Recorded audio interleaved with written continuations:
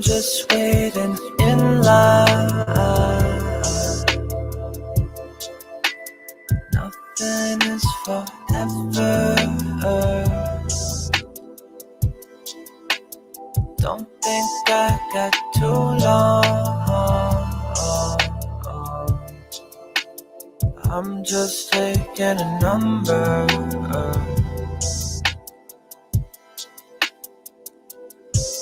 Quit the 9 to 5, now I'm working 9 to 9. Quit the smoking, I really fucking miss the high. So I got back on road, was for the red eyes. Used to fucking hate, so I cannot sympathize.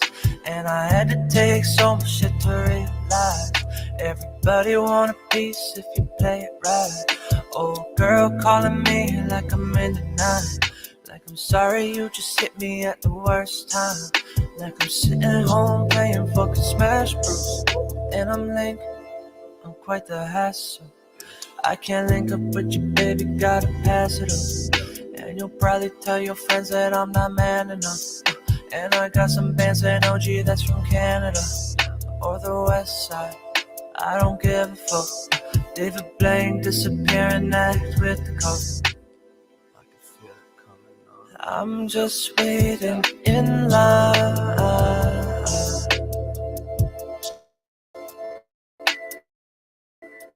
Nothing is forever. Don't think I got too long. I'm just taking a number. I'm just waiting in line. Nothing is forever. Don't think I got too long. I'm just taking a number.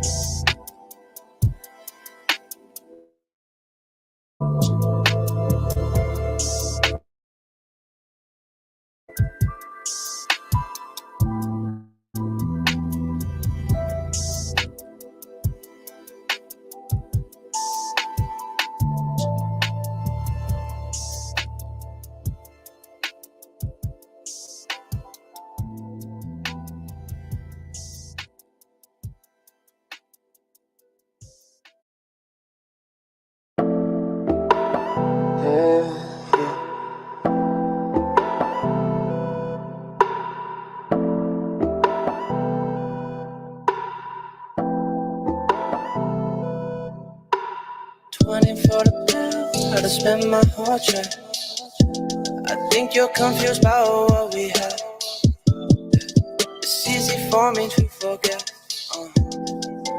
Yeah, those words I never said. I like it shallow and light. I like the cup with the Sprite. I like it more than you and I like it shallow and light. I don't need another night. I don't want another fight. We can both agree you're right. Ooh, let's just move on, leave behind everything that I said to you when I was fucking my Xanax. Wasn't a single word I meant. I wish that I could remember. No, this was never planned. How cold within the winter. I never meant to be like this. I've been popping all the shit, pills that I can't pronounce. Knowing I be I'm lying.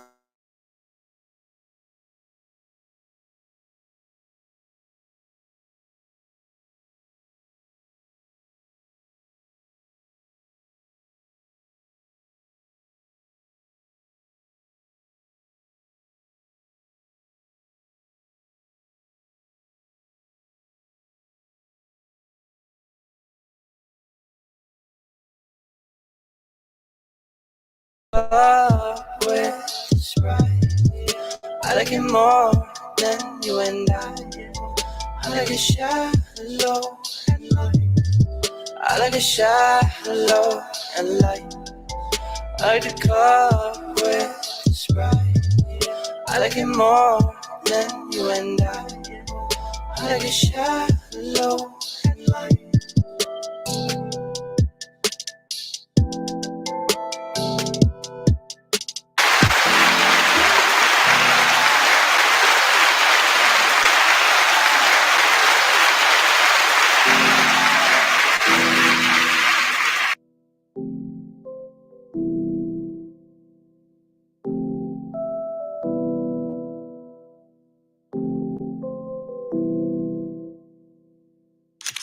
Sipping on my cup, got my photo.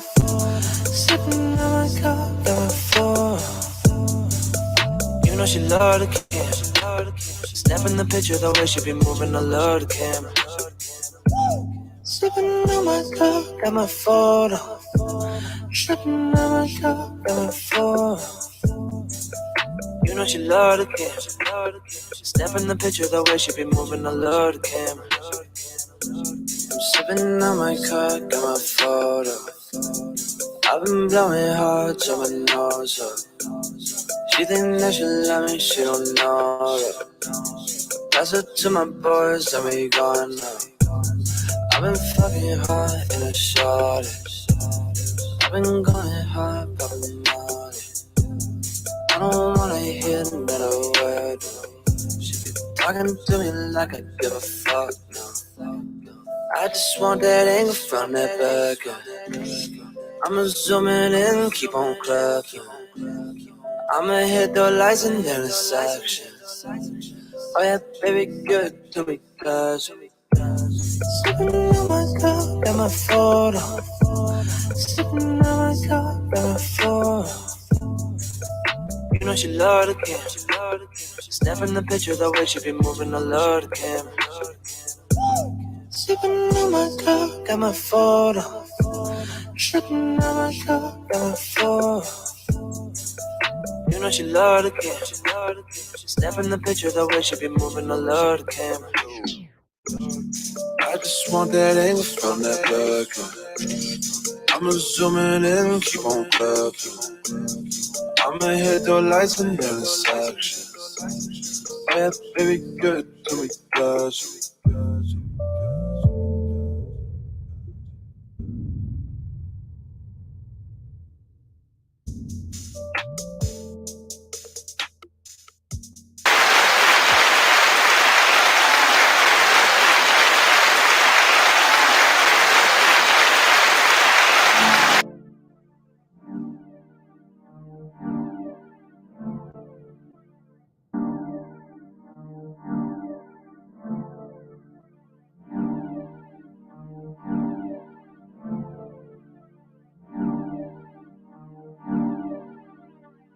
I just want it all, yeah. I just wanna pop it, then I fall, yeah. Got a lot of oxy in the zen. I've been cooking up anything cool. Oh, I'm gonna do it if she asks for. If she don't uncusp me, then I'm back for it. Yeah, you can do it. You can do it. Make a move. You can do it. Got a bad one, who don't lie. I just wanna hit it with the light. Yeah, baby, let me get you right. Got some options and I got some high. You can do it, make a movie. I don't really care, I've been on it all. Got a bad one and a couple.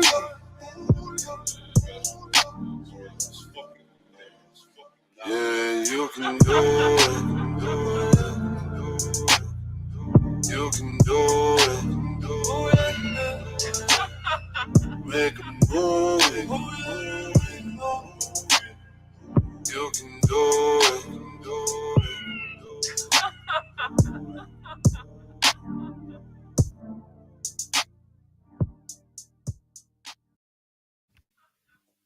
What's going on, y'all? It's Player Talk Radio. Let me make sure I'm not coming in on the background. Shout outs to everybody here. I am in the building. It's DJ Kuda right back at the helm of today's show. Shout outs to Raven. Yeah, Raven. We gonna talk about it, man. Shout outs to everybody here. Shout outs to Mike. And shout outs to my boy G. They hit the Cash App the other day. I was knocked out. I'm still a little bit drowsy. I kind of was a little bit under the weather. So but hey, look, when you're a little bit drowsy, that's the best time to make music because you start hearing shit that you normally wouldn't hear. So if I kind of I hope I don't nod off shit. um but we're gonna be good on today's show. Got a great show. Wanted to talk about a bunch of different things. Got some articles to break down also. And yeah, Raven, yeah, we're gonna jump in on that. You know what I'm saying? We're gonna talk about the price and everything, and I'm gonna kind of break it down and see if it can make sense. So we got a bit of teenage engineering news on today's show. Also, I kind of want to show you guys the kind of more cumbersome, but not. I mean, it can actually be pretty fun. Way to MIDI stuff into the OP1. So we're gonna talk about it. You said you sick of that tall grass. I was gonna I was gonna comment a wild raven appeared, walking in the tall grass. But you said, yeah, teenage engineering needs to mature. They are, Raven. I'm gonna kind of explain what direction they're going in, and it might make sense. Cause honestly, I'm gonna tell you some real shit. Like all right, their stuff is expensive. I'm not even gonna lie, their stuff is expensive, but it's to control the rate of sale. It's very special. Not everybody should have one, so I'm definitely gonna kind of get into the price and stuff like that, because you kind of do get your money's worth. But the thing is that it's one of those things where you have to sit down and really mess around with it and play around with it to understand exactly why they charge certain things. Like I always, for some reason, I always show, the Kanye West, because Kanye was supposed to. I don't know if they're gonna get mad at me, because Kanye was supposed to do a collab with them to make this stem player, and he ended up going with Kano, and Teenage Engineering ended up coming out with the TX6, if I'm not mistaken, the TX6. So we're gonna talk about that. The TX6 is like a really small, it's smaller than the OP1 handheld mixer. And y'all know I love microphones. Psst, a little birdie told me Teenage Engineering might be coming out with a microphone soon, maybe to run with their mixer, because they have a mixer that is like a synth, but then again it's like a 6-channel mixer, and then again it has like effects and all kinds of stuff when you run through. It's like a really small handheld roadcaster, which is kind of crazy. But then again, it doesn't have that much inputs for mics. But then again, you can run a mic on a channel on it. So we'll talk about it. We have the articles here. So the OP1 Field is out, is $2,000. I know, expensive, but they might be discontinuing this one right here, the OG OP1. And like I said, we'll go through the history of why this one exists, and we'll go through the history of why this one exists. Also, we have my favorite. Hopefully, we will get to it today. We have one of my favorite, if not my favorite, guitar pedal here, which is the Microcosm. Which I sat down with it. I've been making, since I've been kind of a little bit under the weather, I've been sitting down making a bunch of beats. I made a couple of house beats and stuff that I will be producing soon. I'm gonna have a series called House Arrest.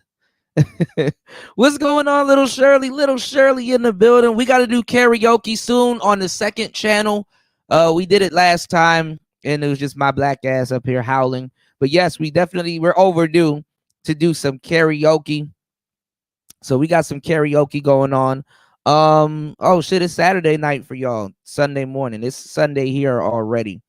But I've been a little bit under the weather, but I've been making a bunch of music. So, I kind of just really don't feel it. We got a lot of stuff to talk about. We're gonna get into some news, and hopefully they don't discontinue the OP1. But at the same time, I told you guys that now is the best time to go find the OP1 now that the OP1 field is out. And I mean, you're getting a bargain with the OP1, the OG OP1, and I'm gonna show you guys on today's show. I mean, I definitely would like to try the field, and I definitely, I'll do a panel if you want to come up, little Shirley. I got you. The only thing that people will call a drawback or a setback with the OG OP1 is that it's mono. You know what I'm saying? But then again, I mean, you never know. I mean, you might run some stereo sounds into it. I mean, it's going to turn your sounds into mono, but I mean, if you MIDI this into the OPZ, you can get those monolithics, those mono sounds in stereo. So this is another alternative to get stereo. Or if you run it through this guitar pedal here, your sounds can go straight to stereo. So it being mono and have a different type of sample rate, kind of for like lo-fi and some other different type of fidelity. It's not a deal breaker. But then again, some people think it's a deal breaker, and I'm not gonna lie, the OP1 field sounds amazing. Also, with the OP1 field, we'll take a look at pictures of it, but it's built a little bit different. And I kind of seen a couple of people having a bit of problems with theirs already. So I don't know if they want to get rid of the OG OP1 just yet, because you gotta figure out what you're gonna do, But then again, they say the parts to get this thing, it's a parts issue, it's a parts issue. So I don't know. The reason why the OPZ is here is because there was a parts issue also. So I wouldn't be surprised if Teenage Engineering is kind of tired of it being an issue to produce the OP1. So now, guys, if you're going to get an OP1, is the best time to go get one before this news really hits everybody, because the synth world is real small. I've heard about this probably a couple months ago, but now I'm starting to see a bunch of articles on it, so it might be true. Okay, so if you're gonna get an OP1, now's the time to get them. You can get them used. Certain places have them brand new. You know what I'm saying? And at the same time, too, that price will deter a lot of people. I mean, I'm not gonna lie. I'm no by far the stretch rich. You know what I'm saying? I'm definitely not rich, and hell, buying analog music gear will keep you in the poorhouse. What I'm saying is that the price is the same thing like with the microphones that I was telling you guys. When people kind of don't know what it is or what it really does, the price will deter a lot of people from buying certain things. So, it's a boutique instrument. Hell, there's a bunch of I have a lot of boutique stuff. You know what I'm saying? Boutique instruments. So we're gonna get back into the mix, and we're gonna start today's show. I'm gonna show you guys how to MIDI some stuff into the OP1. We got a bunch of camera angles on today's show. So camera angle 1, camera angle 2. Where's the other camera angle? Camera angle 3. So make sure we kind of lights, camera, action. You dig? It's Player Talk Radio. Let's get into the game. Let's get it. Let's go.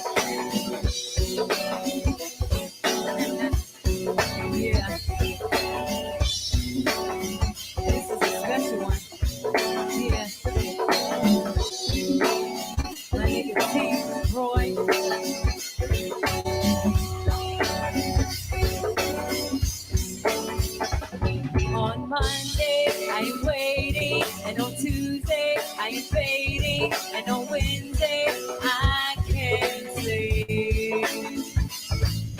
Phone rings, I hear you. The dark sky has a clear view as you come to rescue me. Oh, with you I felt so bad.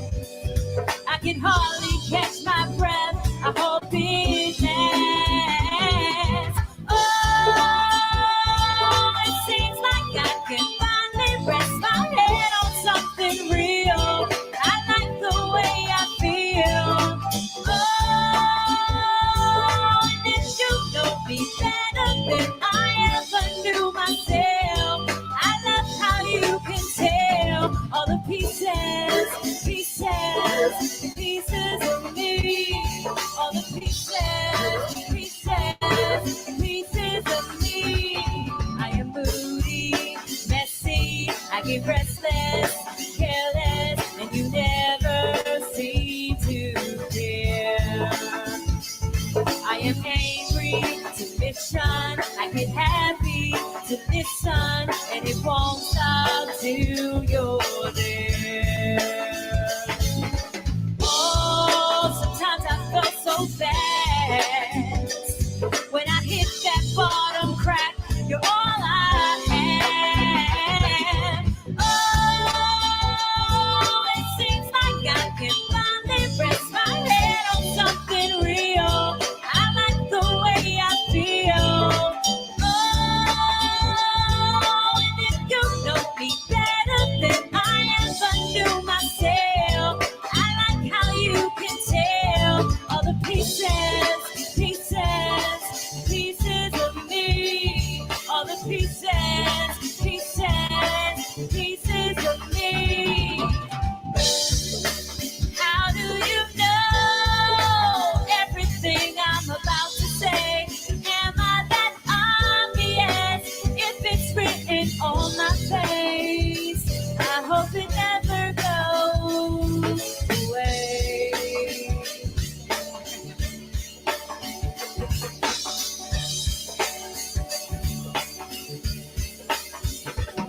On Monday, I am waiting, and on Tuesday, I am fading, and on Wednesday, I can't sleep. Then the phone rings, I hear you. The dark sky has a clear view, and you come to rescue me. Oh, with you I felt so bad. I can hardly catch my breath. I hope it lasts. Oh, it seems like I can finally rest my head on something real. I like the way I feel. Oh, and if you know me better than I ever knew myself, I like how you can tell all the pieces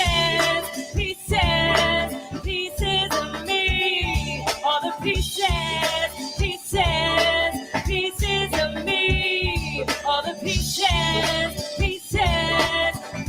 of me, all the pieces of me, all the pieces of me, all the pieces of me.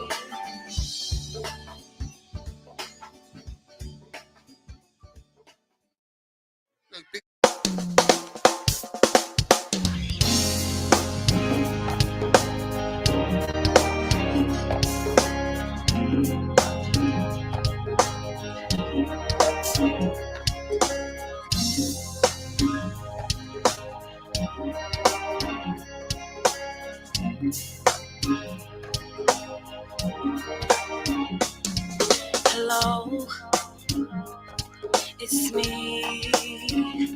I was wondering if after all these years you'd like me to go over everything.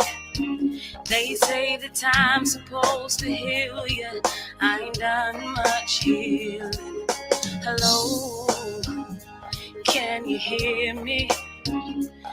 I'm in California dreaming about who we used to be when we were younger and free. I remember how it felt before the world fell at our feet. There's no difference between us, a million miles. Say hello from the other side. I must have tried 1,000 times to tell you I'm sorry for breaking your heart. When I call you, never seem to be home. Hello from the other side. At least I can say that I tried to tell you I'm sorry for breaking your heart. It don't matter, it clearly doesn't tear you apart anymore.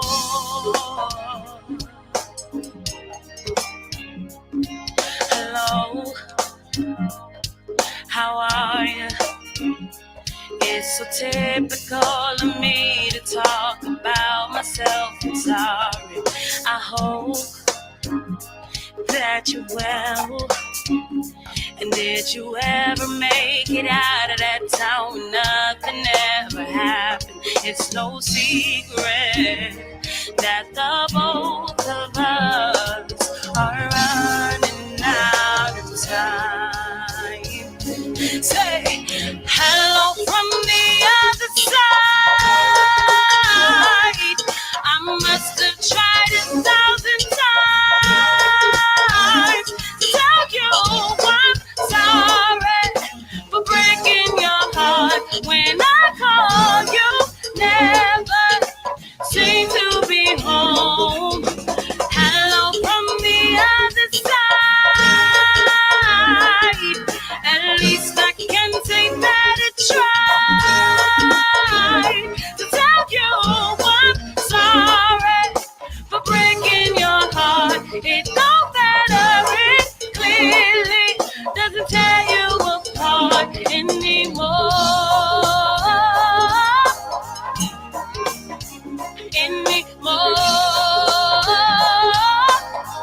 There we you sweet thing. Anymore. Say what? Anymore. Hey, hold us all. It's outside. Hello. They uptown. And what it do? Hello. Southwest. Southwest. Hello. The grind season. Grind season. Hello. At 58. At Trinity. Hello. Alley boy. Wop, walla. Hello. Up all night. Up all night. Say what? Hello. And what it do? Hey, hold us all. Hello.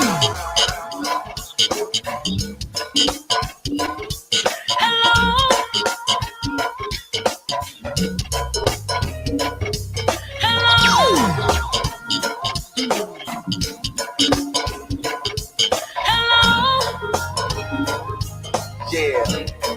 Hold us all.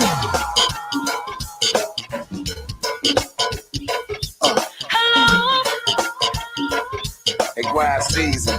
What's the reason? Hey. Worldwide. And what it do? Hello. It's sweet thing. They don't hear you. Hello from the other side. I must have tried 1,000 times to tell you I'm sorry for breaking your heart. When I called you, never seem to be home. Hello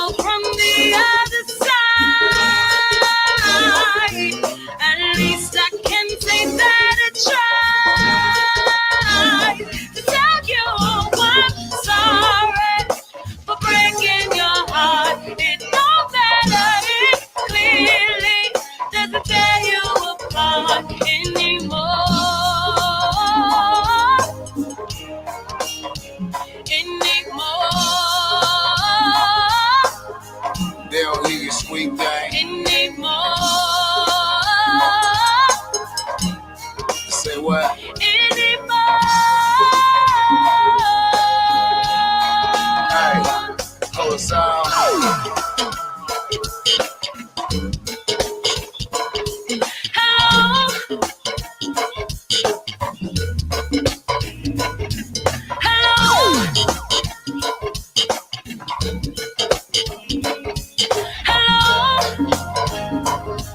Yeah. Know the sound.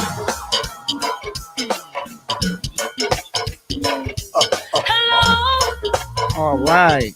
Pretty money. Pretty money. Who is it? Who's there? 7 up and 9. All right. Up in the morning. All right, Up let in the me. morning time. All right, we are here. I don't know why I sound a little bit muffled, but let's see. All right, sound a little bit better. Hold on. I don't know what to get out of this mic these days. I don't know what the hell this mic is liable to do. Okay. All right, we should be good. Oh no, it's not Erykah Badu, dog. That's some go-go. That's some go-go music. Yeah. It's some go-go music. I'm missing home. I'm a little homesick, y'all. So let's get into this article. Okay, so oh shit. Who the hell is at my door? Give me 1 second, y'all. 1 second, y'all. I'll be right back. Hold on.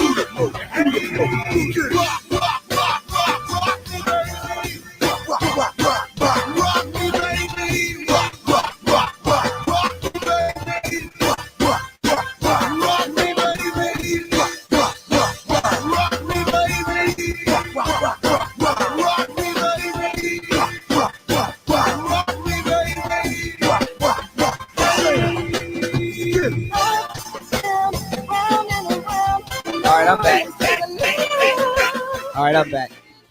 All right, my bad, y'all. All right. What's going on, Mr. Pliskin, a.k.a. Snake Pliskin? My boy Chris G in the building. Shout outs to everybody here. Little Shirley in the building. Raven in the building. Everybody's here. RS in the building. LSP in the building. UFO Kamikaze in the building. My boy RG3. Not one time, not two times, but 3 times in the building. My girl Linda in the building.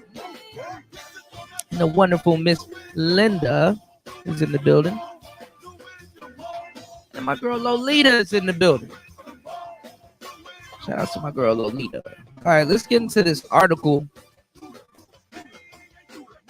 Wanted to get into some, I wanted to get into some tech news before we get back to the manosphere BS. You dig? That's going on in the space. So definitely gonna have to chime in on that stuff. So this is the article that I saw a while ago about the Op-1 being discontinued. And as you see, actually no, that's today, September 24th. Well, it's the 25th here, but let's see. Make sure you guys like on the way in. Make sure you guys hit the like button, share, support the channel. It says Teenage Engineering's Op-1 synthesizer is officially paused.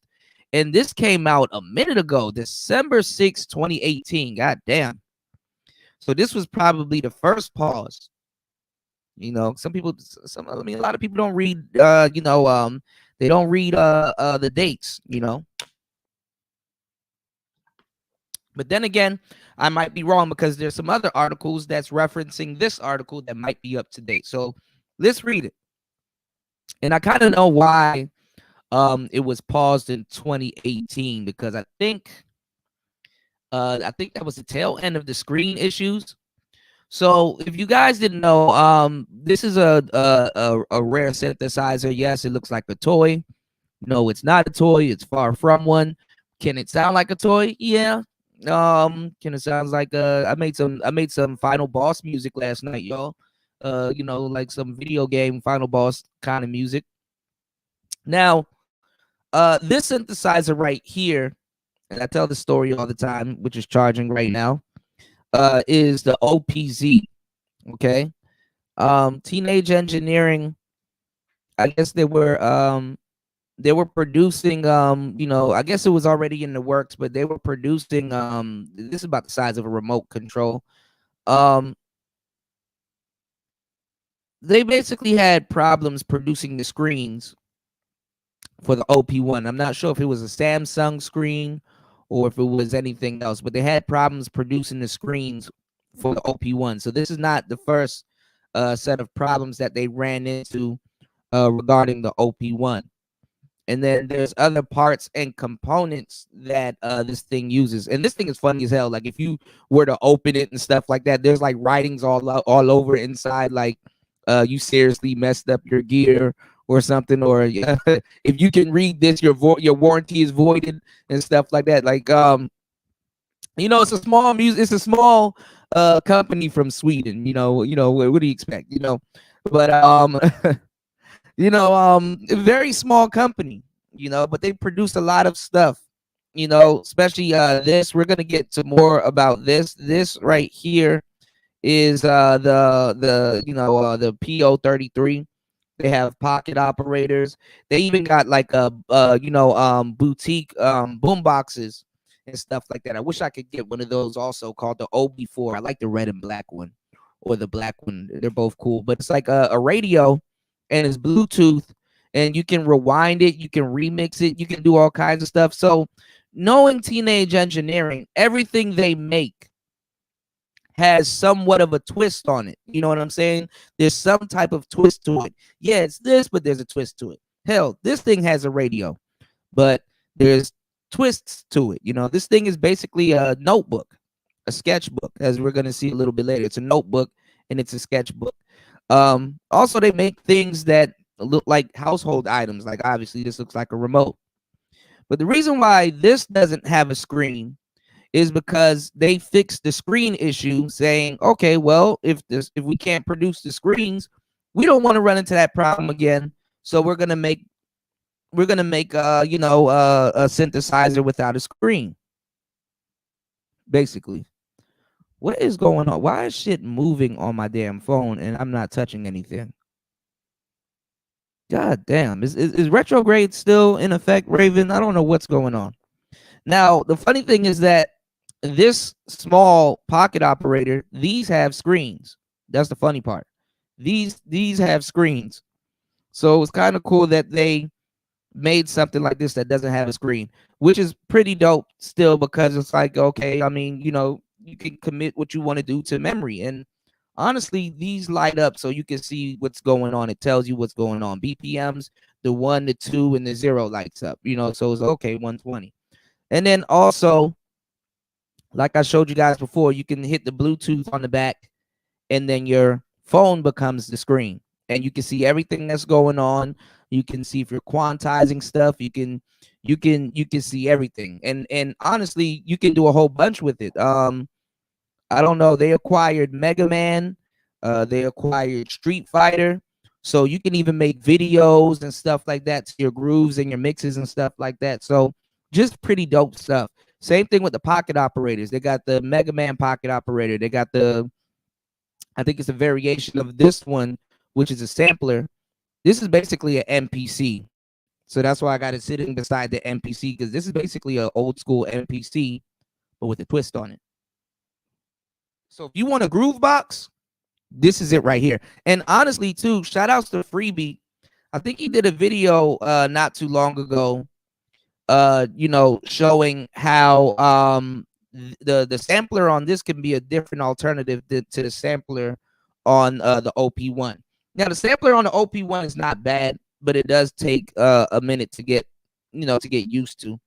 And I showed you guys how this thing can sample really well and play it back, speed it up, and do all kinds of stuff. So you literally can just use this stem player and hash your samples in on there, and then literally do what I'm about to do today, which is the pole man's way of midiing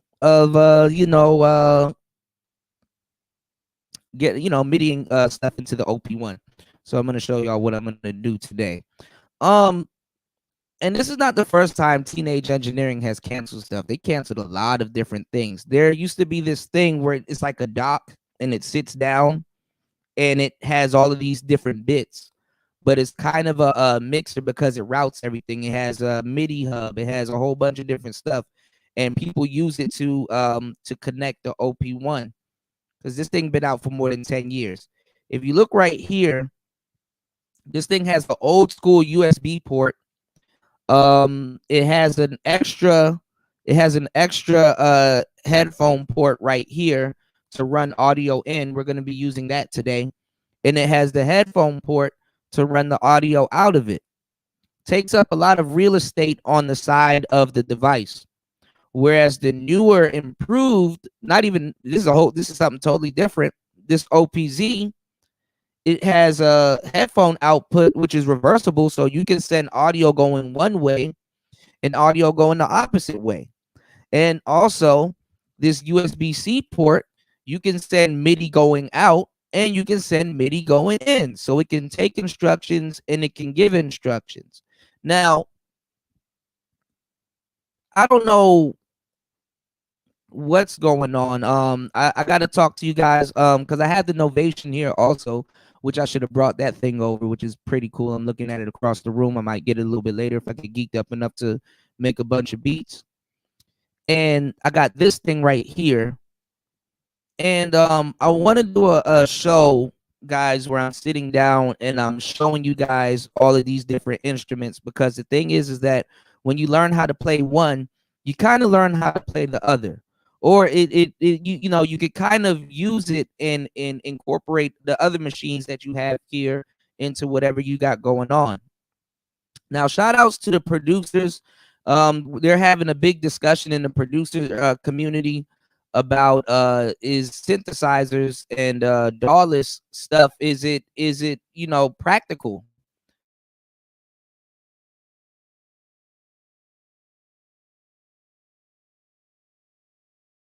Now my okay, all right, we should be back. You have people right now trying to become what's called hybrid producers. Now, what's a hybrid producer? Well, a hybrid producer uses gear and also still uses the computer. Me, I try not to use the computer as much as possible, which is kind of why I stayed the hell away from this MPC here for the most part. Well, I didn't stay the hell away from it, but which is why I don't loathe, but which is why I just don't use it as much, because I'm kind of with this thing. I'm not into the menu diving. I do want to learn how to play the pressure pads a lot better, and it's just a beautiful instrument. I like the MPC-1. Now this MPC-1 is very fucking smart. This thing will be the brains of any set. This is the best, no homo. This is the best brains you can have of any setup, because this is the king of MIDI. This is the king of routing. This thing can do everything. Sample, this thing's a groove box. It's everything, but it doesn't have a piano. Hence why you have this. Well, why I have this piano here, which is the Akai MPK Mini, which you can USB into the back of it. Also, you can do what I'm doing with this and have like a hub where you can run multiple. If you get like a MIDI hub, a USB MIDI hub, you can run multiple instruments in it via USB. So this thing right here is the most powerful brain that I have here in this setup. At the same time, this Op-1, this is a brain. Depending on what instrument you want to use to clock everything, depending on what instrument you want to use to route your audio, blah, blah, blah. Now, the crazy thing is that this OPZ is very smart also. This can be a brain. And some might say it's a better brain than the Op-1 because it will take all your sounds and turn it into stereo. And you can sample with it. You can add reverb. You can add effects. It got low pass filter, high pass filter. The sequencer in this thing is fucking ridiculous. It's nuts, And we talk about all kinds of sequencers. Like I do like electron sequencers with the digitone and everything, but the sequencer in this OPZ is its own thing. And it kind of is like the electron sequencer, but it's a little bit different. And I'm not gonna lie, it's kind of, depending on what you're doing, it's a little bit more fun. You know what I'm saying? In its own way, but not to down electron. Swedish people know what they're doing with their goddamn synthesizers, by the way, and sequencers. Okay. So what I'm saying is that all of these different boxes and instruments, they all do something completely different. But to tell you the truth, what will be the ultimate brain is the MPC. Okay. So for lack of a better term, you have what's called the brain and you have what's called the slave. And I got to do another show soon because I want to bring the Novation circuit over. No, let me go get it right now. Who am I kidding? Hold on 1 second, y'all. Because this is the thing. This can be a brain also. That's what she said. This can be a brain also. And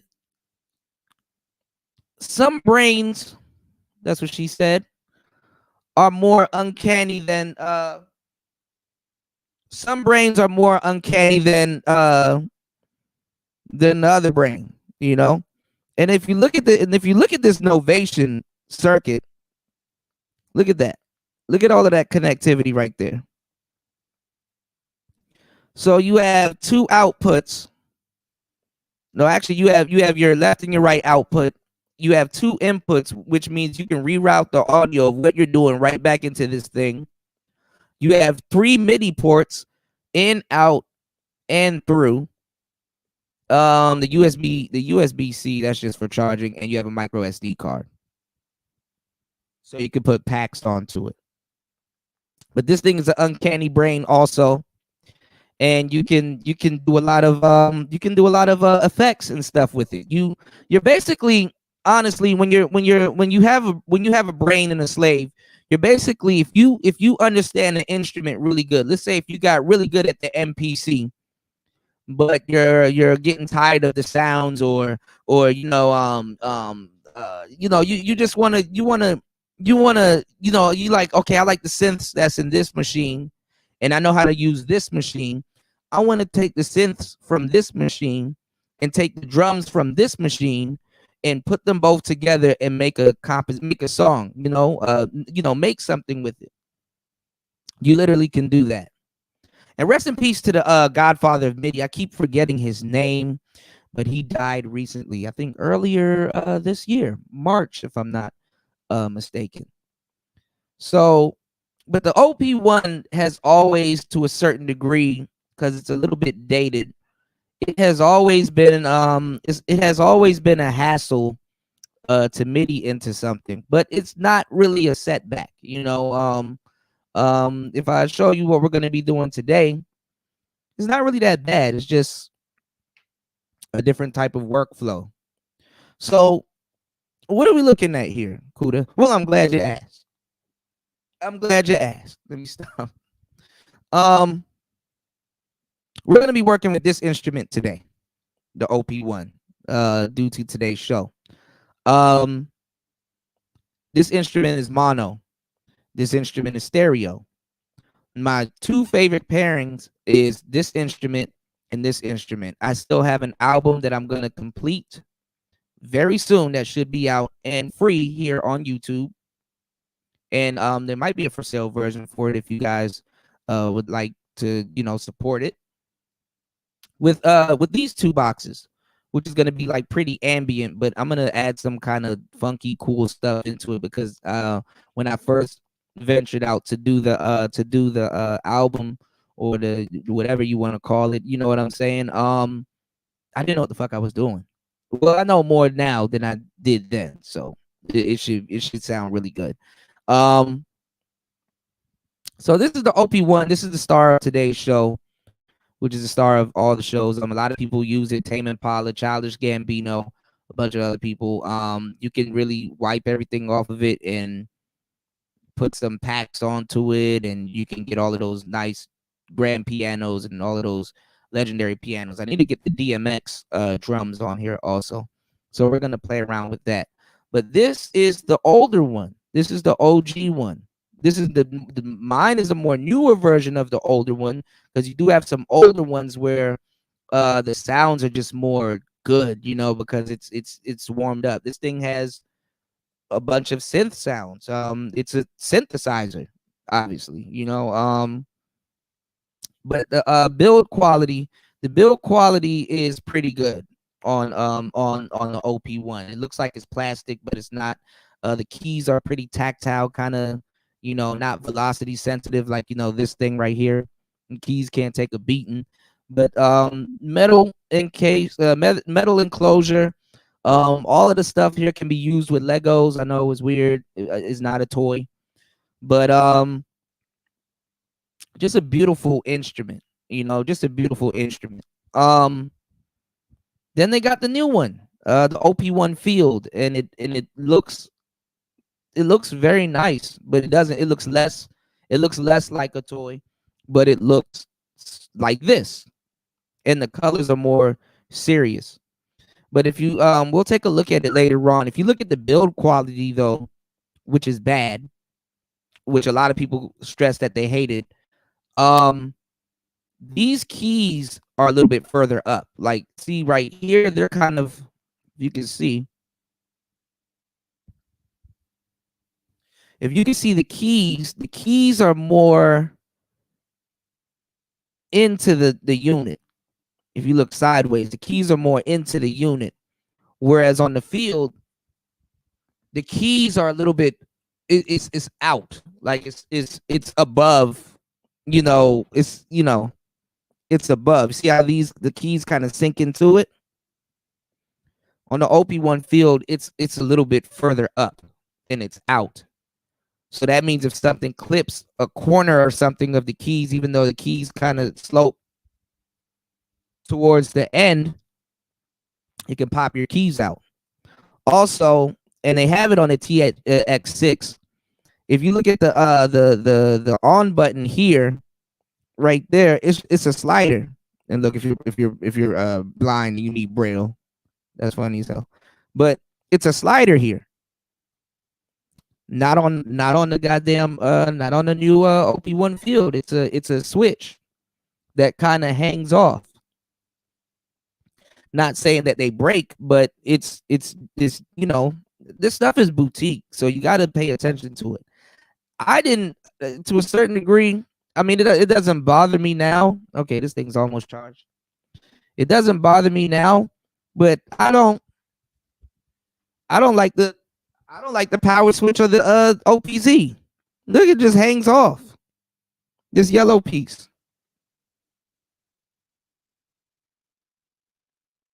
God damn it, camera. Work with me now. What if that was the snap? How am I supposed to turn on my OPZ, Charlie Murphy? What if it was the snap? And it's plastic. And you got to turn it. So relatively, you do got to take care of your instruments. All of these instruments, they're their own thing. They're not perfect. They do have their flaws. The OPZ, it double triggers. I'll tell y'all what that is later. I'll probably explain this to y'all already. If you don't keep it in good shape, I kept mine in good shape. It bananas, no homo. That means it bends. And it's not made of plastic. Well, it is made of plastic, but it's made of like rough plastic, like a hard plastic. And the encoders on it. Some people, when they don't take care of their encoders fall out. And they'll fall out too because it bends. So you definitely have to be very careful with it. Can it fit in your pocket? Yes. Should you put it in your pocket? No. No. Same thing with these knobs. You got to be wary of them. Now I have a deck saver, so that can help. But make sure you guys like and support today's show. We're gonna have a great show tonight. These things, I know these are out of the enclosure. You got to get a case for these. You damn near just got to get a case for all of this shit. And the cases are pretty expensive also. All of this shit is expensive, to tell y'all the truth. So we're gonna talk a little bit about the limitations, but let's get into this article. Let's see what this article has to say about the OP1. Okay, so let's bring it up. It says Synth Anatomy uses affiliation and partner programs, big red buttons, to finance part of the activity. If you use these, you support the website. Thanks. Update from Teenage Engineering and Distributions. There is hope again. One does not currently speak of a complete end of production, but of a break. They don't know yet how it will be continued, but the story of the OP1 is not finished.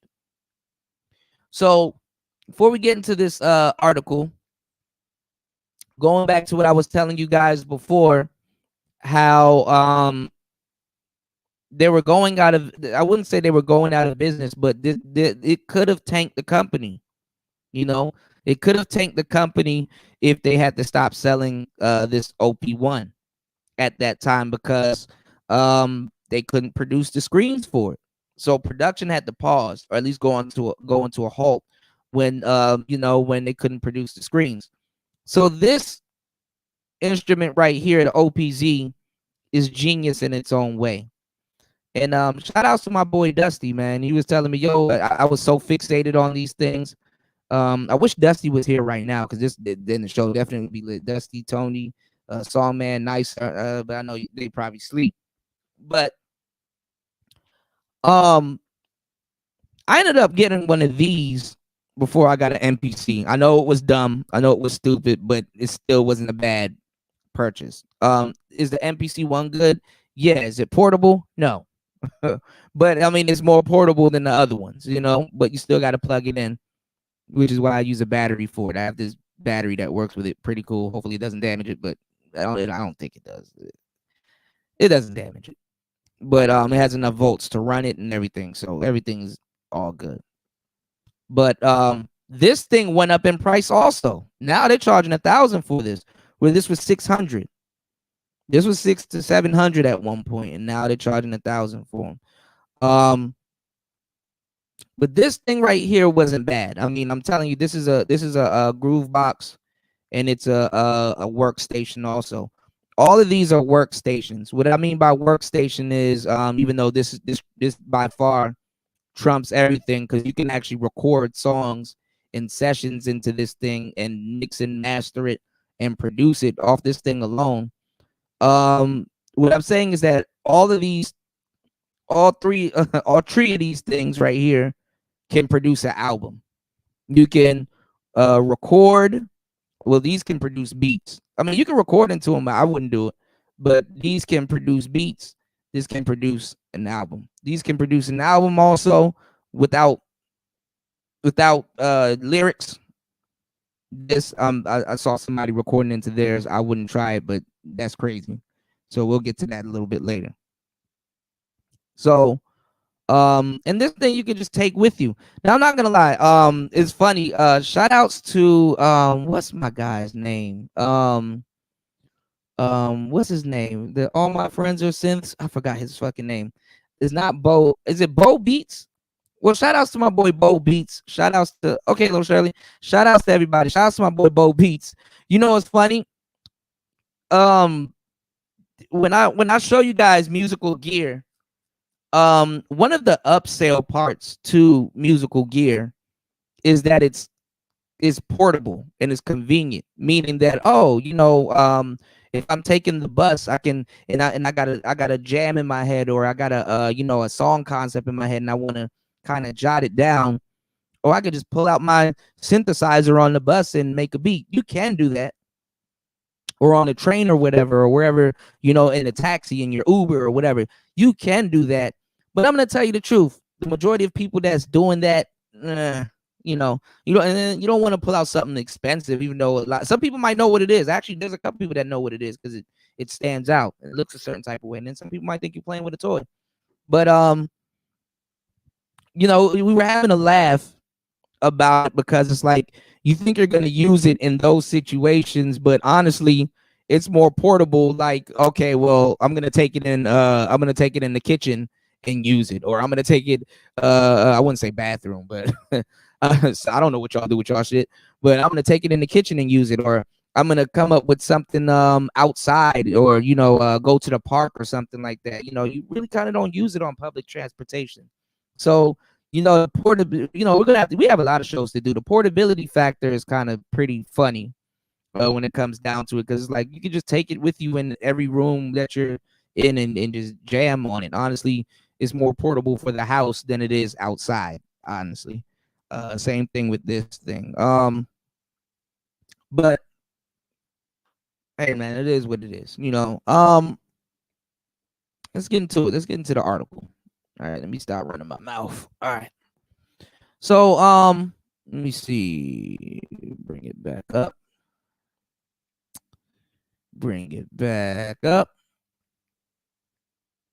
It says, Teenage Engineering, the popular modern digital synthesizer from Sweden, will no longer be produced or available until further notice. Oh, my bad. That's what I stopped to tell you guys. Okay. That's what I wanted to tell you.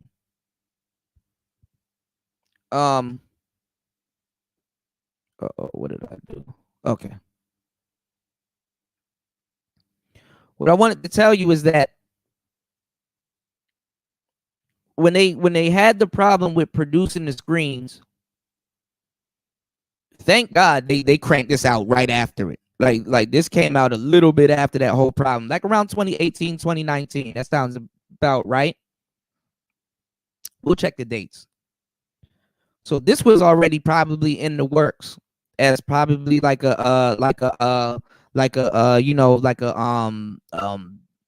I don't know if they were gonna market this at the time as a pocket operator on steroids. That's what a lot of people like to call it.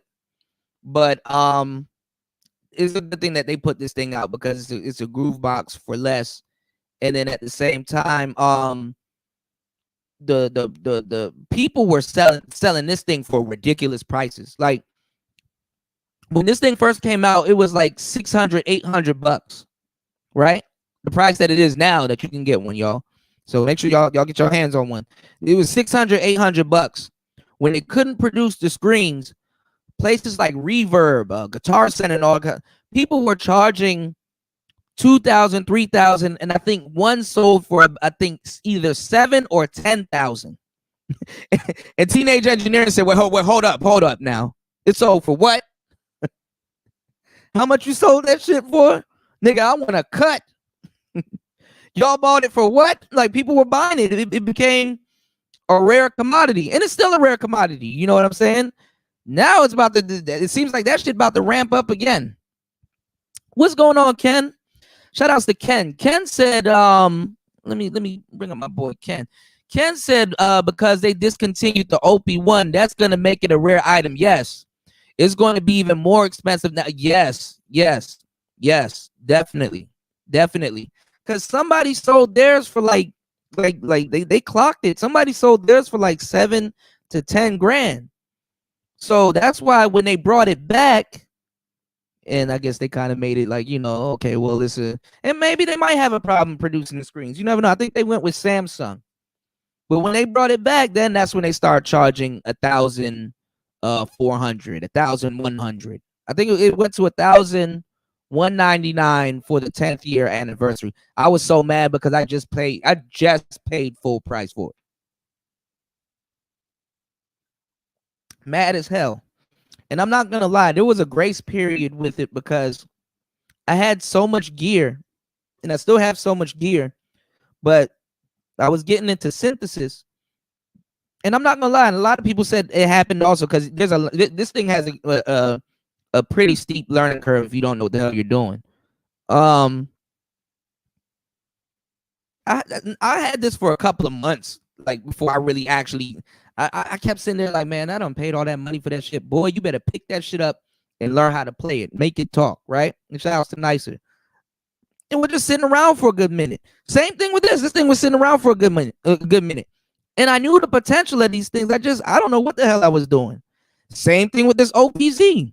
I mean, I kind of sat up there and made some jams on it, but it was like, damn, I need to learn how to use it. I need to learn how to play the piano. I need to learn how to use it because I know I'm sitting on potential. I just don't know how to make it talk the way it can talk or the way I know it can talk. So I had this stuff sitting around for a good minute, and then I was still podcasting. I was running through microphones, like I was playing with the Lewitt. Actually, I took out that Lewitt last night for some voiceover work. What's going on, Tyrone? Make sure you guys like and support the channel. Make sure you guys support the channel by hitting the Cash App. We're an hour in.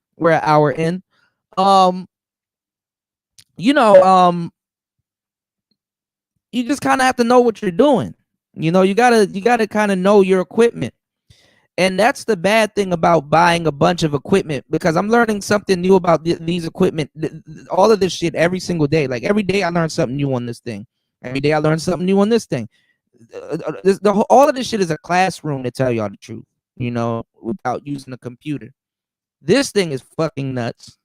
This microcosm, this is boutique also.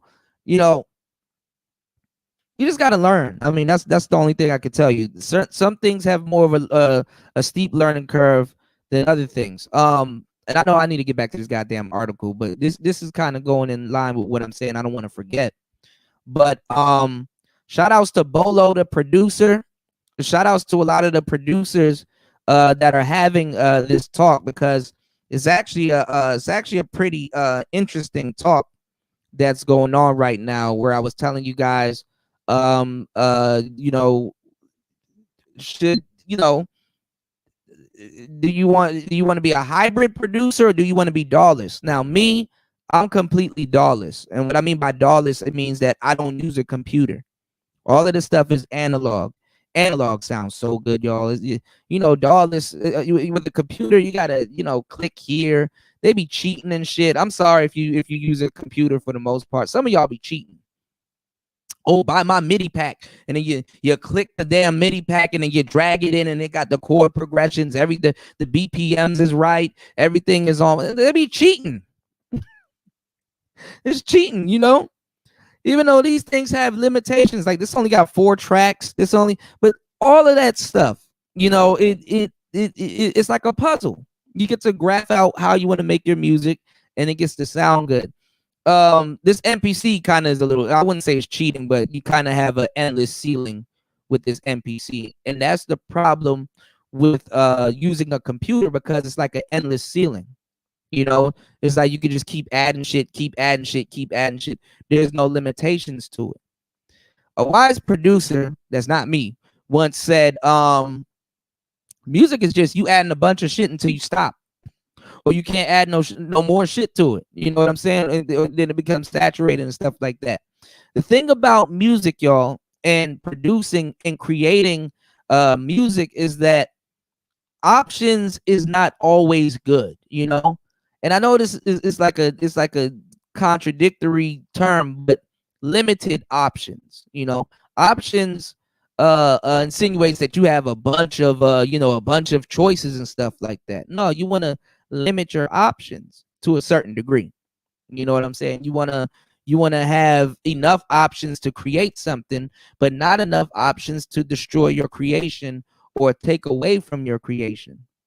And you want to learn how to use your options really good. You know what I'm saying? So that's the beauty of DAWless music. And DAWless music is making a comeback. You know, back in the 80s, using trackers and using this stuff, you know, it was like, well, I'm making music, I just don't have a computer. Now it's like, I don't want a computer. You know, this is a computer enough. You don't want to do menu diving and all this other weird shit. No, you don't want to do that. Even though this thing hasn't, I don't want. That's why I kind of stayed away from this thing, because menu diving. I mean, it's not a lot of menu diving. They lay all the buttons out there so it's easier to get to. But you know, menu diving. You know, I didn't want to use something that reminded me of a PC. You know, and then MPC has PC in it and stuff. But anyway, they're doing hardware stuff. Like you have the MPC Studio, which is basically a keyboard kind of producer controller. You can use the MPC-1 the same way, but the thing is that the MPC-1 is so good by itself, you're not even going to be looking at your computer screen. Everything is right there. Like literally, everything is right there. This thing, and it makes music making fun. So a lot of the people that make some fire beats and use the piano, I mean not the piano, but their computer, they looking at the DAW stuff like, damn, that shit does look fun, you know, because you want to have fun when you're making music, you know. Now, is there a learning curve? It's going to take you a long time to learn how to, if you don't know how to play the piano, if you don't know certain things in music theory, yeah, you know, your beat's going to sound like trash, you know. Everybody gets in that phase. But then eventually they get better and they get better and they get better and they get better. And you learn certain things that's unique to that instrument. There's so many things that's unique to this OP1 that other instruments don't have, where you can only find it there, you know. But honestly, it's just good to understand sequencers, music theory a little bit, reverb, know exactly what you're doing and how to do it. And these tools are the best tools to use when you're making music. So let's get into it. Hold on now. All right. All right, let's get back into this article because eventually we'll read it. All right. It says a teenage engineering OP1 is without question one of the most popular modern synthesizers, not only because of its small portable shape, but also because of its power. Also, many YouTube creators, DJ Kuda, send me something. YouTube creators have become okay, my bad, I'm looking at something. YouTube creators have become very popular while using this synths in their productions. Cuckoo, Andrew, my boy Cuckoo, shout out to True Cuckoo, shout out to Andrew Huang and Red Means Recording. They're my brothers. Shout outs to Cuckoo, shout outs to Andrew Huang, shout outs to Red Means Recording. Shout outs to Midlife Synthesis. Shout outs to Bo Beats. Shout outs to Free Beats. There's a bunch of people. You said recently there's been much speculation about the end of the OP1. Now it's official. TE will no longer build or deliver the OP1 due to production issues. Screens. Okay. So this is gonna go talk about the screen issue. Okay. It says whether it'll come out for a relaunch in 2019 or even OP1 or OP1-2 is still unclear. Yeah, because everybody's talking about an OP1-2. And when they did the OP1 field, they're kind of like, it was like an OP1.5, like it's kind of like a continuation. So I don't know if y'all want to get rid of it now, Teenage Engineering, but I do understand. And I think it's made with different components, so they might not run into this issue anymore. What's going on, Lou? Shout out to my boy Commandante Lou. You said that MPC is a computer. Yeah. Cause see what the computer is though, Ken, it's a brain. It's a brain, but it's an actual computer is the ultimate brain, because I bought this Kenton Midi hub to run Midi data from the Op-1 because I wanted to mix the Op-1 with the Digitone. I'll have the drums or something like that, or the Digitone using the drums. I was gonna use the Op-1. I'm gonna show y'all what I'm doing today because it's kind of genius, but then again, it's not. I was gonna use the Op-1 to basically be the brain, even though the Digitone is a crazy ass brain also with the FM synthesis and stuff like that. And or I was gonna get the Digitone to be the brain, to tell you the truth, and just use the Op-1 all 4 tracks, just kind of see if I can complicate my synths and just run a couple of like snares and stuff, because the Digitone has 4 tracks also. So all in all, it'll be 8 tracks, but they'll all be complicated. They'll be clocking each other, and everything will be like pretty cool. Like everything will sound cool. Because I was gonna run it through the Digitone, because the Digitone, I think it produces in stereo. Because I do like the stereo sound. I do like the surrounding sound effect. But if you're doing something like lo-fi or something like that, then both machines are just phenomenal. And both of them have crazy sequencers on them. The Op-1's sequencers, they're a little bit quirky, but hey, it is what it is. Honestly, too, running the damn OPZ through it is not bad also. And shit, the OPZ with the damn what's going on, Rasta? OPZ with this hologram microcosm is crazy also. So let's get into it though. What I'm saying is that all of these machines are powerful. It kind of doesn't matter if one is the slave or one is the brain, but the MPC is the ultimate brain, because it can all of this shit you see right here on this table. It can clock all of that shit, all of it, and track it and everything. So, so it says the Op-1 2 is still unclear. It would be nice if he came back, but one thing is for certain: the prices of secondhand Op-1s will rise. So yeah, and maybe now that the OG is about to go, if they're getting rid of it, is not. But this is the talk. If they're getting rid of it, that thing is gonna skyrocket. Hell, the new Op-1, because we haven't seen this, is $2,000. The OG Op-1 might end up being more expensive than the brand new Op-1. And that might be a smart thing too, to start selling the newer Op-1s, because now people will say, well, we can just upgrade to the field. So to a certain degree, y'all, this might be a win-win for Teenage Engineering. You understand? Because if the OG Op-1, which is older, which is used, and you might have to buy it secondhand, goes up, you might be able to sell some more of the new ones. See how that works? And then the crazy thing is that both of them will be sold at a higher price. It's kind of like a monopoly, which is crazy. So and it's a small company, So here's okay, this is written in Swedish. Okay, it says an era is temporary. Era is temporary over. We regret to inform you that Teenage Engineering has discontinued the popular cult synthesizer Op-1 after persistent manufacturing problems. It says residues are no longer delivered. or residuals are no longer delivered. I guess it says, please take the article from your online shop and inform your customers. Please excuse. Oh, so this is probably what they sent to the shop owners. Please excuse the circumstances. Service cases continue to be handled as usual. The OP1 accessories are initially included. So somebody that probably runs a shop probably basically probably published it and let people know that, but this was when they first start having problems with the screens. Okay, so now if we fast forward to today, let's see, if we fast forward it to today or a couple days ago recently, we got Music Tech right here.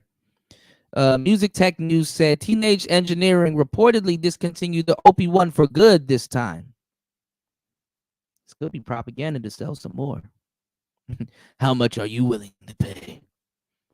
Hey, boy, you ever did something strange for a piece of change? Hold on. Hold on, y'all. No homo. It says Teenage Engineering is reportedly discontinuing the production of its called OP1 favorite cult favorite OP1 synthesizer for good this time. Read more. Say goodbye to Basto Instruments. Time. Oh man, I did like the time. I did want to give one. You said the latest casualty of the global chip shortage. This is what Raven.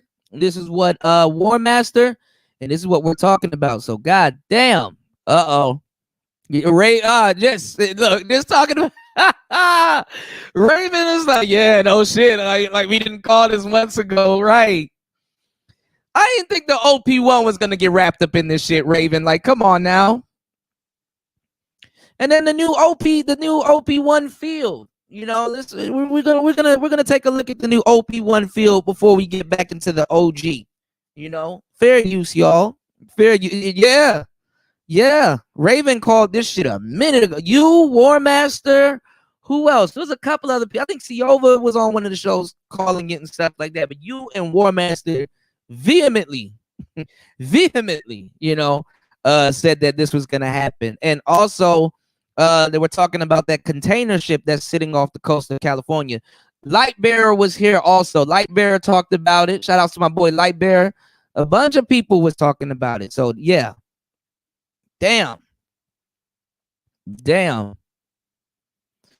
According to Synth Anatomy, which cited an email from Teenage Engineering German distributor as its source, the Swedish company can no longer manufacture the OP1 due to missing components. Existing pre-orders on the Synth will allegedly be canceled as well. Wow. And see, this is a very and this is what it is, Raven. This is a very niche.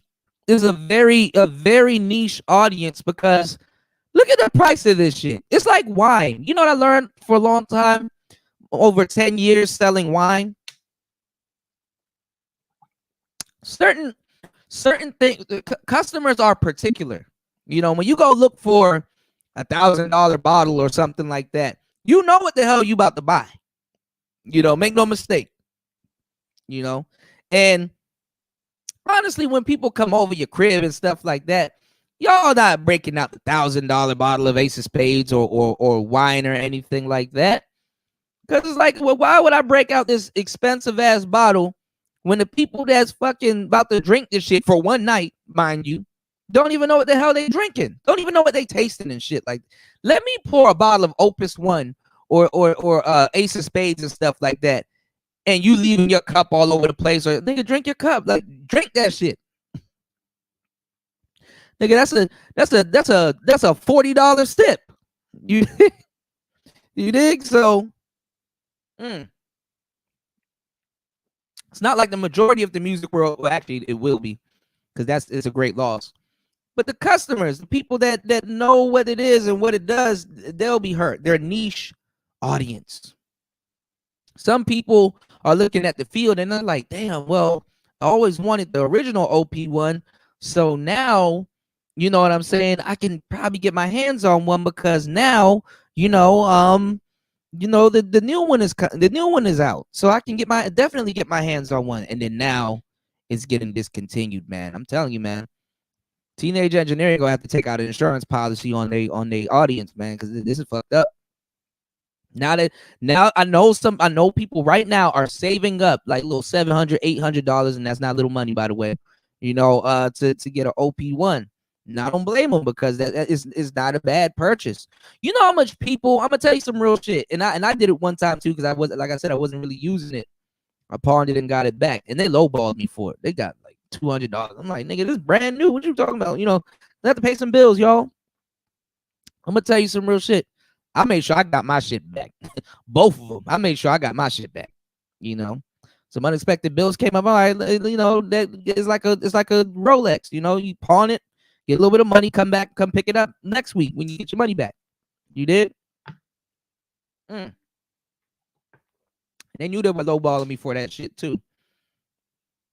This one of those items. You know how like niggas still selling like a 92 Honda Civic for like $5,000 and shit. But nigga, that shit got 1 billion miles on it. I know what I have. Yeah, old ass Civic. But yeah, it's one of those things. Like it's one of those I know what I have type items, which is crazy. Nostalgic piece of gear, and now it's gonna even be more nostalgic. And the fact that it looks like a toy, that's not good. Raven said it's too expensive. Those components it needs cost out the ass now. Yeah. And then also, you got people mining crypto and all kinds of stuff, which I was getting into. I still got my Bobcat miner. I should plug that bitch in, but I need to make sure I'm like in that spot for a long time. So I just didn't plug it in, because it's like $10 to keep moving it and shit like that. I don't got time for that. I don't need that type of negative energy in my life, y'all. Make sure you guys like and support the channel, giving y'all some premium tech game right here. Something that y'all really don't see too much in the manosphere, other than the Black Brain Trust, Gabe, and a couple of other people that sit down and actually talk to you guys about tech. Hopefully I didn't convince you to go get one of these guys. Well, hopefully I did. Shout out to Teenage Engineering. But hopefully it doesn't hurt you to go get one of these damn instruments. And hopefully I inspired people, as I do. People come up to me later and be like, yo, hey, I got one of those things. I was listening to your show and I'm like, oh shit. So how's it going? Raven said they need a whole new board design, and that's gonna cost. It's a game. Well, this is the thing, Raven. They're jumping into fashion. I'm gonna show y'all. So we're gonna go to their website. They're jumping into fashion, which isn't a bad thing. But then again, it's kind of crazy. But then it makes sense, because this is, owning an instrument like this, it's a lifestyle. It really is. So instead of just selling shirts and stuff like that, you might as well go straight into fashion, because the sad thing is that I already told y'all, the artists don't look like the people that's critiquing the art. You know what I'm saying? Like you look at some dude that's like making like good beats and fancy beats and stuff. It's some burnt out nigga smoking a cigarette and drinking beer in his studio, like, oh, I need to get the BPMs right. Oh, I need to wrap my head around this JU06. I need to wrap my head around this pitch bend. Oh, the side chain is off. Oh, I need some more compression. He's thinking about something different. The people that's sitting around in a museum with their nice clothes and there's cigarettes that's on a stick or some shit, drinking wine with their pinky out, like, this is art. The artist and the person critiquing the art don't look the same. They don't. So this is kind of funny to kind of blend the fashion in with, what I think, you know who I blame for this, y'all? I blame Kanye. Because I didn't think Teenage Engineering was going to start doing shit like this until Kanye tried to get them to do the damn STEM player. I blame Kanye. They actually know, you know what? They had shirts and some other stuff. that actually wasn't that expensive, but I blame Kanye. But anyway, we'll get into it because I got some stuff to show y'all. So guard your wallet, guard your wallet, guard your wallet. Men guarding their own MGTOW. Men guarding their own wallet. All right. You said, but that's you said, but even that road is gonna hit them in their pockets. They might not be as bad. Yeah, Kanye for Gap. Yeah, we're gonna talk about that. They might not be as bad, and also we're gonna get into Future selling his publishing. They might not be as bad. You said, oh yeah, and if you plan on getting an RTX 4080, get a new power supply and watch the cable management unless you want that fire. Yeah, I heard. That's I kind of want one built, but then again, you got to know what's going on. Yeah, people's shit start getting burnt up. If the cable and shit don't get burnt up, if you don't know how to run that rig, rest in peace to the socket that's supposed to supply it. The light bill gonna be on fleek. You said don't buy old GPU as well. They're jet washing the shit with liquids that surely will break them. You said know where you shop and know what to buy. Another warning we told you. Okay. We gotta go back to the mall, Raven. I wanna go to that gear store. Like if I can find something in that store that you guys may want, hell yeah. And we're gonna do some more mall porn soon. Make sure you guys like and support the channel so we can make it happen. We're gonna do some more Dragon Ball Z mall porn, and also we're gonna go to the to that gear shop because I really want to explore that gear shop. So and just see what type of components and shit they got laying around because that I kind of actually like shit like that. And I fucks with Kanye. Kanye said he's trying to make some of that shit free, so that's pretty good. Them glasses look crazy though. He like a sunbathing homeless man with his glasses on in all black. You said yeah, rest in peace to your house. Yeah, if you don't have that shit plugged up the right way, because what does it do, Raven? It overclocks everything. Like everything is like it unsafely overclocks everything. Is that technically overclocking? Because I know there's a safe way to overclock, and then there's a So it says, released in 2011, the OP-1 was Teenage Engineering's first core product and gained instant cult status as a one-stop music making machine. With regular updates, every single one which has been with regular updates, every single one of which has been supplied free of charge. Teenage Engineering has been able to keep the OP-1 relevant over the years. 10 years plus. Last year, to celebrate the OP-1's 10-year anniversary, the company released a major firmware update, which was fucking fire. My bad. Tourette's. Number 243, by the way, which allows the synth the ability to stream audio over USB. In 2018, rumors of the synth's demise following a temporary production halt led to soaring resale prices, with a used OP-1 unit going for more than triple its retail price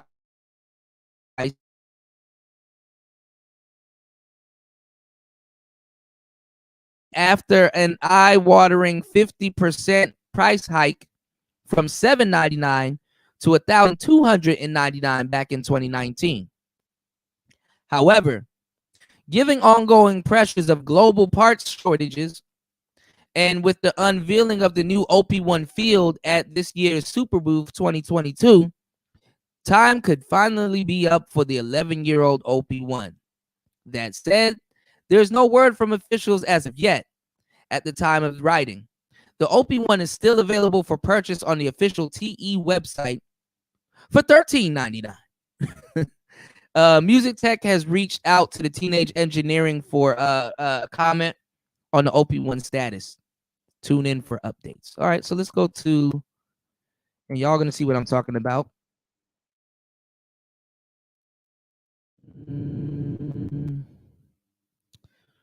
Actually, let's go to Google because I'm too lazy to type in all that shit. Mm, mm, mm, mm, mm, mm, mm, mm, mm, mm. All righty. All righty. Shout outs to Mr. Snake Plissken. Yes, make sure you guys like and support the show. You can support the show by hitting the Cash App. That is PTV 888. That is PTV 888. You said it boots up full power on boot. It's not supposed to, but the evolution of the 600 watts hit it with a bad cable management. Fire explosion happens down. You said there isn't a game. There isn't a game yet that stressed this thing over. It's overpowered. It's on 9,000. You said AMD is looking to slam dunk the GPU market. You said they're gonna have to cut a deal if they want to survive. But the Swedes don't give up easily. They know they shit.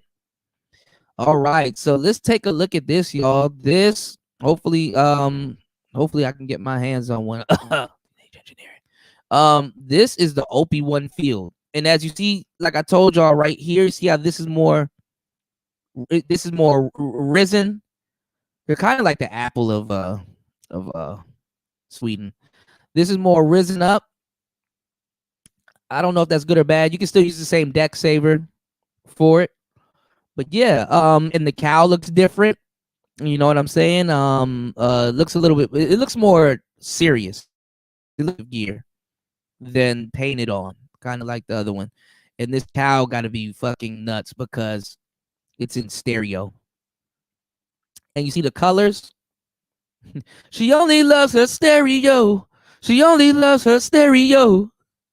John Legend voice. The colors are more serious.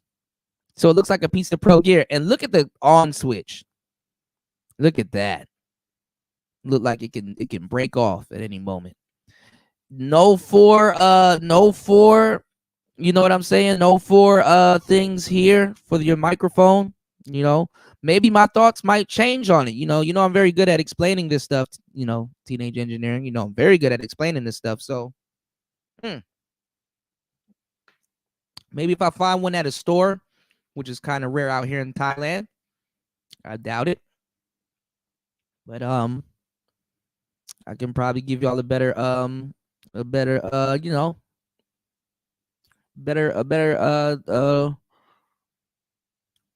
better commentary on it. That cow is fucking awesome. I love the cow. We're gonna get to the cow.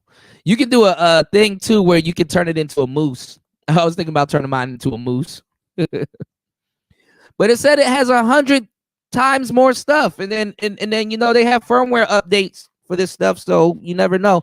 And then they might do another firmware update on the Op-1 OG. Never know. You never know. So it says Op-1 field louder, thinner, and 100 times better. Introducing the all-new Op-1 field, injected with more than a decade of ideas, refinements, and improvements. Let me stop. Just to mention a few, stereo throughout the whole signal chain. Oh, y'all, and these all right, so the Op-1, 24-hour life batteries. The Op-1 uses tape, so you kind of get like that tape sound. You know what I'm saying? Like that kind of lo-fi. That's what makes it a lo-fi machine. But the Op-1 field, they got different types of tapes, like 8-track tape, different types of tape, which will alter. So like, not only can you make a beat, but you can also go through the material of tape that you want to use that will produce like that type of tape sounds. You still got some producers that get those big, and some of them, the machines still work, like Sony and Tascam and stuff like that. They get those big tapes and they literally print the music on the damn tape, which is crazy. Actual records, I know this because I'm a DJ. Actual records are coming back into style. CDs are actually coming back into style. Did y'all know that? And it's funny because I was at Target not too long ago, months ago, when I was back in the States. And, until somebody told me, I didn't notice. I was like, they're like, don't you notice something missing? And I'm like, yeah, what's missing? They're like, there's no CDs in here no more. I'm like, oh, shit. Damn. And I listened to Hiroshima, so I used to collect that shit got destroyed in the flood. But I used to get their CDs. I used to get the record players, the 45s and the 33s. All of that stuff is coming back into style. When a new Childish Gambino album comes out or a Kanye album stuff comes out, there's people that will go and get the actual record. And the records are actually pretty cool nowadays because they're different colors. Like some of them are pink, some of them are red. They got them in different colors and stuff right now. You said they're gonna easily mature, right? So people were making fun of, the online community be having jokes and stuff like that. They were like grown man engineering, elderly engineering.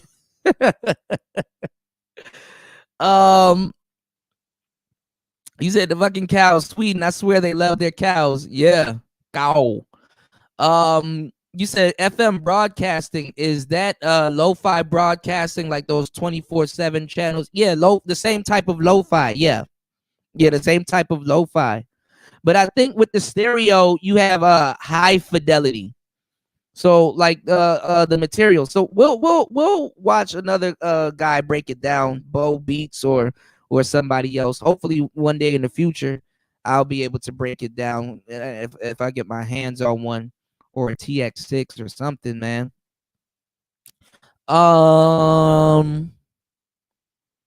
You said Target never had sales on CDs. Yeah, they didn't. They buy one, get the next one full price. That's what Teenage Engineering did with me. I don't spend thousands of dollars with Teenage Engineering. Buy this one and get the next one full price, Kuda. Come on, man. I'll be seeing them send smaller YouTubers some stuff, man. I will sit up here and create 50 OP. I already got 50 OP1 videos. Imagine if they send me a field. Shit. I would not complain. So it says that it has stereo throughout the whole signal chain. Bluetooth, that's worth looking into. Bluetooth MIDI. Yes, And I'm gonna you said you were paying. Yeah, I was, man, you know how much OP1s I sold? I'm gonna have to send them this video. Hopefully they listen, man. Shit, I'll sell some more shit. Yeah, Bluetooth. Now Raven, now check this out, because the OB4, which is their boombox, that's Bluetooth, and it automatically connects. So you could probably use the OP1 field and the OB4 and turn it into a studio. Yeah, it's a must. Yeah. And then look at this, Raven. Because the OPZ got Bluetooth. Yo, I wonder if they're gonna make an OPZ field. That'll be fucking fire. I was gonna put out a whole bunch of shows called the OPZ field, and so people, it's not clickbait, but I'll just be in the field. I'll be in that tall grass, just playing the OP1. I'm not gonna be in that grass though, because I'm not gonna lie, I haven't seen one, and I'm not trying to fuck around and see one this way. I haven't seen. There's probably snakes in that grass. So I'm good on the Thailand Cobra and stuff like that. Yeah, less wires, less risk of fire. You know what's funny though? And I like my headphones now, they're still wired, but I do have some Bluetooth headphones. It took me a minute to go over to Bluetooth, because I'm a purist, y'all. Y'all know I'm still a yeah, something alive in that grass. The Pokemon. There's an Ekans in that grass. But nah, there's a Caterpie. But nah, I want to play Pokemon. I don't know. I had the urge to play Pokemon the other day. Then all this Pokemon shit keep coming up on my timeline. I will download Sapphire or something, an emulator or something, and sit around and play that shit. But and screen share it and share it on YouTube probably with some narration. What was I about to say? What was I about to say? It took me a minute to go over to Bluetooth headphones because of latency. But Bluetooth headphones got better over the years, like with the bass and stuff like that. Because latency, I thought latency, latency issues. But these Bluetooth headphones are like really good. They're a lot better now. Especially the Crushers. You said only Shirley will be like, ooh, tall grass. Look at it. Well, hey, this is Thailand. Mm-mm. So yeah, that Bluetooth MIDI. That's what I'm looking at, Raven. And that's ahead of the game too, because what else is Bluetooth? Like, I can't Bluetooth that shit to my Digitone. Maybe because this thing has a network thing, maybe I can Bluetooth it to the MPC. That might work. But honestly, realistically, you might have to get a MIDI hub that takes Bluetooth. And even though you have to get a damn hub, like you said, no wires, All right, USB Type-C, but y'all already knew that. The OPZ got that. A new speaker system. I heard the speakers are dope because it is stereo. So, you don't have to, both the OPZ's speakers aren't bad. We'll do a speaker test here. Oh, let me go get my batteries. I'll show y'all something. Hold on, y'all. Because we're gonna do we can do a speaker test and stuff like that. I hope Teenage Engineering sees this because I do this all the time. I'm running y'all down on the full spectrum.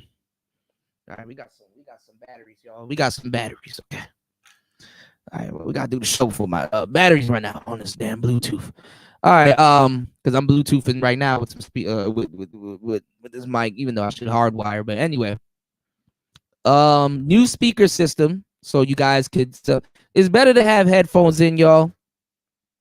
But you do want to somewhat, if you don't have headphones, somewhat be able to hear what you're doing. So a new speaker system with a passive driver for detailed fat and loud sound, a massive 24-hour battery life, multiple tapes and recording formats, great reverb called the mom's reverb, whereas the OP1 has the spring reverb, but the reverb is going to sound better on the OP1 field because it's stereo and you get more reverberation. Okay. The Dimension and the Dimension synth engine, so they got a new engine on there. I got an IDER engine, which is a secret synth engine on the OP1. The OP1 has a helicopter game too, yo. I don't play it, but okay. Just thought y'all should know.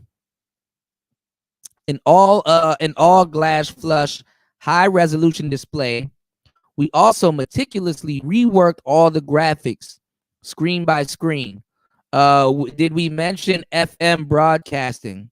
Well, that's just some of the 100 features. Now, I'm not gonna lie, they kind of threw in some stuff that nobody care. I mean, of course they care, but all aluminum body, didn't have to mention that, but okay. Internal FM antenna.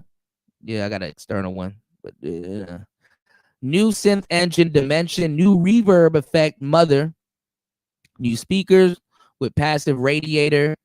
Hell, I'll just show y'all the video, but this is all the shit. This is all the shit. Oh yeah, I think the TX6 does have Bluetooth. This thing is beautiful. I got it as my home screen on my phone. But look, and this is the thing too, Raven. Look, like now you get to just like on the DAW, you get to actually see the sound wave in both stereo and I'm not gonna lie, they keep going. You might be able to do some voice acting work on this shit. Tell you the truth, and add effects. Real shit. Because this is the same type of bars that you use in that I use in Ableton. Same in Reaper.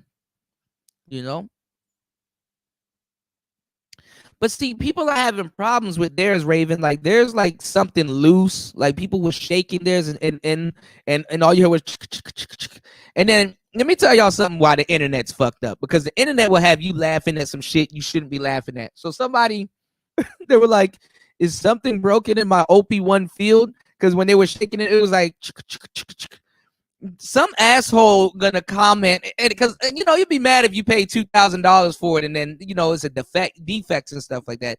Because this is, you know, this is the bad part with hardware, y'all. You will get defects, you know. Software, this is why a lot of people use a computer, because software, you know, if it's a defect or something like that, you can do an update and fix it, even though they've abused that. You know, they just start putting out unfinished shit, but they're like, okay, well, we got to update. So, you know, they there's some, you know, some people abuse that. Cyberpunk, right?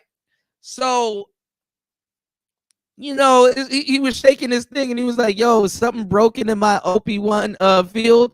I just bought it, right? Somebody go comment under it. They were like, no, that's the new Maraca effect. You can use it as a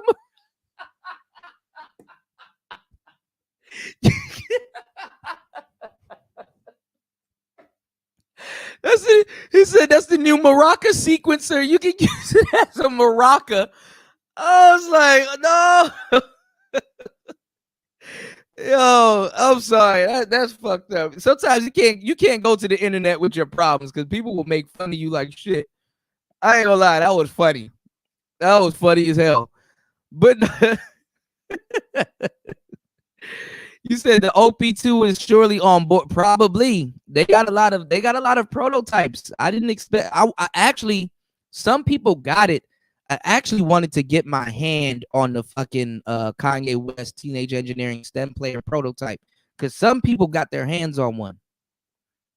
That's a rare piece of equipment right there. You know, that's a rare piece of equipment right here. But damn, look at these tapes. Damn, I want one so bad, y'all. Porta 4-track. Look at these tapes. You got the demo tape, sketch, demo 2. Now there is some limitations on the you know, it's still a make no sense. It's still an OP1. You know, you're gonna have some limitations on it, and it you know, it still functions as an OP1 to a certain degree. So you say these not cheap toys? Of course not. Yeah, I think it still has 4 tapes too. We'll check it out. We'll get somebody that actually has one to explain it. If it you said if it feels thinner, it is. We didn't want to alter the original OP1 too much. And look at the bottom, y'all. Look how thin it is. And then look at the bottom. Those are like the legs and stuff like that. So if you want to put it on a rack or something, it'll hold it. So, you know, you can kind of use some of your old OP1 stuff for it and stuff, you know. Oh, I need to get give me one second. Let me actually, I'm saying this like I can't take the mic with me. Let me get this mic stand real quick, cause I'm gonna be handling this down. Oh, look, let me bring this over there. I might as well do it since we're talking about it. I got my Donner. I got the Donner real quick, which is the that song stuck in my head. Hello from the other side. Hold on, y'all. I'm sorry for breaking your heart.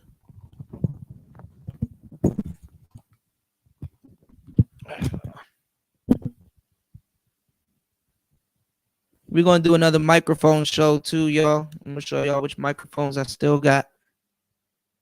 So, and it's funny because I got this sent to me here in Thailand, and I thought it took a minute too because it got to go through China. I got the Midi hub. It's white and it'll match with the OP1, but we'll get into it. So we're gonna get into the music portion of the show. Hold on, let me set up this microphone stand.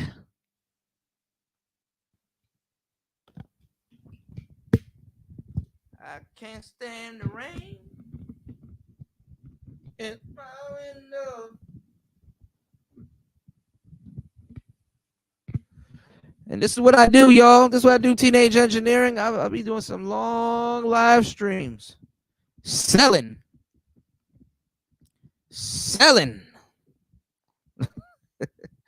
All right. All right, good. All right. So that way when we get to the show, we can do it. All right.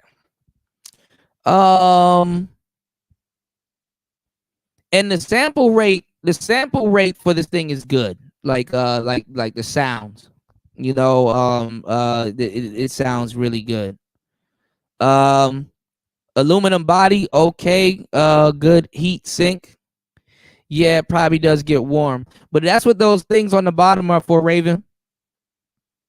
Do you see it? That black thing when you turn it on the other side, they're like circular, and I think there's a speaker on the bottom also. So for the feet and stuff like that. Yeah, Velcro. It's Velcro. Here it is. Yeah, and then see there's a speaker right here at the bottom. Not saying it's better, not saying because this is what Teenage Engineering does, which I do gotta commend them for it. It's different. You understand what I'm saying? It's a new design, but it's different. You know, yeah, like Apple. I told you the Apple of that's what people, that's their nickname. They call them the Apple of the music industry. You know.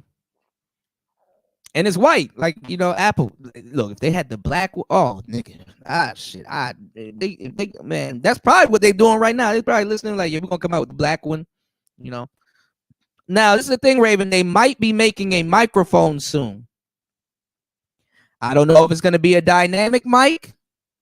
I don't know if it's gonna be a condenser mic, but if it can Bluetooth or be paired with the TX6, because I'm gonna show you the TX6 also, and I'm not gonna lie, and then nobody cares anymore, so it could be, but nobody cares. Initially seeing this and looking at the TX6, I and a bunch of other people just like, oh, this is a money grab, and it probably is a money grab, but people don't care. You know what I'm saying? They kind of don't care, you know. Damn, TX6 is $1,200. Right. iPhone or OP1? Decisions. This little wrap that they got for it, that there's one for the OPZ. This little wrap for it, this is like $100 or some shit. Hold on, let me show y'all these prices and stuff. But I wanted to show y'all some of their other synths that I wanted to get. But see, look, there it is right there. The TX6, and it looks just like the stem player that they were gonna make for Kanye, but it looked like they went into another direction. So that little thing that you see at the bottom that is plugged into it, that's a 6-channel mixer, and it's a synthesizer also, and it has effects like reverb and some other shit. So not only can you probably Bluetooth and make a beat and send it to that thing and have it mix it or sort it out, you can still add in extra effects. And it's probably a different type of reverb. Yeah, this is some high-end art shit. This is some shit that Virgil, this is some shit that Virgil will play around with. You know? I do want a TX6 also. Man. Now look at this case right here. Large OP1 field bag, $90. $90. Splitter cable right here, $15. That's not bad. Some things that you think they're gonna charge a lot of money for, they're like, $10. For real? Is this a joke? There's no catch, huh? $10. Let me give you 50 shit in case. Yeah, this is yeah. I don't know if it's leather. It might be made out of Raven, wink wink nudge nudge, a cow. Oh man. T6 field mixer, 1,199. Oh, the leather wrap. Oh, this is another leather wrap, but this one is like a this one right here, Raven. This is like a case. So you can just kind of open it, kind of protect it. It's not the knobs are poking through the hole, so I don't know. That's what she said. The knobs are poking through, so I don't know if it's gonna protect the knobs as much. But and then if it's white leather like that, white leather gets stained and stuff like that. So yeah, from cow hides. You dig? So I don't know. And then you got 3.5, basically an aux cord. That's not a splitter. And then these right here, these are patches, which are pretty cool. They could have did the gorilla. I like this OP1 patch though. But I wanted to show you their other synths. Like, I'm not gonna lie, I didn't want to get into their other synths though. They're like modular. But let's see what they got for sale now. Let's go to synthesizers. I wanted one of these. These come unassembled, and Liam Kellen was giving out some. Shout out to my boy Liam Kellen. These right here, Raven. Look at this joint right here. This is actually the other one. They got a purple one that's a little bit smaller before you get into it. So I told y'all, when y'all get into this type of stuff, this is where you lost your mind. This is called a Euro rack. And they give you like a bunch of those aux cords, which has like one prong on it. They give you like so I guess it's like mono, or I guess some is stereo. If you see two lines on it, stereo. 3, that's stereo, and then another one's for recording. So that's why some of y'all headphones with the with the microphones on it is 3 prong. But this is where you take a bunch of aux cords, y'all, and this is the synthesizer. You patch them in, and you get different sounds. And you take those sounds and you can play with the ADSR and stuff like that, and then you can assign them to a LFO, or you can assign them to your sequencer. And they got a big yellow one. I'm not gonna lie. And then if you see at the top, that's a speaker right there. You said you need about $50. Look, so when they sell you the cables, Raven, they sell it to you in a coffee cup. And when you take the coffee cup out, there's a bunch of they're literally giving away cables, to tell you the truth. The cables aren't that bad, because you can't, to a certain degree, you can't have too much cables. And then you could turn these knobs, which basically has Legos or Bionicle. Nigga, you could use a Bionicle piece and turn that shit.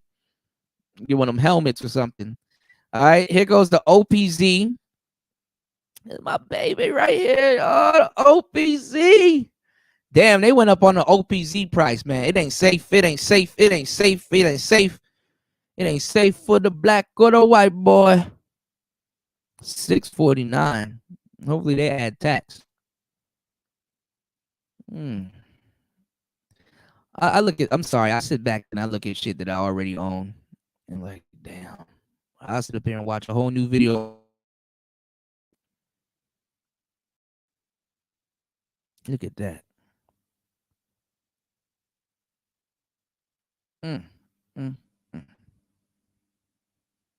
Your presentation. So they just put this out because they don't have the OP Lab anymore. They just put the new one out. So this yellow one, that's supposed to be like you can run like a MIDI. You got CV ports, and you got your gate right there. Sort of the same thing with this line module, but it's more so of a aux cable for the most part. I got this module right here, the rumble, which is pretty good. This kind of, you can kind of hear the lower registers of the bass and some other stuff. I never tried these headphones, not gonna lie. I'm not too much of a fan of over-ear headphones. These actually look tight, but I haven't tried them. How much are these headphones, by the way? $70. See, so the stuff that you think they charge a lot for, they kind of really don't. And I don't even think these things have ohms. I think they're just a good pair of monitor headphones. Um, yeah, the OPZ right here, which is really good. And I got the Synth Dog, this Synth Dog book, which is actually pretty cool. It kind of goes over everything other than the official manual. But this right here, and you see how it's more cream colored, whereas the other one is just white. I'm not gonna lie, this thing looks like a beast. Oh man. Yeah, it's not bad. Yeah, $90. Yeah. And they got the headphones too. I think I seen the guy the guy that does midnight operations. I seen him use it, but I don't know how it sounds. Here's a pocket operator. Oh, here's an OP lab. They said they discontinued it. So this is what I was talking about, y'all. Hold on. Who is this? You got a whole table full of, and you got a Moog. I thought they stopped selling this. This is what the hell I need. So this right here, y'all, this is a dock. Like you can literally just sit this down on the table and just like, it's a dock and it's a sender. Like it's a router. Like you can route. You know, you see you got your Midi and stuff like that. It's a damn dock. The real DJ Naja. Oh man. That's WizKid and shit. But this looks cool. Damn, analog in, analog out. I haven't really took a good look at one of these things.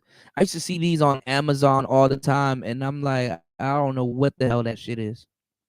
So I got an OP1, and I'm like, damn, I want to MIDI it into something, and I can't. Why would they put this on here if it's discontinued, though?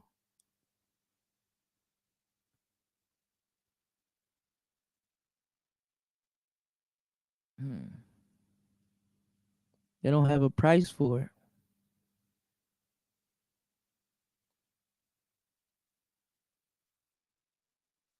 Yeah, OP Lab has been discontinued. Then take that shit off, even though it looks very cool. They might make another one though, because they might just start making all kinds of new shit for this new OP1 Field Raven. I don't, you know, they're pushing it, man. I can't believe they're gonna get rid of this OP1. You said what type of USB? That looks like 2.0. Yeah, yeah, this was the old one.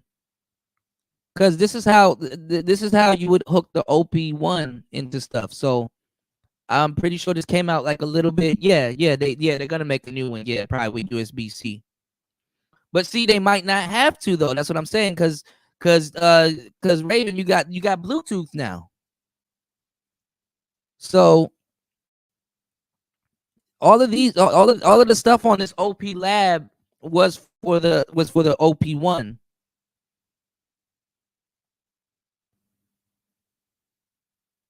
Does this man have that shit around his neck as a necklace? Oh, that's fucked up.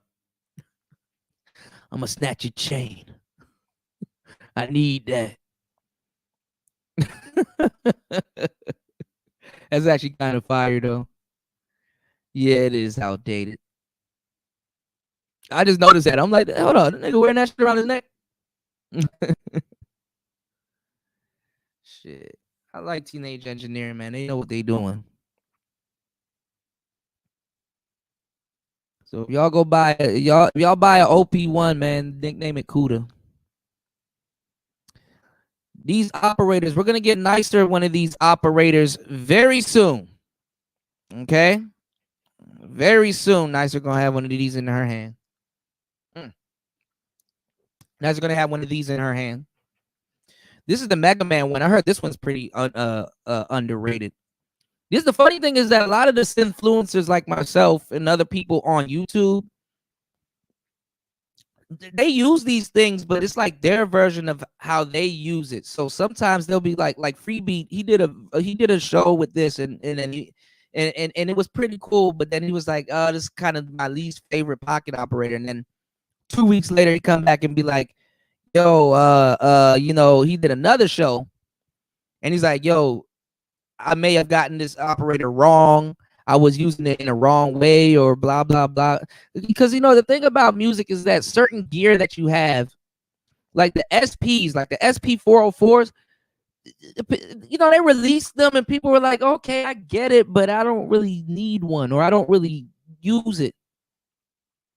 And then a couple years later, it bred it, having it laying around the studio, and music start getting made a little bit different with sampling. It breaded itself into necessity. So some things that they have out right now, it's like the practicality of it right now is not high, but in the future, when music, how they change how they make music or something like that, then it'll be a asset to your studio. So keep in mind, that's one of the crazy thing about music. And then, because like I told you, there's a lot of people that was like, oh, well, I don't really use my OP1, and it's just like $1,000+ just laying, or a couple of hundred, in the high hundred range laying around the studio. Let me go sell it. And these assholes sold their OP1 and then bought it back. One dude, he was like, nigga, I sold and bought that shit back 3 times. He said, I got a love and hate relationship with it, but I love it. Niggas will sell it and then buy it back at full price. It's just so rare. Like, what it does is so rare. So, and these pocket operators, don't sleep on these pocket operators, y'all. These shits are no joke. These shits are no fucking joke. Yeah, they got a Street Fighter one too, Raven. Just get a case for it. Introducing Pocket Operator Capcom series. Yeah, here they go right here. And they're all different. Like the Speak, obviously, is good for speaking and catching like voice applications. Then they got like they got Office, they got Arcade, Rick and Morty, Rhythm. They got all different types of Tonic is good. They got like liquid sounds and stuff like that, and like glass clacking. The Office one is actually pretty cool because it got like all office noise and stuff like that. I'm gonna do a show once I get comfortable with sampling, because this guy did it. We're gonna go somewhere, right? He said, I think where did he go? He went, like, he was just at he was waiting at the doctor's office or something like that, or at a train station, and he got a sample of the doors closing. So I think he turned that into like a kick, because when the doors close, it like it makes like a noise. He got like a door, like a what did he get? He got like blinds, like ruffling. He turned that into a hi-hat. Elevated little noise. He got that. He captured that on the sampler, and he just took all of these random sounds and started making beats out of it. And I like shit like that. That shit is dope. Like, one of my favorite artists is Toro Imoy, right? And that's literally what he does. He just gets a whole bunch of fucking sounds and put them together, and that shit is fire, And certain sounds too, you can certain sounds you can turn into a gunshot. You could turn into a gunshot. You said that's a smart color. Yeah, certain sounds turn to a gunshot or something else. Let's see. Arcade. Cool. Hold on. This is what I wanted to show y'all before we get into the show. My bad, y'all. This fucking allergy medicine is kicking in, so I'm about to make some music, y'all. I'm a little lightheaded. Hold on, y'all. Let's go back. I like boutique companies like this. I'm sorry. I just don't like the price. I don't think they like me because of the price. Like, shit. I do want to get into I wanted to what the hell? Y'all can't find the page. Hell no. No. Okay, here's all the shit. Here we go. This is what I'm looking for. Okay. So here's the mixer, the T6. And I'm not gonna lie. You know, if you a big nigga and you got some big ass hands, I don't. This might not be. This might not be for you. You know what I'm saying? This might not be for you because these knobs are small as shit. This thing is real small. Like it can barely fit in. I don't know how. This thing is small as hell. But it has a synthesizer in it. 6 channels. Count them. You can mute. That's what those buttons are for. You got to start and a play and stuff like that. So if they do make the microphone, I don't know if the microphone's gonna be Bluetooth or whatever, but you got an interface right here, y'all. You can literally do a YouTube show with this interface right here, this mixer. Like, being dead serious. Like, this is, I wouldn't say it's like the Zoom P4, but it is in fact a mixer. You know, and I'm pretty sure the sound will be clean. But I'm pretty sure you're better off getting a goddamn Rodecaster Pro 2 for this goddamn price. They tripping. You can get 2 Rodecaster Pro 2s for the price of this damn mixer. Tripping much. But then again, hey, boutique is boutique. Rechargeable battery. That's good. Teenage Engineering is good on their battery life, other than the OPZ. Sometimes, depending on how much you use it. Multi-channel for Mac OS. Currently, only 2 channels for Windows. Damn, Warmaster not gonna make that. The bag for it, for the field, $15. Strap, $20. They tripping. TX bag, $59. So, you know, somebody gonna buy it. Me. What else do we have? Why don't they show it? I'm glad I didn't get. Well, no, that's for the OP one. This is what I'm looking at. Raven, look at this. And then they got the off-white edition, but look at this red. Look at this. Hide your wallets, y'all. Hide your damn wallets. Look at this. Look at this color.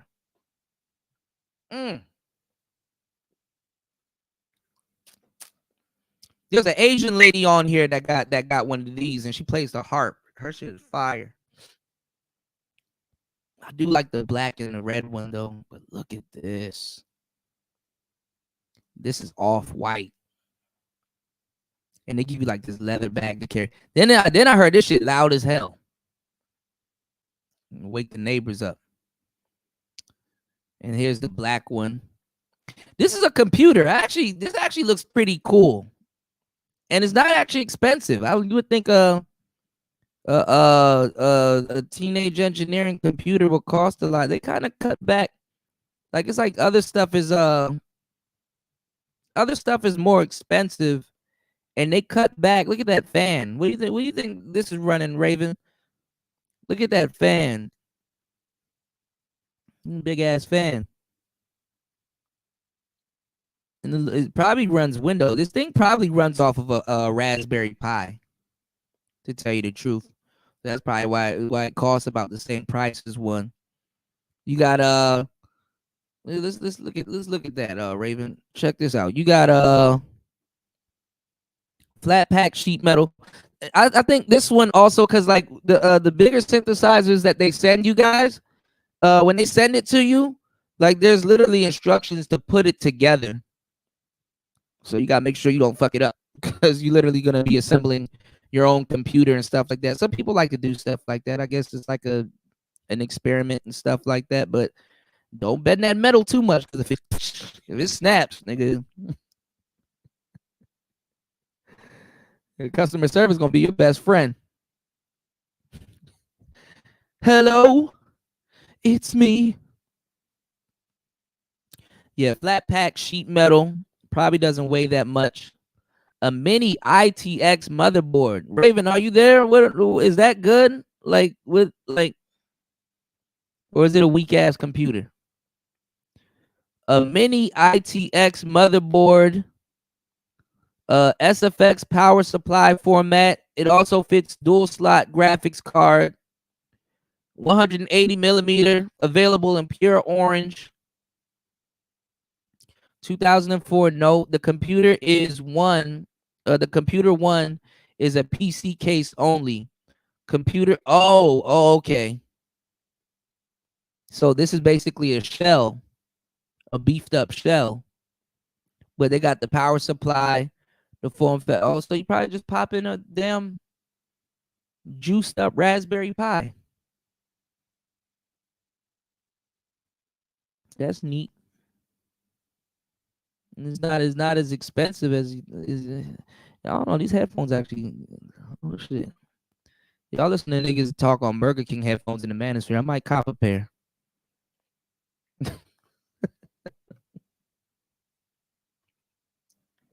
Shit. Well, this case looks nice. Mesh bags. And see, this is the thing too. These bags are see-through, so it's like, oh nigga, oh look, you have an OB4. $700. I ain't gonna lie, I was gonna get one. I was gonna get one. I was gonna get one.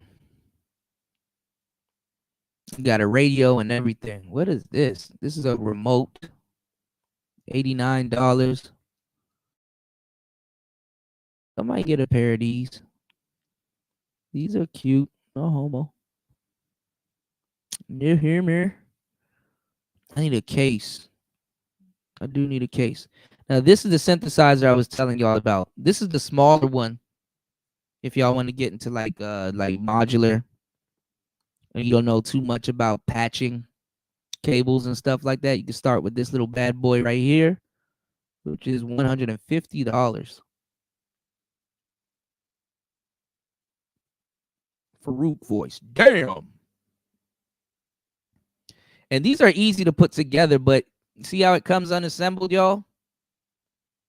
But it looks a little flimsy. It looks a little flimsy. I won't know until Teenage Engineering sends me one. Nah, Liam Kellen was giving away this red one right here. This red one looks fire. I love red and black. I'll tell y'all the truth. But see how it's open? But it's a pretty cool little experiment, you know, kind of put together with the kids. My God, look, there's not too many, and then that's another thing too, y'all. Why I like stuff like this, because not too many people on YouTube. Now this thing looks dope, but this is when you're in. This is when you going insane. You got this big ass wall. It's actually not as big as you think it is. It actually could sit on a table, but I really wouldn't know how to use it and then route audio. Well, I kind of do, but you know, I wouldn't. Look at all of that shit just to set this up.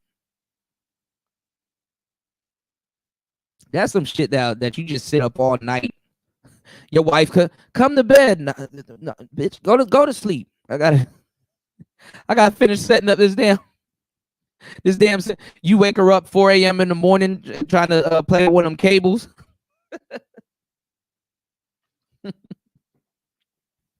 Shock the shit out yourself. Working around with one of these. You realize you set it up wrong. Music, y'all. Music. And all of this stuff is all analog. All analog. So we'll get into the Raven. Did you get to see the computer? Was it a good computer? Was it computing? Like Cameron? Hold on, let me. Isn't this something that you probably put a Raspberry Pi into? Look at this computer, Raven. So I guess it's the housing. It says it's a flat pack sheet metal with a case. Same build it yourself design. It's modular. Obviously, it goes up. That fan looks crazy. It's not guarded. Um, don't have no cats. Um, Mini ITX motherboard. SFX power. The graphics card is 180 millimeter. RAL 2004. No, the computer one is a PC case only. Computer components must be bought separately. Small desktop footprint. Hell no, there ain't no small desktop footprint. That's a big ass computer. You gotta put that shit on the floor. Yeah, it's like a Pi. Yeah, that's what I was thinking. A Raspberry Pi.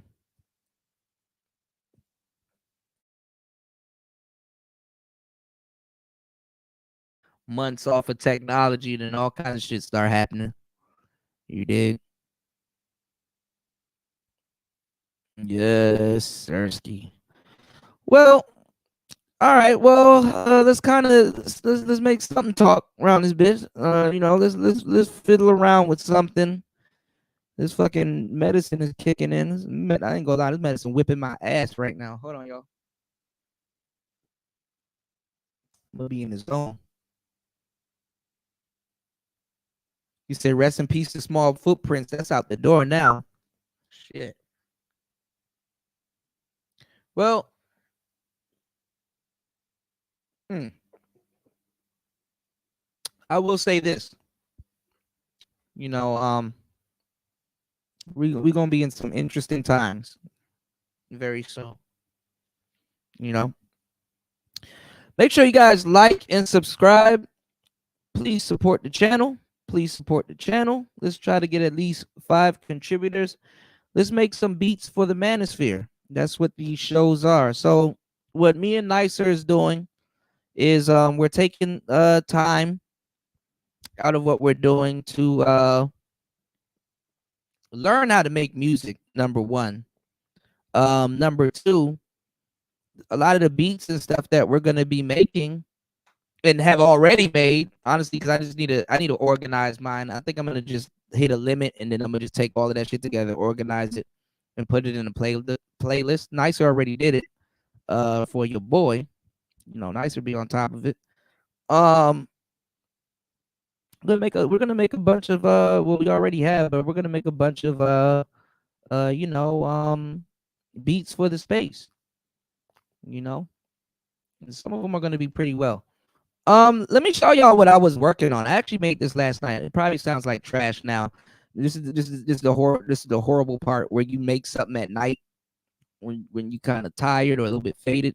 You don't know what the hell you was listening to, and then now it's something different. Oh, before I do that, let me show y'all how crazy this pocket operator is and its speaker. So this is the one I was telling y'all about. That's basically an MPC made from Teenage Engineering. You know what I'm saying? See, Teenage Engineering. I'm giving y'all the good cameras. You know, product display. We got an even better one, man. Shout out to Teenage Engineering, man. Huge fan. I'm a huge fan, like a air conditioner. That was whack. All right. Anyway, here it is right here. It has a lot of detail. You know, there's a lot of stuff going on other than these two people boxing and shit like that. But I didn't know. I was trying to turn the volume up because I didn't know how to turn the volume up on this thing. Obviously, you got to hold BPMs and then sound. So, let me show y'all so y'all won't think that I'm because it's not plugged in. You can plug your headphones into it and definitely and then even then you can get it to sound a little bit more louder. But if I press play right now, here's a small speaker right here that you can speak into. But it also, hold on, y'all. I gotta not hold this goddamn thing. It also has sound. and it's pretty loud. So you can, if you don't have headphones, so you can. I pressed. Oh well, I don't got nothing on. Go to pattern. I'll go to 1, and then if I press play, you guys should be able to hear it. So it's and it's fast. Hold on. Well, it's kind of loud. Well, it's not loud, but it's fast. It's low. You can hear that? But if I hold BPM and 16, now I turned it up. Now you can hear it.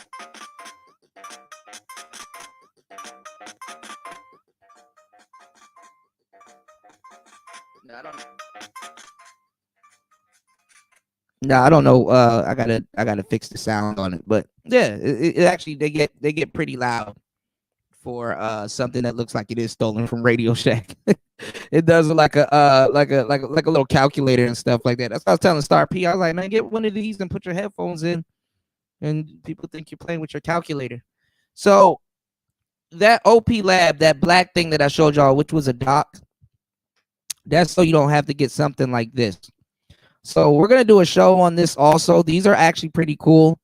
This is called the Do Re Mi, like Do Re Mi Fa Sol La Ti. This is the Do Re Midi. See what they did there? Basically, you'll plug this in and it'll go into an outlet or a USB port. And I will plug the OP1 here via USB. I'll plug the OP1 here via USB. And when I plug the OP1 in here, then I can do MIDI out and get it talking to something else, or I can do MIDI in and get something else to talk to it. You understand what I'm saying? What's going on, though, Shirley? Welcome back. So this is how you can get USB stuff to talk to other stuff. And honestly, I can do the same thing with the OPZ. I didn't even think about that. I can do the same thing with the OPZ. Just plug it into the USB and get it to talking. So, that's gonna be a cool ass fucking setup, y'all. OPZ and the Digitone, dope ass setup right there. You got FM synthesis. You got a really good synthesizer here, plus some drums, because the drums on this damn OPZ be hitting. So yeah, pretty cool, nifty piece of thing. This is a very specific item, though. If you don't have it, you're gonna feel it. You dig? So well, what is today's show based on, Kuda? What do we have going on today? Well, I'm glad you asked. Thank you for asking. We're gonna unplug the OP1 because I was kind of letting everything charge. All right, turn on the OP1. So I showed you guys this MIDI, this thing right here. Okay, and if you have the older OP1, it can be a hassle for you to MIDI it into stuff. Now I showed you, and what I mean by MIDI is to get both of them talking to each other. You have a slave and you have the brain. So you have the brain and you have the slave. My thing is, because even with this, I just want my workflow to be simple. I don't want to do no extra big shit. I just want my workflow to be simple. Can I have a simple workflow with the MPC? Yes. But sometimes it's better to set the MPC up the way that you like it instead of work with it by default, because you will have to do menu diving and all that other stuff. And you can do menu diving with the OP1, but not as much. It's just right there. You're just jumping from screen to screen. Not really menu diving. So I want to use the OP1 as the brain of what I got going on. And I also want to use the OP1 as the the mixer, the main groove box. So this OP1 is what we're going to be using today. This is the DAW of choice. I showed you guys how to hook the OP1 into the OPZ through MIDI, literally with this dongle right here. This is all you really need to hook these two machines up together, both the OP1 and the OPZ. Very, very This is a powerful combo. This is a studio right here. Just these two things. But I, being lazy, and not being lazy, I just didn't. I keep forgetting. I keep doing shows and then forgetting that I didn't look it up. I need to learn how to sync the metronome up with both of these, because when I press play on the OPZ, it plays on the OP1. But when I press play on the OP1, it plays on the OPZ. Another thing too is that if I have to turn down a channel on the OP1 so that the OPZ can come in and, you know, do its thing. Now these machines are similar, but they're very different. The OPZ has a tape player, but I don't use the tape player, and then I would still have to sync it. I would still have to sync the metronomes up with everything, make sure I use the sequencer pretty good, because it basically adds another sequencer to the OP1. And honestly, I'm going to tell you the truth, to a certain degree, it's better to use the OPZ as the brain in a lot of cases than the OP1, because like I said, this is mono, this is stereo. And then also, this thing has a just straightforward crazy set of effects that you can just have a regular beat and they'll sound crazy. You don't even have to complete the song. You can literally use the performance mode and you can do a hook, you can do a chorus, you can do anything that you want to, but you just got to just play it by ear and just record it that way. And that'll be cool too. And it'll take all the stuff that you got going on here with the OP1 that you can visually see mixed, mastered, and stuff like that, put it on a track here, and just play it.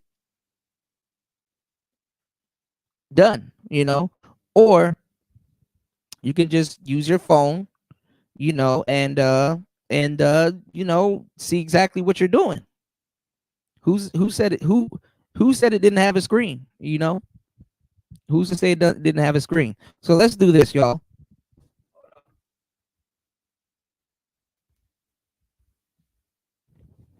Okay, so I plugged in my OP1, and I made some house music last night, but let's see what we got so far. I made some Final Boss music also, like, you know, on a video game, you know, you run to a boss or some type of boss or treacherous boss. Let's see what we have so far. Let me turn this down. Is it raining? Jesus Christ. All right, anyway. It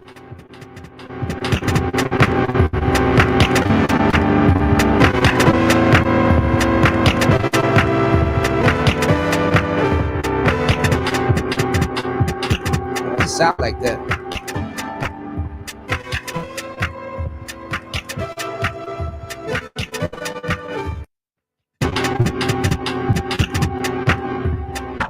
Okay.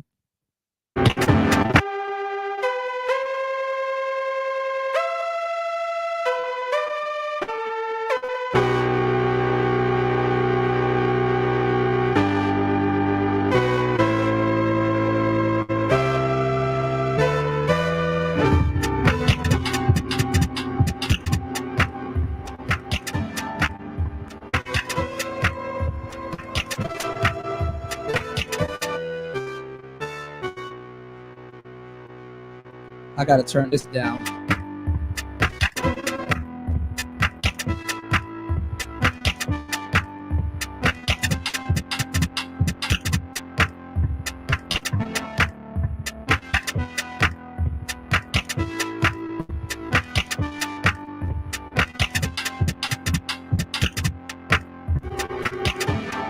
Okay, so that's still a work in progress. I didn't finish that beat. Let's see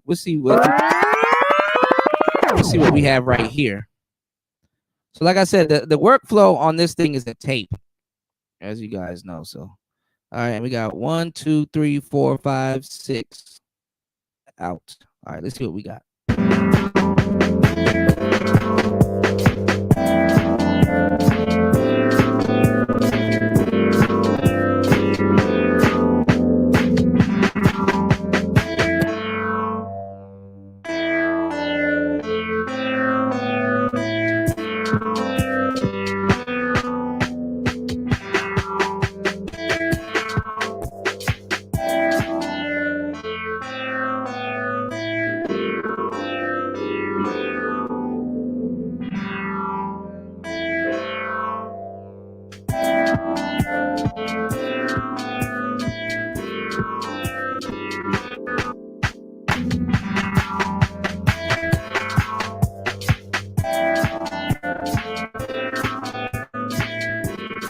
better at this house music, y'all.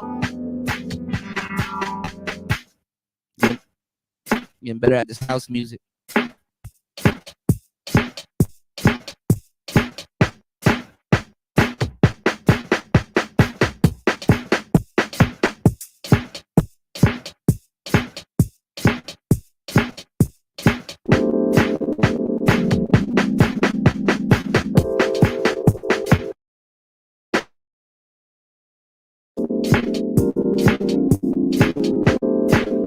Them road chords are dreamy.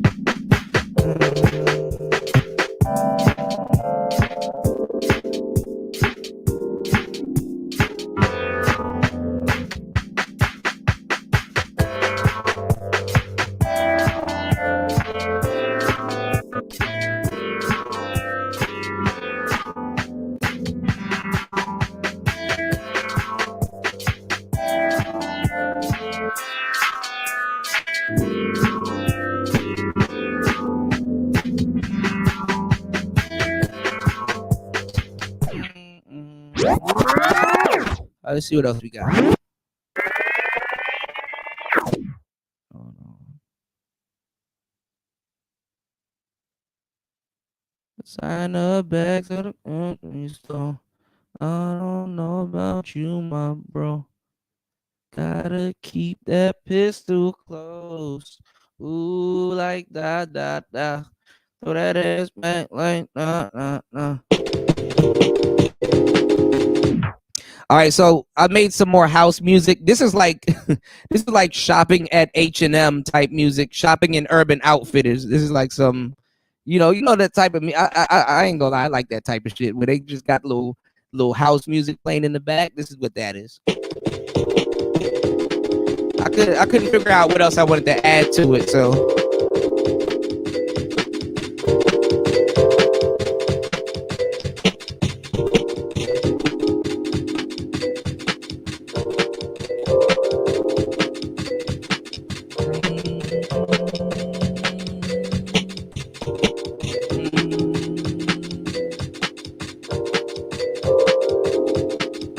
Some cool shit.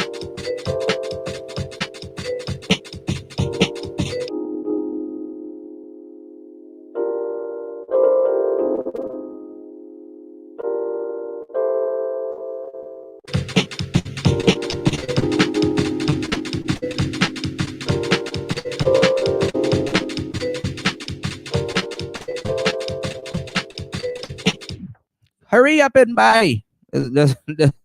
Hurry up and buy music. You are now into the house arrest mix. Entering the house arrest mix. All right, let's see. 1, 2, 3, 4, 5, 6. Let's see what we got here. What is this?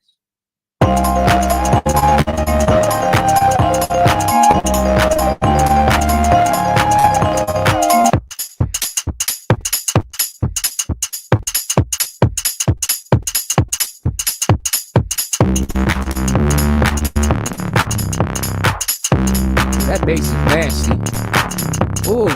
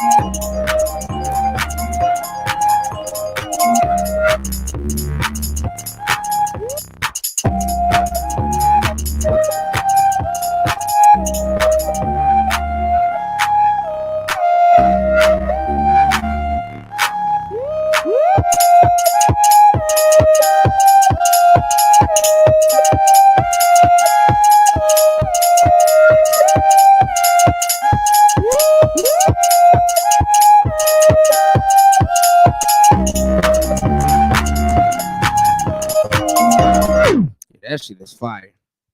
I ain't gonna lie. I've been putting in that work, y'all. What's going on, my boy Q4.7 in the building? You said, what up, bro? What's the difference between hi-fi and lo-fi?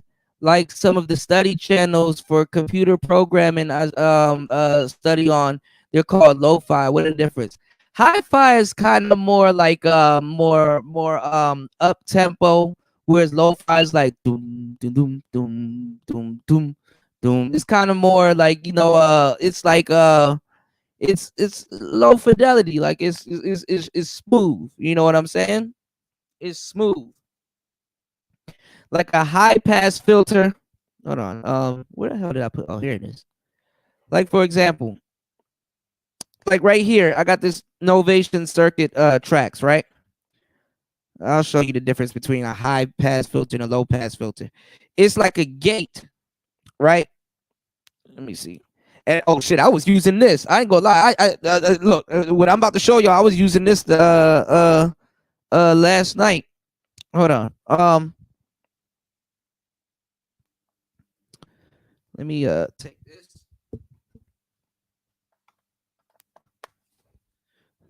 I gotta beat match the tempo on this one because it could be anything. Okay, so look, I'll just make something right here on the fly.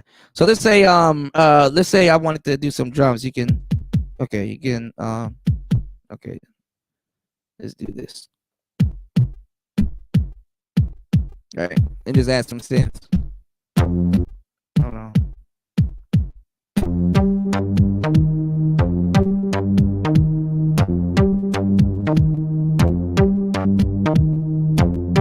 All right, so we have like a small beat right here, right? Now, this master filter has a high pass and a low pass. So I'm gonna do a high pass. Watch this.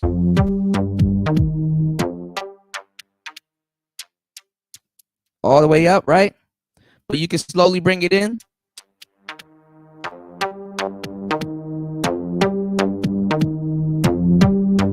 Low pass. Sounds like you're going into it sounds like you outside at the club. Hey man, let me in. Open the door. All right, let him in.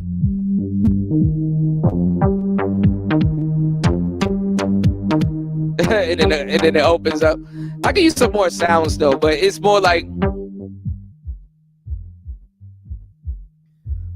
somebody's, somebody sitting in their car and their windows up, right? And then you open the door.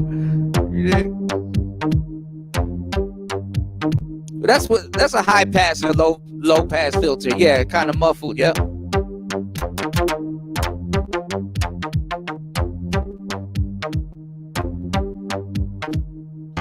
But that's what I did with this thing.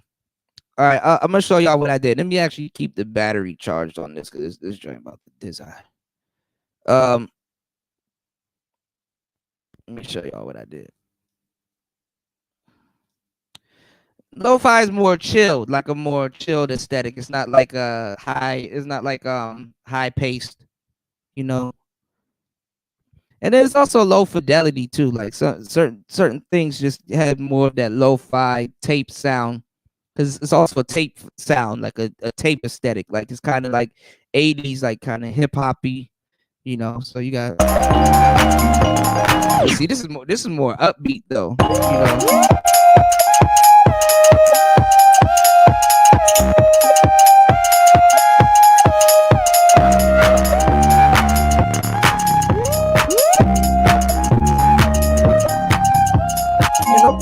No problem, Q. So, and this is the cool thing too. Like, if I was to show y'all, let me see, how can I do this? If I was to take this, if I was to take this cord,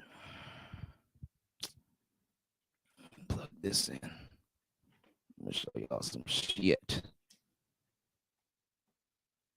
This is my favorite guitar pedal right here. This goddamn microcosm. if I was to take this aux cord, run it into this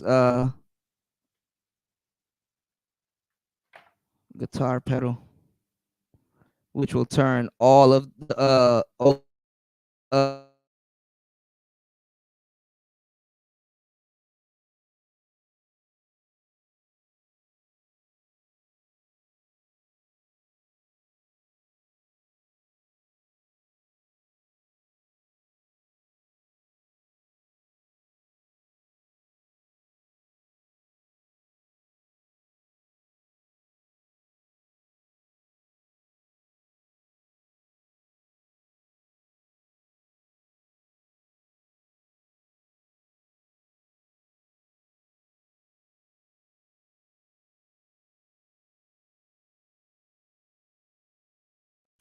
all right, I don't know why I did that. Hold on, let's see. We should be back. I don't know why I did that.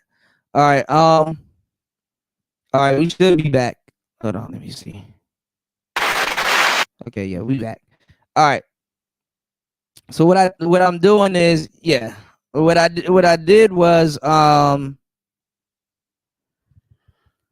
plugged in this pedal right here. This pedal right here is sick. This thing does granular, it does ambient, does a whole bunch of different stuff.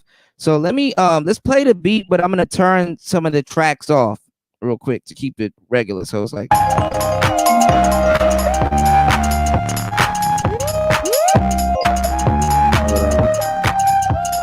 we go.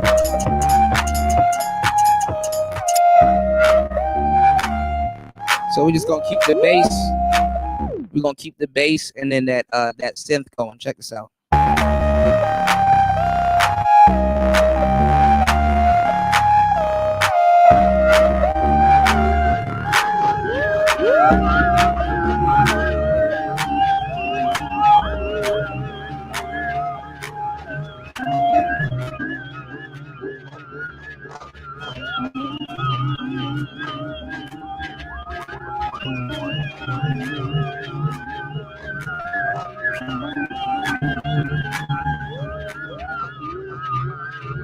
And then I can add some stupid reverb to it and make it sound like you're in a hallway and just space you out. Watch.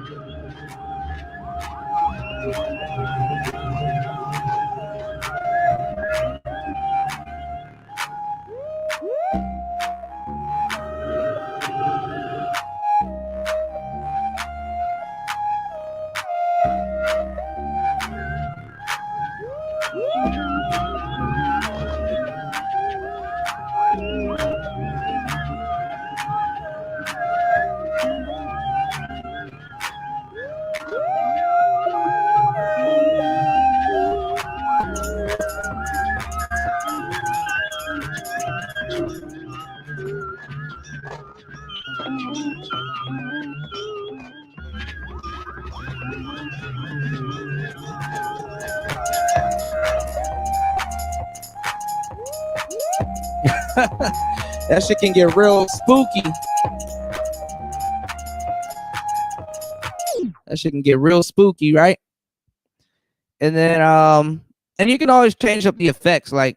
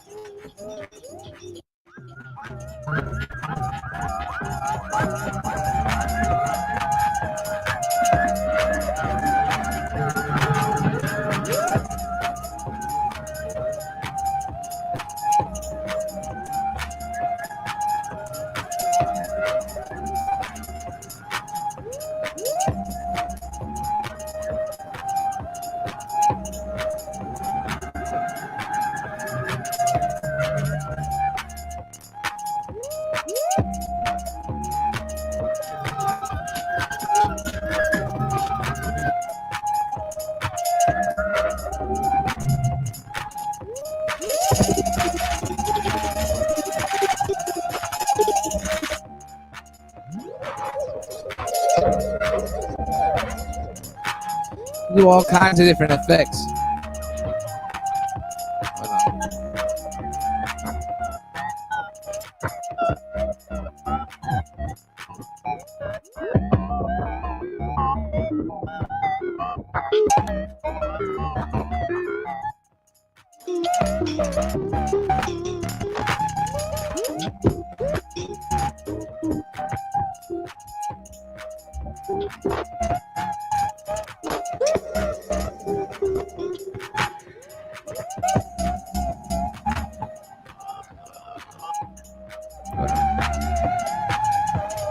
Oh, that one got now it could be spooky. Check this out.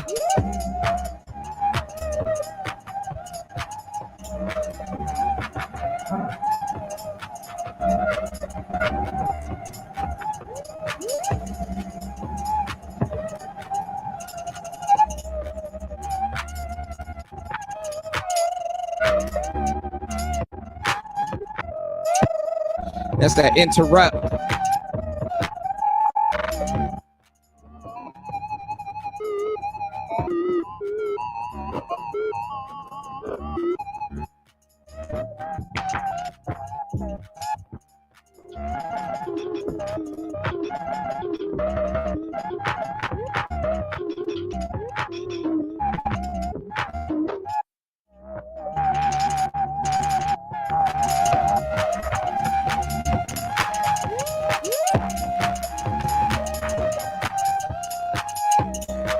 But you can make it over dramatic, or you can kind of have it subtle. Sometimes it's good to have it subtle. Hold on, like an ARP on it.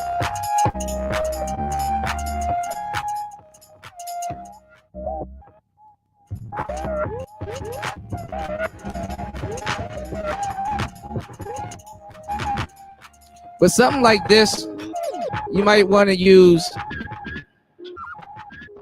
Something like this, you might want to use a tunnel. I like tunnel. Tunnel is actually pretty good.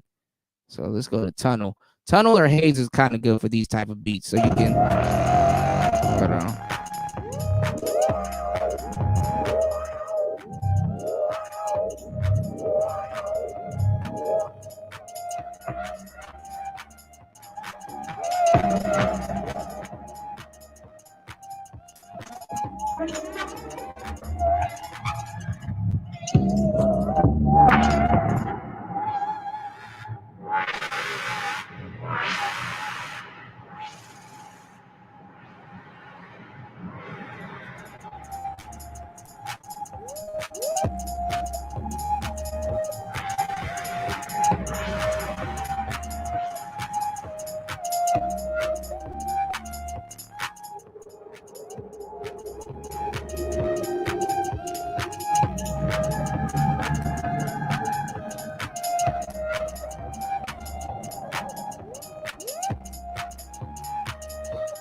So yeah, you can play around with it. I don't know.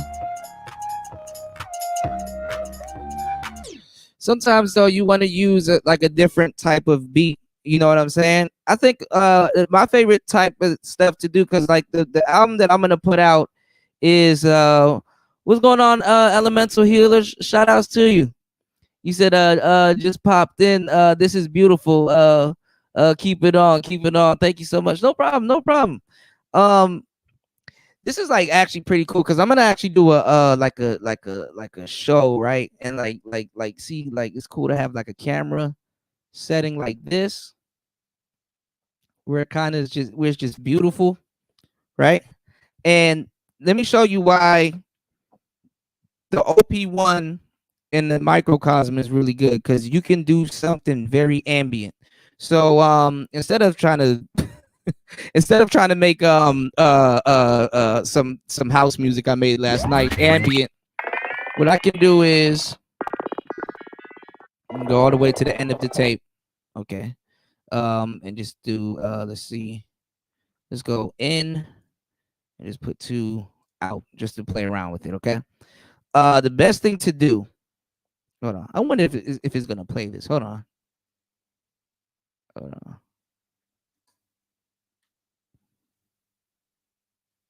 Okay, it's not playing anything. Hold on, because I have a scissor sample. I wonder if it will play it. Hold on. So it's not gonna play it. Hold on, y'all. Well, it says it's playing, but we can't hear it. Hold on, y'all. Uh-oh. The sound went out. Hold on, y'all. Go back to the tape.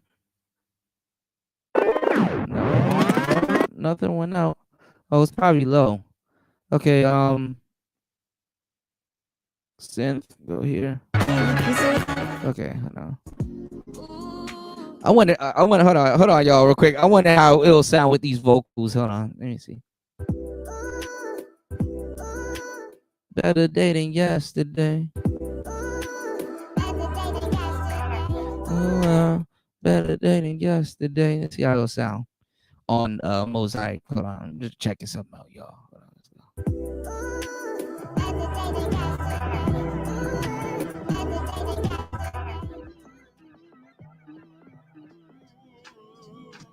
Oh shit. But it's low.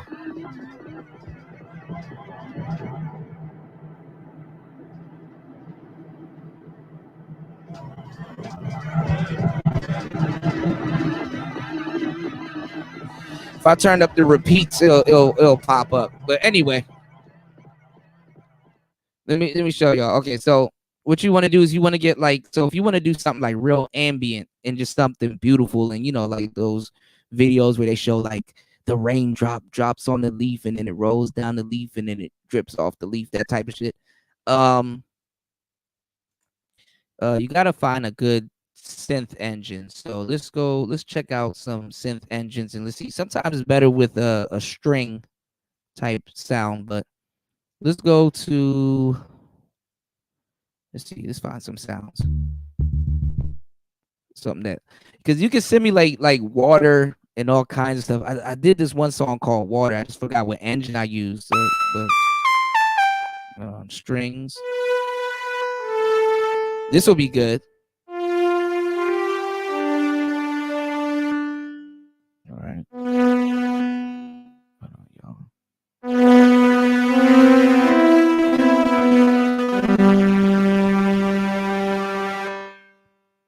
Microcosm, take us away.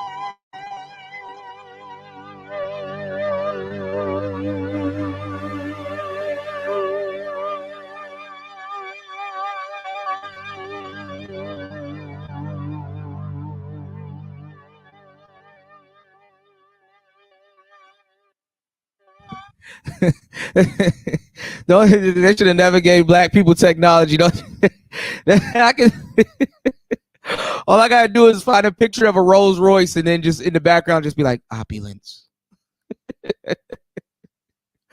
Opulence has never been this charming. You know, like say some stupid shit. Like bro, it's too easy.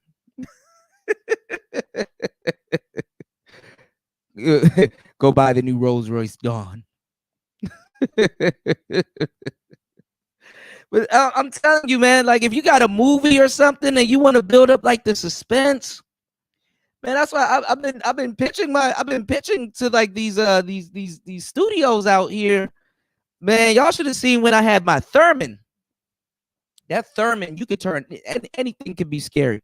But this thing right here, man, this thing shines like, and especially when you get your settings here right with the resonance and everything, and like the right amount of repeats and stuff like that. Like you can sit here and design sound all day. Like you'll be like, oh, I'm gonna go sit down and make a beat. No, you about to sit here and just design sound all day.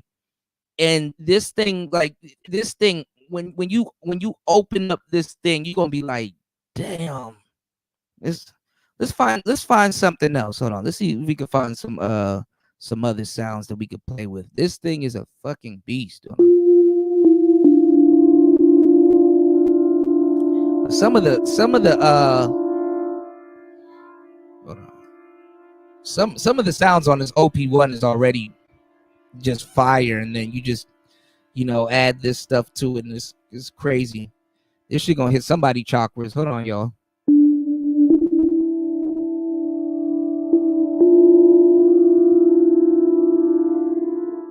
The synthesizer on this thing is wild. Oh, that's that bass. I might. Hold on.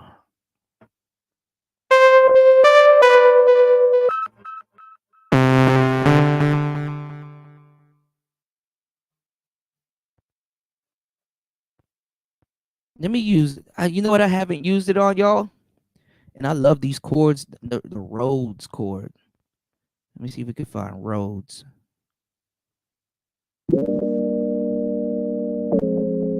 Ooh, let's see what it sounds like with this baby chord. All right, let's check this out. Let's put it on ×2. Turn the activity up. High attack. That should be good. Let me lower this filter a little bit. All right, let's see what we got.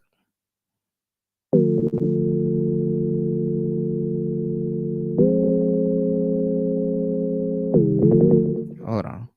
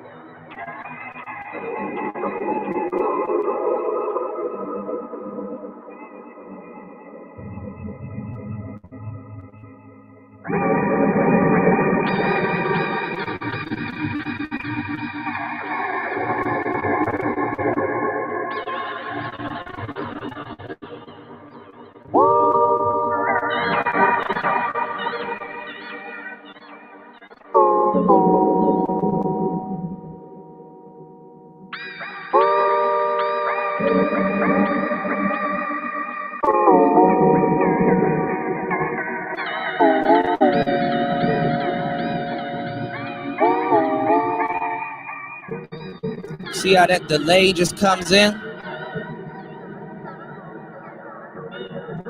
High attack.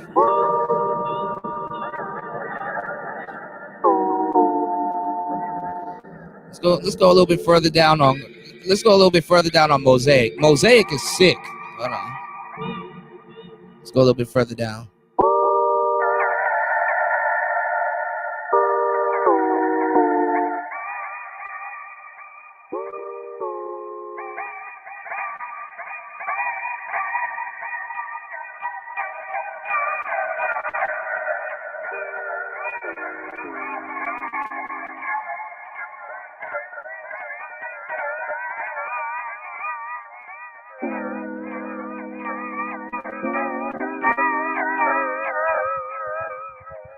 They have another guitar pedal that I wanted. It's called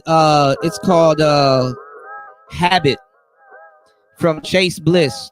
I was gonna get Chase Bliss. There's a bunch of them. There's the Blooper. They got one called Habit. The Habit is fire. Give me 1 second, y'all. I'm about to run and go do something. Okay, give me 1 second. I gotta grab something. Give me 1 second. Hold on, y'all. Give me 1 second.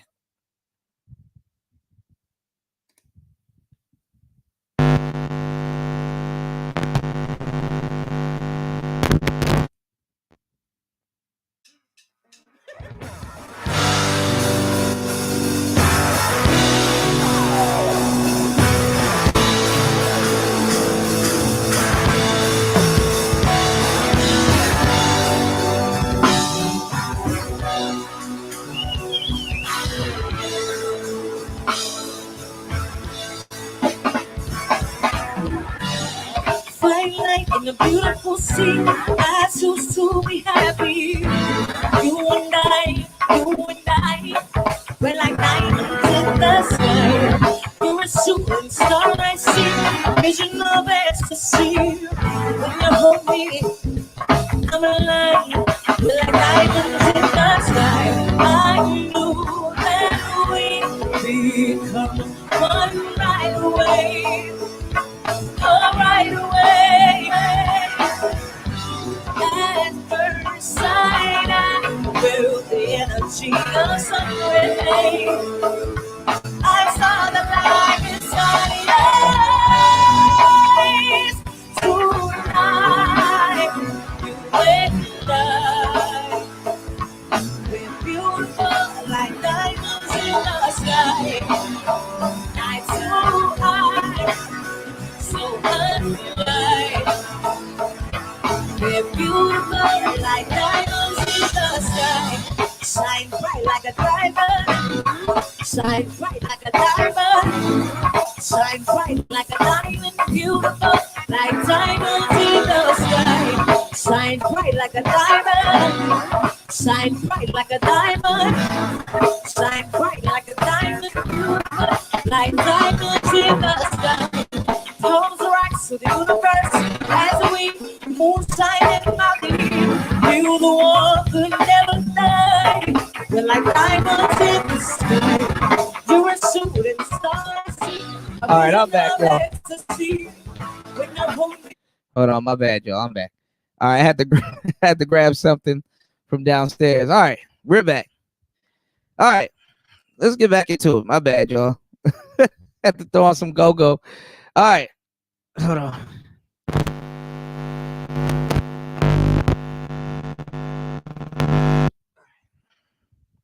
So yeah, those chords are pretty good. Actually, you know what? I actually really want to see what I can do with this OPZ. This OPZ got different keys that actually sound good. I don't think I've ever mixed these two together, but those baby chords,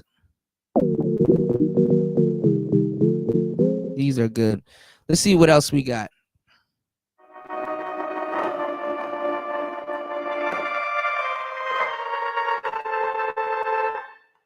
I downloaded this pack. This one's called Broken Pad that kind of makes some like kind of ambient what you call it? Actually, you know what's funny?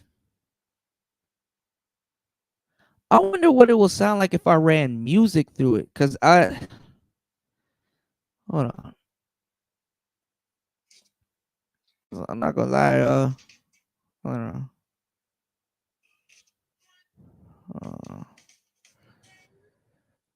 No, I'm not gonna run. Well, I'll probably run music through it a little bit later. Cause if I could remix some goddamn after party to that shit. I wanted to do some mafioso kind of thing with this thing because it has like the broken sounds with the record player in the back. Like, check it out.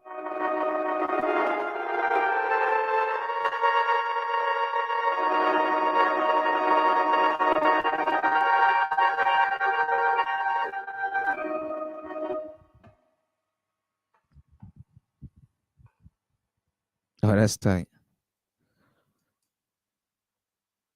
Let's see what it will sound like. Some granular. Oh, mosaic. Hold on.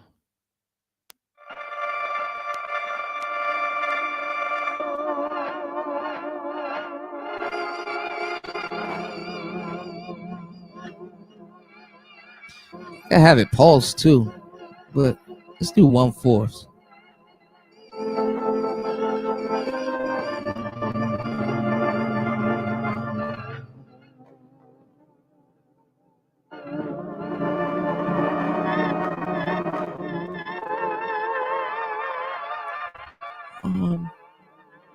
Yeah, let's do that.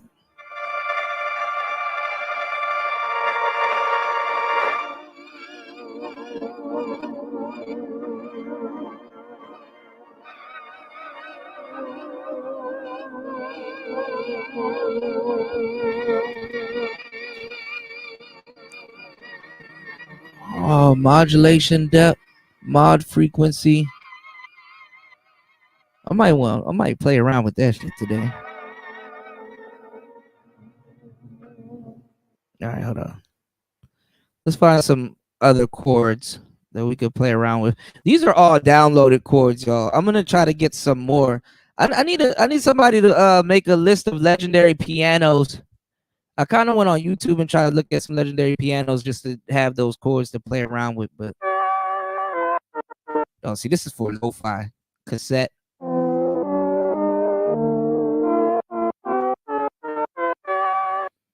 See what that sounds like.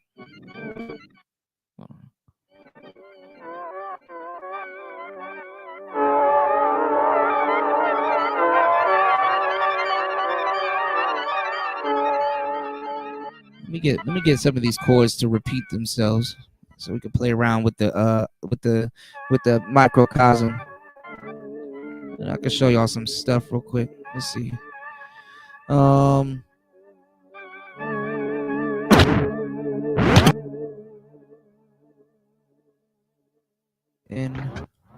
Okay. Let's get a nice tap. What's that tap? Okay. Let's get a nice set of chords playing so we can kind of see what this thing is doing. We can go through the different sides. So let's see. Bypass that.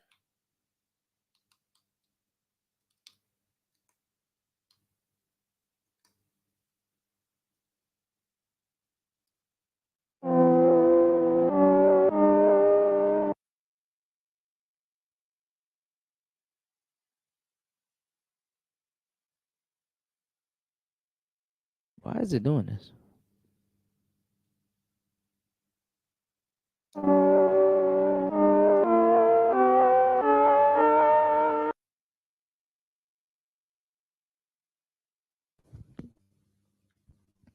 Oh, duh. That would work.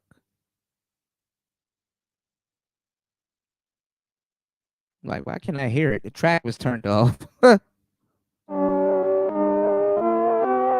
All right, we'll do that. All right, hold on.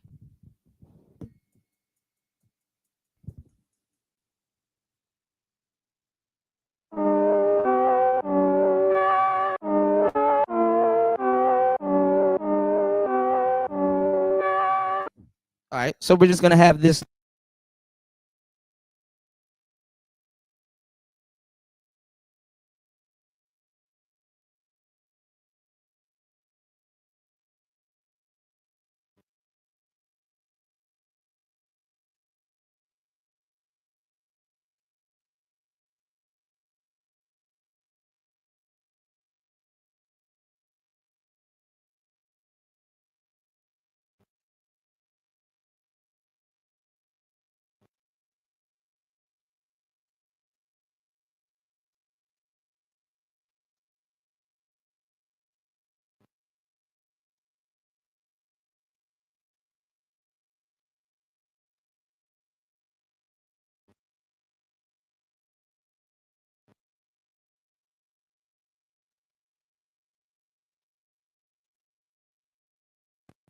All right, we should be back. I don't know what's going on. All right, so my battery on this microphone goes out. Damn dynamic. Damn dynamic mics. All right, here we go. Hold on, y'all. I'm gonna just shit. At some point, I'm gonna just be quiet and just start making shit talk. All right. So we're gonna have this loop.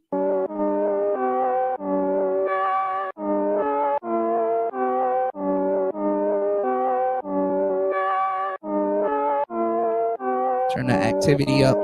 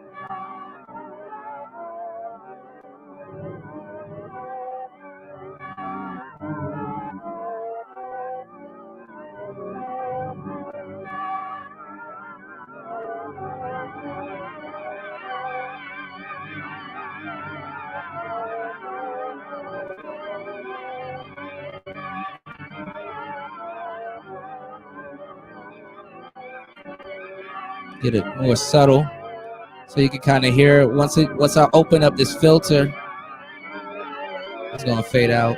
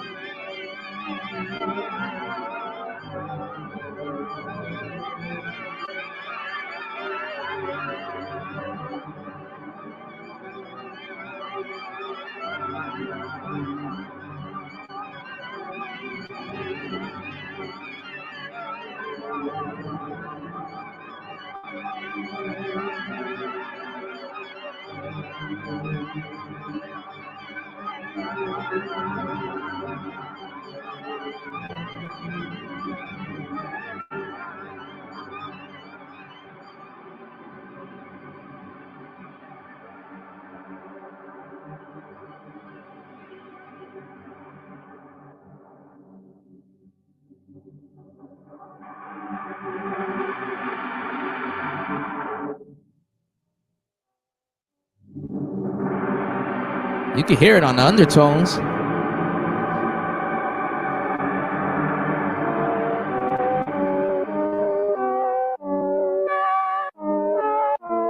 Let's do another one.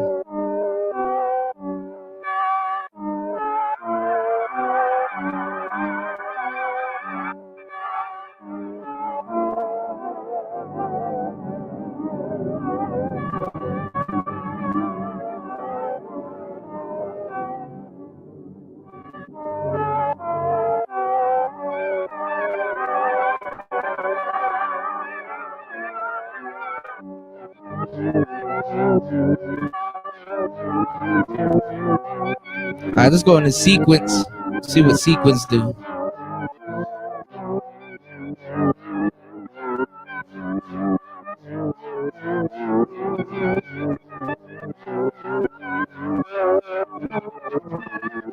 So I can turn up the sequence by 4x.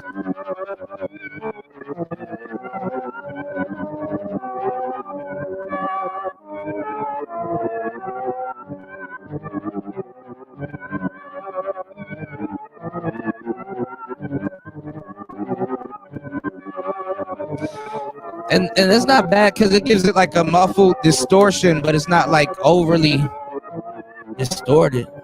Wow. Oh, that's tight. Do times 8.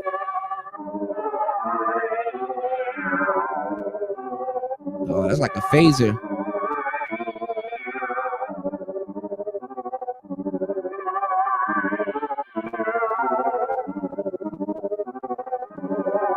Let's do times.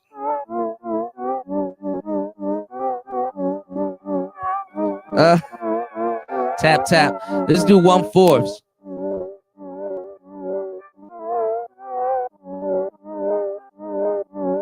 1/2.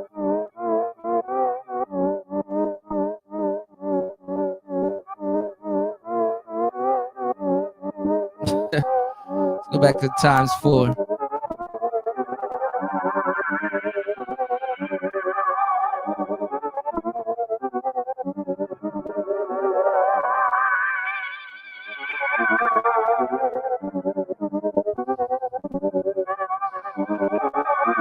Damn, and they got a swishing sound. Let's go further down the sequence.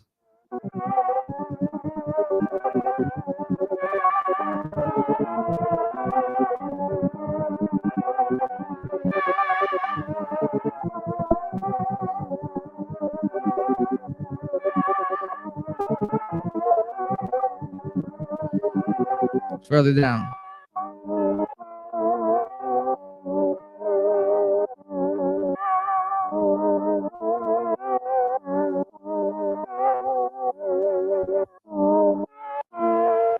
Kind of like a pulse.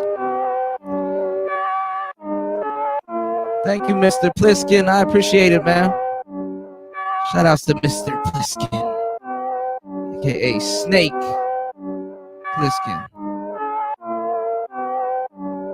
Hold on, yo. Kind of sounds like an old Chinese movie, like a. All right, let's see what else we got. We got glide.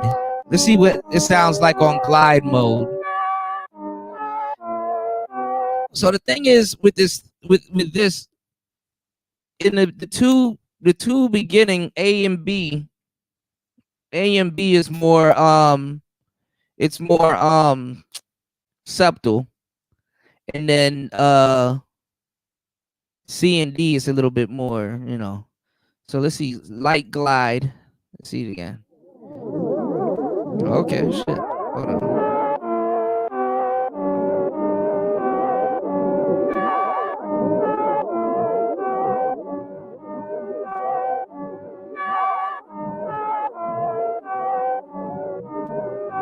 Oh, you can change up the glide right here. You can tap.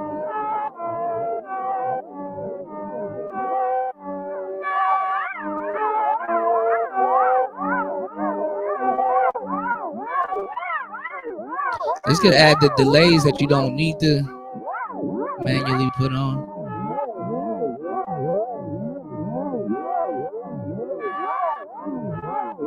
Some sounds are better than others, y'all. All right, blocks.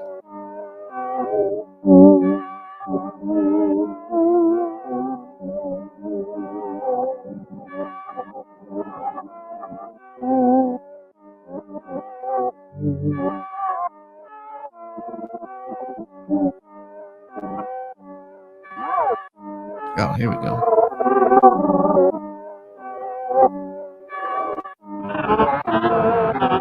Oh, there go the distortion.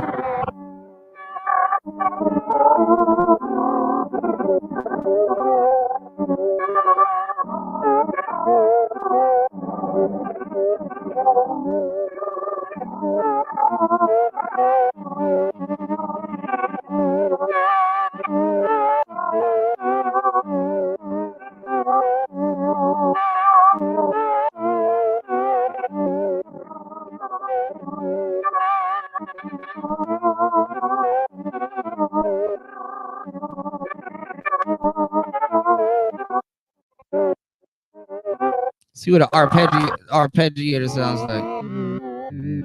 Oh, that's straight up video game right here. That shit turned it into Game Boy. Look, hold on.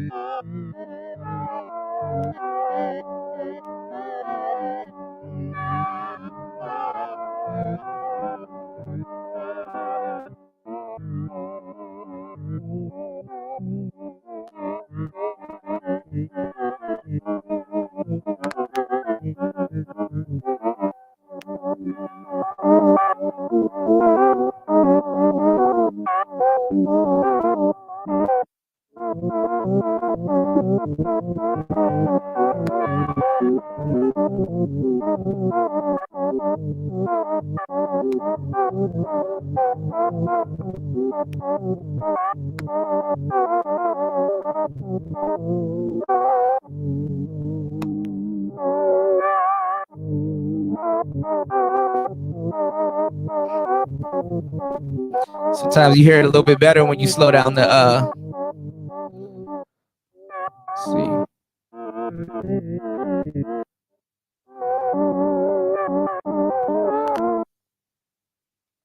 User.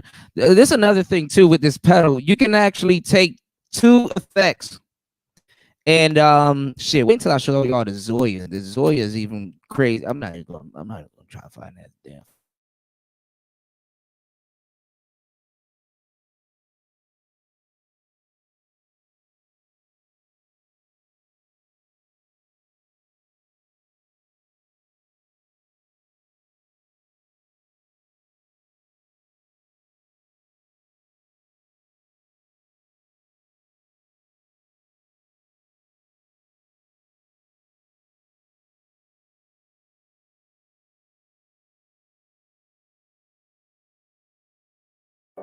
All right, I don't know why this thing is unplugging.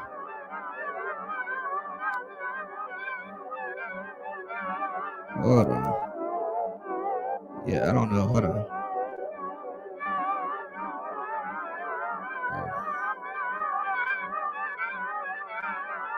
Oh man.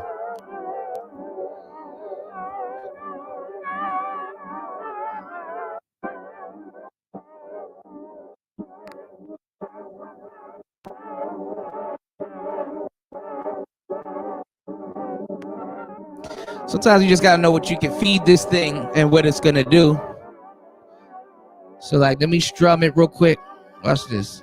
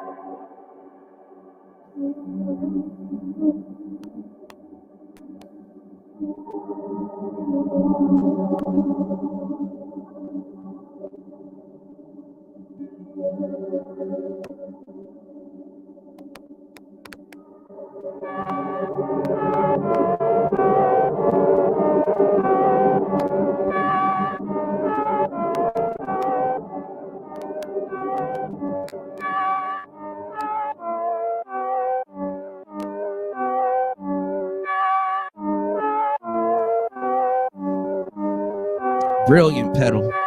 All right. I know y'all tired of that sound. All right, let's see what other sounds we can get real quick before we get into the nooks and crannies of today's show. Oh shit. 1, 2, 3, 4. Out. Synth. Celestial. Oh yeah, this would be crazy.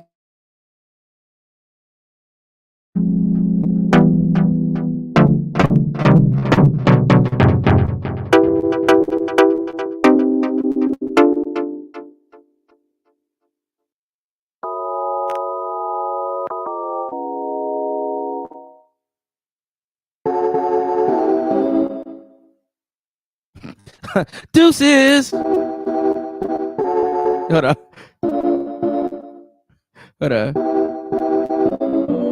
Oh, I can't do it. Don't it sound like those chords? I ain't gonna lie, Chris Brown's a beat. Yo, that song came on the other day. I was listening to that shit. I was like, yo, this shit is fire. I'm moving on to something better. No more trying to make it work.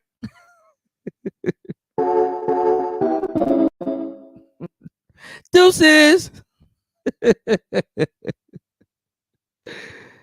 Oh my God. That's a good sub. I don't think this thing does well with subs.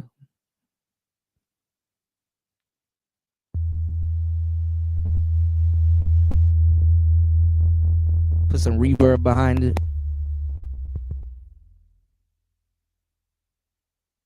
It's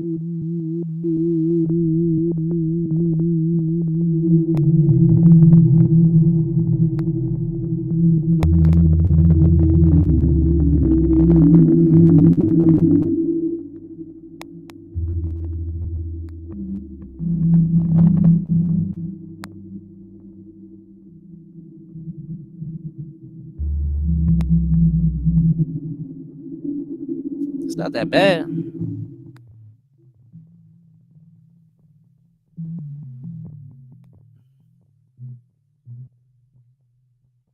This thing, I like Mosaic. That's honestly, if this thing just came with Mosaic, I just stay with Mosaic the whole time. Get that delay. Added some granules. Hit that shit like this, y'all. Just be like, hold on.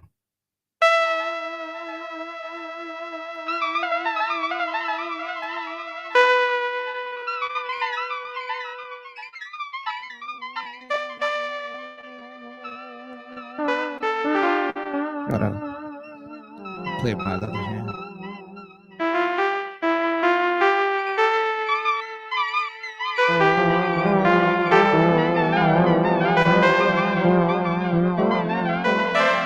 Uh-oh.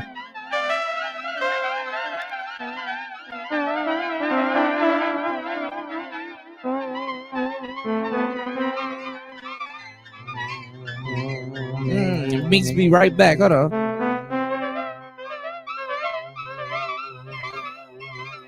It met me right back. Hold on.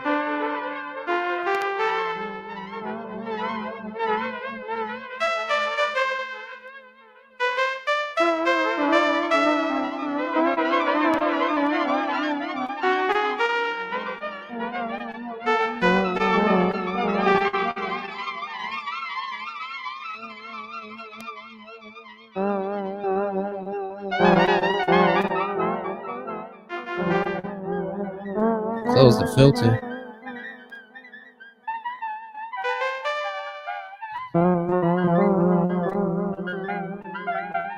I'm gonna lie, this is better than a habit.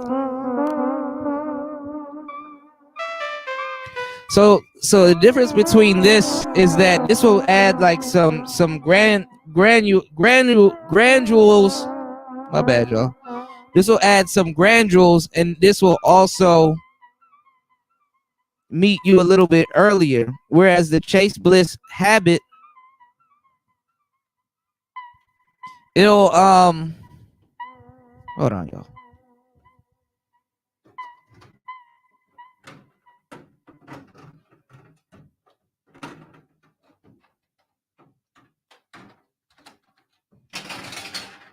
Fuck it.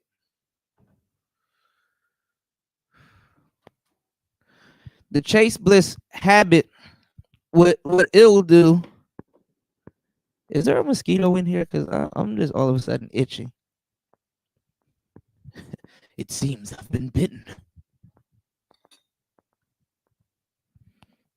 Ugh. The Chase Bliss habit, what it does is it'll repeat a note. Like it's like so these guitar pedals, honestly, people never used to mix guitar pedals with synthesizers. And that's what really put me into a rabbit hole, because I started mixing guitar pedals with synthesizers. Hold on, y'all.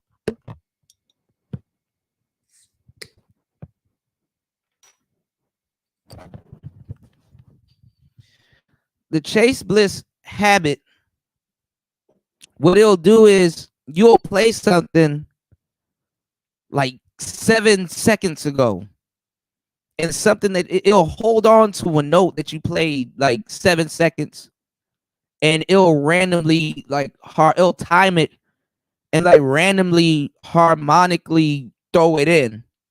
It'll sound good as hell. So I didn't know until OG told me, but anyone could have guessed. Jimi Hendrix had a crazy ass guitar, a guitar board. Like, I wondered what pedals did he have in his guitar board, like his guitar pedal setup, because I know he had some type of fuzz, which is like a like that buzz kind of, they call it fuzz. And I'm not sure if he had a delay. Usually people have some type of reverb and delay, you know. The crazy thing about reverb is that not all reverb sound the same. Like this is space reverb, you know. This reverb that I'm using here, this shit'll shoot you into outer space. You can literally hold on and just turn this shit right into.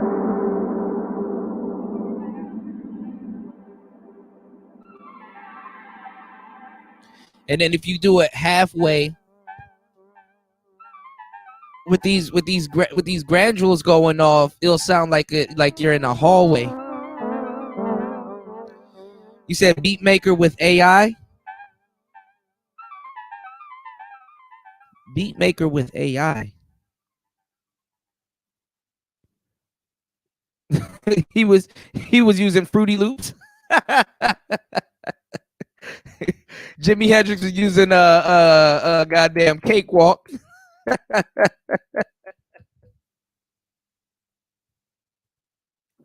nigga was using goddamn serum. Let's see what else we got. Let's see what other sounds we got, because you could pull some really good sounds out of some of these chords.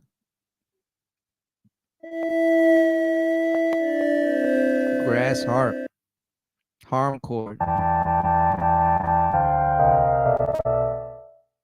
right, let's get into some beat making. Oh, this thing is crazy. All right, so this is I don't know what the fuck this thing is doing. So it has a mind of its own. There's this secret synth for the Op-1 called Eider. Oh shit, wrong camera. I'm not even touching it. That thing is going off. It's called Eider. See it? Eider. This thing is fucking crazy. It is like an alien. Okay. And you should see the graphics for it. I don't know what it's doing.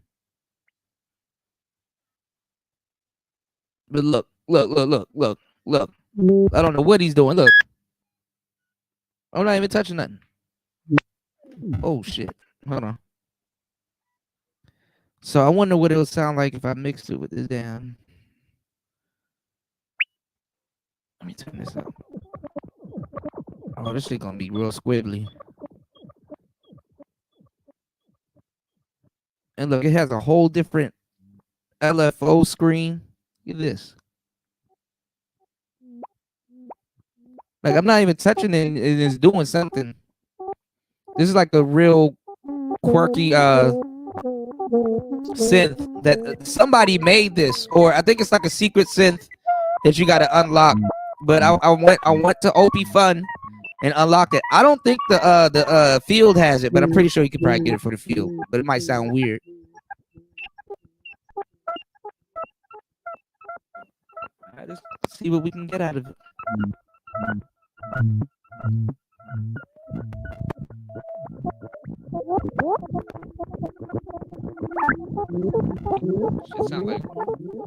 Should sound like disgusting water.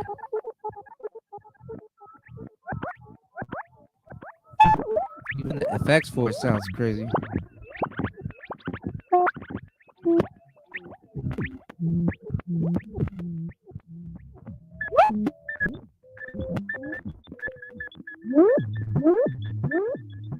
Right, let me turn this shit off and see what it's doing.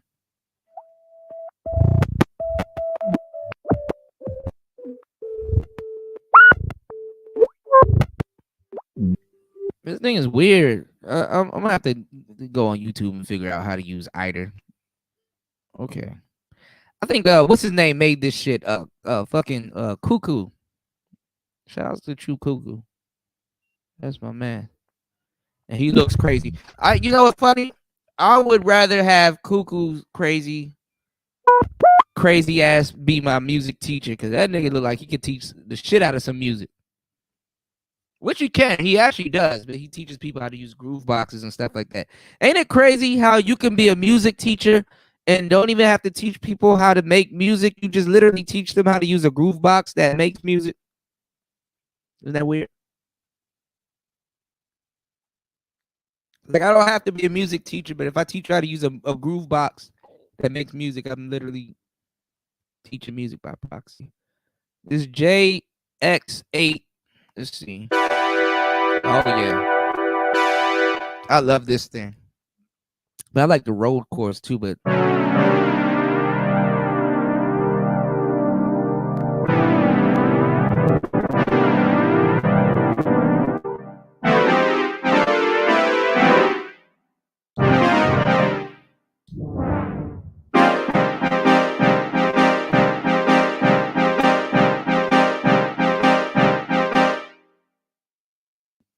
shit, let's get some drums going. Hold on, y'all. We about to rock out.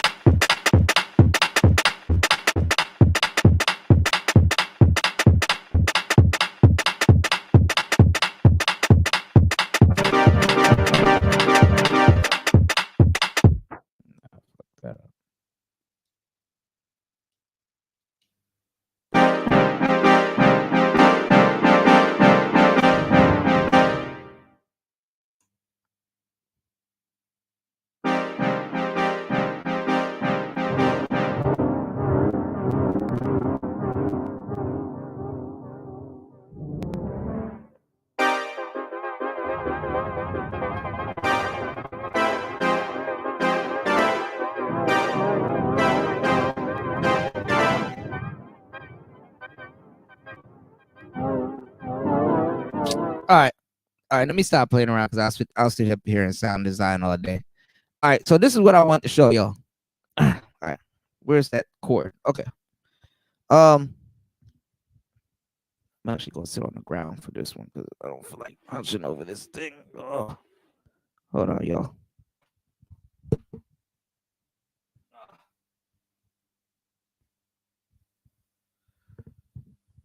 All right, I can barely see my screen, but fuck it. Hold on.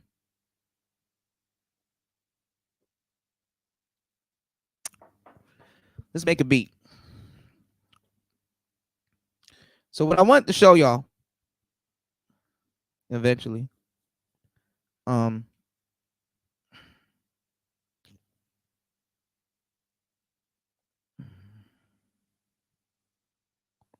gonna do this. I don't want this engaged. But then again, it's not hurting nobody. We could probably add later. Okay. All right. What I wanted to do is show y'all not the poor man's way to make a beat with the Op-1, but a real way to do it. Let's see how much bars we have real quick. I want to move this. Kind of want to have this sitting up so I can see it. So my bad, y'all. Okay.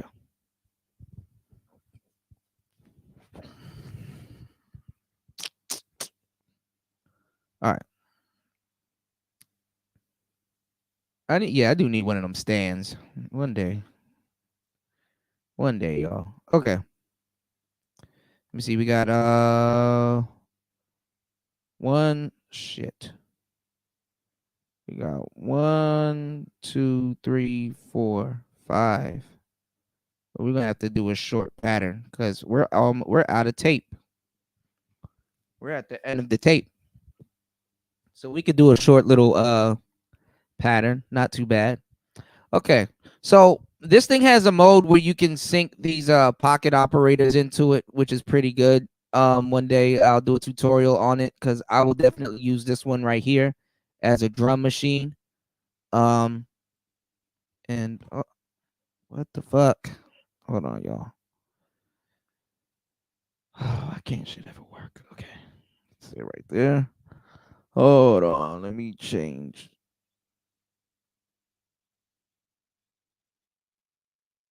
Damn, that did look good. Let's do right.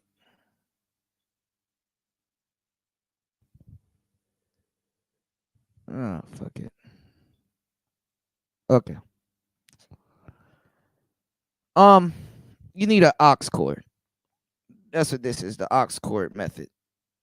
And we might use some drums from this. Okay, so anything you run into the OP1 is gonna turn it into mono. Even stereo is gonna break it down and turn it into mono. What's actually cool about this what you call it, microcosm, is that it's stereo. So it'll take that mono signal and split it into 2 ears, and it's stereo. So a lot of people are like, oh, I need to buy an OP1 field. No, you really don't. You just need to turn it into stereo. Or if you MIDI the OP1 into this OPZ, this will turn it into stereo also. But then this will have to be the brain instead of the slave, which, I mean, it's not bad. I mean, but this is actually pretty good synth, and it's actually good drum machine also. And you can't go wrong because this is just a big ass sequencer. So you literally can't go wrong. But oh, I got my thing here. Hold on, y'all. I can use both my hands now. Hold on.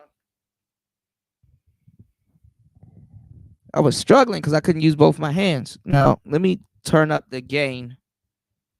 So be prepared to hear a little bit of background noise. All right.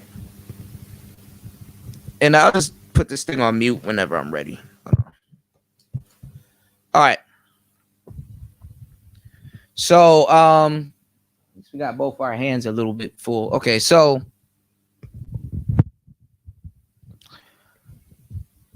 what I wanted to show you guys is this. So that you don't have to MIDI everything into the OP1, what we're going to use is we're going to use this. We're going to use this aux cord right here. And basically all of the dope drums and all that stuff, we're going to sample it. We're going to sample it. But what we're going to do is we're going to overdub. So I've been abusing this overdub shit, but it's a part of the music creation process. So you overdub. Now, if we fuck up, then we got to do the whole thing over again. But what's dope about it is that this thing only has 4 tracks. So usually how I do it is my 4th track is what I'm going to use for drums and overdubbing. And then the first 2 to 3, maybe the 3rd track might be bass, or I might have all of those things on one track. Or what you can do is if it has an aux cord, you have a synth. What do I mean by that? Basically, I'm going to just run the aux cord into this, keep it on the track that I want to use, and overdub it. As a matter of fact, I can just use this as a DAW and don't use any of the synths on this thing. And I can bring in this MPC1. I can bring in this OPZ. I can run the audio right through this thing and then reroute it back through here and use that. Or I can use this stem player. Or I can use this Novation circuit that I'm about to use. So I don't have anything here going for 4 bars. And the tape is going. So we're going to stop it. So what I like to do is I like to paint my drums first. So let's select some drums on the OP1. I'm giving y'all the veggies right now. You know, we need some more. I mean, you don't need no heavy hitting drums, but Ike and Tina. What type of drum is that? Hold on.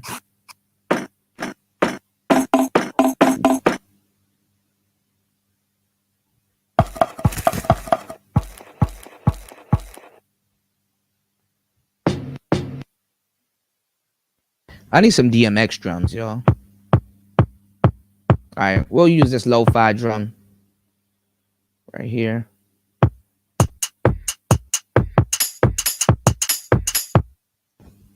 Already programmed those. All right, so we're just gonna use some drums right here. So let's lay down some drums.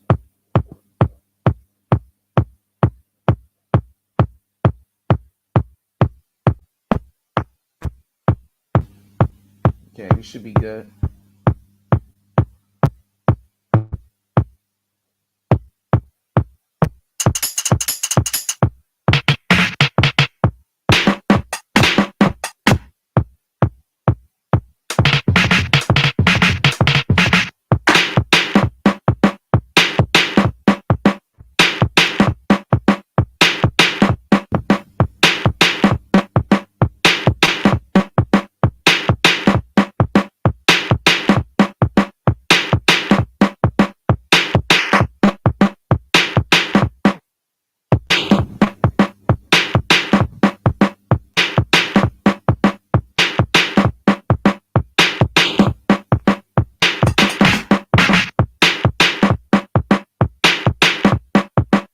All right, I don't know what type of drums those are, but we're gonna keep those.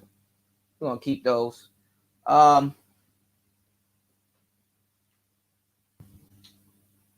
the fuck is this aux? Here it is.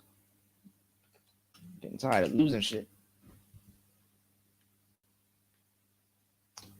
Come on now. All right. We're gonna take this aux cord, run it on the inside right there. That's what she said. And we'll use track 3 because I don't want to overdub this because this is a good start. So we have so we're gonna build on this.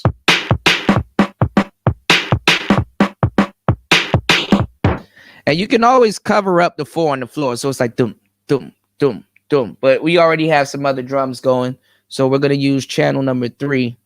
And then maybe we might add some bass on this channel and add another drum. So what we're going to use is we're going to use the Novation circuit. God damn it. Stop scratching your equipment, Kuda. And what's cool is that I'm giving y'all some game. What's cool about this is that I can sit up here and tweak all of my synths and modulate them and stuff like that. We're gonna use a synth from this also, because the Nova synth is actually pretty good. So usually the best way to do it is you can run it from the right and the left ears, but you don't have to. I can just run it straight from the headphone port because it's going to turn it into mono anyway. All right. Yeah, all right. So, what do we got? Now you can literally find any synthesizer that you want. Just grab 4, 5, 6 of them. Grab a couple of pocket operators. If it has an aux cord, it's overdub. It's overdub. This is called the overdubbing method. Very effective way to use your Op-1 if you don't have your MIDI configurations and stuff like that. And also, other than clocking, I mean, you just got to be able to freehand stuff, and then other than clocking and stuff. So once you have your instrument that you're going to use, you're going to press this mic button right here where you can sample something, the radio, whatever. Turn that on, and now we should have sound. But you want to make sure your sound is not too high. But then again, it don't matter because you can just turn the track down if it is. But you don't want anything to be left out. So let's see what we got and see what we can add to it. Let's find some synths we can use. Let's do the Nova synth, and then we'll add some more stuff onto it. So, and sometimes you might want to have your synth and your drums if you're adding another instrument into it on the same track. So when you mute the track, you can also give it a little bit of complexity. So, oh, damn, I already found what I want to use.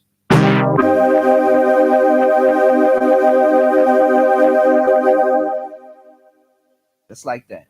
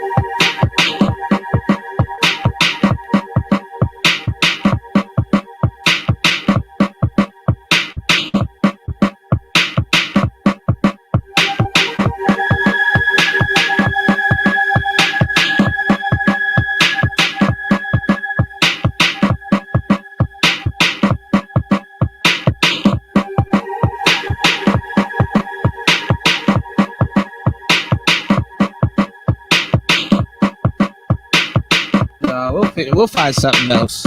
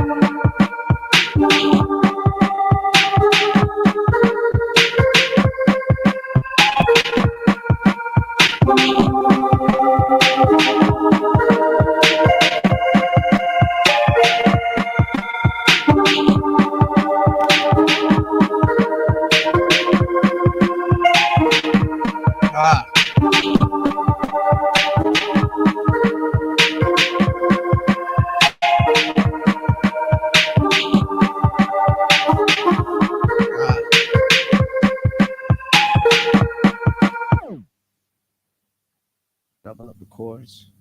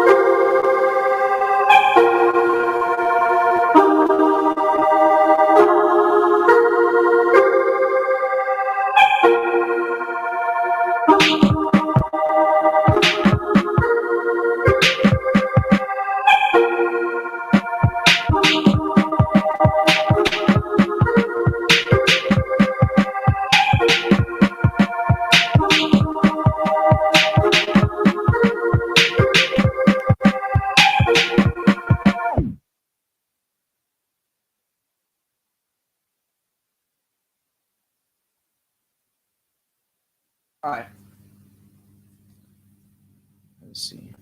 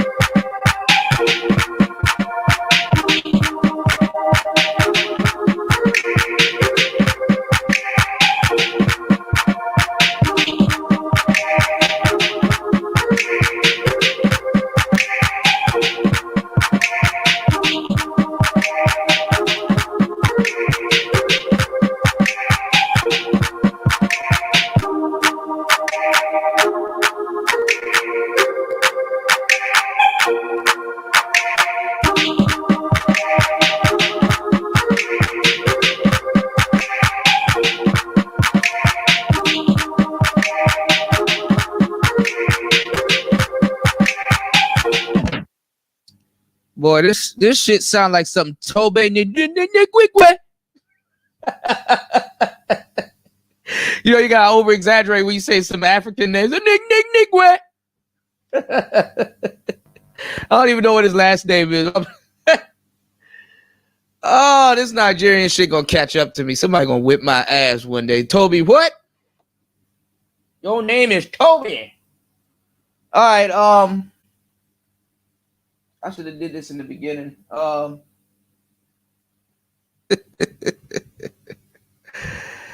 right, I wanted to use some drums from this Novation circuit, but nah.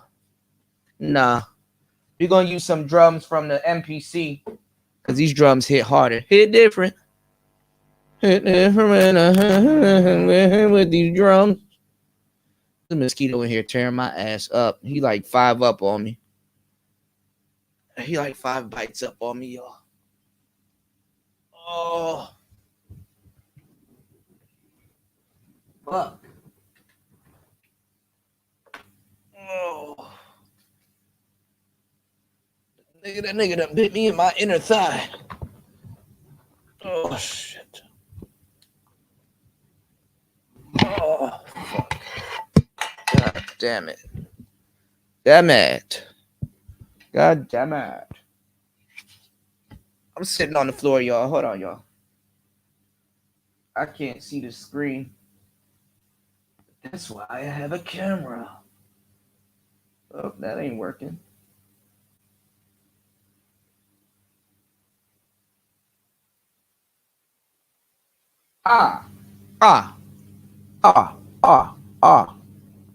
Okay. Fuck it. We just need to find some drums, baby. Need some drums, baby. Fuck, I can't see that. Your boy blind. Let's get some trap drums just for the fuck of it. Here's some hip hop drums. Gang rich shit. Okay. Whatever that means. Woo! You don't need that.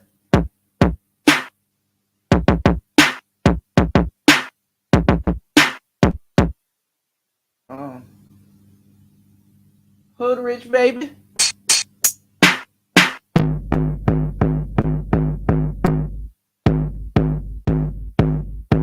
Damn, that ain't techno though. We need some techno drums, some EDM. Yeah, let's see what the EDM drums. Blonde versus brunette, whatever that means. Oh, you drums hit harder, y'all? Nah, that's fuck. Oh, there we go. Ooh, some Kanye West shit.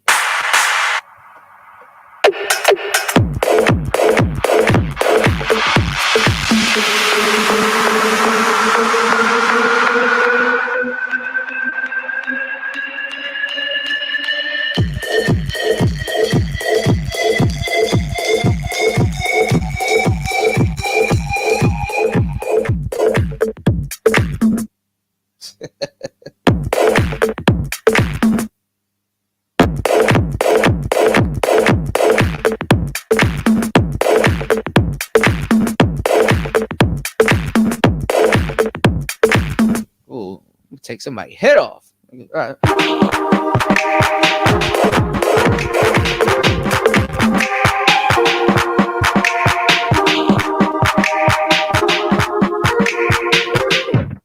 So this way, what I'm showing y'all, I'm cheating like a motherfucker. Look, this way, I'm gonna show y'all what's going on. All right. So if I do it this way, right? Let me see if I can pen over and show y'all the oh shit. Anyway, this way, what I can do is I can use MPC drums. Shit, I don't even have to do that. I can use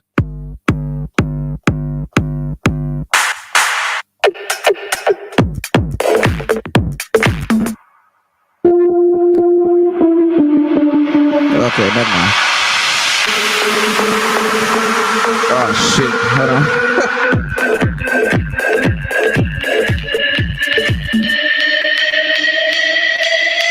All right, you're doing too much now. Turn off. Get now. Turn off. Thank you. This way I can use MPC. This way I don't have to sample shit. I can use well, I'm sampling technically, but I can use MPC drums. I can use some stuff from the Novation circuit. The only down part is that it just got to be live and unquantized. And I can literally double back and get some synths from the OPZ. I didn't even use any synths from the OP1. So let's see what we got. Hopefully they'll sound bad. So we got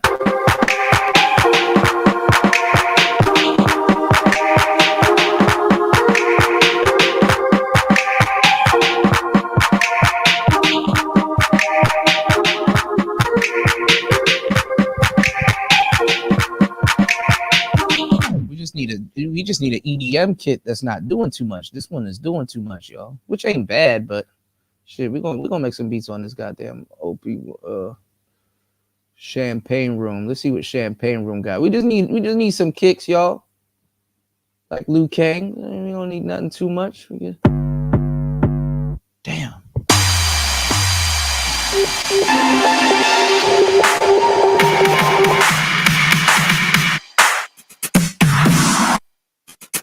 Ooh.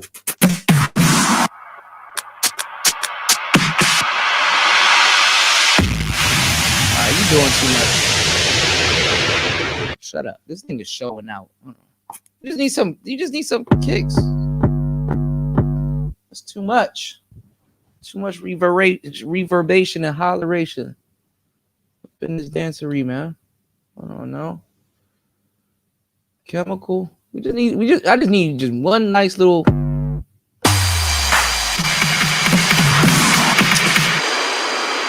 All right, nigga. When in doubt, look for techno. Just go to techno. Techno got what I need.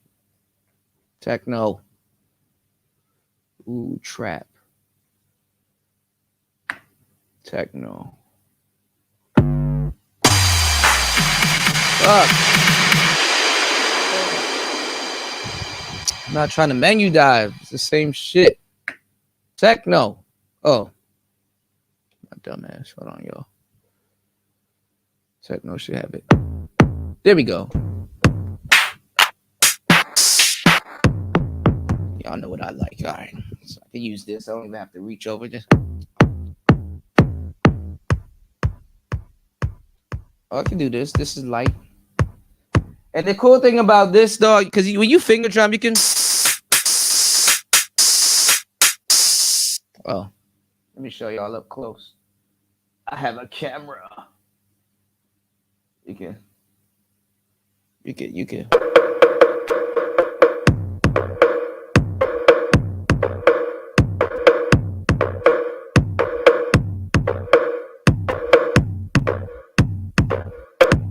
No.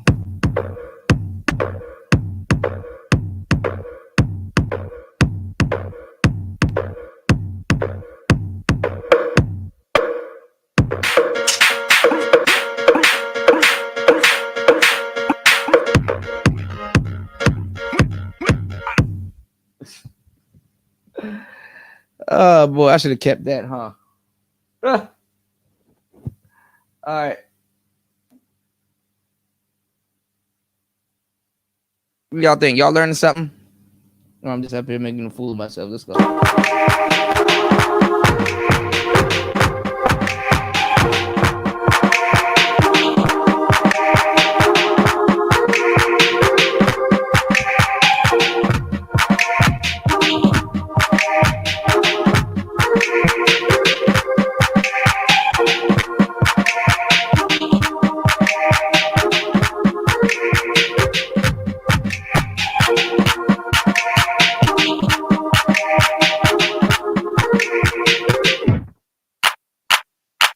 I was adding claps.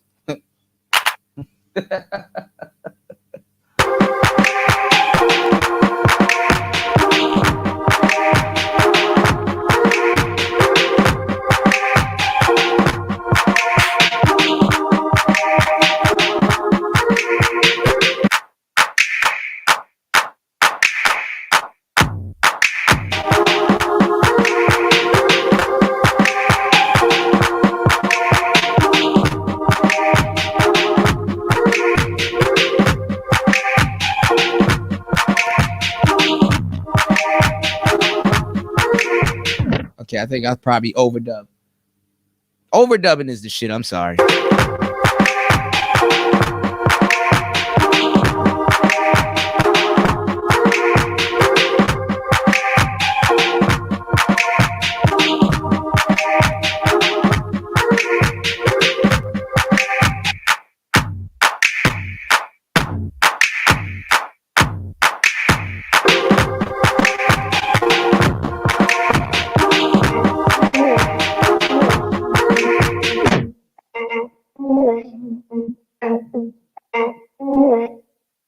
Well, that sounds like some porn.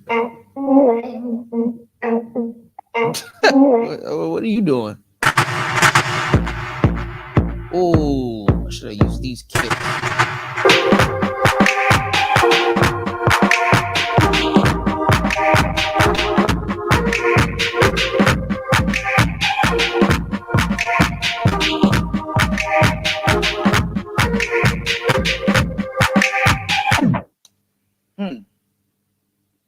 Now, this is the thing with overdubbing. I could use this, which I want to. And then I'll have to turn off one drum track so y'all can really hear it. And it would sound good. But altogether, it'll sound bad.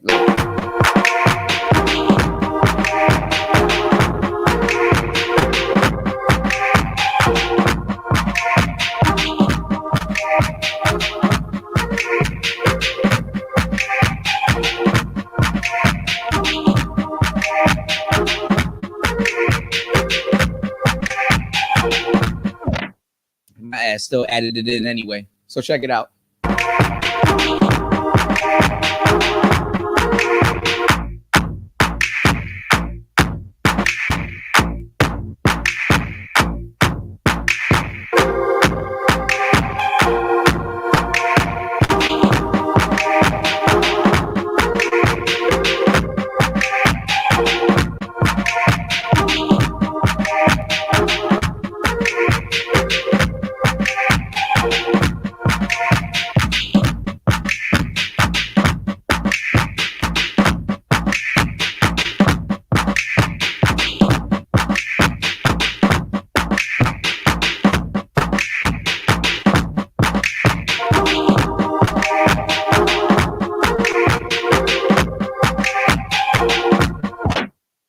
All right. Now we need a lead. I need a leader. A little a needle. Definitely set this party up right. Need a lead, need a lead, need a lead. I'm gonna take the same aux chord. This aux chord is a slut. It's been in all these instruments the whole time. I'm gonna turn this shit on right here.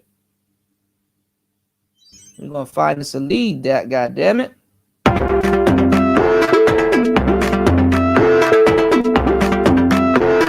don't know what the hell I was working on. That sounds terrible.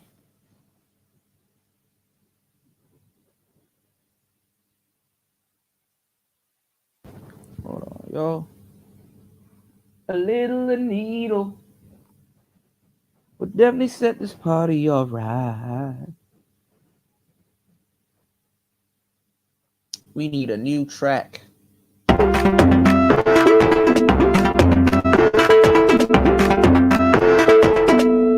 of this shit sound like African music, man. What the hell is going on here?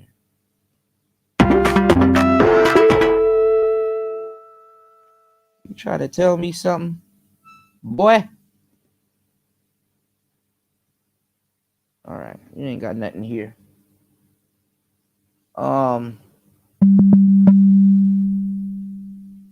Chord we on? All right, we ain't got nothing going on.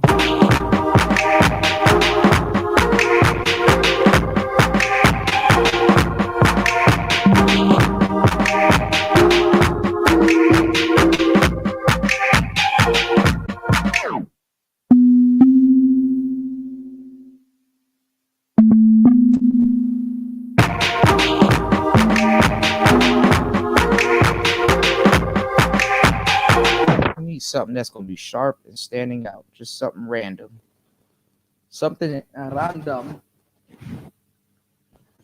Yeah, don't save. We need something random, y'all. We just gonna make something on the MPC a little bit later. I did the same thing with the MPC, y'all. I just overdubbed. That's what I did. All you gotta do is overdub, y'all.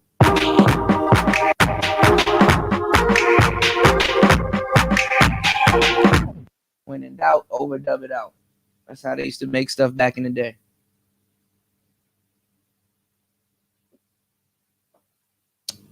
Let's see.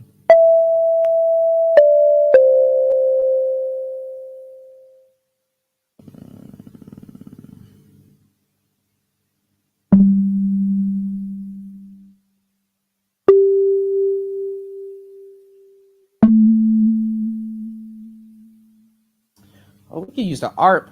We can use the ARP. Free.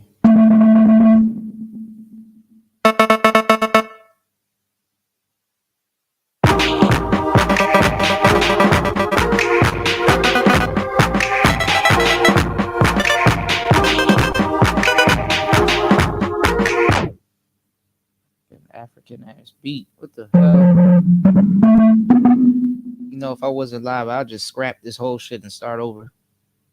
Y'all gonna get mad at me if I do that. So this is fucking horrendous. None of this shit makes sense.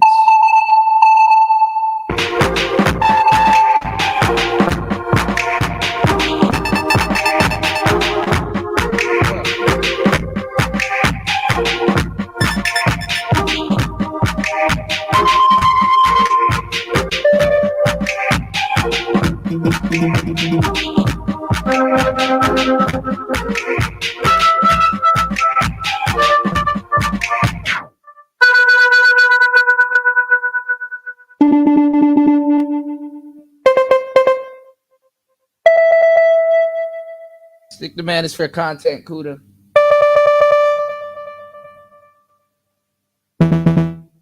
See where it's at.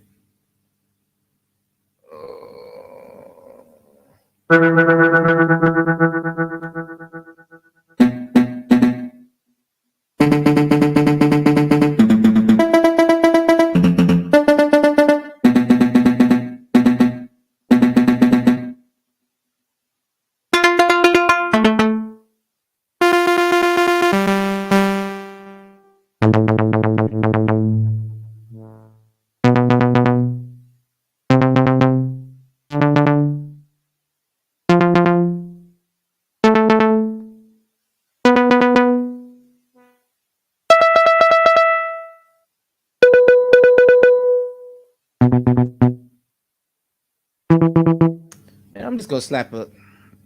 That's what we're gonna do. It's not even gonna be that. It's not even gonna be that serious. You better slap one of these damn chords on.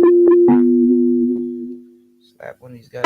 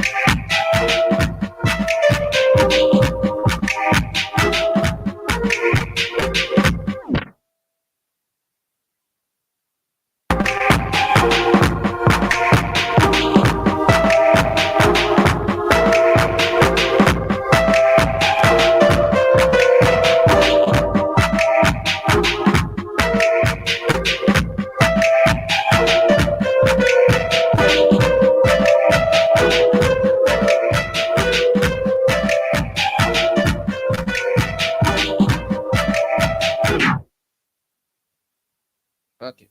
We're gonna turn that shit down. We're gonna do this. This is how you. Let me show you how to tuck something. Watch this, y'all. How you do it? You go.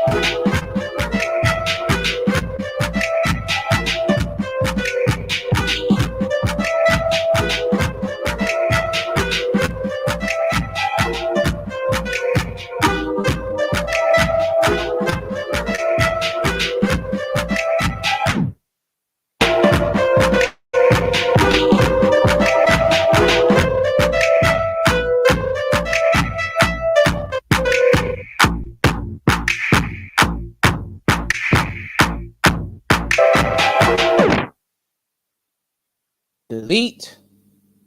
Next one, delete. This one, delete. This one, delete.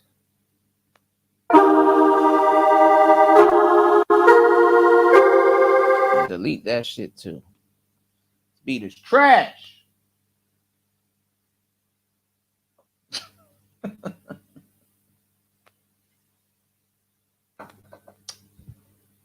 Fuck it. Need some straightening. Where the fuck is my phone? Oh my god, where the hell is my phone? God damn it. Oh, here it is. That will help.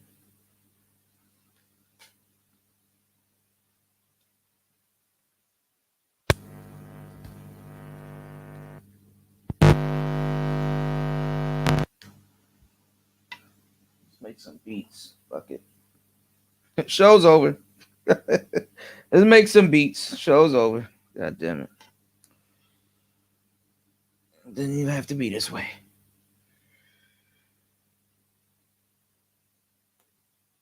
I have an OPC. I already did play a scan. Yes. Yes. Connected.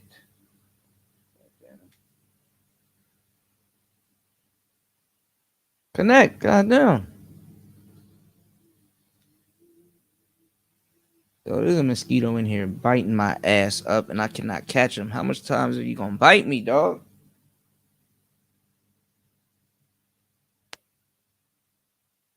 Right. Thank you. Let's make a beat. I really don't use the actual app. I ain't gonna lie, I didn't use the app for a long time because I didn't know what the fuck it was talking about. I didn't know what I was doing. I still don't know what I'm doing right now, but hold on.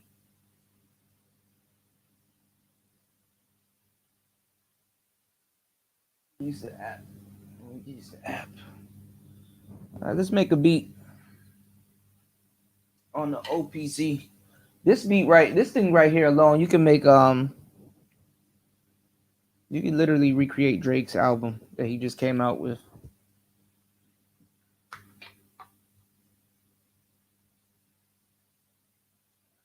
And actually, I'm gonna tell you the truth. This thing is actually fire with the damn. Hold on, let's see. This thing's actually fire with the damn microcosm.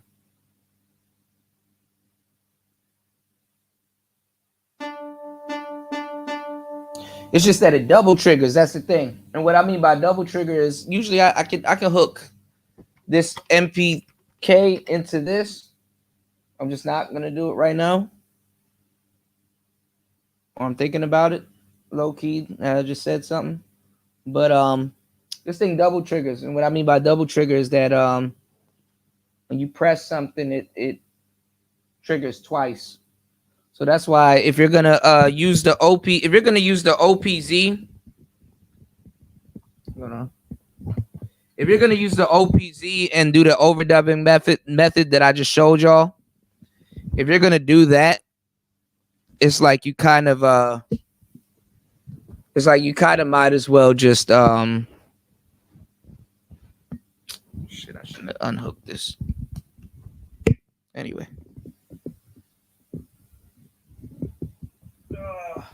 Y'all don't care about mics anyway, god damn it.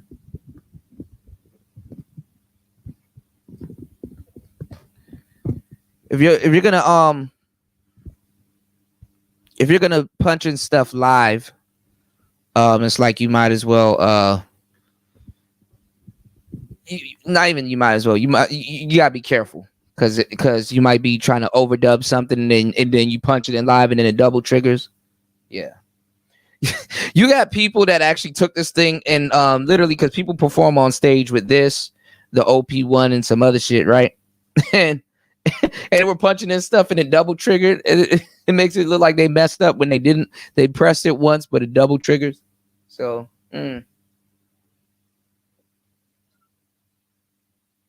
that's just a limitation on it though. But people really don't trip because it's just basically a sequencer. So just don't get caught trying to do shit live on the fly. For the most part, it might double trigger. I was looking at some cool shit. This dude that was teaching this course, he sounds like War Master.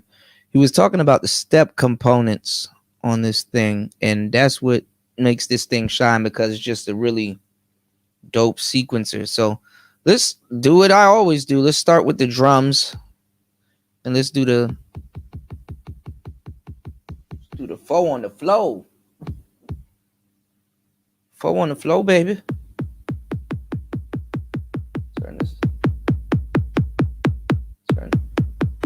Turn this bad boy up. Can I turn it up from here?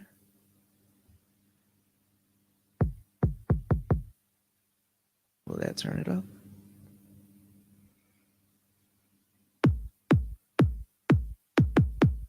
See? Double trigger. All right. So I hit this corner one. 1, 2, 3, and 4. Shows it right there on my thing. Press play.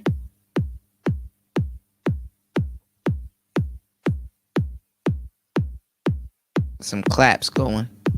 Want some more? Not just 4.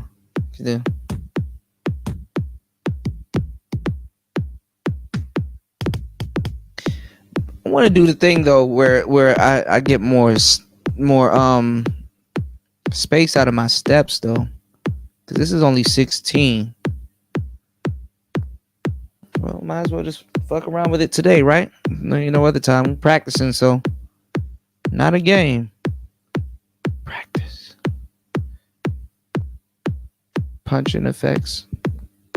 Oh, I can.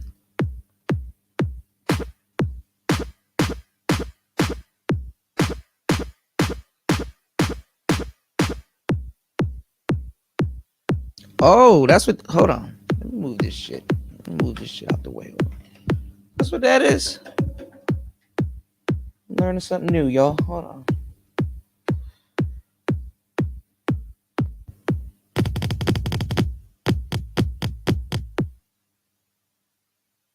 Duck. Random.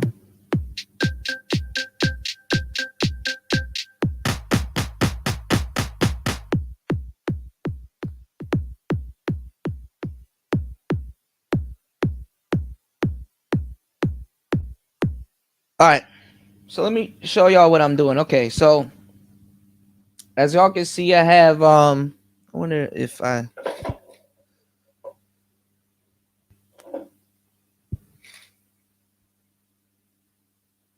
no, y'all can't even see that. Fuck it. Anyway,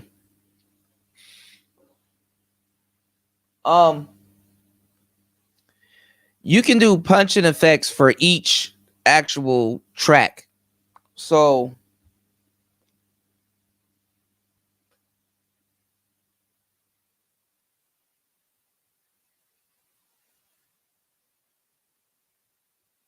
no, that's not working. Fuck it.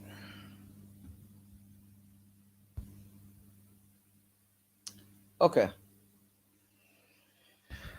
So you can do there's this arrow right here for step components, which is actually pretty dope.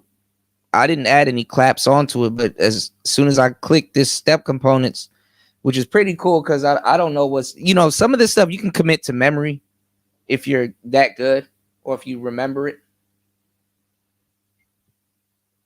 But once I press this up button, these are punching effects. So I can kind of do this for every track. So let's say I didn't add no claps in, which I don't have any claps in. That's what she said. I'll go over to the snare page. And let's say I put this in right here. I can hold record and I can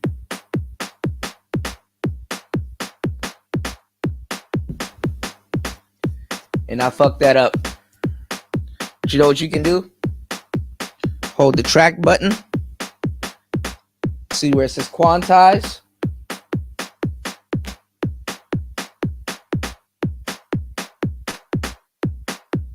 Now, even though it's fucked up, it's still on beat now.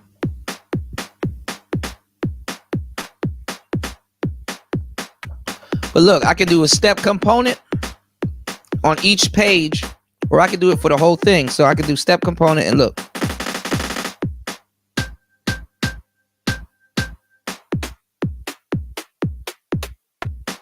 See, so Teenage Engineering, they knew what they were gonna do. They were like, okay, all right, nigga, let that. Oh, what's going on, JR? They were like, nigga, yeah, let that OP1 fail. Look, we got something. We got another party trick for your ass. So you did. That's the cool part. So this is a filter, stereo, and the cool thing is too, if you notice, because it's cool because they actually have like the layouts for this. This thing is actually really badass. It's split down to half.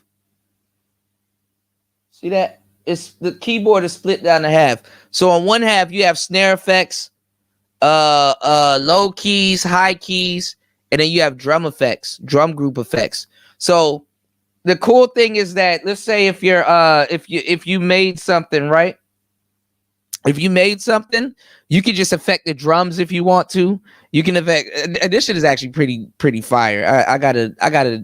Oh, I'm glad I'm sitting here doing my homework with y'all. You said, can you talk real quick about the Silk the Shocker?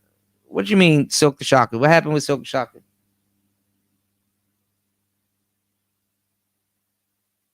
Oh, you mean Silk the I don't know. That nigga weird. I don't Silk the Shacker, boy, Silk the Shacker. Silk the Shocker has always been off beat. I can't like, all right, let me tell you about Silk the Shocker's style. That nigga can't rap. He can't, but he's just off beat. And like that nigga will nail one out of like every 4 bars. That nigga will nail one, and that's usually the bar that he start with. Cause I've done it, and I know rappers that do it all the time. My friend Joe, there's a bunch of rappers that I know. That's kind of where I used to do it, but that's kind of where I got it from. You go off beat, but then you come back on beat. You can go off beat for like 2 bars. And then come right back on beat. So people are like, huh? What's going on? And then you land your punchline and get right back on beat. So you got people that can do stuff like that. And stuff like that. Blueface is actually good at doing that. Go listen to old Blueface. He's actually good. He's actually good at doing stuff like that.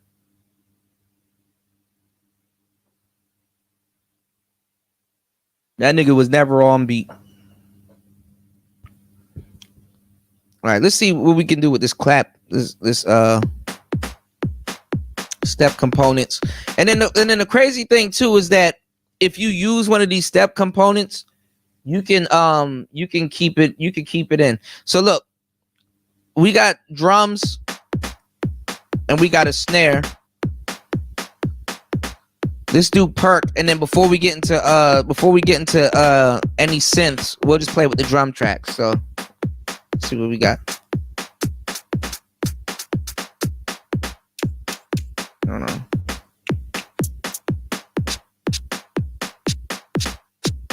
All right, we'll just add this random. Oh, we're just adding some random ones. Just put all of them.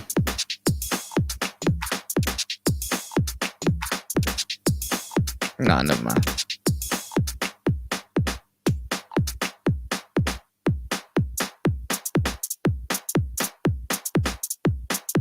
No, that sounds bad.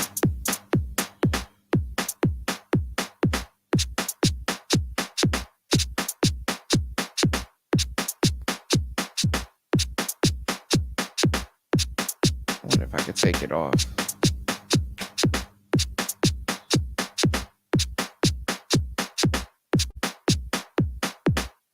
Actually, hold on, y'all. I'm getting irritated right now. I don't like this snare. I don't like this snare. Hold on.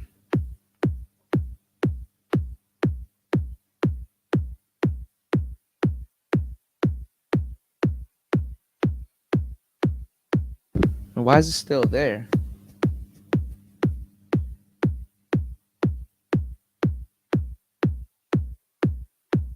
Take that shit off. Hold on. How the fuck you get rid of this damn snare? Oh, my battery would be dying, huh? Get your ass. Hold on, y'all. This shit is annoying.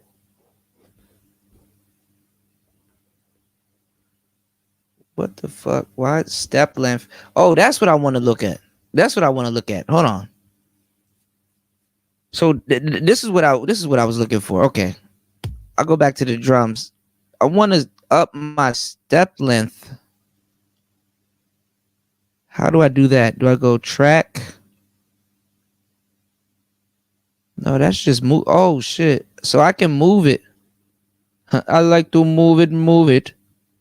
So look. Damn, this thing is crazy. I'm sorry, y'all. I'm learning some new shit right now, because now that you can actually see it, you can see what's going on. So you can, or I can move it. Look at this.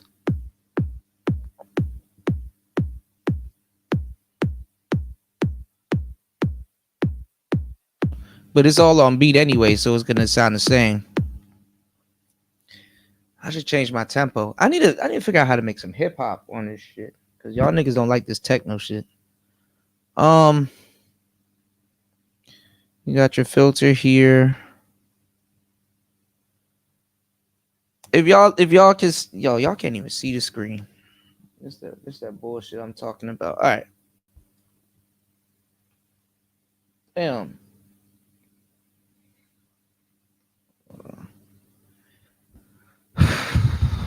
All right, let me take a breath. Okay. Y'all can't see this shit. I'm looking at the screen. I know I can't see it, so I know y'all can't see it.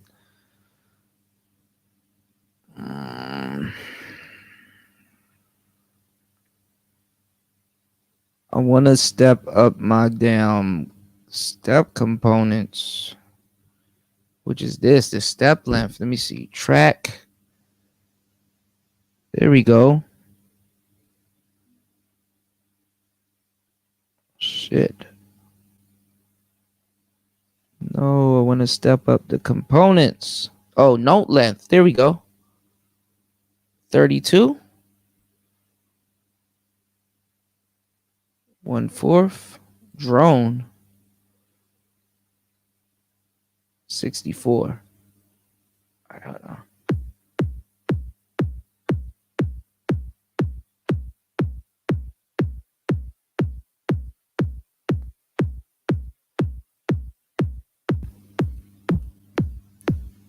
Quantize.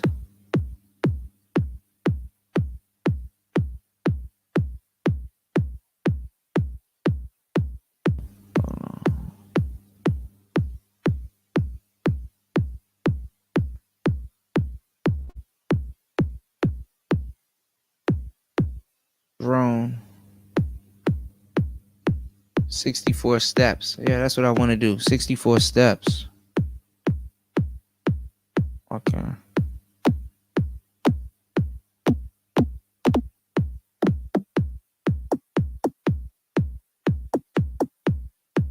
Let's add some random noise in.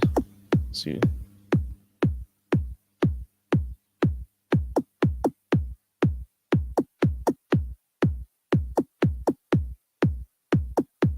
But it's not going up to 64 steps. All right. This shit about to get on my nerves. All right, whatever. Make a beat.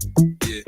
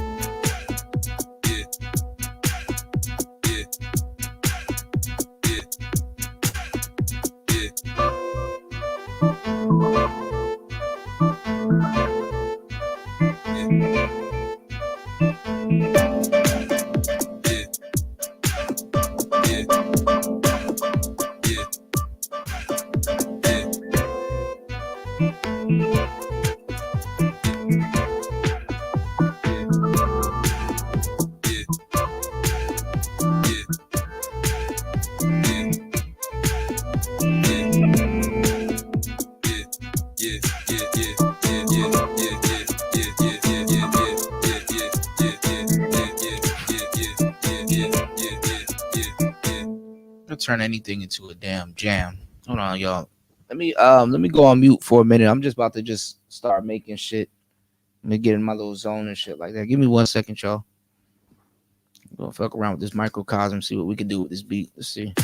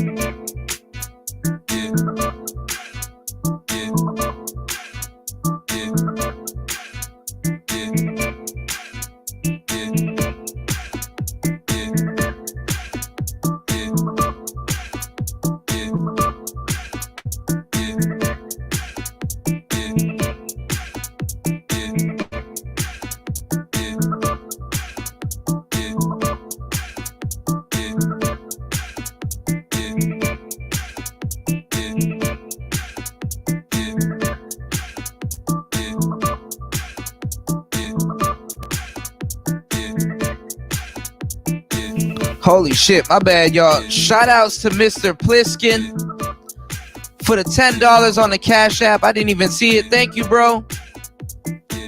Shout outs to Mr. Pliskin for the $10 on the Cash App. Give me 1 second, man. We about to jam out. I'm about to just get in my zone real quick and just kind of, you know, make some music. Fuck it. Player talk. Let's get it. Shout outs to Mr. Pliskin. Let's go.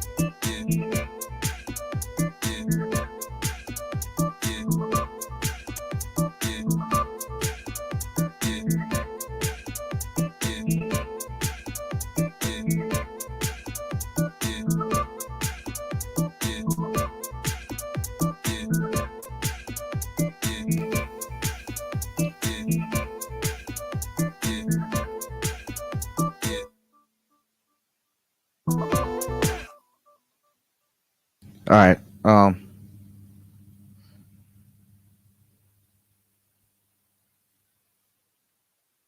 Shit. Get out of performance mode.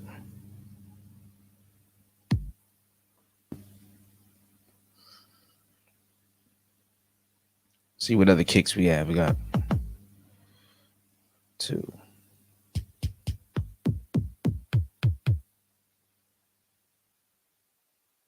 All right, so everything's turning into damn techno. Let me see what metronome. What I didn't know how to make some. I need to make some hip hop, but if I do something hip hop ish, I gotta if I do something hip hop ish, I gotta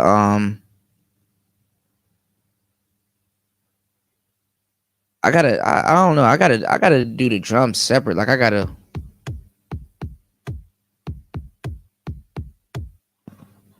Which I can. Let me make something at a higher BPM. This kind of make some. Let's make some house trance or something like that. I never made house. I don't think I made house on this on this before.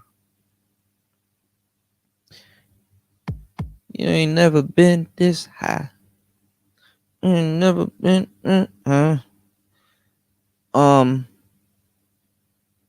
Damn, my tempo and my swing. Let's do something at 132. I heard 132 is the magic number.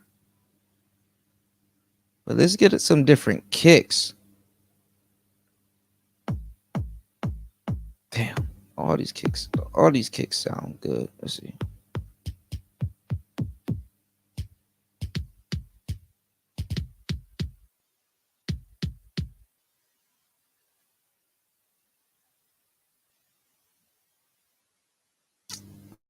Note length. I do want to make everything longer though. I just don't know how.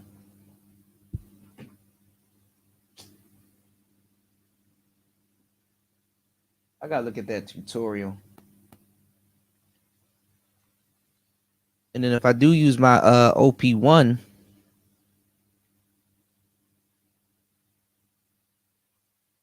I gotta delete some stuff because I'm at the end of the tape. Oh, I can flip the tape over. I think. I need to make some beats, y'all. I need to make some more beats. I actually need to mix these and put them out. Tell you the truth.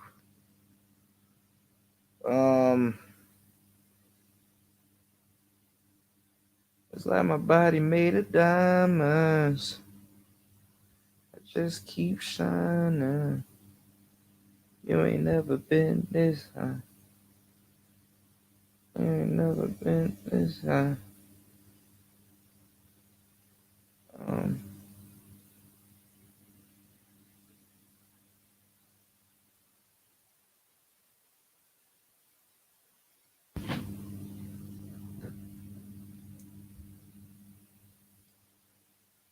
How would I do this?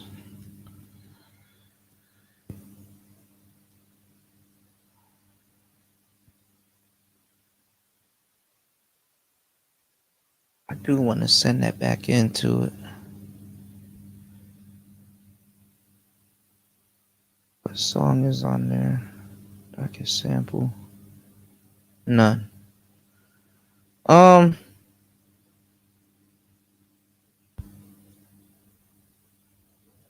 Oh, I ain't got nothing on here.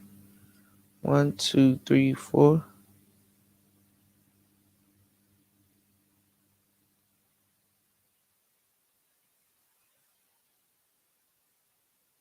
Okay.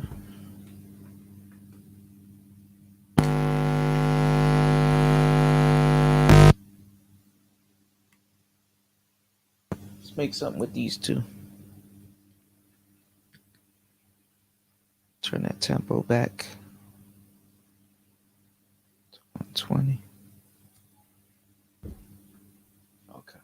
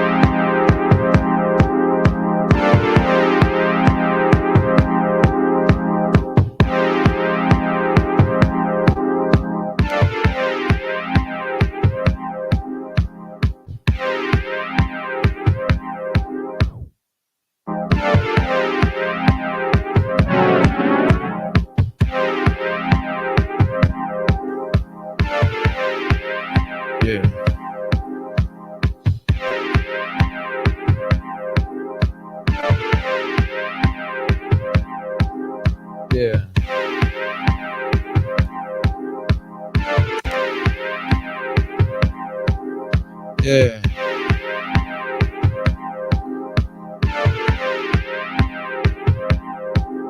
Yeah.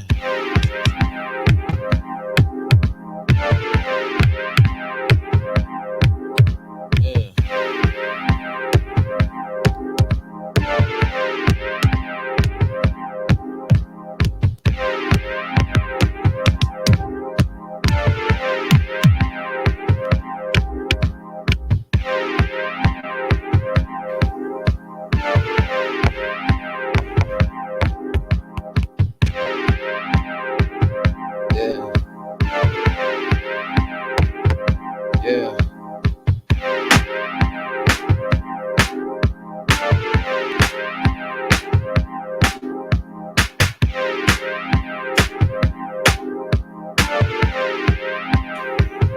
Yeah.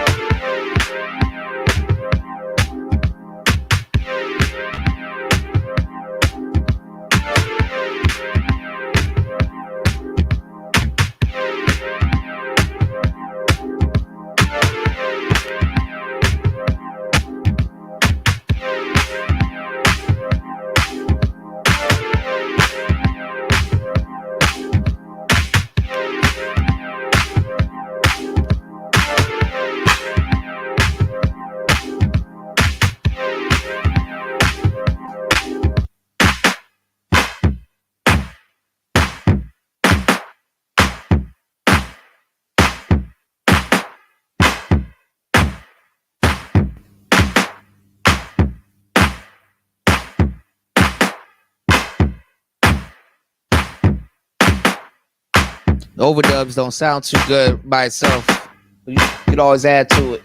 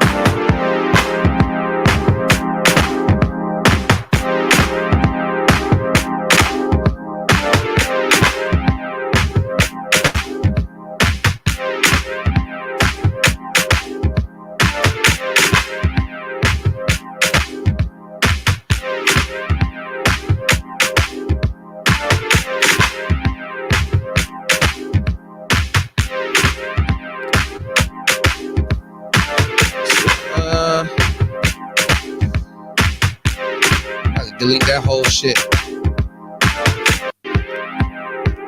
Delete that whole shit.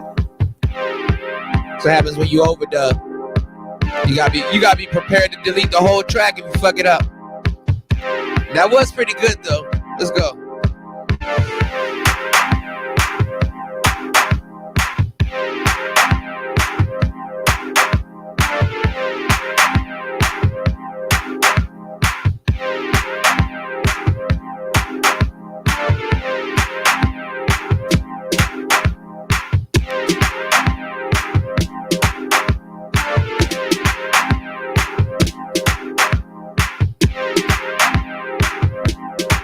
That joint double trig, but it sound all right.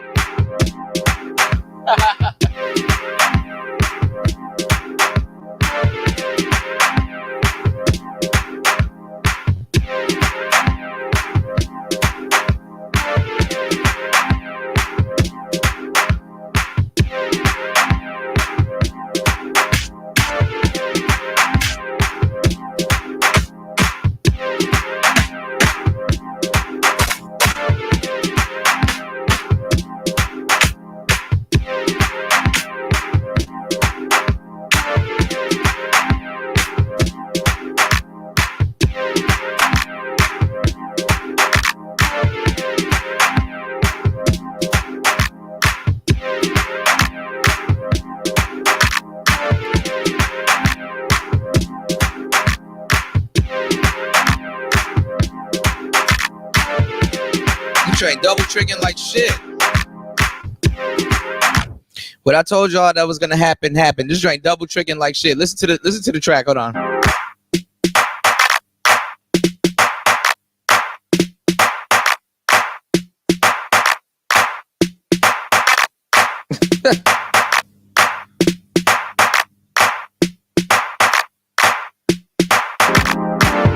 And usually when you have a track with just like random noise going off, I'm not gonna lie, the best thing to do in a situation like this was like it's a little bit of extra noise, which doesn't sound bad when everything's together. Add bass to that track. Add bass to that track. So that way when you I'll show y'all, so that way when we mute it, it's gonna sound good, but we just gotta choose the right bass.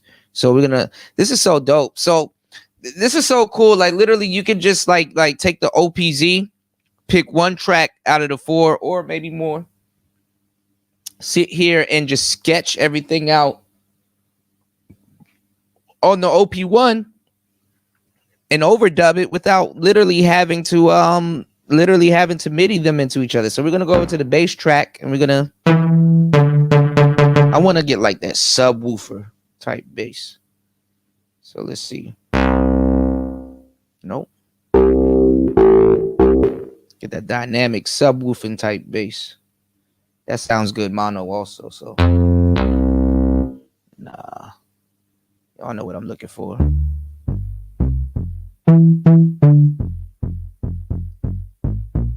Kick. Nope. Nope. Nope. Come on, give it to me, baby. Give it to me. You know what I want. Nope. Nope. Get that sub it. Nope. Nope. Nope. Nope. Sort of close. Getting close. Oh, getting a little close. Oh, actually.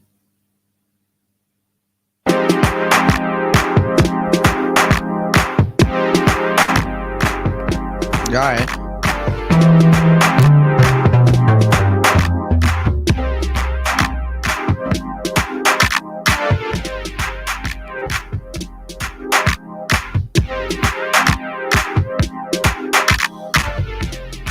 There we go.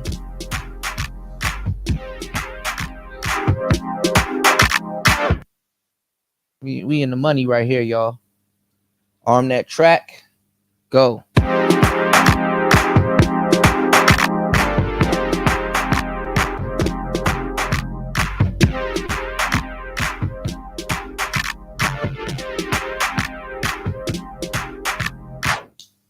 Check that out.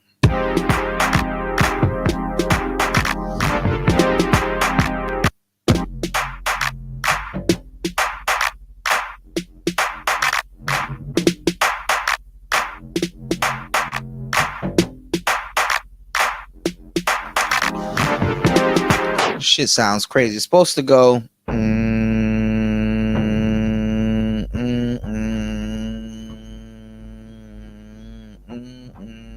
This thing acting crazy behind the scenes. Hold up. Turn this track off. Turn that track off. Turn that track off. All right. Turn that track on. Nope. Turn that track on.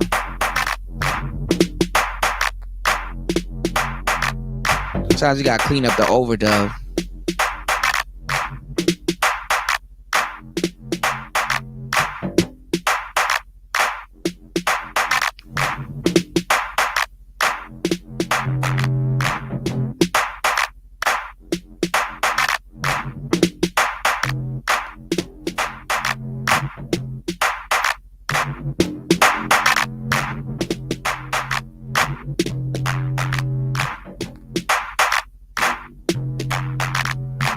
Shit, I might add this right here without no thing on it. Hold on. Shit, fuck it. We add it right here.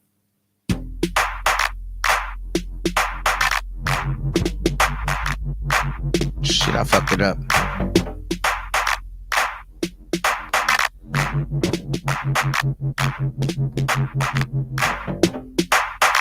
See how it sounds together.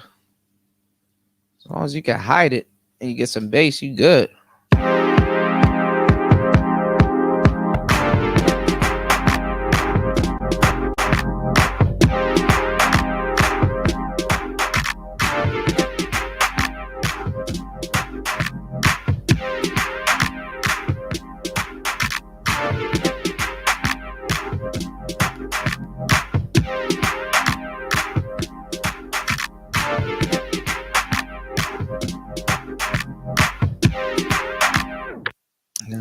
Thank God it's mono. It doesn't sound bad, y'all. It sounds different, and it. See, that's another thing you gotta take into account. It sounds different on here because this is stereo, and it sounds different mono. So it's like, so it's actually doing what I wanted to do, but it sounds weird.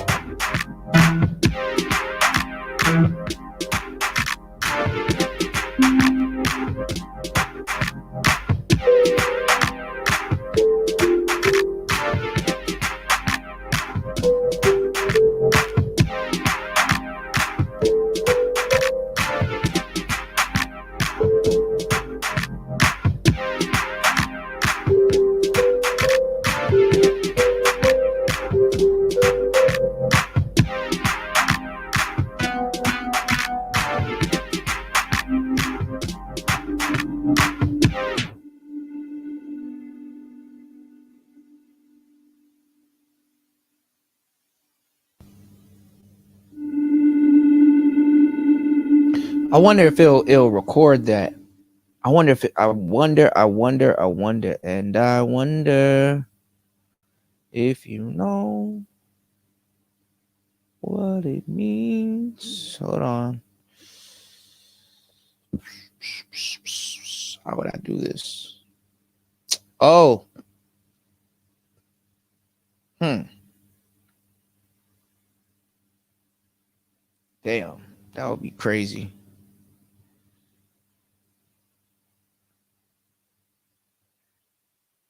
Look. Come on, why are you trolling me? Like, ain't nobody even on today's show. God damn it. Damn. All right. I was looking at something, y'all. All I would have to do, though, to do this, I would have to reroute my wires.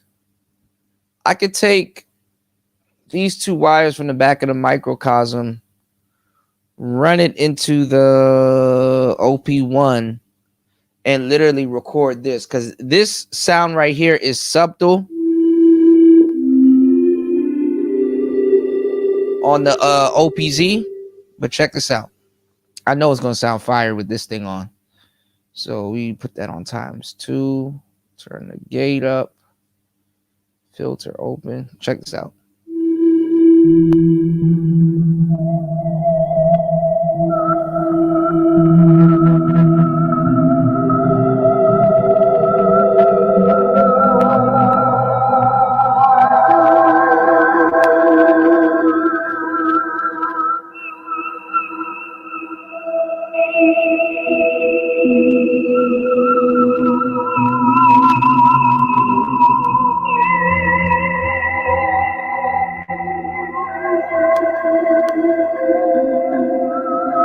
It's not good for harmonics, though.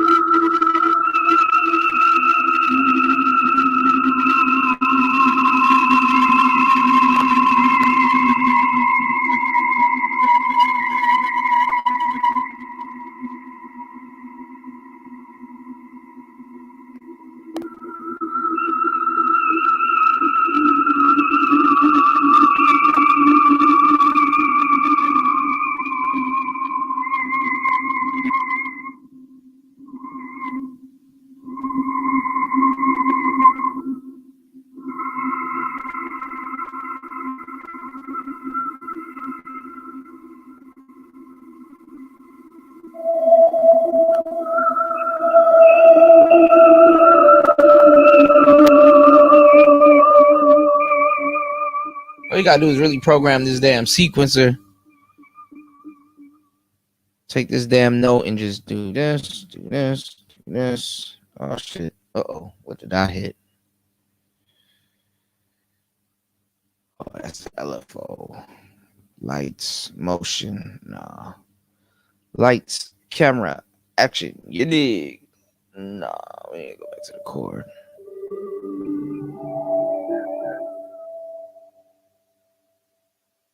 Anyway, turn that off.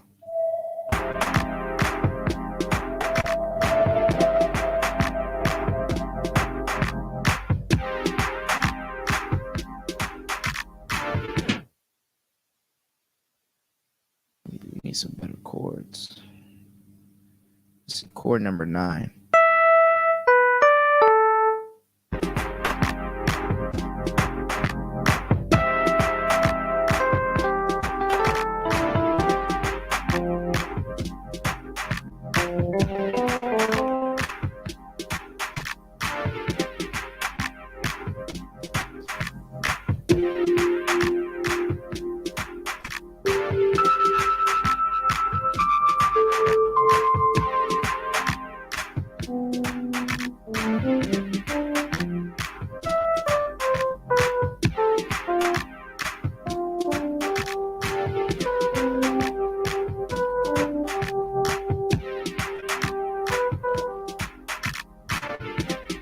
Make a fucking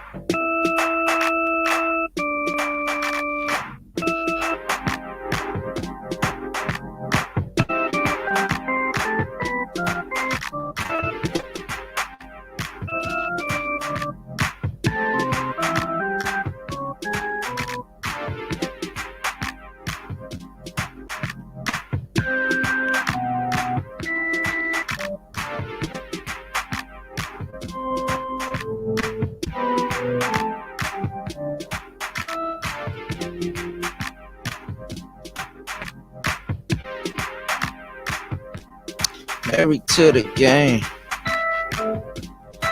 Married to the game. She got married to the game. Game. She got married to the married to the game. Married to the game. Game. She got married to the. She got married to the. She got married to the.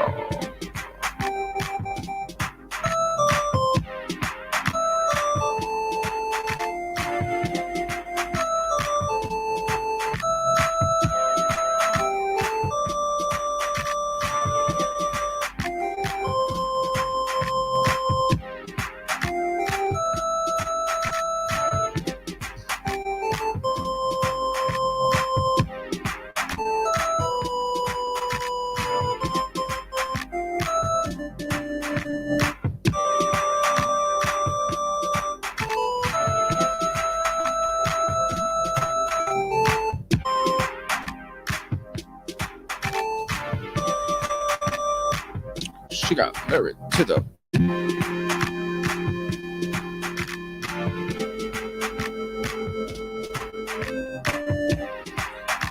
I'm gonna just start making video game music, yo. Zelda. Griselda. Let's see.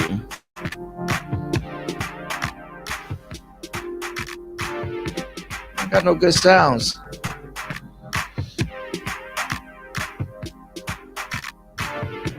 I'm just gonna have to leave that at that. I ain't got no good sounds, y'all.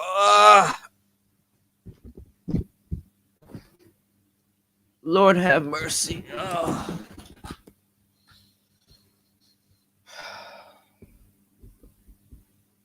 Starting to get redundant.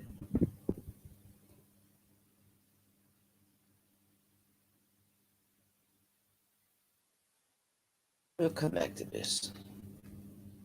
We got a good start. She got married to the gang.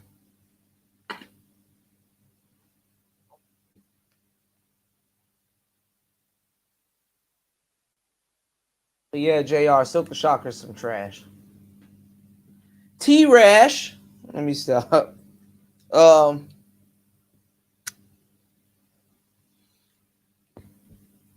ain't gonna lie, he got a couple of. I ain't gonna lie, he's trash.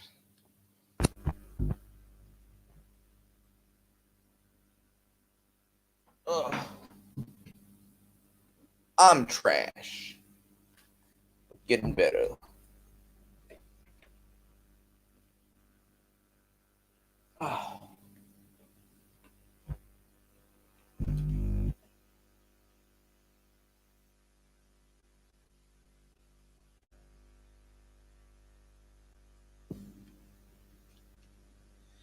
Practice makes perfect, y'all.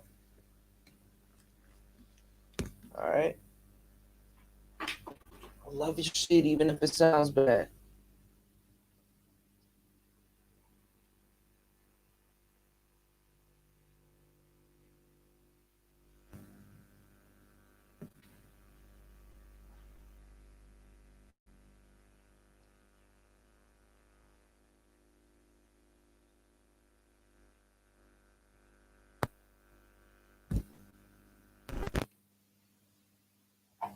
I gotta figure out this damn NPC. Might as well just sit here and practice.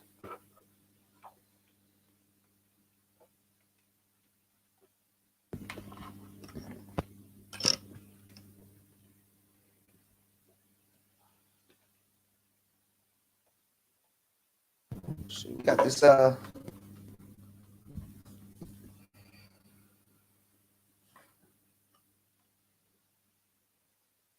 microcosm hooked into this NPC. I ain't never did this before. Let me do this.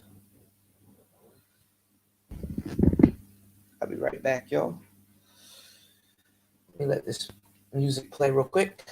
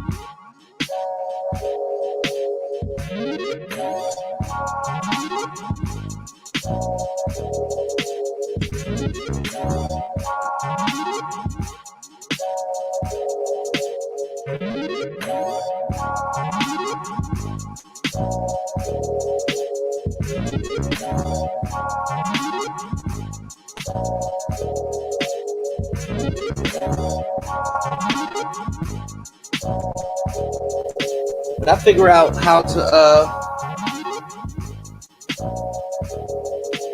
No, I didn't make this, Star P. What's going on, man? No, I didn't make this. Hell no. Never in a million years, broski. I didn't make this shit. We're gonna get to some I'm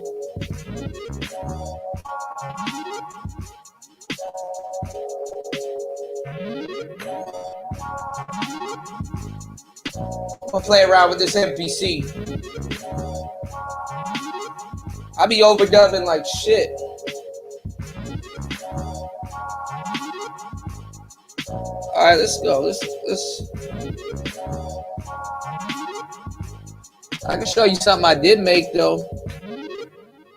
I can show. I made a couple of things on here. I was playing around with it because you know I don't like doing the You know, I don't like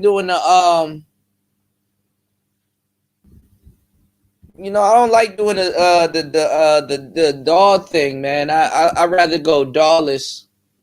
But this is as much DAW as I'm gonna get. You dig what I'm saying?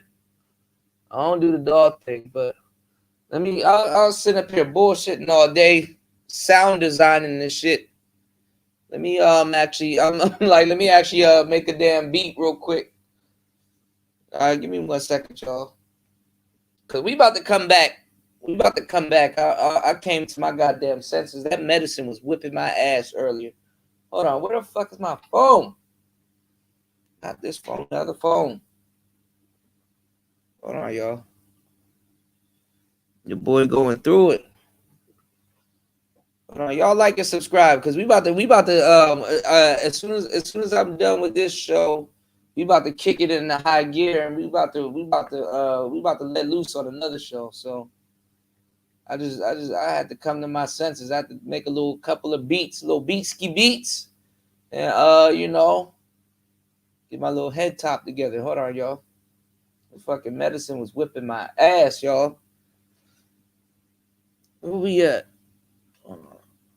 We're gonna make something on this MP real quick.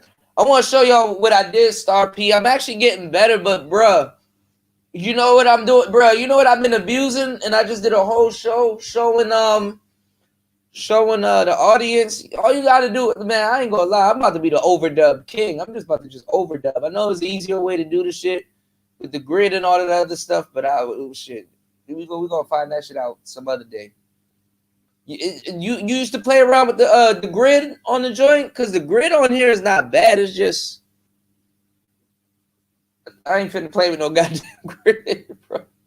I don't. For some reason, MPs are weird to me. I don't respect it as a sequencer, but shit, I overdub my ass off all day. If I can figure it out. I won't even know the BPMs though. Hold on, y'all. I'm trying to find some shit. What is this? Who is messaging me? What is this? Hold on, y'all.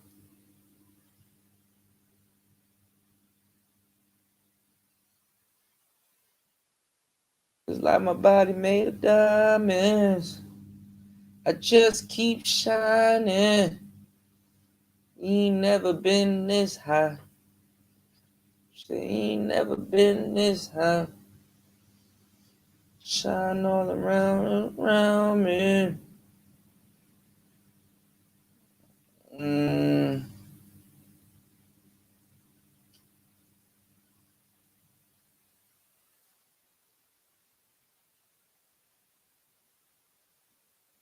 me check the chat. You said you opened up your MPCX all the way up. You was fucking with the. Oh, okay, yeah. Well, see, I can get that what you talking about because if you have an MPCX, then hell yeah, I'll fuck with the grid because you know the little screen is tilted towards me. I'll do that. I don't know about this little MPC one, bro. I mean, I've seen the grid. I mean, the grid is not the grid is not bad. It's just I gotta line this shit up and stuff like that, one by one though. It's kind of like one of them things where it's like you learn one menu and then you learn the other menu. Like I'll learn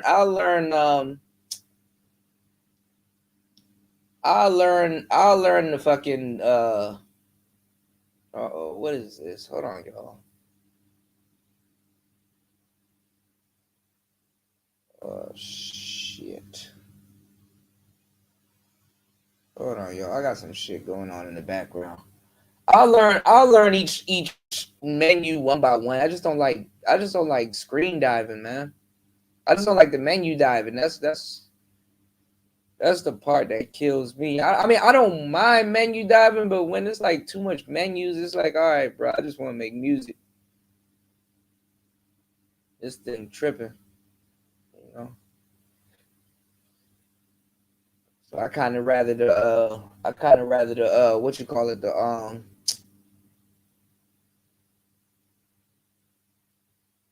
Novation or some shit. Hold on, y'all.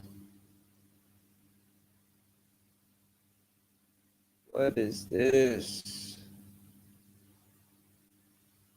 No, I don't need that. I don't need that.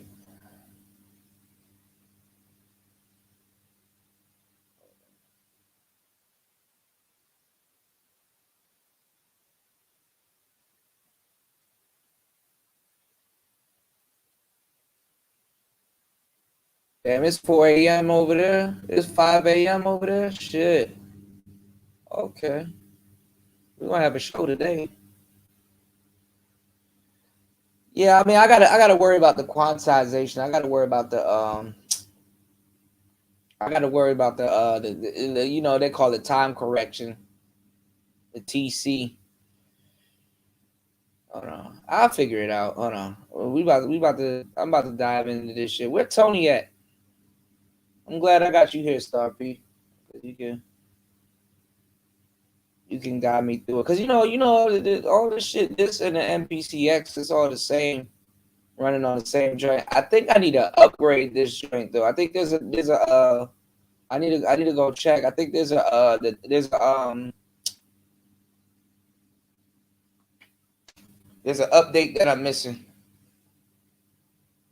Okay, we got. Okay.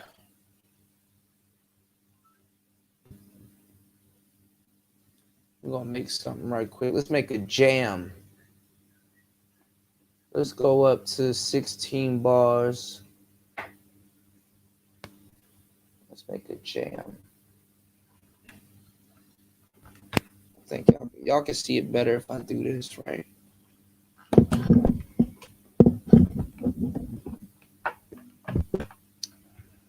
right, come on. Don't start acting stupid now.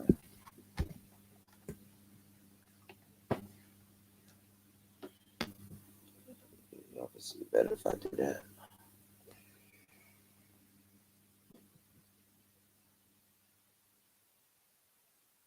Yeah, it's probably a new one. I got the other one like with the tube synth, so I ain't got to worry too much about the synths. It's like my body made of diamonds. A Future song stuck in my head. I just keep shining. Ain't never been this high.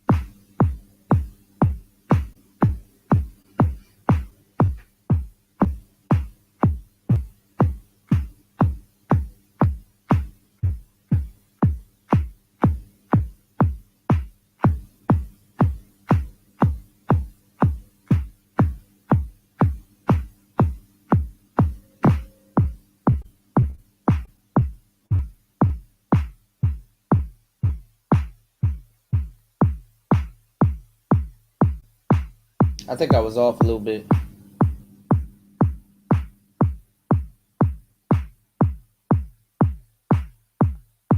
Okay, we good. I kept it. Hold on. 16 bars. Ah, I was off. Let's go down to 8 bars, though. I don't need that much bars. I was on for at least 8 bars. So let's go down to 8 bars. Do it. No.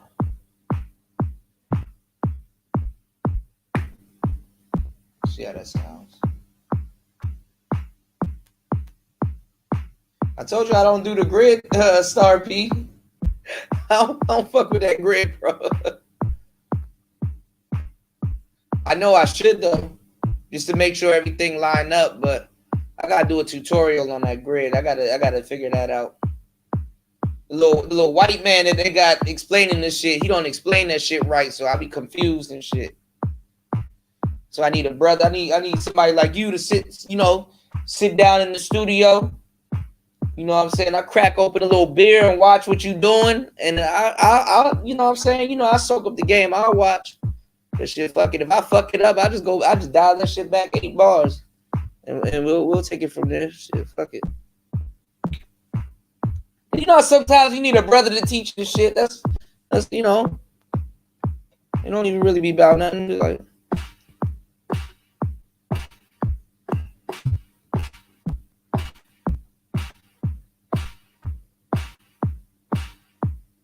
yeah, I know the grid. Once you get the grid, you can line everything up. See, this is the grid right here. This right here, the grid. I just don't fuck with it. This right here.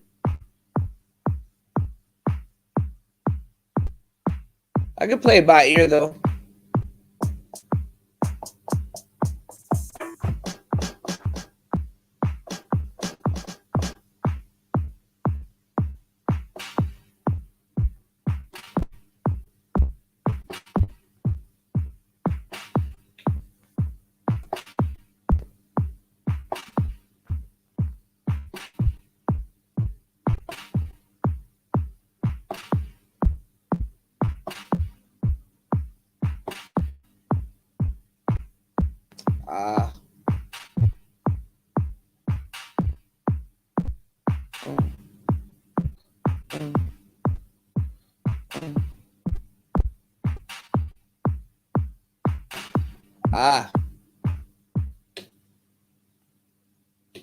Plus I wanted it higher anyway.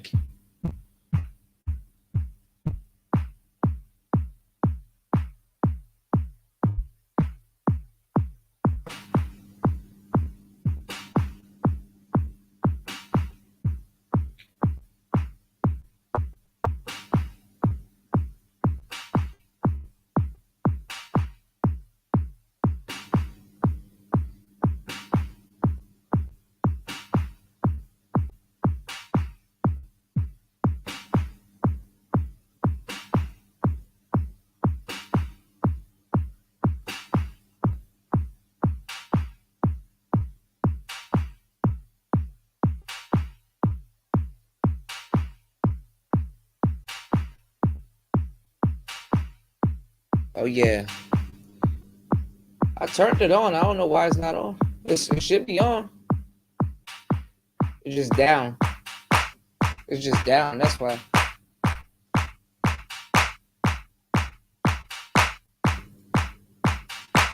It was just turned down.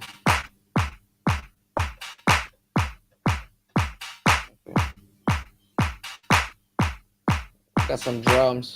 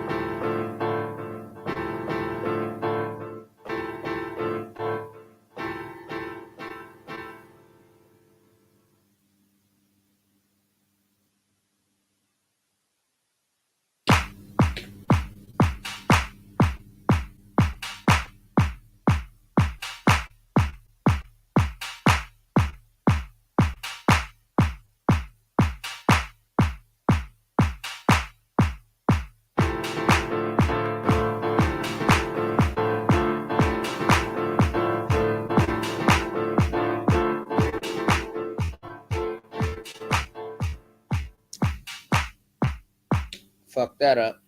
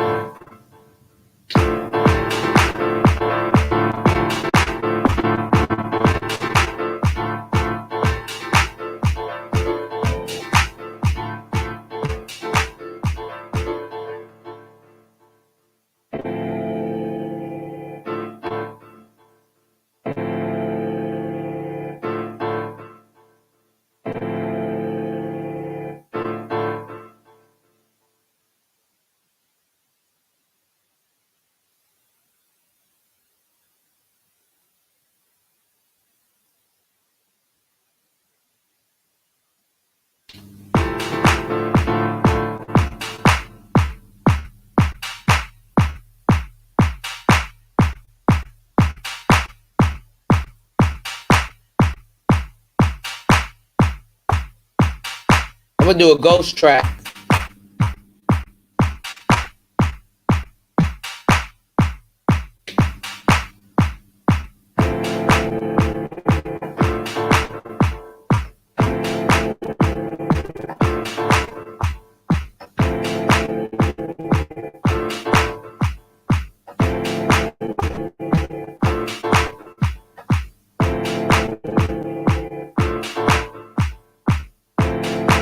Nah, this is some techno shit. It's not gonna sound good if I put both of them in. So what I'll do, I'll sequence it this way. So it's like this.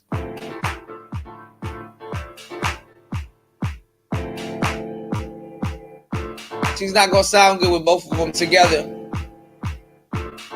So what I'm gonna do, I'm a ghost track.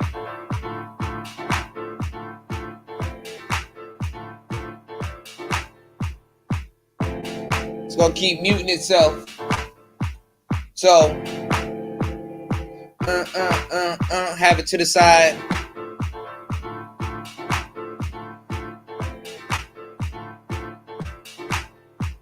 Those.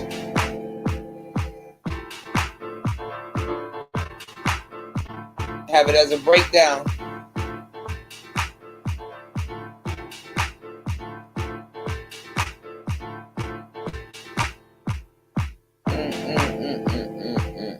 I don't want this one to come in. I want this one to be off.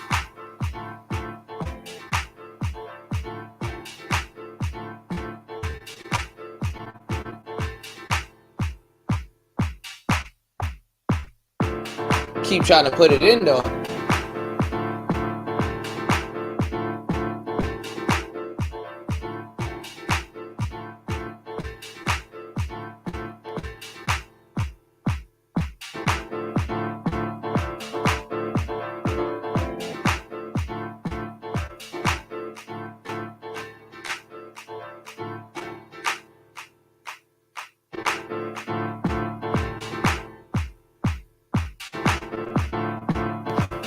want it to mute though.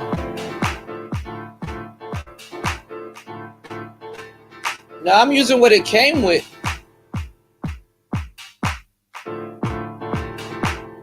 I just want this one to mute though.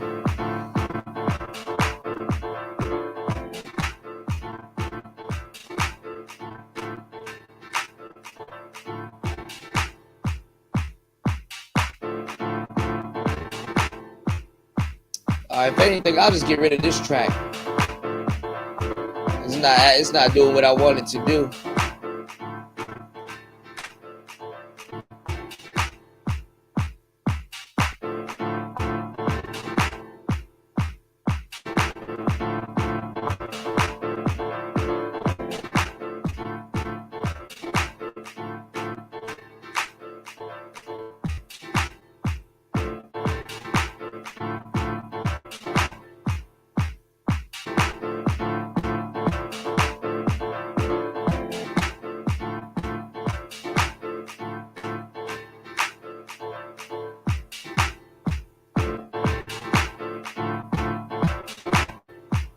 Won't let me do it.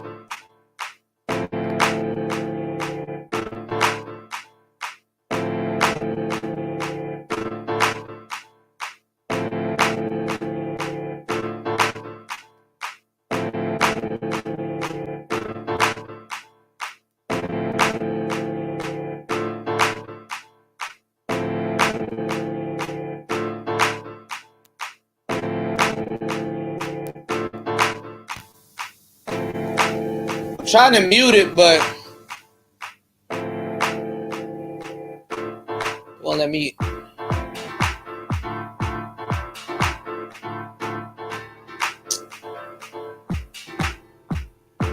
Hold on.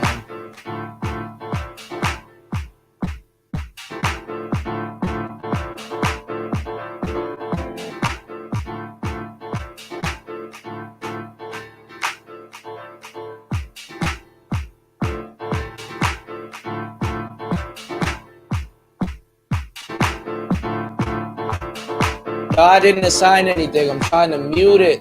I'm trying to mute the Oh, here we go. Hold on.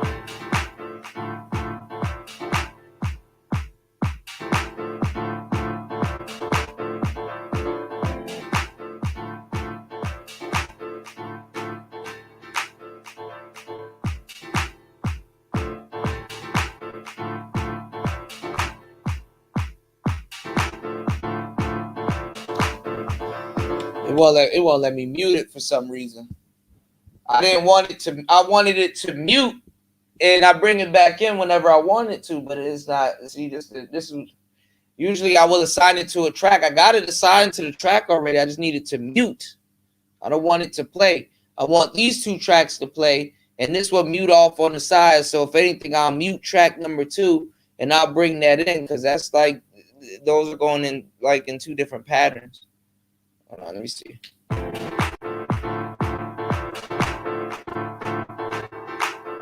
Things that this is why I fucking don't use MPCs because this shit is not listening.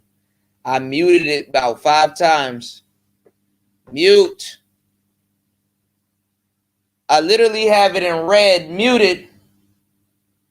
What's going on, Vision? I literally have it in. I manually muted it. I usually have it in red, so it's muted, and they just keep adding it back in. Mute it. Oh.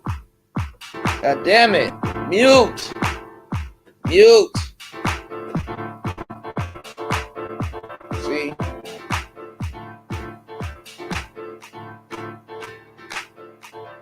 See this? I'm gonna just delete track number 4 because it's not listening to anything I tell it to do. Where's the delete button? Just delete it. Delete. No, don't delete the pad. Just delete the track. What the fuck? Delete. Fuck it. Fuck it. Just delete it. Just delete everything. Delete it. It's not. It's not. I keep telling it to mute, but it's not muting. Let me see. You said mute everything? Let's see.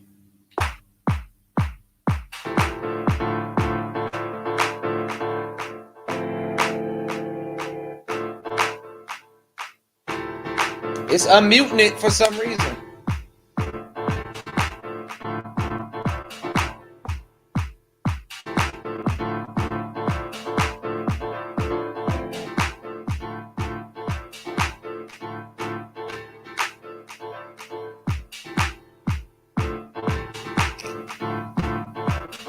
See, this is why I don't use MPCs, because this should be so complicated that it fucking outsmarts its own damn self. Because I literally just recorded both tracks separately. I'm going to track mute. I said mute the thing, and I literally have it at red right now, muted, right? I go to play. For some reason, it just magically wants to unmute itself. See?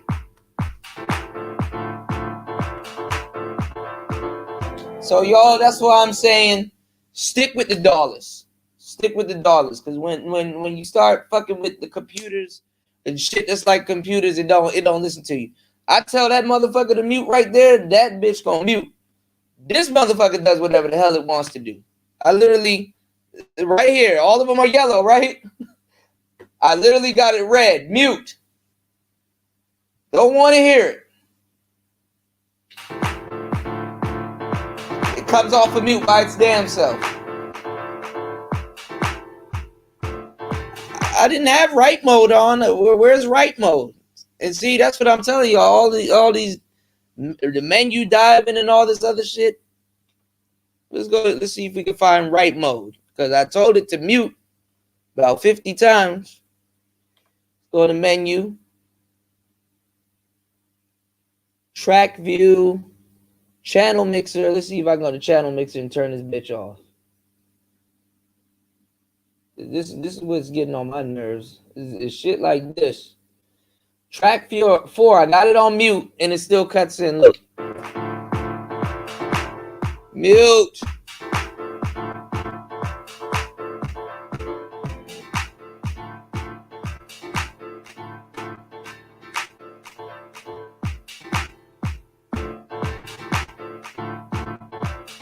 Alright, it finally muted. God damn. And it's cutting in every so often. No. Mute.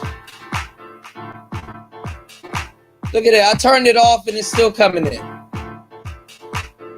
Mute.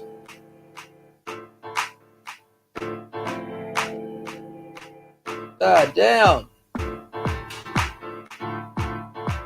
See, this thing does whatever the hell it wants to do. That's why this is exactly why I don't fuck with this thing. I got it on mute. It's muting the other channel that I don't want it to mute. I literally have it red right here, and it said mute about 5 times. Unmute that. Stay on mute, and it comes off of mute.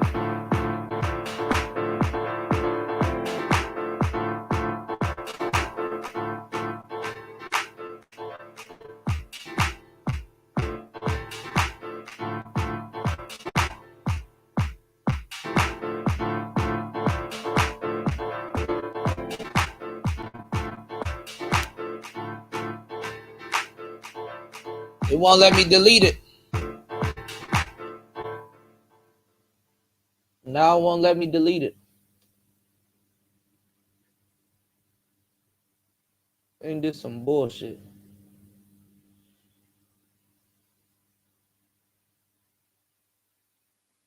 Track 4. Delete. Shift. Delete. Yes, delete it. Delete. Clear. Yes, clear the track. Clear it. Damn.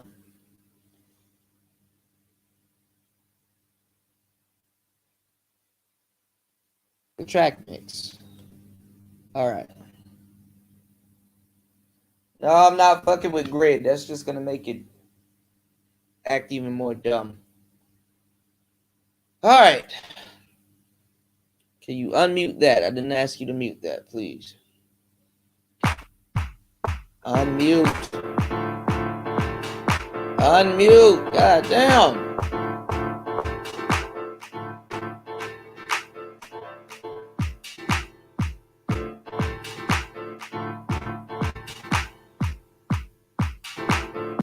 I'm gonna just delete this whole thing. This is annoying. That joint muting tracks and stuff that I did not ask it to mute. I literally went into track mode and said mute that one track, and now it started muting every single track other than what I asked it to mute. This is exactly why I just stick to the regular shit. Cause this should be acting stupid. I literally just have one track here and say mute. That shit mute. You won't hear a peep. You won't hear a damn sound out of this shit. This motherfucker, this thing just does whatever the hell it wants to do. You turn this shit on, it just, that shit gonna do whatever. Nigga, this my song. They're trying to debo my whole damn song.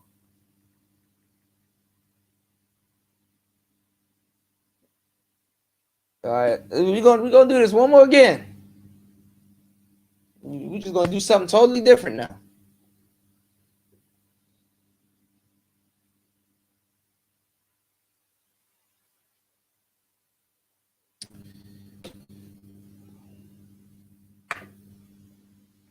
This shit is annoying. And this is the first time it's doing this. And I don't know why it's not loading up the damn thing. Usually when I click the thing, it loads it up.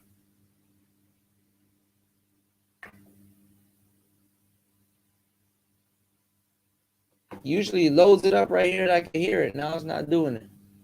It's just showing out because I'm on live right now. Come on, man.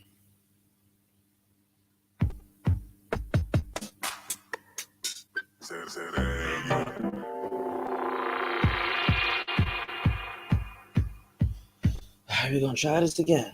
Come on. 8 bars. 8 bars. Metronome. Come on.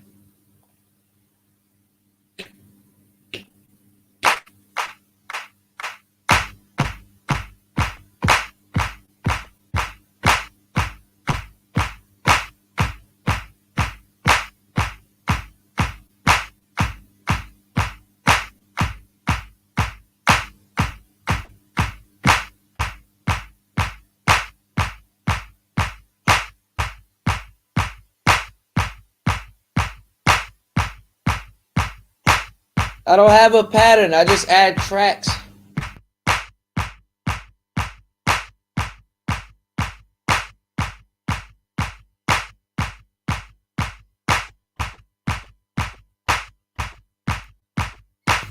Yeah, I don't have I didn't add any specific pattern. I just add the tracks. And then I just mute and then unmute when I need them. I just overdub, mute, and unmute when I need them.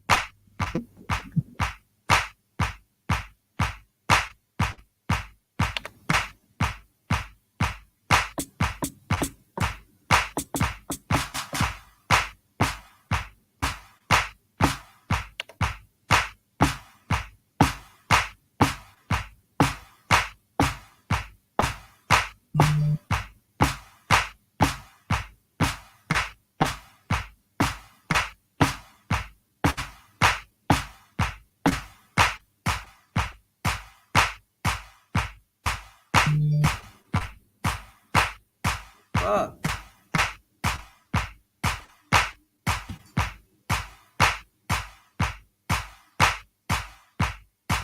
I'm gonna make a track, right, Star P, and then hopefully you could break that stuff down, because all of that extra stuff, I'm trying to maybe you could let me know what's going on. I'm gonna show you how I make a track, and then you can kind of, I guess you want me to drop the link. I'm gonna put something together, and then I guess you can show me exactly what I'm doing, because I know how to make a track on here. I made several tracks on here. It's just not messing with like sequence. I didn't mess with the sequence or nothing. I just dry shoot it the way I do it right here, and then I just mute and unmute and just record it that way. All right, I'll show you what I do. Hold on, let me do it.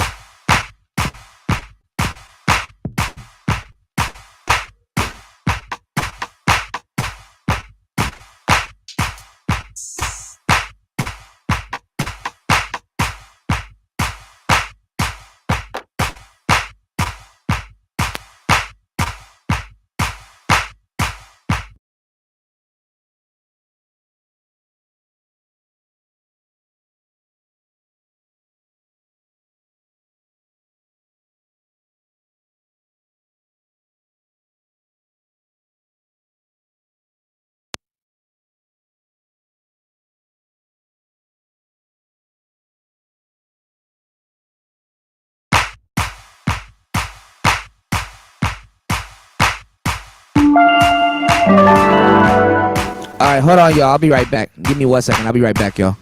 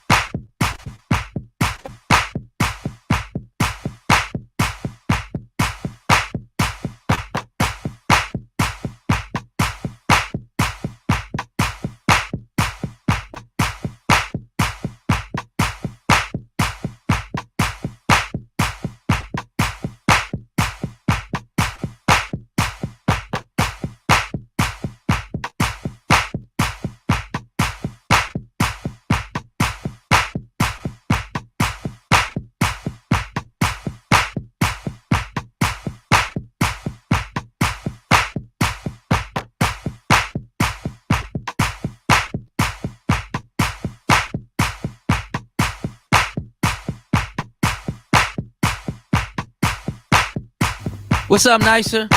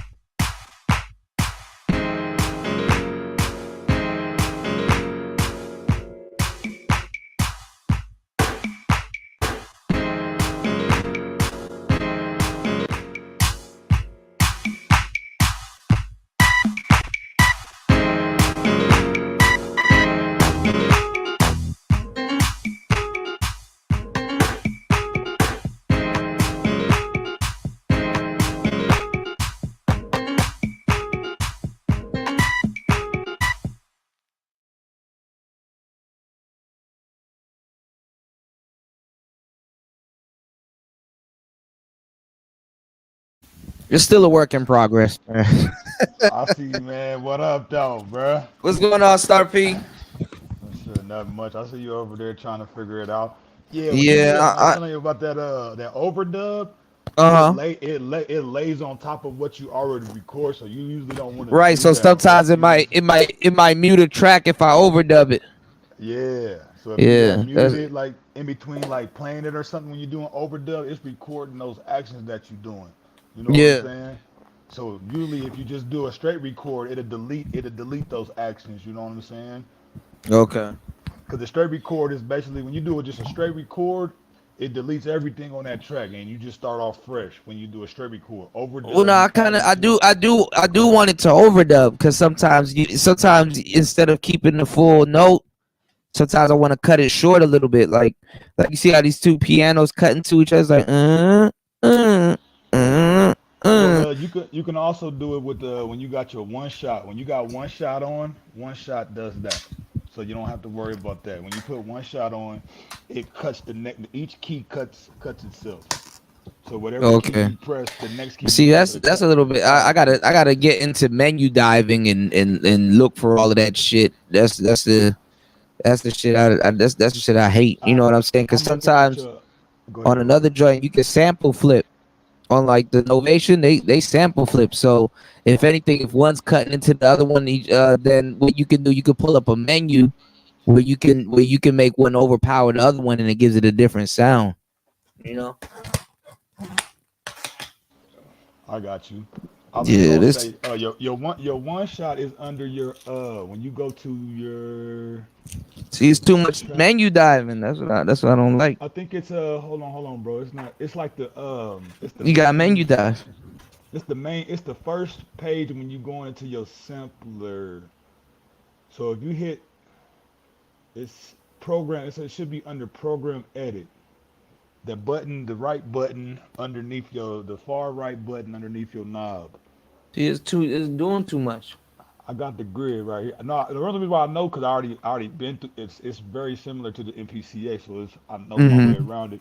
But when you go to program edit, it's the first It's the page. same thing. It's Look, like a couple pages. like Go ahead. like watch. I'm gonna press it and I'm gonna try to find it and watch. It's gonna be the same thing. So I go to program edit, right? Do you see the? Hold on. Yeah, now on that page, it should have one shot. It should have a option of one shot.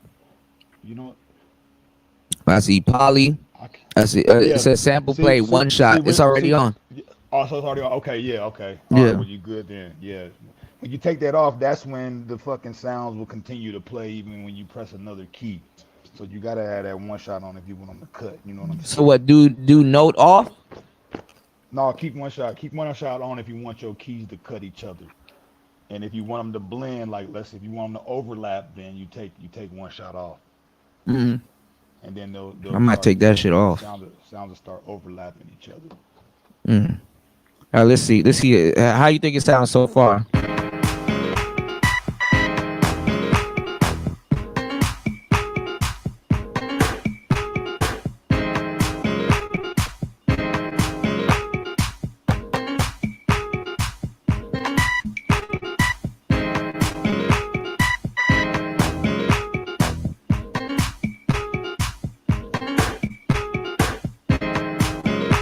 Hold on, let me turn the metronome off.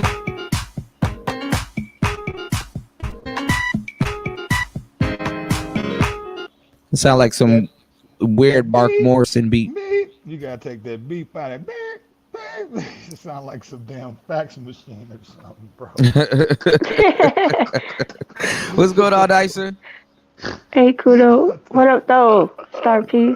This is What's why I going don't fuck. on, This is Dice? why I don't fuck with this damn machine. Sorry. All right. Do me a favor. Go to your grid mode. Go to your grid mode. I want to show you I something don't real like the quick. grid, bro. I just want to show you. This shit I just want to show stupid. you. I just want to show you. Don't be Mhm. intimidated by this shit, man. Now Yeah, shrink I'm your not. screen. This shit is an extra headache. Now you can shrink you can shrink your screen, right? So you can see how much what you're really working with as far as how much Yeah, room you you pinch have. it. You Yeah, you pinch it. pinch it and then you basically you got eight measures. So what I usually do if if I'm trying to make something on beat using the grid, I get a hi-hat and I put it on note repeat. I'll push down note repeat, let the beat play, and then I'll touch the hi-hat and just hold it, and it'll give me a whole row of hi-hats all the way across. You know what I'm saying? Yeah. Mm-hmm. So that's a way you can start off with your grid, just so you can keep lined up with wherever you're trying to go with your beat. You know what I'm saying? And then when you do the note repeat, if you want to skip every other hi-hat, then you can do that too to create more space, so it's not two together. You know what I'm saying? Where it's two hi-hats. You know what I mean? So just a little. But yeah, the grid is where it's at though, bro. Like what? Yeah, I know. You gotta line everything up. With the grid, you can adjust, you can level your pads too on the grid too, man. You can level all your pads to however high or how much attack you want them. If you want them to transpose, or you know what I'm saying, you can do all that adjustments in the grid mode. You know, if you want to nudge it over a little bit, if you want to stretch it, you can do all that shit in the grid, man. Grid is very valuable, bro. Yeah, I know. I gotta sit down with it. That's what I'm saying. I gotta sit down with this shit. But I mean, eventually I will sit down with it, but it's like, MPC, they call everything different. Quantize ain't quantizes time correction. Right. You're right about that. Yeah. Like, it's like I gotta learn the whole different universe. It's not bad. It's just this thing be doing too much sometimes. With your sample edit, you can layer multiple drum pads. Like you could layer like up to four sound. Like say if you want one drum. Well, I usually just put them on tracks, and if anything, I just have everything on one track. If I overdub, I kind of do the overdubbing. What I'm saying though, with the sample edit, when you layer those sounds, it give you more fuller kick. That's a way you can have a more fuller kick where your kick don't sound so empty. You can put four kicks within one. You know what I'm saying? So when you hit the button one time, you're hearing all four drums at one time, where it give you more hit. You know what I mean? When you do the sample, go to the sample. Yeah. Yeah, I gotta figure that out, cause this dude gave up the secret. He was like, there's a plugin that the producers use, and they set the threshold. And what they do is they put the kick, and the kick goes over the threshold, and then the thing sets the threshold, and then what happens is like the kicks are way over the threshold, so it makes the kick knock like real hard. But see, I would think it would make the kick start to clip. That's what I'd be afraid of. No, it was supposed to make it clip, but I forgot what thing he said they used. He's like, this is how the producers. Hold on, let me see if I can pull it up. That nigga was telling on everybody. He said they're not gonna like me because I'm telling on it. Are you talking about Busy Works Beats? Are you talking about that dude? No, this nigga just recorded this shit the other day. He was like, let me tell you something else, because they're not gonna like me. Hold up. Let me see if I can find it. Hold on. I was watching that shit last night. I was laughing my ass off. Jump in, y'all. I'm gonna pull him up. Busy Works Beats does some similar stuff. He be giving up a lot of stuff. With the music theory and shit. Hold on. Plugins and shit. He be showing this nigga right here, Brandon Network. He funny as shit. Hold on. He recorded this. When he recorded this, September 22nd. Hold on, y'all. Fair use. Make sure y'all like and support the channel. Hold on. Look at this. This nigga funny as hell, but it's true. All right, check this out. Because what he's saying is true. Hold on. Artists spend so much time trying to get their music to blow up that they don't realize that once a song takes off, there's only a small window of opportunity, or that moment's gone, and you got to take advantage of it. That's what this video is about. What's up? I'm Brandman Sean, and my agency has helped over 100 artists grow their fan base and do over 1 million streams. I don't say that to sell you anything. I just say that just so you know where the information's coming from. Let's get to it. So the first thing to understand, that when you blow up, there's going to be a lot of what I call groundhogs. Now, if you know anything about a groundhog, at least in America, Groundhog Day is when the groundhog comes up out of the ground. And what I mean by that is there's a lot of things that are going to come out of the woodworks that you don't see coming because you haven't been in that position before, and it's going to force you to have to think differently. And the biggest thing is going to be record labels, those relationships, and I'm going to show you how to think about it in part 1. So imagine that you blow up for a pre-save campaign or just a teaser, right? Because in a TikTok environment, you can literally post a song and next thing you know, your views go crazy. People start streaming all the other songs that you have because this song isn't even out yet. Your pre-saves are starting to run up because you finally launched a pre-save campaign. And I've been through this situation because we've had artists have over 100,000 pre-saves. Artists have tens of thousands of pre-saves again and again and again. So here's what happens. You're going to start seeing record labels say, oh my gosh, can I get a piece of this? And when they want this piece of this, there's a few things that you have to understand. Number one, when you start to see a song pop and the song isn't out yet, you have 2 to 3 weeks to drop that thing. You have to take advantage of this momentum. That's going to be the key word of this video. Momentum. All right, hold on now. He giving up some gems in this show. Hold on, I want y'all to pay attention because this is true for producers and everything. So definitely nicer. Definitely pay attention to this. Okay. Okay, I have a question. Kuda, what's a Yeah, go ahead. pre-save? It's what it's in the word pre-save. Like you pre-saved it. You saved it. It's a saved track. Oh, okay. It's pre-saved. Yeah, like if you have a track or something that you're sitting on that you know that's about to blow up, he's telling you that you know before damn near everybody else. He's telling you the window. Okay. You understand what I'm saying? So he said if you got something that you're sitting on and it's about to blow up or it's doing really good, you know before everybody else. So now you need to prepare. So pay attention to what he's saying because he's actually telling you the truth. Okay. He's actually dropping some gems. I was listening to this last night and I was like, he's correct. All right, pay attention. Hold on. Momentum. You have 2 to 3 weeks max to make sure that song comes out. And why am I saying this? What happens in this situation when the big groundhog, the labels start to circle and circle and circle. A lot of artists get so caught up in negotiations that they end up delaying when they drop their song. Or they say, hey, I want the label support, so I want to wait until the label signs me and then I'll drop that song. No, because if you miss that window, people aren't going to be hype anymore. You're going to lose momentum. Keyword momentum. But I'll get back to that at the end of the video. Second, if your song is already out, you have to keep posting, doing exactly what got you there.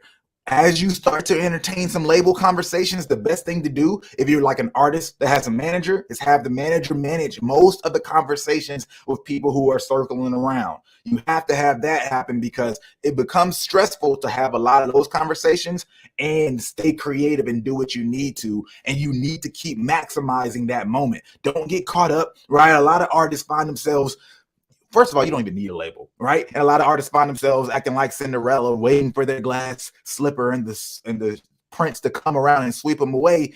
And you need to stay focused on the game because what's going to happen is when the label comes around and then you start taking your eye off the ball, paying attention to them, you're going to start losing that momentum. And when you begin losing that momentum, guess what? They're going to be like, I guess you aren't as hot as I thought you were. It looks like the song has slowed down a little bit. You need to get that going, and then we'll have conversations for there. You're like, but wait, I thought you loved me. No, they didn't love you. They loved the song, the moment that they thought they could capitalize on. So keep your eye on the fucking ball. All right. Now, one thing before I really dig deep into the biggest secret of all this shit, stop paying attention to these A&Rs and these label people who come around and give you advice to just establish some sort of value. A lot of times they'll give you some advice when they start to talk to you and entertain you to make it seem like they care or to make themselves seem valuable to you, right?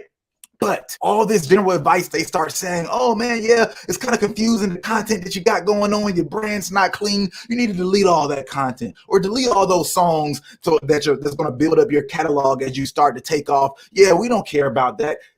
That's not the thing that you should be paying attention to. Why? Because one, a lot of these people don't actually know from the trenches level how this thing works. They don't understand that fans don't care about a lot of things that they're thinking about. They're just thinking about what's going to help them in the business model they want to run. And why are you taking advice from somebody who hasn't even invested any money on you yet?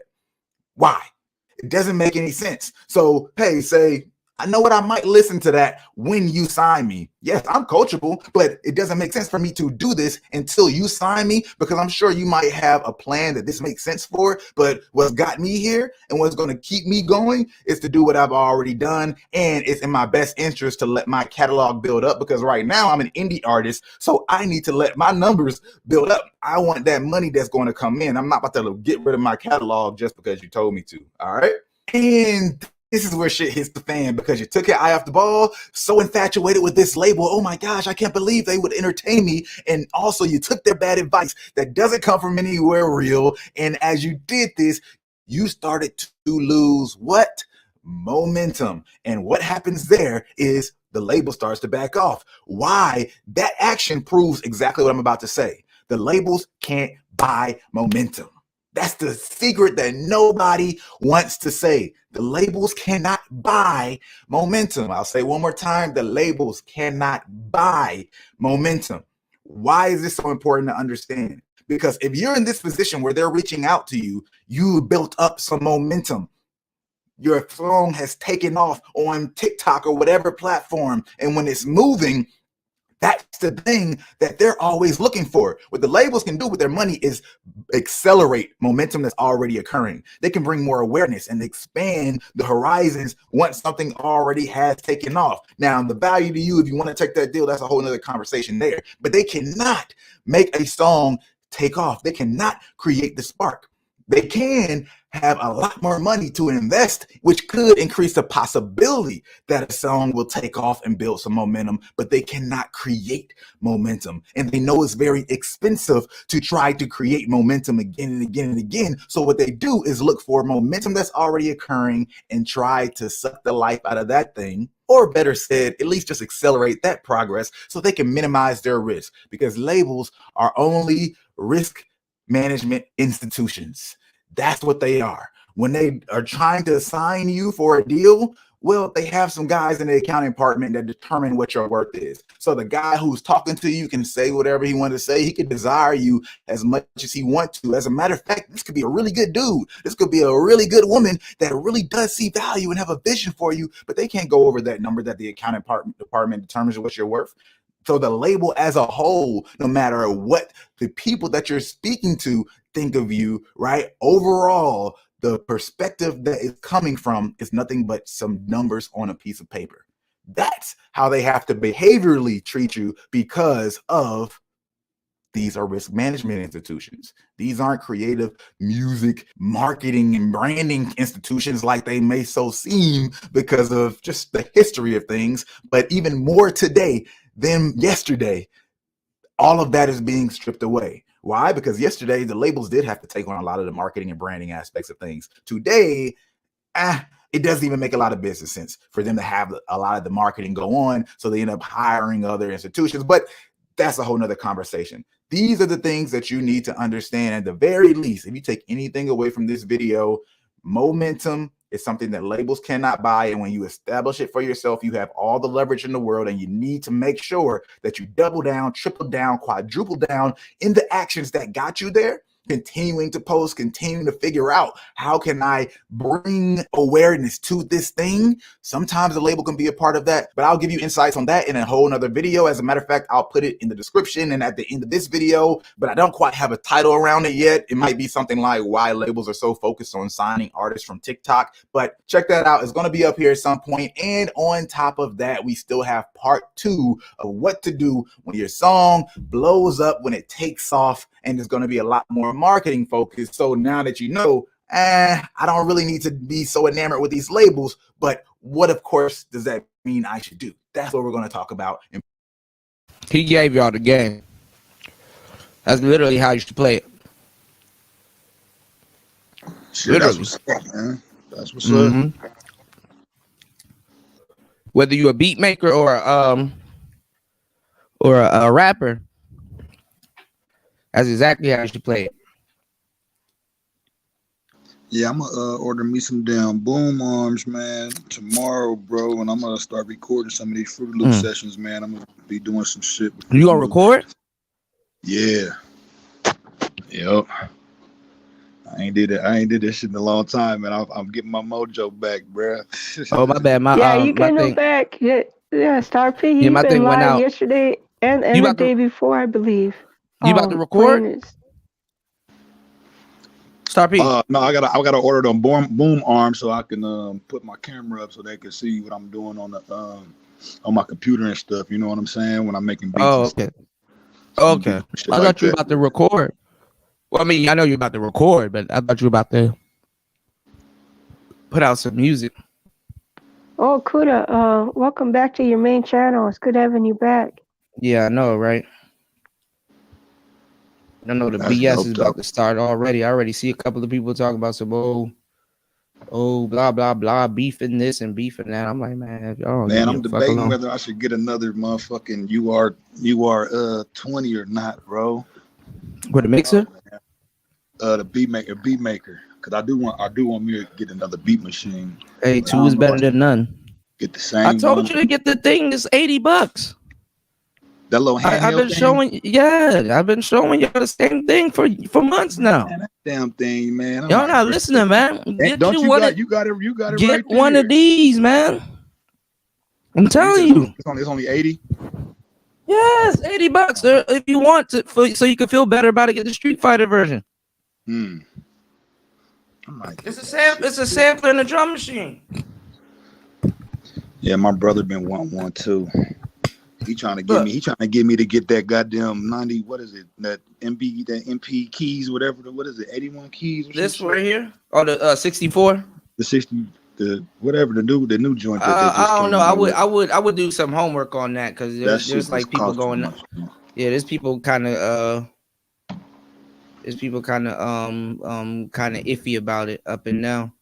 You know, I might take you up on that, man. It's only $80. I got $80. Yeah, bro. You just fiddle around with this joint while you at work. This is basically the same thing as this MPC. It's just an older version. It's basically an older version of the MP. And you got to put one in Ice's hand for the end of this month. It's like on and off. It's like on and off buttons, though, right? Like where it go through. No, you just take the batteries out. Hold on, real quick. Hold on.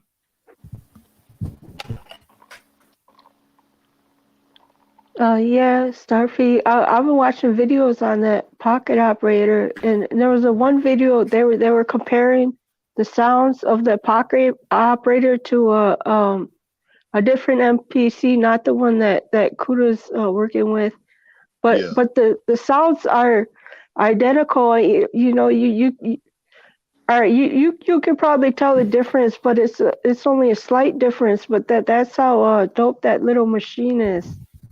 Yeah, this thing is crazy. It's a sampler and a drum machine, P, and then you can always put new samples onto it, new drums and stuff. Can you tweak the sounds a little bit to get them to sound better? Yeah, you can tweak it. Hold on. Like the drums, right? I go to sound right here, right? Let's go to the drums. The drums, you got hold on, let me turn the sound up. And does it have to? Do you have to have batteries, or can you plug it into a wall? Can you plug it into the wall? No, you can't plug it into a wall, but they got a dummy battery kit that you can get for it. But you get a case for it. But here's the sounds real quick. You got the 808. You can. Oh no, that sounds good. I could tell that's pretty decent. Oh yeah. And then, but that's just one side. Like the drums right here. Like look, you can. Oh, nice. Okay. You can turn the volume up, or you can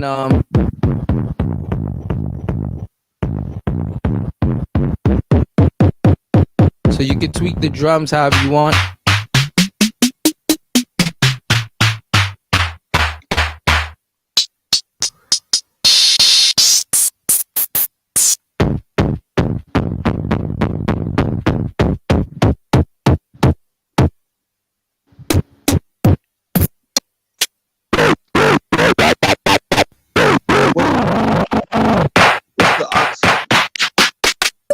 What's the auxiliary port size? Is that a 1/16 for the auxiliary? 3.5. 3.4. Yeah, regular aux cord. So on this side, you can daisy chain it to another one, and then on this side right here, or on this side, you can run another aux into it, and you can sample it from there. And then right here, you got a speaker right here on the front. You see right here at the top on the right, there's a speaker right there. On this side, you got another auxiliary. All right, let me see if I can try it right here while we're here.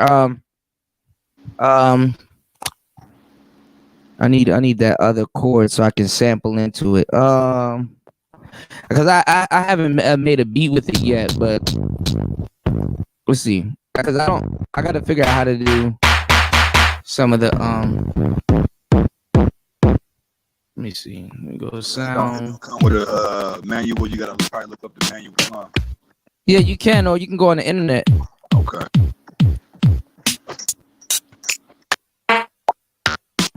But I would say get a case for it, though. You know, the reason why they sell it like this, the reason why they sell it like this is so to cut down on costs. Right. What those cases? Right. They're like $20 for the most, $20, $30 for a little case. You can get an MPC looking case or a Game Boy Advance looking case. Where's the thing so I can say? That should look fire though, man. No, it's a little joint. It looked like a little calculator. That's what I'm saying. You could be at work and just have your one headphone in or something like that, and they'd be like, "Oh, okay, he over there calculating some shit." It's like, nah, nigga, I'm making some beats. You know, trick he over ass. there working out. Look at him crunching numbers. He's such a good hard worker. Right. He's clocking our he's bringing in our sales.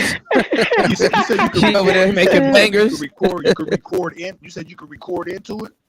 Yeah, that's what I'm saying. You can get a clean sample. I think I got Rogish's song into it. Hold on, let me see. Yeah, Kuda. I gotta go to. I've been watching videos. You can record a sample up to 40 seconds. Yeah, see, I didn't even know. Yeah, so I think here's Rogish right here. Yeah, I got him right here. Hold on. And you can mess with his octaves and you can chop it too. Because it got a drum. It's basically got the same sampler as that. Remember the Op-1 we were sampling in? Mm-hmm. It got that same joint, but it's a little bit more handheld. So, and that shit clean too. Hold on. See,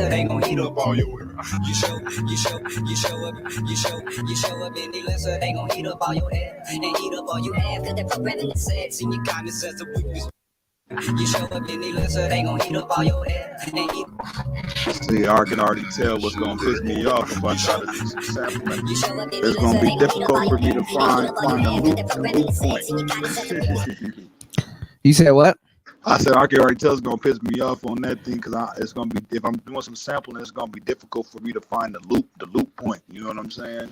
Where I can cut that shit. You can cut it on here. You can cut it twice. What you'll do is that all right. So but you'll see it more on the case, okay? So right here where it says sound, I got it saved in the melodic section. So right here, if you look on here, it says melodic right here. Mm-hmm. So this whole section is the melodic section. Mm-hmm. If I was hold on. If I was to save it to the drum section, that's when you can cut it. So the melodic section, all right. So I got Rogish's lyrics saved to the melodic section. When you save it to the melodic section, it's gonna have it in all octaves, like. Okay, speaking it up as you go up or go down.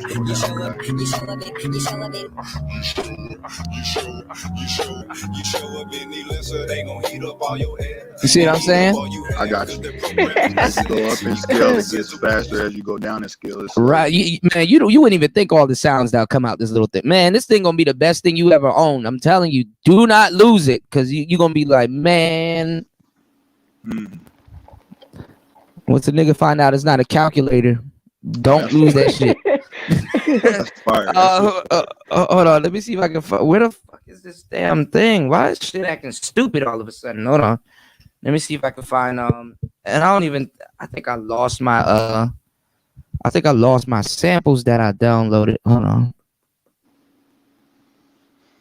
Now my phone is dead. Are you fucking kidding me? Fucking phone is dead now. God I'm so damn glad it. my fucking audio interface is working, bro. I was shit, boy. I can never get no fucking peace.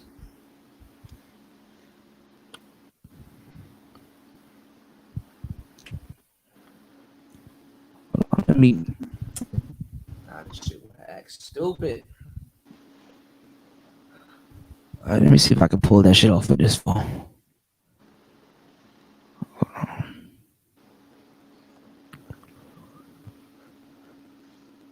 How many Kuda, instruments? what's that? Hold on. What? Hold on. What happened? No, I was just wondering, what's that little white thing that's on the top right corner there What white thing? on your screen? This? Yeah. This the microcosm. It was in the last video. Oh, okay. Yeah. You remember? Oh, yeah. That's the guitar pedal, right? Mm-hmm. Okay. Hold on, I found the. Let me see. Oh yeah, I was gonna say too. On your I'll sample MP, this. I'll sample this. on your MPC-1, it's Mhm. better to go to the if you want to make your melody, you want to do it in the fucking keyboard mode. I don't know what mode how to put It's that the shit in. keyboard. It's like right This on shit the is too on your much menu sequence. diving. On your sequence, no, right on the sequence page, like on the main page, there's There's like 5 sequencer four pages. You no, just I'm go to saying, track sequencer. right on, well, right, yeah, right. But when you go to the main one where you able All right, I to go to main. sequence Go two, to main. yeah. Okay. Now you see the second where it's that second row where a track is. There should be a icon with the keyboard on there. Right Where it here. shows keys. Yes, that's Yeah, where that's you what I was using this for. Yeah, that's where you want to do your melodies. You don't want to really, unless you're doing sampling. That's when you want to go back to the pads. For the first Yeah. icon. But yeah, you doing Yeah. melodies. It's just I just gotta get used to the menu diving. It's too much menu diving. I mean, I know it's smart, but it's like there's a menu for this and a menu for that. That's literally why they made the MPC-1 so you can click the button instead of jumping in all the menus. Bro, And I'm that telling shit you, still got more menus. I'm telling you, when I first got the MPCX, bro, I was up for like 4 days straight. Yeah. I gotta be a madman. I gotta Snarpy, I gotta go down to the gas station and get some Marlboros. I was literally and a 40 and shit and sit down with this motherfucker. Hey, I was literally having brain coffee the whole time, bro. Just locked in. Like, this is fucking crazy. Like, but I know after a while when you get it, you get a whole bunch of aha moments. Like hell yeah, man. Yeah. I just gotta sit down with it. Is there an XF? Is there an XF YF mode on there? It's right here. Where you start pressing fucking. Oh yeah, that shit's dope, bro. I need to what you call it too, cause and hopefully when you get yours, it come with it too. I need it should come with Splice, bro. Bro, that XF mode, dude, is so cold, bro. Man, dude, bro. That's what you can use it for. What is arpeggio? Well, it's like you mixing like your own shit, like to where, like how certain DJ where they like repeat a certain sound when they make it double, like make a sound double up or slow down or quadruple. You know what I'm saying?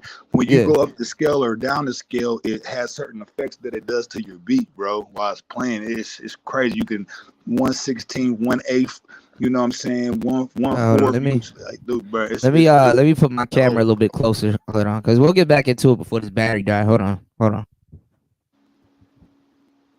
It's almost like you chopping your own beat up. You know what I'm saying? Like you damn near like you scratching your own your own beat, bro. That shit's just crazy, man.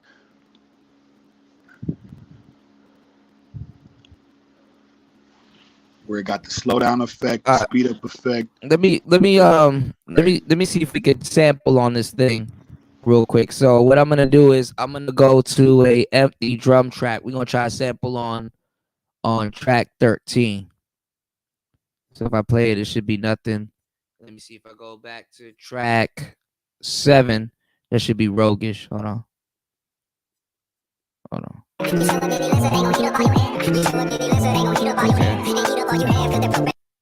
All right.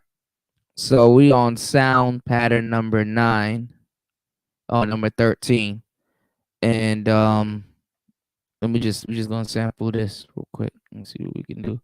And I need to figure out how to get the drums and all that shit to be on BPMs and stuff. So yeah, all right, give me 1 second, y'all. All right, so we on track 3.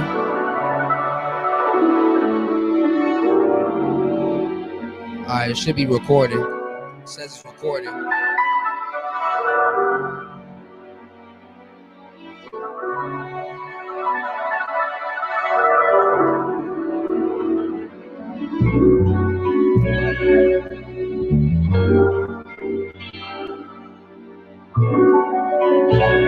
All right, I think you got it. Let's see. Sound 13. Nada. All right, hold on. I think I gotta do sound 13. I think I gotta hold the record. Hold on. I gotta figure out how to record it. So.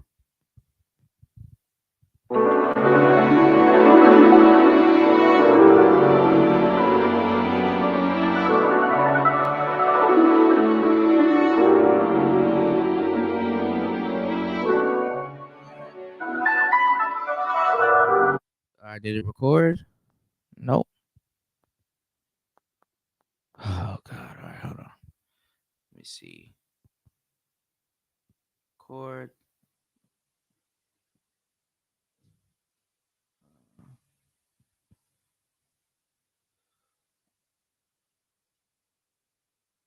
Let me see.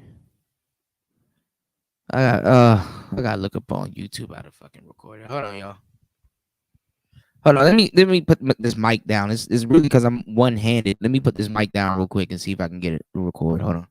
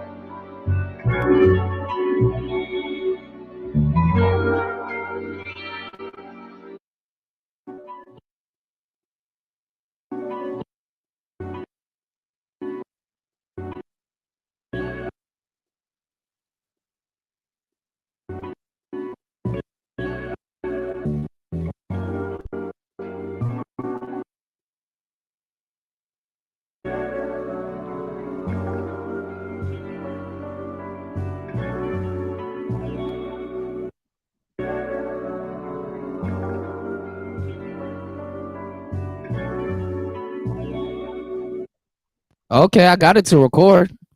But what it does, okay, so on the other one, it when you record, it spreads it across the grid. But 16 is pretty long.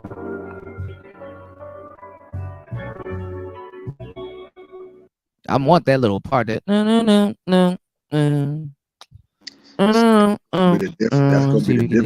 gonna be the difficult part though, to catching that loop.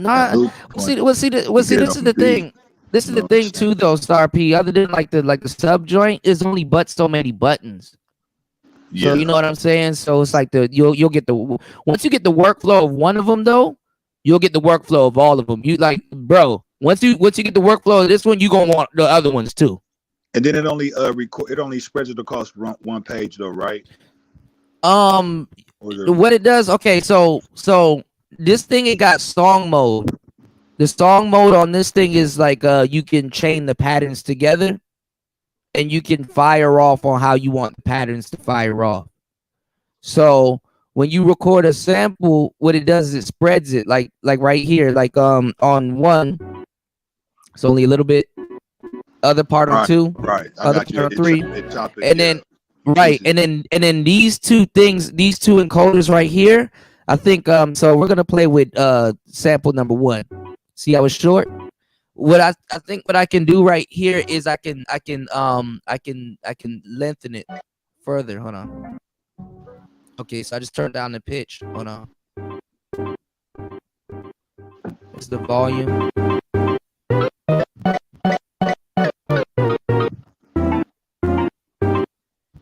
I think I can extend it by let me see.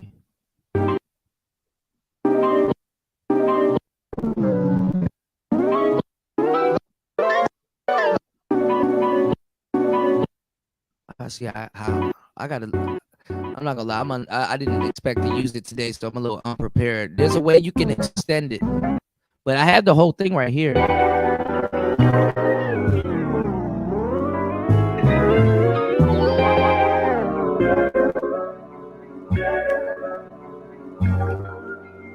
Just figure out how to extend it. I gotta figure out how to extend it.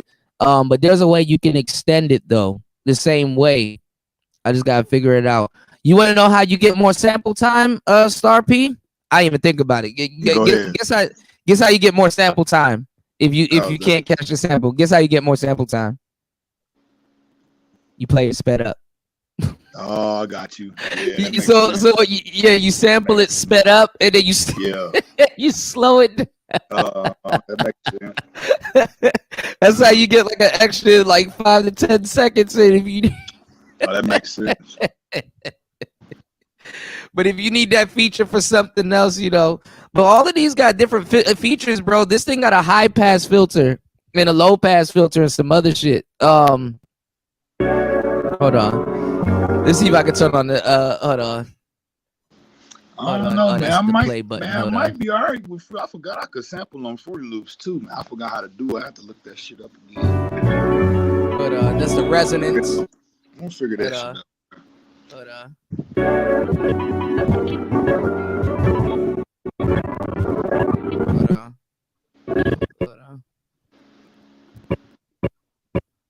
Oh my god. Oh, that's how you do it. Okay. I figured out how to. Hold on. Turn that off. Hold on. Sound. That's the high pass filter. No filter. Low pass filter. No filter. Hold on. How did I just do that?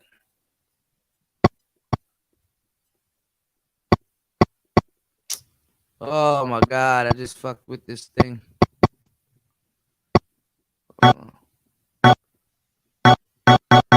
I gotta use 2 hands and hold on. I need a mic stand. Let me do this. Nice. So you said you've been watching videos on it? Nicer. Nicer. Nice sleep. Let me put this mic stand right here so I can. Man, if all these fucking wires don't get the fuck out of the way. Star P, I'm just saying, bro, trust me, just get one. You're not gonna. I think I might just grab it just to grab it, bro. Yeah, they got the J Dilla edition and all kinds of stuff. Like you're not gonna regret it. It's basically a mini MPC. To tell you the truth, but it's his own little thing, you know. I got you. I know when I get my hands on that motherfucker, though, I'm gonna break that. Bro, you gonna trick it out? That's all. I can't wait. That's what I'm saying. Cause shit, I need you up here too. I can't be looking stupid. I'm a straight nerd when it comes to shit like this. Bro. Yeah, and I know I know you gonna show me some stuff too because you already know about the sampling and shit. You know. That sampling shit is not easy, man.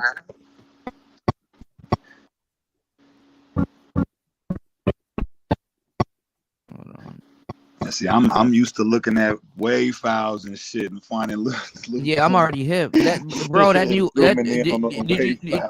you see what I did with that OPZ? I mean that OP1. Yeah. That shit got wave files now. Mm-hmm. I mean the other one got wave files, but it was at the top. It wasn't like Right. That new one got like wave files, and then there's 2 of them because it's stereo, bro. That shit's stereo, man. I wish, man, everybody getting sent shit, man. I ain't gonna lie, bro. I done sold so much of that shit.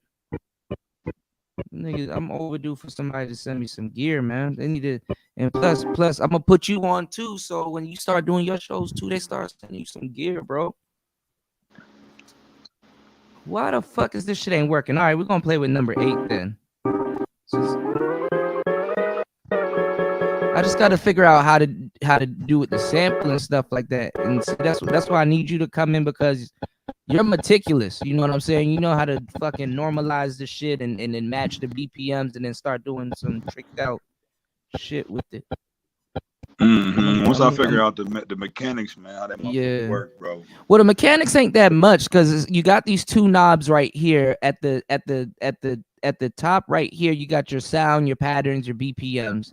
Then you got record, effects, and play and write right here. And then everything else is the grid, you know?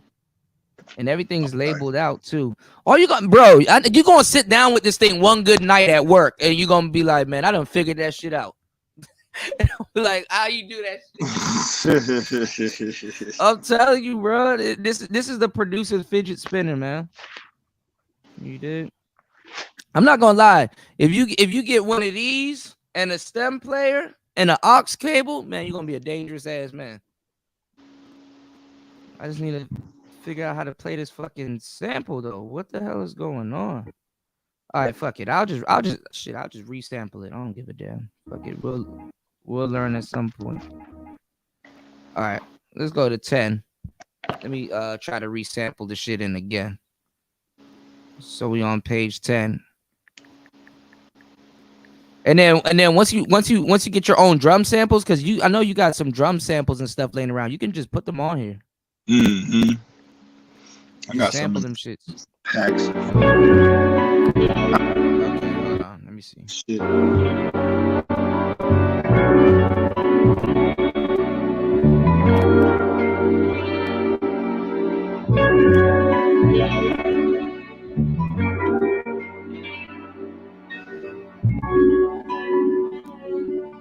This is full.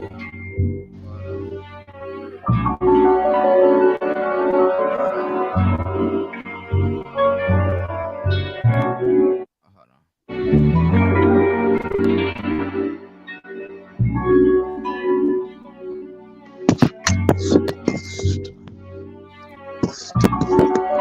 Nicer, is that you?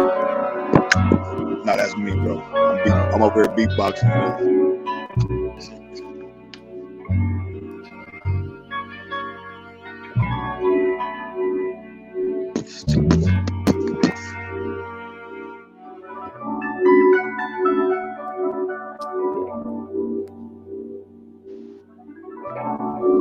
I gotta figure out how to record.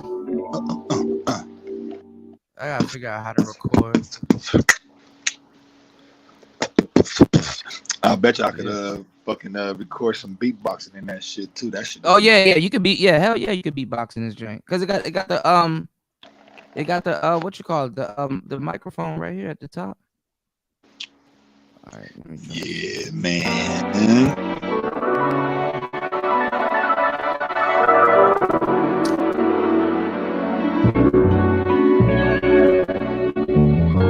Is it saying full?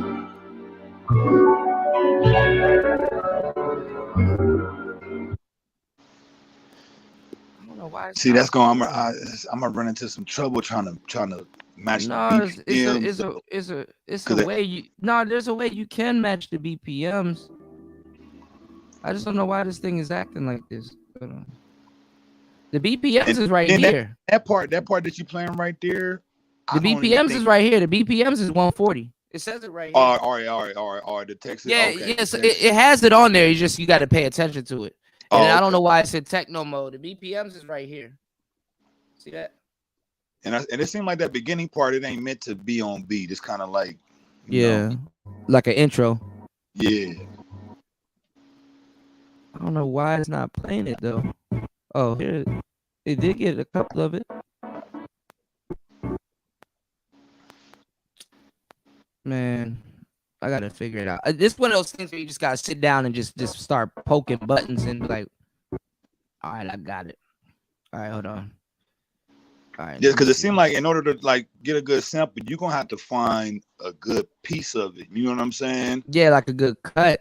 She said it has 40 seconds. 40 seconds is a long fucking time. Hold on.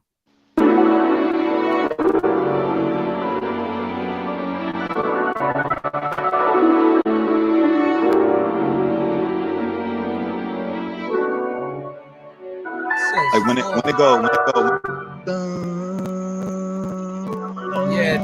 Yeah, the violins and stuff. Hold on. No, not the drums. Man. All right, let me record it to the melodic track. Maybe that might work. Hold on. Because I don't know why this thing's acting. This thing's showing out now that we online. All right. Track number 8.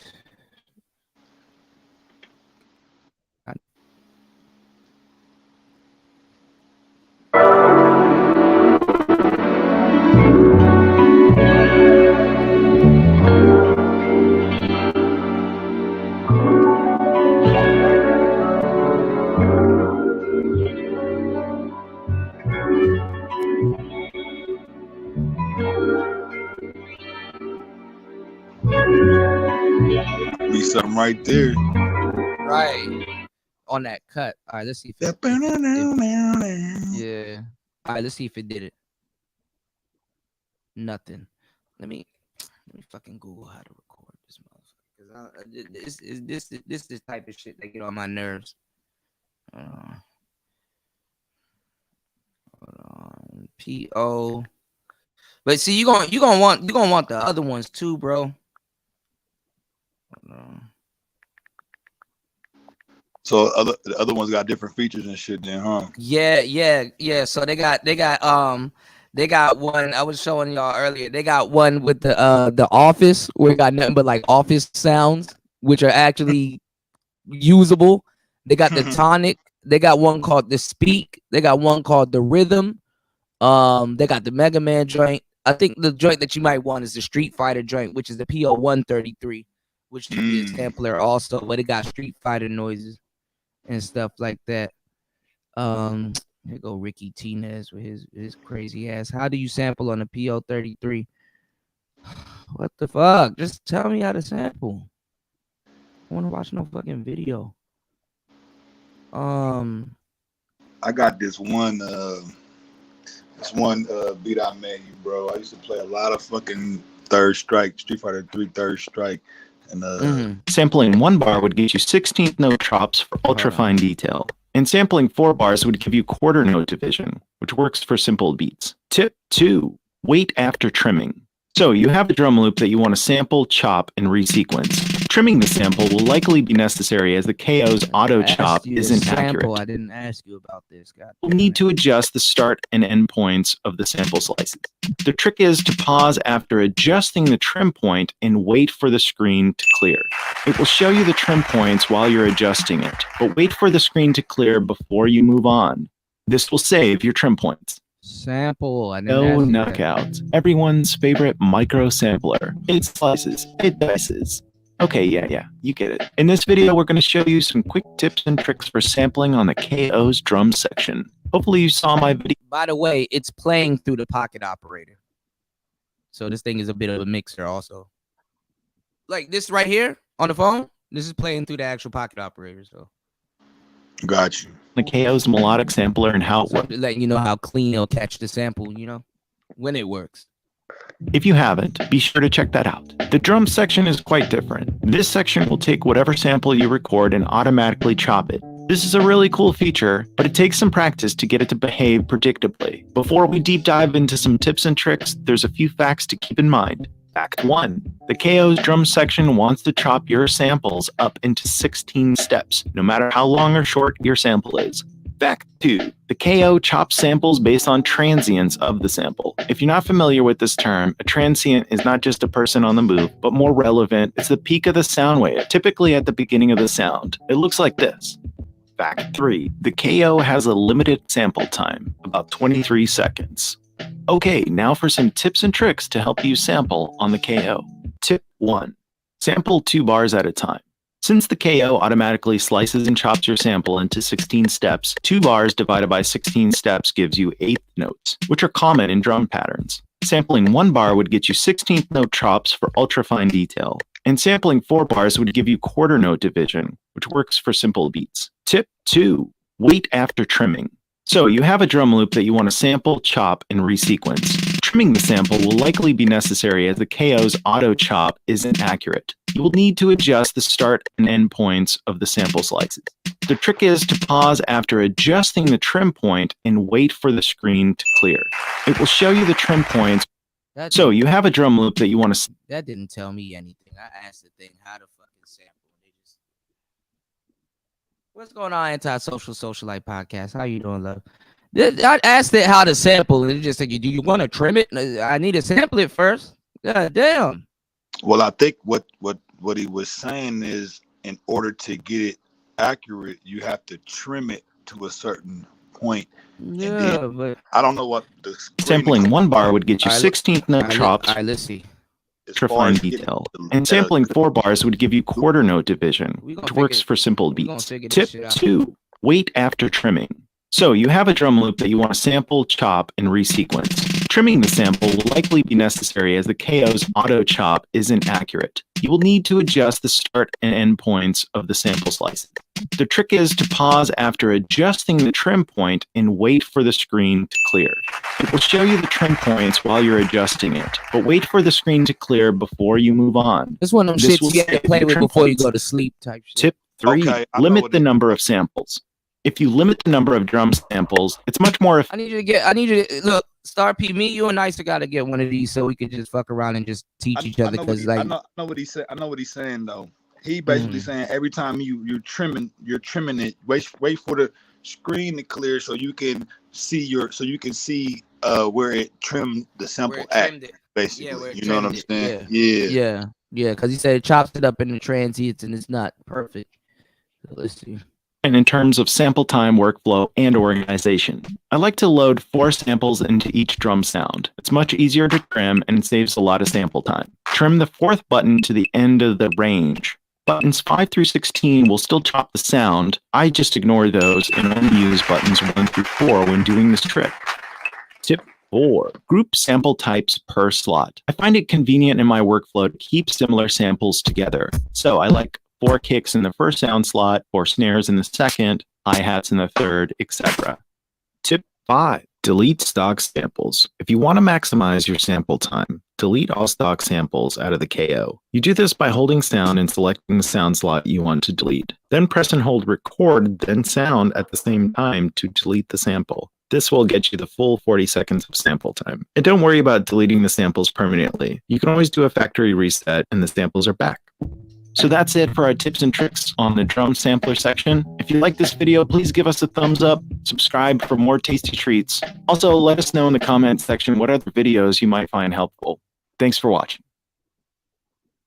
Yeah, I think the one you might want. Let me see if the Street Fighter one is also sample one. Because I ain't gonna lie, if I had to think, I would have got. If I had to choose again, I probably would have got the Street Fighter one. You know, because it's dope. You're a Street Fighter fan, right? Star P? Nigga, what? Okay, I'm making sure. All right, I'm making sure. What? I'm making sure. Is that a question, bro? I know that that's grounds for that's grounds for an ass whooping. So what? That's grounds for an ass whooping like shit. Nigga, bro, don't get me started on some Street Fighter. Look at this man's desk. If his desk don't look like mine, look at that. And Kuda, that's the fucked up part too. These motherfuckers took my damn arcade sticks too, bro. Man, these motherfuckers cleaned me out, bro. God damn, and bro. they probably not. They probably not even using none of that shit neither. They probably not, bro. Hell no. Nicer, we're gonna see if we can get you the Street Fighter version also. I think I found a place. If you get another piece, Nicer, there's a place. If you get a piece of gear, they actually throw one in for free. You know that, right? No, I didn't know that. you can choose which one you want. Cause like I think I bought something and I got this Rick and Morty one for free. But when you get something when you get it for free, just be like, hey, can I get that one? Can I get the other one? Because the price is the same, you know. For some of them, one of them is like $40. I think the tonic one of them is cheap.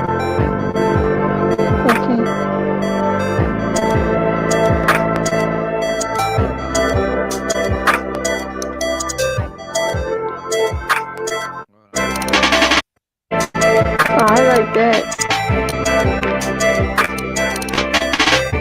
Yo, there's a guy on here. He does like full albums on his PO1. Hey, that shit was fire. I got a special exclusive for y'all too, man. Yes, the Star. You can sample anything on here. Hold on. Here it is, a Street Fighter one. ทริปสุดปังอย่าให้พังเพราะอยู่กับขาลายทาตั้งแต่เริ่มตุ่ม Y'all remember I'm in Hadouken. Sure you can. Today's sponsor is iMusician. They are a music distributor that gets your music onto over 200 online shops, including Spotify, Apple Music, iTunes, Amazon, as well as genre-specific shops like Beatport and TrackSource. It's Liam Killen here with the PO133. They're really hitting us 90s kids in the fields with this one, or I guess any person who's into Street Fighter, really. I mean, they do have a modern version, right? Yeah, as you could tell, I'm just a heavy gamer over here. But as someone who grew up with the OG Super Nintendo version, I get really nostalgic when I hear the sounds from this PO.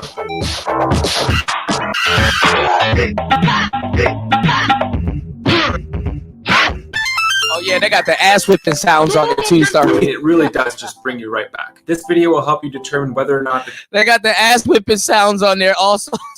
PO133 is right for you. Just like all of the other POs, it really just depends on what you're looking for, especially seeing as you could just literally sample the exact sounds that are on the PO133 onto something like the PO-KO. And so what is it that you're paying for? In my opinion, this is the prettiest pocket operator yet, and the packaging alone is definitely something to hold on to. The traditional animation, the red, the Hadouken, the nostalgic sounds, and a few minor differences in the effects. Besides that, it pretty much functions the same as past POs. And of course, we're going to take a look at those minor differences. I've covered previous PO models as well. There's a link, and there's also a link for that in the description. LK, PO133, let's go.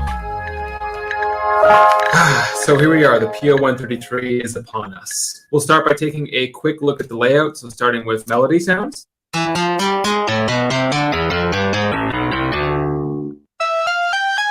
Just so characteristic of that like 90s melee video game sound. This is it. Personally, I find it simple and fun to just do little runs like this.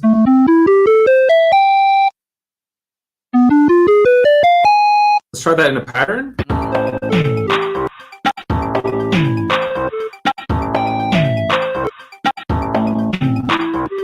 Drums. Oof. Authentic. What else do we have in drum slots? Japan, China. Okay, classic city announcement. USA, Brazil, fight. You win, lose. Lo-fi melee combat sounds. Yeah, somebody got thrown into a coffee table like Shoryuken! Uppercut. Shoryuken! I definitely want to keep that OG Super Nintendo Street Fighter vibe, so let's choose one of these stock tracks. Let's hear them.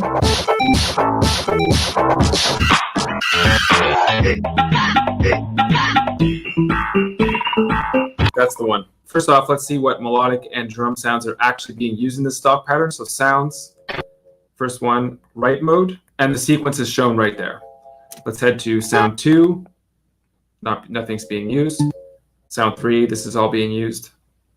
Right? So that's how you know. Go back to this one. We're going to play it. And right off the bat, we're just going to add effects to it. I'm taking a filter.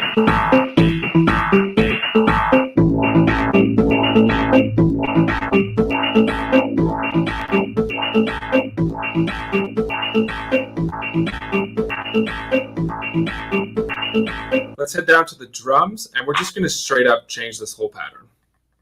So erase what's there, kick,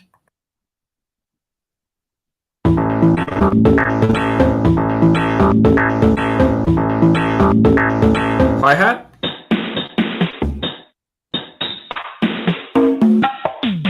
There are no hi-hats. African drum. So this is like a tambourine. Yeah. The link I just put in the back, it's got a section that shows you how to record samples on the PO33. Yeah, That's what you was looking up, right? Yeah, I looked it up, but it's some other video. Hold on. Can y'all hear me still? Yeah. Yeah. Okay, because it takes me to a different page. No, the link I just shared. You go to that video. You go to the 9-minute mark, and that's where the guy shows you how to record a sample. Now, Kuda, since you doing that Street Fighter shit, I got an exclusive for y'all, bro. Check this shit out right quick, bro. I made this shit on the MPC studio, bro. Check this shit out.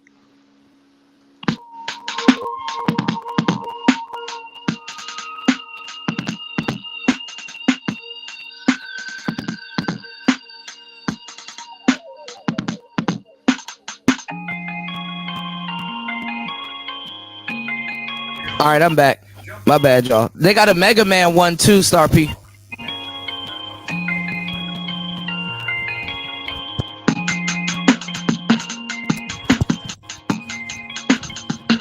That's fire. Yeah, that is fire. I like that. You said a 9-minute mark? Yeah.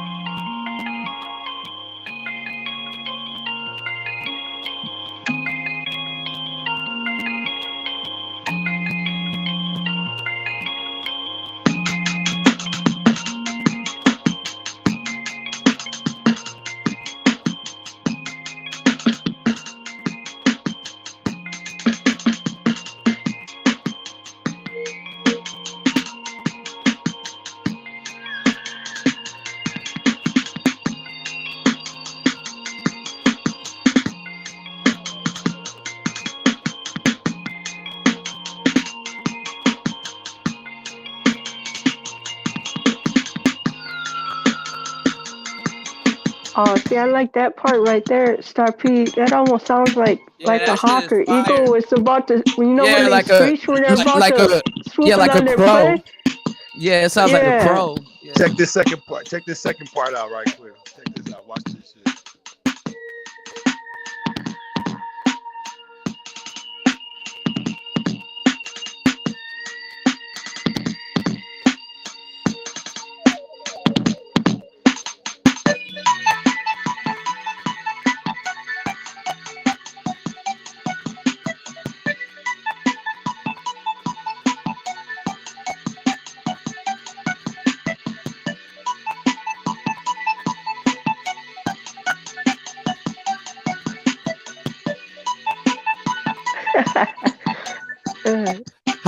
How do you like write your do you write your music?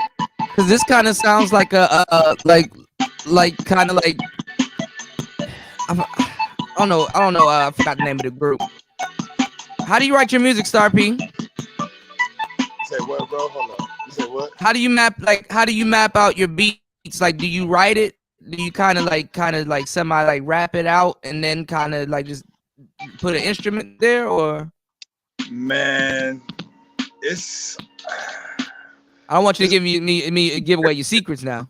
It's hard to explain, bro. Like, I get into a certain mode, bro, and I'm like, my creative juices just start going, dog. Yeah. I That's hard feel to do. you. I don't even know how to really explain it, man. Because I'll be hearing certain stuff. Like I'll hear one thing, and then from what I've already made, then I start hearing other stuff from prior stuff that I already made, and it turned into something else. And then it's like I don't know how to explain that shit, bro. Well, really music ain't to be explained. It's to be listened just to. I hear that shit and then start hearing other stuff like, damn, this could sound like this, or I could put that with that, or this could leak off into this. You know what I'm saying? But no, y'all got to hear that. Y'all got to hear that. That's some exclusive shit. Everybody don't get to hear What did you make that one on? That was on a MPC Studio, not the MPCX. See, that's what I was telling Nicer that's probably what you should get, the studio, the hybrid joint. Yeah, I remember you saying They took that. my fucking studio. They took the studio. They get but I would say get the old one because I went to an old school shop here and they had the old MPCs and they actually had the studio, the silver one. You learned on the silver one, Star P. That silver one is a beast. Bro, I was thinking about getting that silver one, bro. Don't sleep on the MPC Studio, bro. That motherfucker is actually a monster, bro, and it's not that shit. But that's the same thing with this MPC one. When you hook this up to a computer, it does the same thing. I already know that shit is a beast. I already know, bro. Yeah. I was just amazed at the shit I was able to make on the studio, and I think it only cost me like $300 for the studio, bro. And I was, man. Yeah, you can get a new one for like 200 now. Like yeah, yeah. Kept doing updates for it, but the same updates that was getting for the MPCX, it was the same. It basically was the same thing. Yeah, they update they update all of them, the whole platform at the same time. Yeah, yeah. That shit, man. And then at first, the fucking BPM detection wasn't there, but later on they came with it for the studio, which was only a feature for the MPCX at first, but then they put it on the MPC Studio. So I'm like, once you get that BPM detection, bro, you in there, you trying to sample, bro. So as soon as you sync it, as soon as you MIDI or you sync it, and it'll match it up, and then it'll automatically it'll detect the BPMs for you. Yep, it didn't do it at first, but I got it when it first. I got the MPC Studio when it first came out, so it didn't have all those features at first. So I was sampling by ear and Lord knows both of our black asses would sit around and try to find that BPM and be wrong like shit. Exactly, bro. That's exactly what for hours zooming in on that motherfucker, just playing it by ear, trying to match it up to the fucking metronome and shit.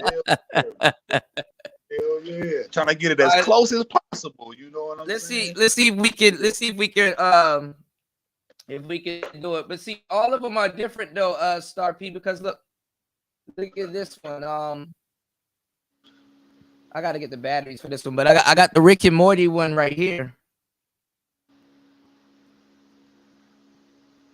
So I'm not. I haven't seen too many people done too much with the Rick and Morty one, huh? Grab you a few of them little gadgets, then, bro. Damn. Man, they got like 8 of them, and they give you these little. They give you the little aux cord, and you can patch them shits together and make a whole studio. This one right here in particular though is a studio. This one. You know, look at this. One cord going out the other side, one cord going out the other side. One in, one going out. Nigga, that look like a dial pad for an explosive device, nigga. What the fuck? Bro, you know what?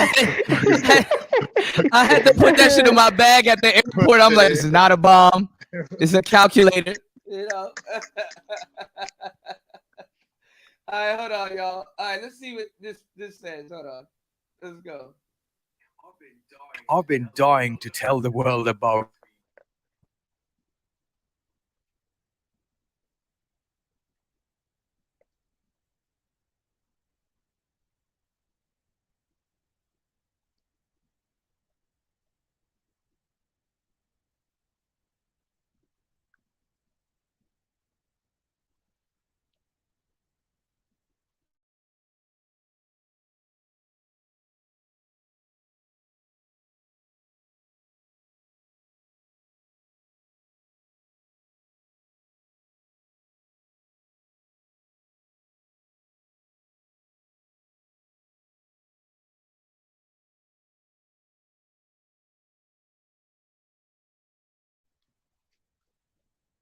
Uh-oh, I think Kuda dropped off.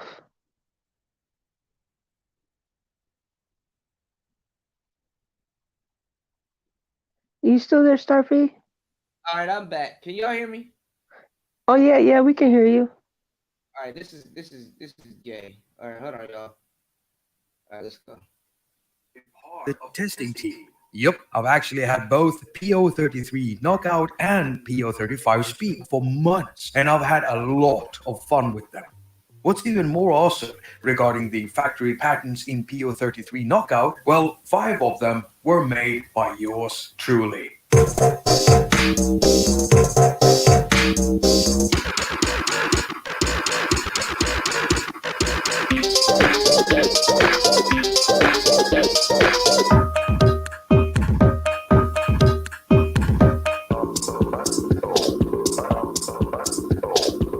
It makes me all giggly knowing that my patents will be heard by everyone picking up a PO33. So thank you, Teenage Engineering, for giving me this opportunity. I can't thank you enough. Okay, so the PO33 Knockout is a sampler pocket operator. It can hold up to 40 seconds of total sample memory, and sampling can be done either via the built-in microphone or through the line input. PO33 also houses a micro drum machine, but unlike all other pocket operators, this drum machine is powered by short audio samples instead. And I'll explain how that works in a bit.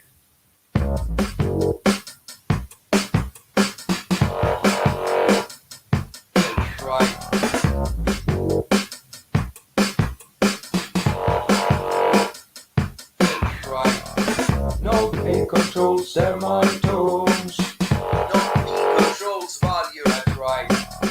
No P controls semitones. No P controls value, that's right. The unit also has functions for editing recorded material like trimming, pitch, and volume. And hey, there's even a filter in here with 2 modes. Now, the PO33 Knockout packs a whole lot of features and operating commands. And before we get into the good stuff, I need to mention that this video will be focusing on the sampling aspect of PO33 and also how it sounds.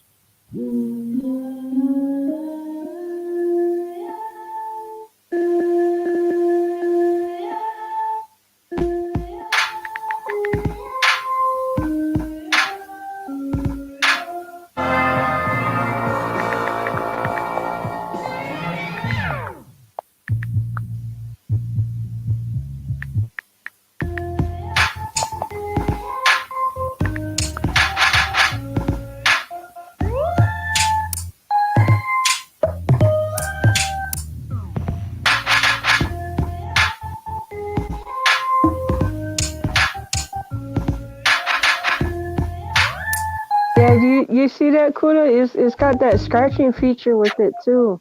Now, there are several things that I won't be explaining in this video. Stuff like chaining, copying, and deleting patterns, the lock tab, and how to sync pocket operators. And I'm even skipping the basic operations section that I normally do in these videos.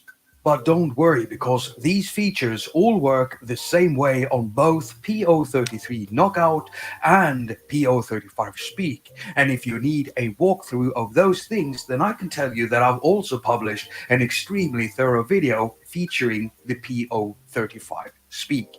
Now, that video has a menu index too, so you'll be able to locate the spots in the video with the info you're looking for.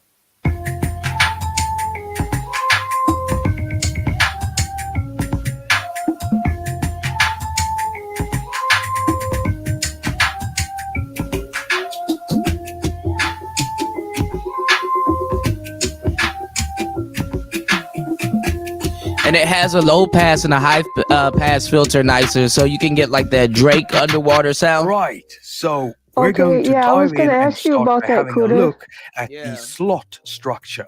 This differs quite a bit The from Novation previous has it pocket also. I was operators. playing it earlier. As I've mentioned previously, the PO33 Knockout is a sampler with up to 40 seconds of total sample memory. Now, samples can be recorded, copied, and pasted into 136 slots altogether. But there is a certain structure to this, so let me explain. Now, the slots are divided into two categories, and the first category is called melody. The melody slots are used for recording, storing, and playing back longer samples. So, to select a melody slot, we simply press and hold down the sound button and then tap a button from buttons 1 to 8. In its factory state, the PO33 Knockout has 4 melody sounds/samples ready for playing and sequencing located in buttons 1 to 4.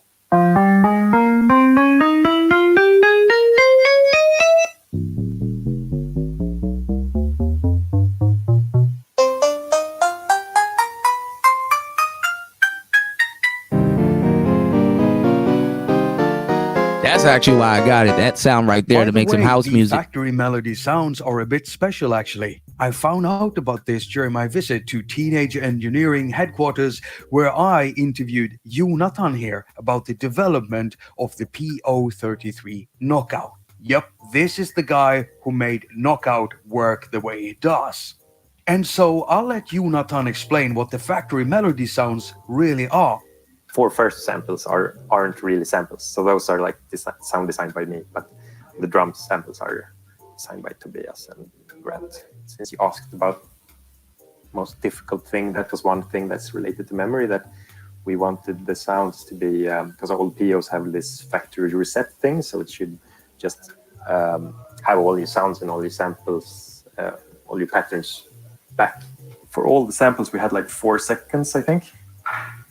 And if you listen to the melodic, they're actually longer. So I tried to like compress and like do some smart things, but in the end I had to build like a special synthesizer that renders the melodic samples. So there's like a wavetable thing with the like settings that's like hidden, that only happens. That explanation, Jonathan.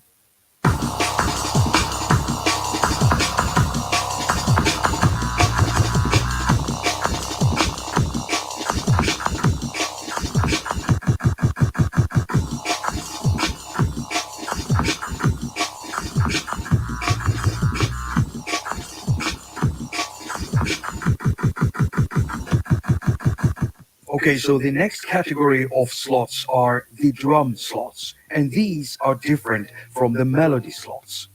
Now there are 128 drum slots meant for really short samples, divided over 8 main slots, and each of the slots are holding 16 microslots.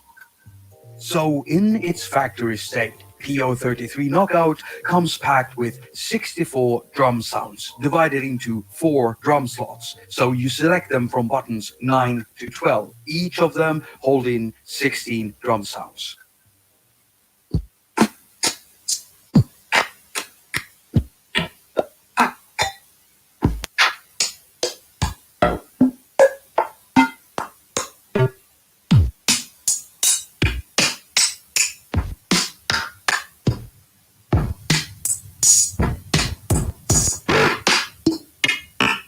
Now the way that samples are used inside the drum slots differ from the melody slots, and I'll explain this in depth in our next segment, where we'll be getting into how sampling works in Knockout.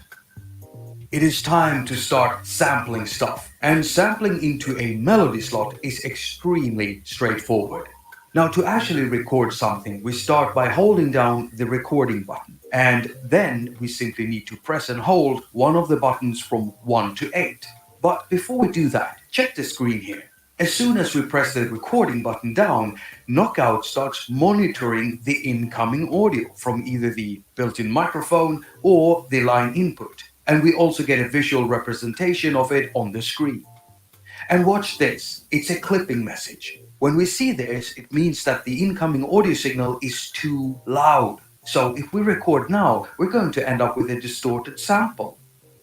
If we simply pull down on the volume to a more acceptable level like this, then we're good. Good.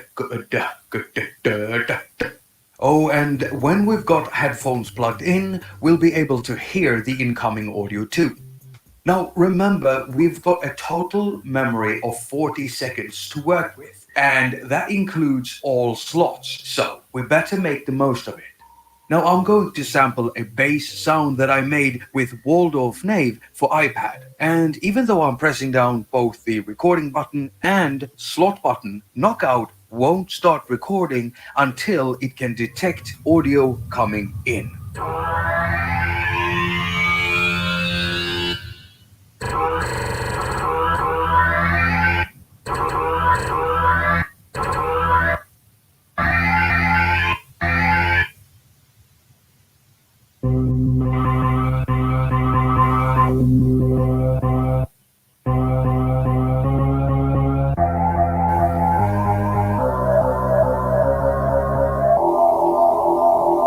If we ended up recording something we didn't want to record, then we can do one of two things. Well, we can do both things, but never mind. We can either record right over the same slot, which will completely remove the previously recorded audio and replace it with whatever we choose to record next. If we just want to remove the recording completely, we can delete it with the delete command by pressing and holding the record button and sound button at the same time. Oh, and it's a good practice to make sure that we've got the right slot selected before we do this, because there is no undo function in Knockout. If you remove the wrong sound, then it's gone. So keep that in mind. Oh, that's fucked up.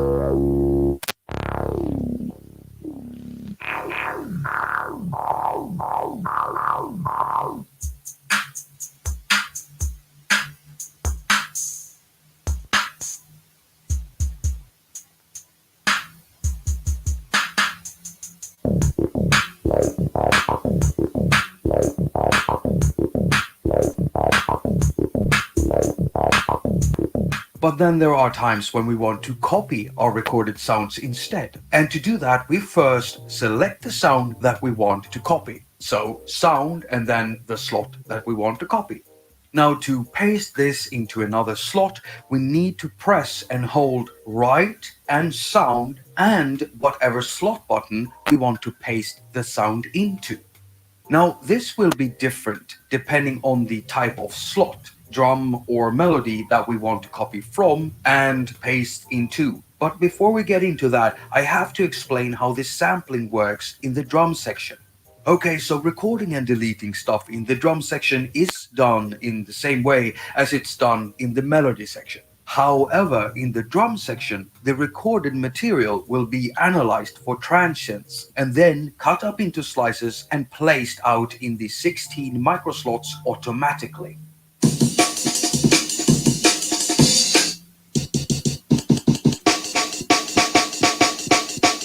So, when copying a recording from the melody section to the drum section, the sample will be cut up into slices and then placed out over the 16 slots. And when copying from the drum section to the melody section, the last played slice will be copied and pasted. Now, it won't be apparent at first, but this will actually copy the whole recorded audio. But the trim settings are copied too, and that's why we can only hear a slice. Complex chemistry happens in space. Oh, so I guess it makes it, you have to trim it before it saves it, I guess.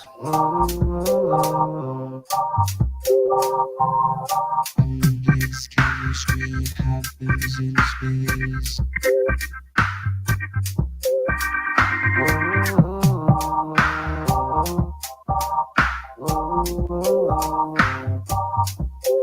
I'm gonna have to sit down and take a nap before I can't do this today.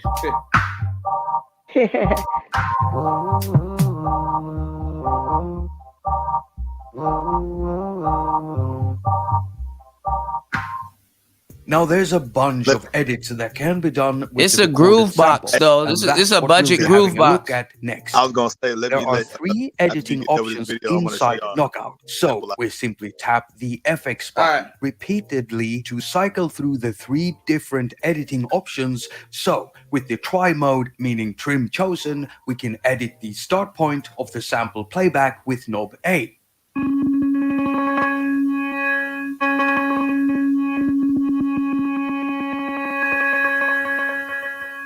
And with knob B, we can set the sample playback length.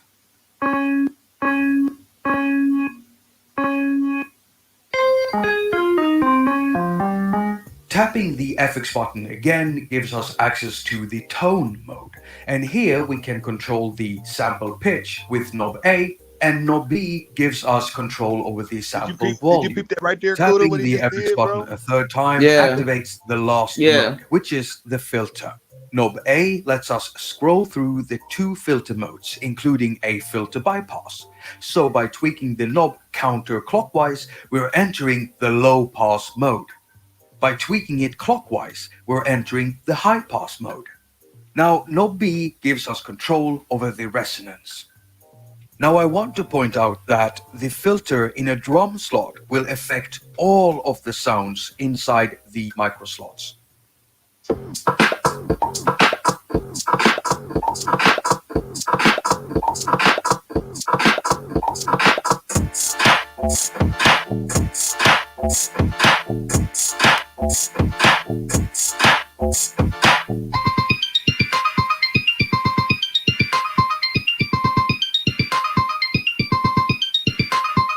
By the way, there's another really nice feature here. You see, the knob tweaks done with the filter and tone controls can be recorded and automated in real time. To do that, simply press and hold the right button and tweak knobs while a pattern is playing. So now that we've got grips on how to record and edit our sounds, it's time to have a quick look at sequencing. Knockout houses a sequencer that works like the one inside PO32 Tonic. It's basically a 16-step, 4-channel or 4-voice sequencer, meaning only 4 sounds or samples can play at the same time on the same step. This means that entire drum sequences can appear to disappear, but it's simply because even though there are 16 different slots inside a main drum slot, the whole main drum slot is counted as 1 voice. And so if you're exceeding 4 voices on a step, then the drums will disappear. And yeah, it's a bit of a bummer, but I'm sure you'll find creative ways to get around that.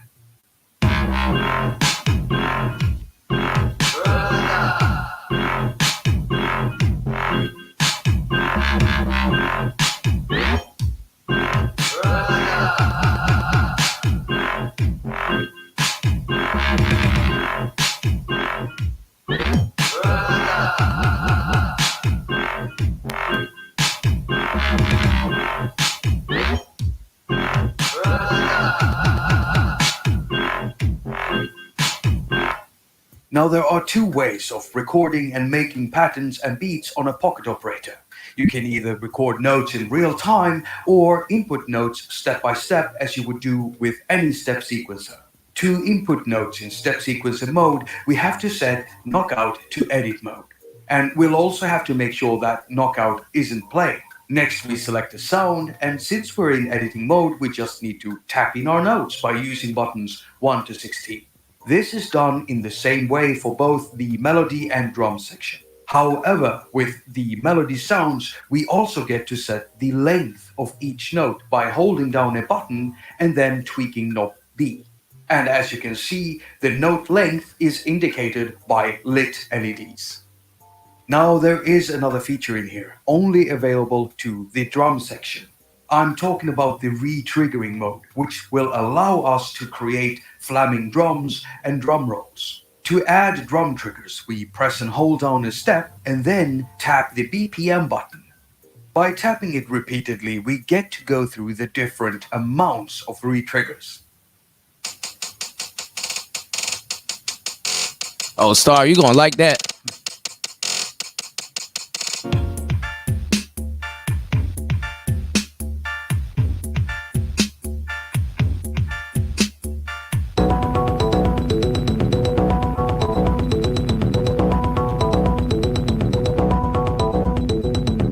By the way, notes can also be copied, including editing settings, by pressing and holding down a button for a second until you hear the sound playing.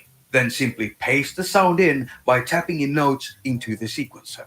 Copying and pasting notes works the same way for both the melody and drum sections, and that's basically step sequencing for you. Now, real-time recording is even simpler. So to record notes in real time while a pattern is playing, just press and hold down the right button and then play the various sounds with the buttons over here. And this works the same way with both the melody and drum section. Now, I personally love adding a bit of swing to my beats, and this can be done by pressing and holding the BPM button down and then tweaking knob A. By tweaking knob B, we can set up the BPM. And there we have it. Now, there's one more section we're going to have a look at before I round this video up, and I'm referring to the FX section. PO33 Knockout comes packed with 15 various effects that can be selected, played around with by holding down the FX button and then pressing buttons 1 to 15. But what about button 16? Well, you see, when playing patterns, we can also record the FX selections that we make. And button 16 works as an FX bypass and will remove any FX when pressed in. And that's a very nice feature to have when performing live.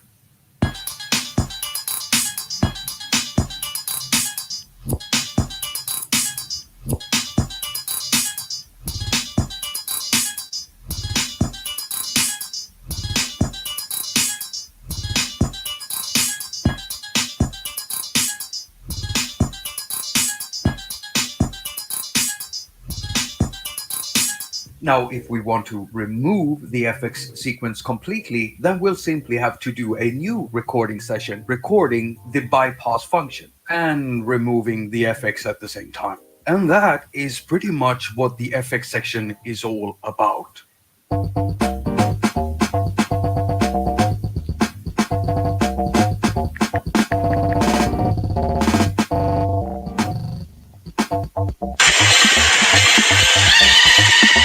My bad, y'all.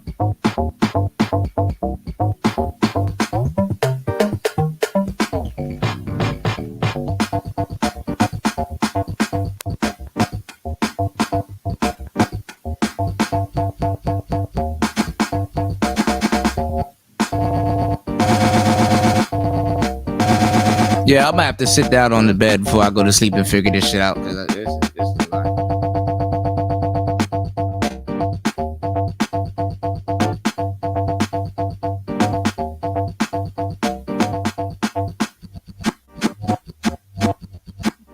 Nice, so make sure you hold on to this video because we're gonna have to refer back to this video several times. Segment in where we go through the backing up data part.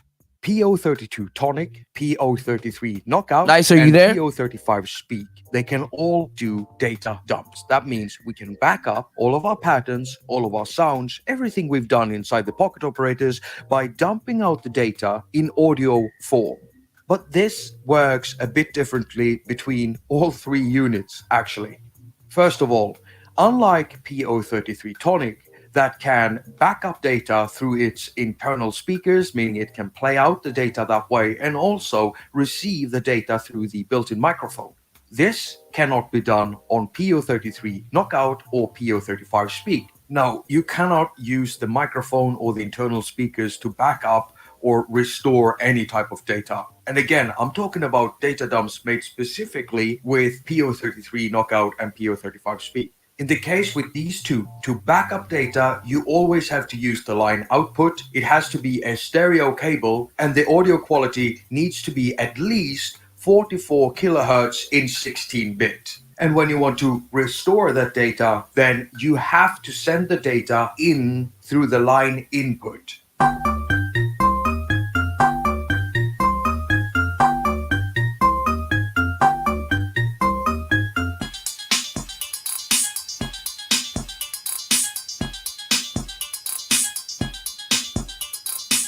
Now, there is one more really important thing about backing up data with PO33 knockout specifically. the button combinations for sending and receiving data differ from the other two units, PO32 and PO35. So pay attention. To send data with PO33 knockout, you have to press write, sound, and play. And that will export everything within PO32 knockout. Now to activate PO33 for receiving data, you press write, sound, and record. And that's what you need to know about the backing up data part. I know it can be confusing, especially so when you realize that PO35 speak can actually receive data files made with PO32 tonic through the speakers. Yeah, you'll have to check the PO35 speak video for that.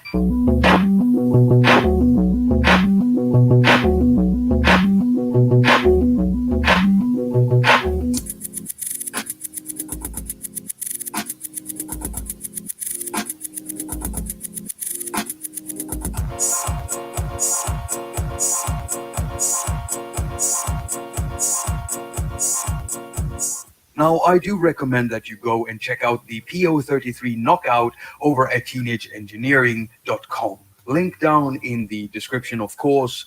Personally, I'm loving that we've finally been provided with a sampler pocket operator. It's just lovely. Now, I will be rounding this video up, but before I go, I just want to remind you that if you want more in-depth info on stuff like chaining, copying, and deleting patterns, what the lock tab does, and how to sync pocket operators, then you should really go and check out my extremely in-depth review, tutorial, and guide featuring the PO35 Speak. The PO35 Speak is really worth checking out in any case because it's an impressive pocket operator.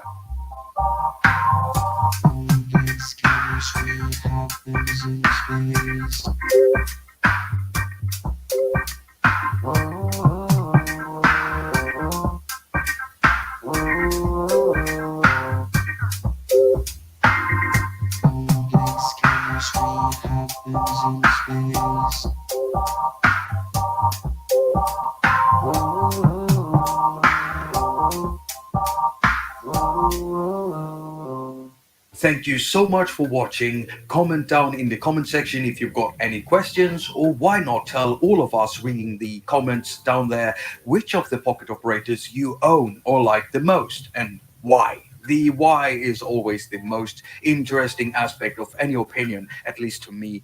Was that a weird sentence? Now, if you feel that this video brought any value to you or helped you out in any way, then I ask you to at least take a moment to consider helping in securing the future for this channel by signing up at my Patreon page like many of my awesome patrons. Okay, that is a very weird and very long sentence. Now, if you don't want to do Patreon, then I've also got a PayPal link right here, so you can do a one-off donation if you'd rather do that. And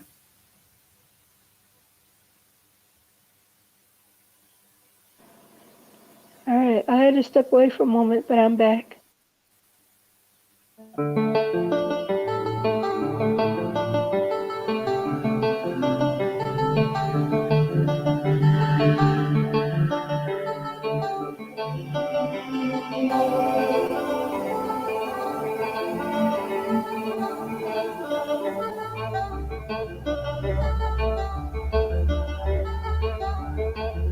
Kuda.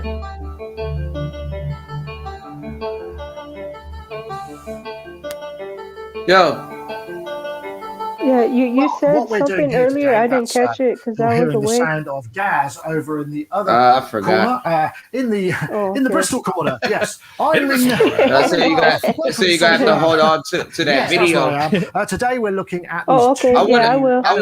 I want to get this firebox. Got myself here. I was looking at this thing a minute ago. It's called the red one. I've got the yellow one. What's the difference? Yep. Right. Okay. This is the Nanobox Lemon Drop. It's yellow. It is basically it's a granular synth engine with 4 voices. There are 3 layers. So if we go in here, we've got 1 granular engine, 2 granular engine, and a kind of regular waveform. There's also filters. We've got a pair of filters. We've got a couple of envelopes. We've got a couple of LFOs and a sequencer, and then we've got an effects engine. This is all run in this tiny little standalone. If I come here and I show you the Blue Box 1010, that's the size of that against it. This is the size of Cool Chaos set. So it's a very small thing packed with DSP in the way that 1010 Music do. Gaz has got, however, the Nanobox. What's yours called, Gaz? Yeah, this is called the Fireball, and this is an 8-voice wavetable synthesizer. Now, everything other than the kind of oscillator type is identical to the Lemon Drop. We've got the same 2 filters, 2 envelopes, LFO, and a sequencer. Now, I should mention, when you mention the sequencer is more of a modulation sequencer. You could set it to notes, but it's not a sort of sequencer as such. It's for modulating parameters. You could modulate the pitch as a parameter. And the 2 effects. The effects are a chorus and reverb. Oh, the chorus of flanger, phaser, reverb and delay, and a delay, reverb or delay. And they sound really nice effects. And around the back, we should talk a little bit about the connectivity, because you can see mine here. So I've got it basically on mini jacks. We've got mini jack stereo in and stereo out, because it's got an input that you can feed either through the effects engine, or in the case of the Nanobox, we can feed this into the sort of granular engine and do all of those good things. And we've got MIDI in and out on a little adapter, which comes with. It's one of those guys. And then there's USB-C for power. But the other thing that you really should check out is it's got this really rather splendid touchscreen. I mean, it's a really high refresh rate touchscreen that gives you a lot of look how small they are. Now, the other thing that we've got is an XY pad. We go to the home, we can come here, and it becomes a modulation source, which is also very handy. I should also point out that this does, in fact, have an SD card, which you could load your patches, loads firmware, and also in the case of Nanobox, we can go and sample. So here, if I go, I can press again and I can load a whole bunch of samples. We've got 2 knobs. The 2 knobs give you the selection, in this case selection, but if we come out here, we've got parameter access and value. There. I think that covers that part. What about yours, Jazz? Yeah, almost exactly the same. The audio input, however, on the Fireball, you can only feed that through the effects. You can't actually use any real-time processing in the synth engine. You see how small they are, nicer? Line input. So, but however, nice to see that there. So that does mean that there is an A to D as well as a D to A. And speaking of those digital converters, that's one of the things that really is a real special feature, I guess, of the Nanobox series, is that they have got really good sounding.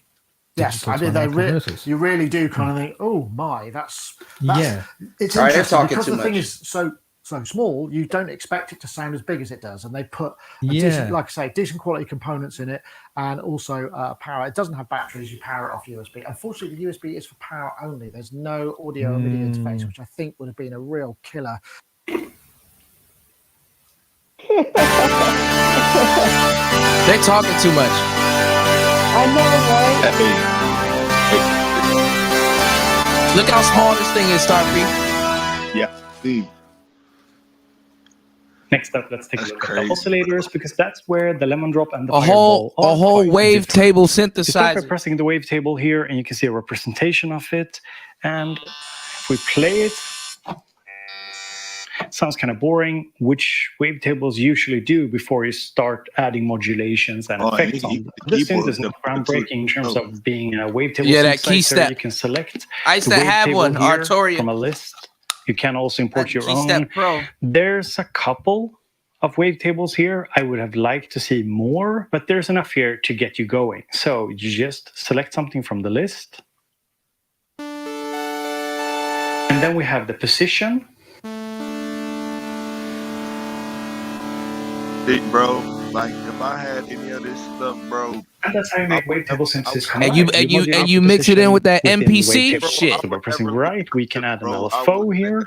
Because I think you can run that into the MP with the headphone slot, right? With like an aux slot, right? I just know how broke I would be. I wouldn't do nothing but this. Why you think I'm broke?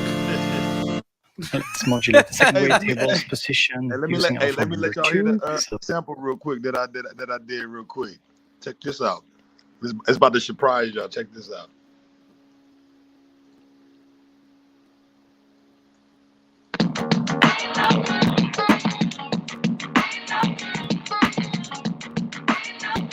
It's that Shaka Khan.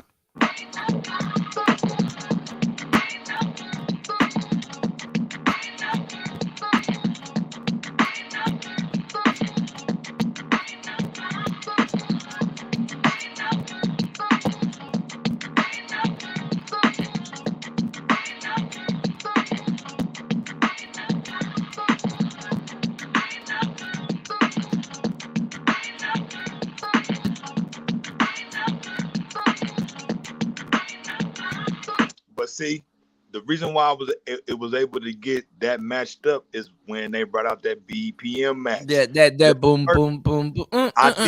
I did one version before this where I had to match it up by ear and by sight, and it wasn't matching up right. But when that BPM match came, bro, this shit matched up perfectly. But I just wanted to. So what? When you did it by ear, what part were you trying to match up? The little part where the synthesizer where it goes. Let me show you the difference. Hold on, I got the other one right here. Don't play too much of it though, because it's gonna copyright me. I got you. That shit be catching it so good. Let me show you the difference real quick. There's a big, huge fucking difference, bro. I got it right. Oh, you got both files? Yeah. Just grab it right quick. You gonna hear it? It's such a drastic difference, bro. You'll be like, what the fuck? Watch this shit. Bro, when you get your MP, you start doing shows, man. Now, all right. Now I'm gonna play that one for you one more time, and then I'm gonna go to the other version. This is the one that's the good one. You hear this? Watch. Check it out.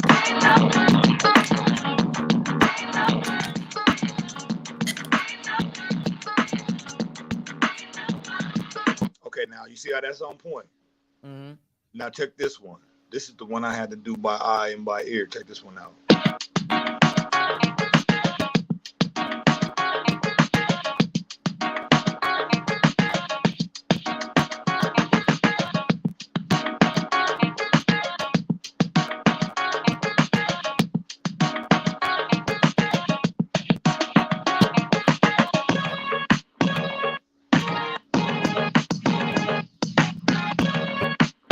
You hear how it's slightly off? You had to chop it a little bit to get it on, but nothing's wrong with it. It's just the other one's more smoother. You know what I'm saying? Yeah, when it first started out, it sounded good to me.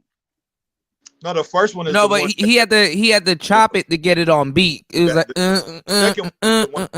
yeah. That I had to chop. The second one that you just heard, that's the one I had to chop to get it on. Yeah, he had to chop it to get it on beat. Yeah. As close as possible, but it's still just like I can hear it wasn't bad, but yeah, you can hear it if you look for it. Yeah. But yeah. So that's. I mean, it's not bad. It's just the other one was more smoother because it got the BPM. Mm-hmm. Yeah. So it does make the difference, like you said. It's the difference between flush and unflush. You know what I'm saying? Yeah.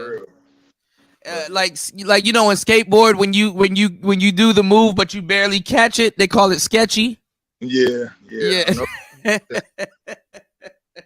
It's like it could have been better though. You didn't do a bad job, but if you musicians were kind of assholes to ourselves when we're doing shit like that. We're like coming up with jams and stuff. So yeah, I'd probably beat myself up if I did like that. Also, if I had to compare the smooth one to it,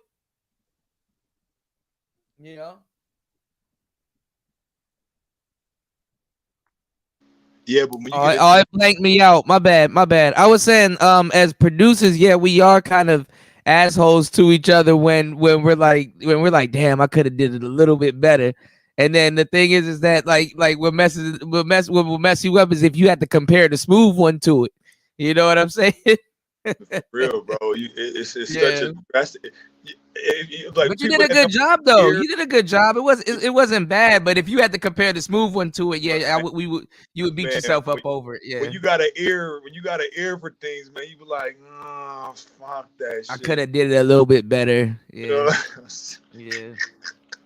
Hypercritical. Some people don't understand. You'll sit there and obsess over that shit. Let you go to work and like, man, that mix ain't right. When I get home, I gotta mix that shit together. I gotta get that jam right. You know. I'm gonna try to get one of these things in Nicer's hands as soon as possible. It's like finding the right combination with the right blend of spices and seasonings. Yeah. But once you get it just right, man. Got it. Yeah. Yeah. Or not even. You ever cook something so good the first time you like, damn, I'm gonna have to cook it like this every single time. Yep. See, I'm gonna have to go back and do a bunch of these. So Star P, we gotta get the 33 in your hands. Nicer, we gotta definitely one. Yours is already solidified. I'm just waiting for it to come in. I'm waiting for that paper to come in, and I'm gonna shoot that right back to you. And Okay. I need to figure out how to get a case. That's my fucking problem. Oh, I can do that, Kuda, because I've been looking at them. Just tell me the one that you want, and I'll send it to you.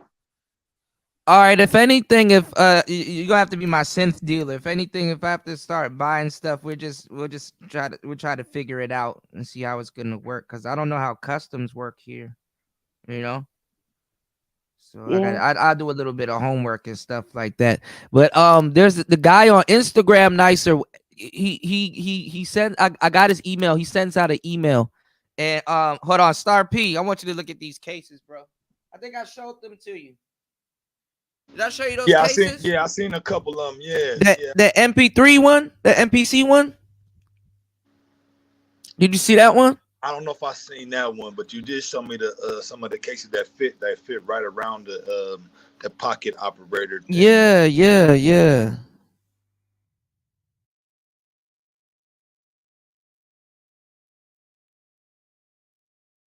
This right here. But there's a bunch of them. There's a guy that he does a bunch of them. Look at this one. This is the one I was looking at. What do you think about that one? Yeah, I like that one. Oh yeah, that's cool. Like a little Game Boy. Yeah. They do got one that looks just like the Game Boy. Well, I think there's a guy on Etsy. Let me see. No, that look cool though. Yeah, that's what I'm saying. And then this way you can put it in your pocket and stuff like that. All the buttons are functional. So that way you're not touching the regular, you're not touching the chip. Right. Now, cool. Like, look, bro, you gotta like air this one out. I gotta look. Here it is. They got the knockoff ones. Kind of look like they look just like on Etsy. Yeah. Like a damn Texas instrument and shit. Yeah, TI. Look, that joint's 770 baht. Let me see how much that is here. Yeah, you can do it. Make a movie. Hold on. 770. Oh, I'll hit you with a commercial. Hold on, y'all. I was so excited when I got that motherfucking dude, all the equipment that I got. Every time I got my hands like the studio, when I first got this joint is $20.51. When I got the XR20, I was blown away. I was smashing on that shit, bro. $20.51. Oh yeah, $20. Yeah, bro. But tell me, like when I play this for you, like for instance, this fucking sample makes me fucking upset as hell because I know how tight it could be as far as the alignment. But bro, just like check this out. Just check this out, dude. Wait, be careful playing samples because they're gonna copyright me. I want to get copyrighted. Which sample is it?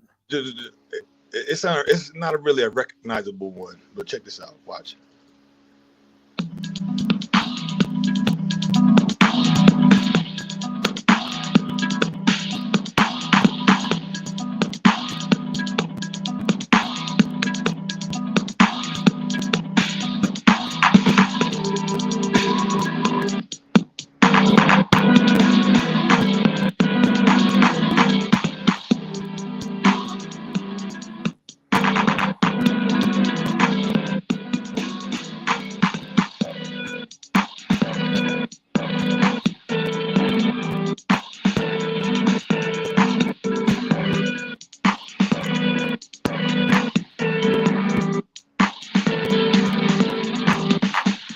you hear how, like, you know what I'm saying? Like, man, it could be tighter than that. That sounds familiar. It's a loop. I know it does. I ain't gonna say what it is, but you know.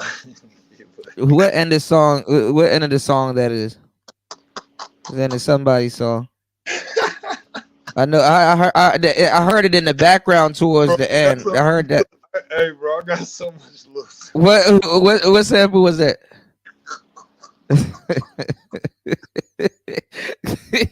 Yo, Star P a great thief, bro. What the hell is that, bro? Bro. Hey, I've been getting some low key stuff. Don't know why we know. I know you been getting so low. That shit sound familiar. Why? Somebody that own that shit gonna be like, hey. Yo, ain't that funny? Like, you can hide the shit out of a sample, but if somebody made that shit, they'll catch it right away. Oh yeah, absolutely. The maker would, hell yeah. Absolutely, they would. Yo, because I sampled the shit out of Patrice Rushen. And I think Raven and everybody was like, yo, she played every single instrument by herself. Yeah, for that song. So I know she heard that sample. She'll know exactly where it came from. Oh man, but yeah, man, I got so many little examples like that. It's like, fuck, man, that shit could have been way harder than that. Man.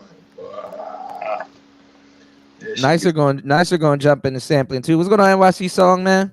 Get frustrated. Shout outs to you. I've been experimenting a little bit. Sampling isn't that bad. It's just you got to have the right tools. Like this stem player actually saved my ass on a couple of things because now I don't have to rack my head around this goddamn synthesizer to sample some shit.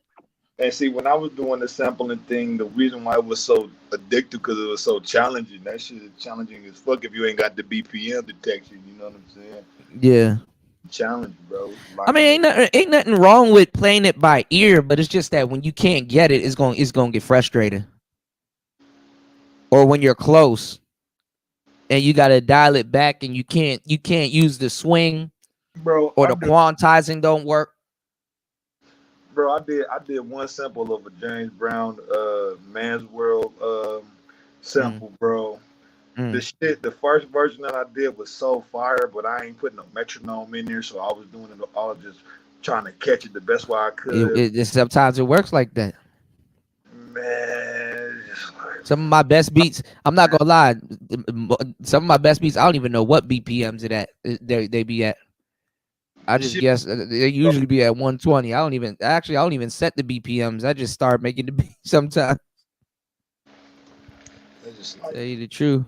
Start trying to match it up. I'm like, fuck, this shit is off though, man. Like, yeah. Star P like to cheat. He like to use the computer.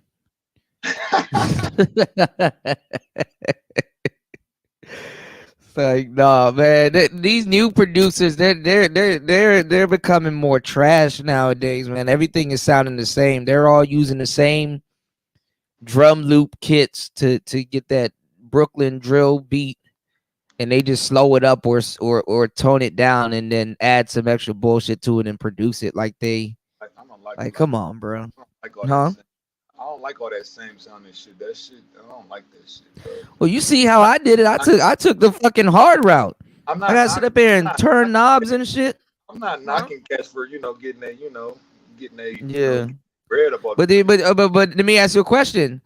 Should they be able to call themselves producers? Let me ask you a question because I asked Nicer the same question. Star P, are you a producer or a beat maker? I do both. No, but I'm saying, which one are you though? If you had to choose,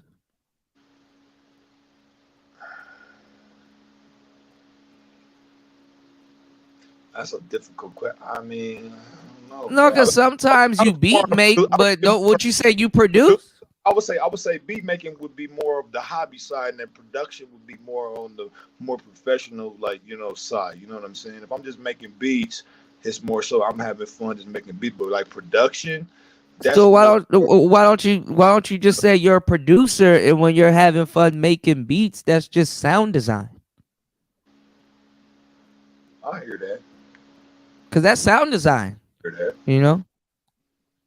Because you know what's funny? You'll sit down there and make a beat and not necessarily put it out. You just made a beat. Sometimes a jam. though, if I make a beat though and it come out a certain way, I want to take more Then you want to time, produce it. more time. You know what I'm saying? Yeah, I want to take more time on it. You know what I mean? To produce it Yeah. for you. You know what I mean? So it just, you know, Do you got DistroKid?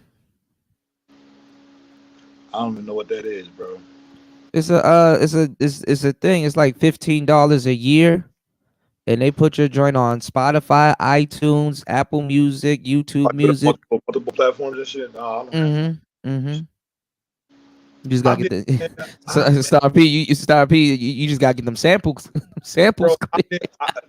Bro, I tried so many things. Like early, you gotta understand. I've been doing this music shit for a long time. I know. As I said, you better get the samples clear. Shit. Right. Yeah, get the fucking samples clear. I've been thinking I'm gonna get away with some shit, man. Like, Man. if one pop, you know, you think they'll be able to sue me for everything? No. What some people are doing now, they're just trying to make sure you made some type of money, and then they'll probably take 90% of it or something like that. But you can still tour. You can still tour and get your cut back. Damn, 90, damn. Something depending on how they do it, because I know T-Pain was like, he sampled something and that nigga took 90. But he was like, I'll tour and get my money back from it. So he said, because he said the song is gonna be, even though the original person will get the song, he was like, his version is gonna be more relevant and famous, so he can still tour. I'm about to drop a gem though. The way you get away with it without sampling is you play something by ear and have some likeness of it where it's not the same exact thing. It's similar, yeah. Maybe similar, but it might use a different instrument. Yeah, because you can always argue the BPMs or like the cadence. Yeah, the cadence just can't be a direct. If you know how to play some stuff by ear, you can alter it that way where they can't really fuck with it because it's not the same exact thing. That's what I'm saying. The cadence can't be a direct ripoff. That's kind of really what you're arguing in court. The cadence, because a lot of songs sound the same. You know. Yeah, but the thing is, if the catch is if it's the exact same, you know what I mean? Yeah. And there's a loophole where it's not the same. You know what I'm saying? If it's not the same, it really can't get you if it's not the same. You know what I mean? Right. Cause that's what they did like back, when, like certain inventions. They got that little boy that Old Town Road, Lil Nas, they got his ass. No shit. Yeah. Cause the same thing with inventions. Like let's say nobody can monopolize the vacuum cleaner. You know what I'm saying? So a motherfucker could make a vacuum cleaner and it has certain things, but another motherfucker could make another vacuum cleaner where it has other things, but they're both vacuum cleaners. You know what I'm saying? Right. So it's gonna be similar. So they're similar, but they're not the same. Now, if the other person was to come out with the same exact thing, then yeah, you can get a motherfucker for that shit. But that's the loophole though. You know what I mean? Right. Similarity, but not the same. But yeah, that's man, you always coming with some heat though, man, with the tech stuff, man. That shit, man. I got some decisions to make, man. Man. Shit. Hey, it sounds like Star P getting gas. I am. Yeah. Wait till you get one of them goddamn PO30. That you gonna like that PO33. You gonna be like, bro, I didn't think it could do all of that shit. You gonna go stupid with that PO33. You gonna watch. You gonna get another one too. Just get that first one. That's all. Yeah. And play with that shit at work. They ask you what you doing. You have your headphone in. Be like, nah, I'm just playing with my calculator. That's all. Just doing some math. Shit. Ain't nobody ever asked to see. Well, won't you use your phone? I'd rather use my calculator. I wonder about this too. Like I know a lot of cats say when they like certain sounds where they say they're royalty free. Like how does that work when it comes to a certain sound? You get like Splice. MPC comes with Splice. You get Splice, or you get another. You get a subscription, and they got all royalty free sounds where you can just sample all of that shit. That shit, wow, because you got to think all the stuff that's being uploaded to these devices, really, they're all samples. They're not a natural playing for the like, most part. For the most part, because some of like this thing right here has a Nova synth, but if you want to, you can upload samples, which the synthesizer didn't make it. But I got some machines, some analog machines where no, that synthesizer actually made it. You know, like I got a synth, I got a FM synth that's across from me right now. That thing doesn't have no drums in it, but the synthesizer can is an FM synth, so it can replicate.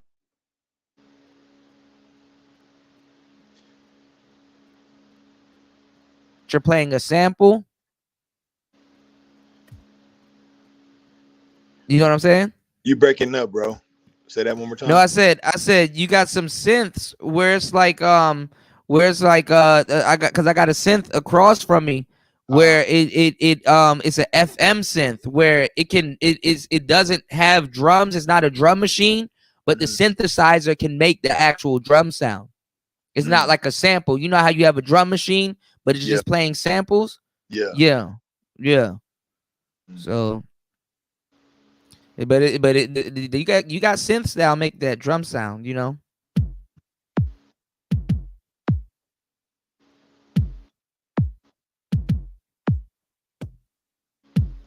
I don't know what a lot of this shit.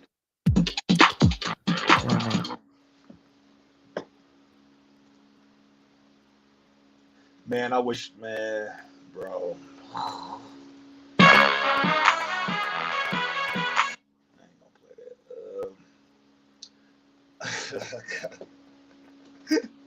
Man, my shit is just flooded with wave files, bro.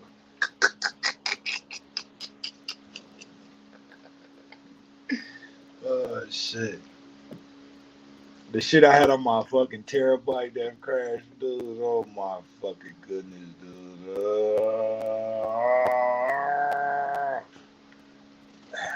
This shit is retarded. Like shit when when stuff like that happens, it's like, am I supposed to do? Am I doing the wrong shit? Like, you know what I'm saying? Like, what the fuck, man? What is this shit? Whatever though. I'm not about to.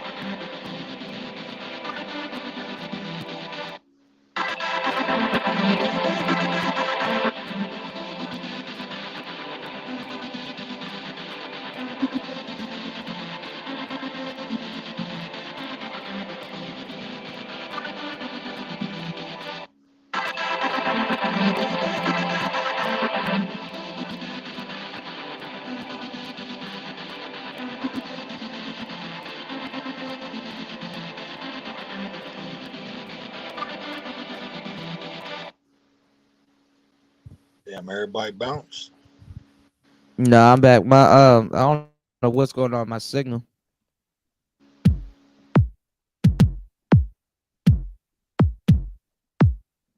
Did you hear that little piece? That little last piece before you dropped off? Did you hear that? No, my thing went out.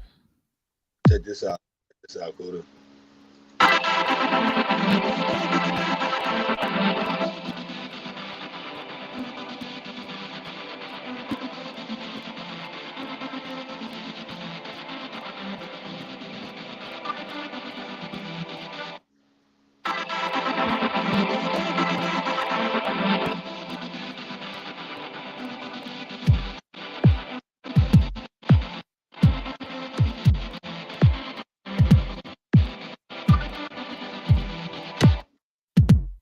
That's just a little song. You gonna put some drums behind that? That shit sounds dope.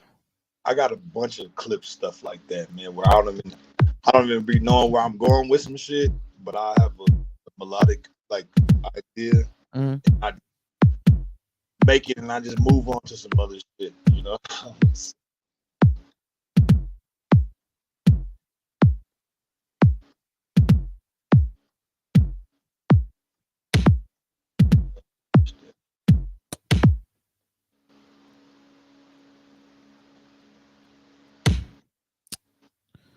This thing's getting on my nerves.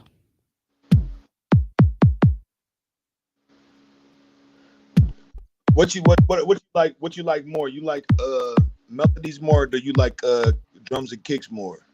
Which side are you on? I like both, but I've been doing like house and stuff recently. Like a lot of like some house stuff, you know?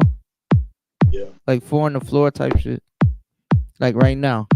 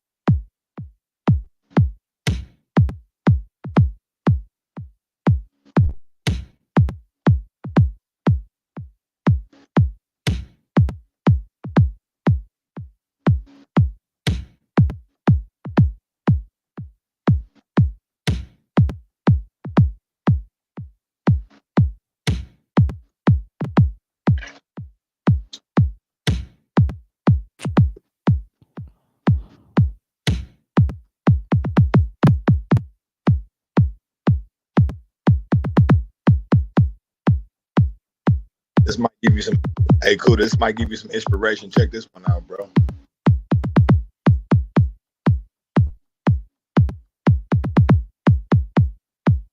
Good. I'm listening.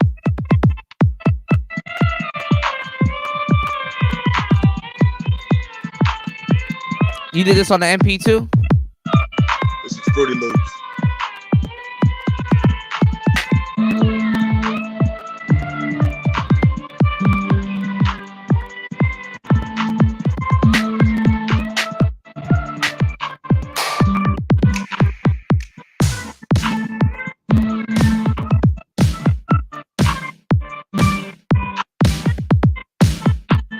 I like that. I'm trying to figure out whose voice is that, because that voice sound familiar. It's a guitar and it's not a sample. Them are instruments. Not a steel drum.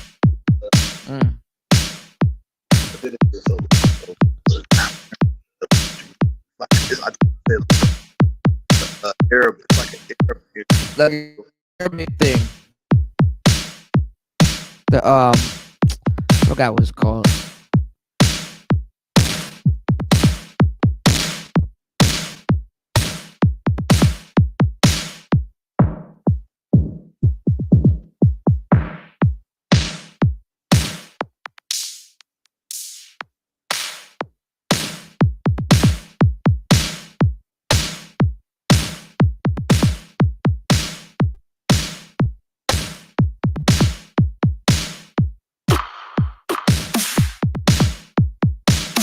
I want you to try. Hey, cool. I want you to try something one time, bro. Like, whenever you get some free time, you know what I'm saying? Mm-hmm.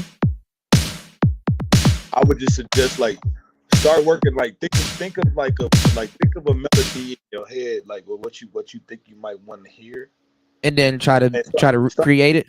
Start practicing like your beatboxing and your humming and stuff, bro. Okay.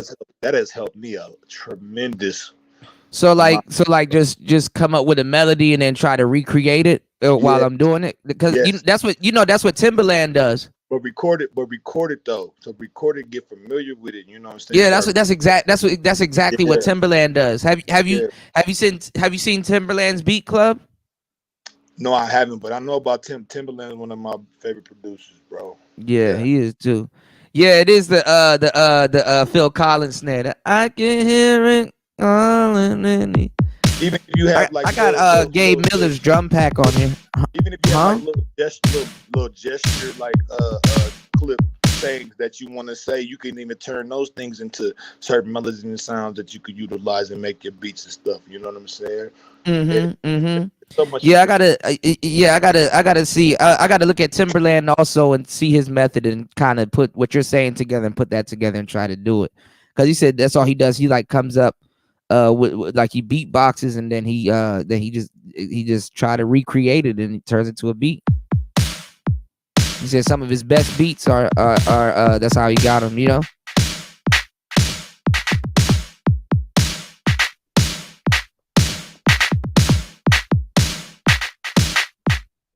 I like how you know how you use you know how you can use like a velocity, you know how like stuff is velocity sensitive, like you know how I can like be real low and be like, right? Or you can or you can like tap it a little bit and it's like, hold on, it's like Well, give it like an Kuda, echo effect. Yeah.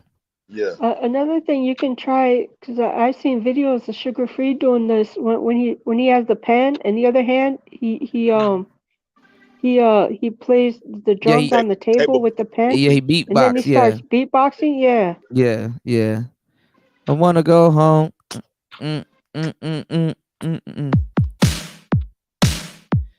This turned into like an 80s vibe. Do that shit in the cafeteria lunchroom, bro. Be making beats on the table and freestyle.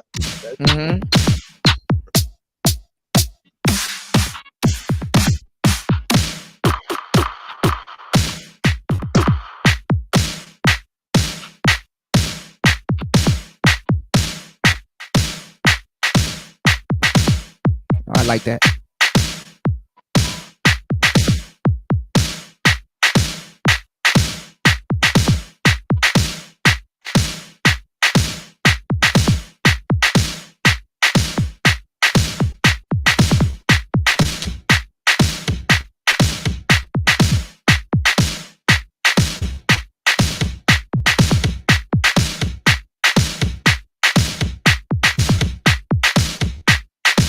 It's kind of spoiled with the drums.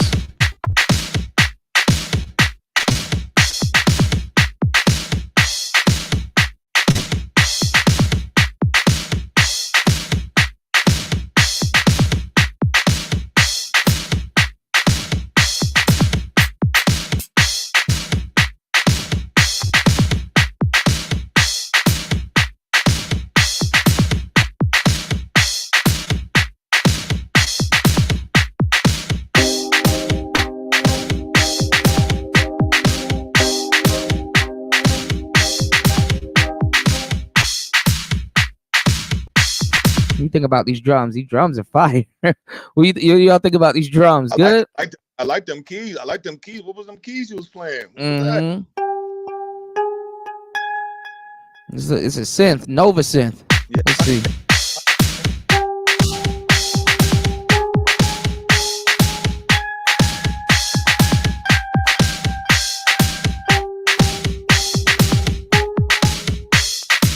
Yeah, I like that.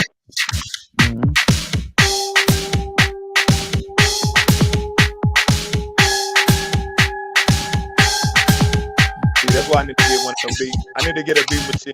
I need to show you how to bend the rules. So there's ways you can bend the rules with that thing. Yeah, this thing can sample flip. That's what I thought the MP was gonna do, but you said I gotta turn that thing off because you can have a bunch of sounds playing at one time, but one can overpower the other one if you want, you know.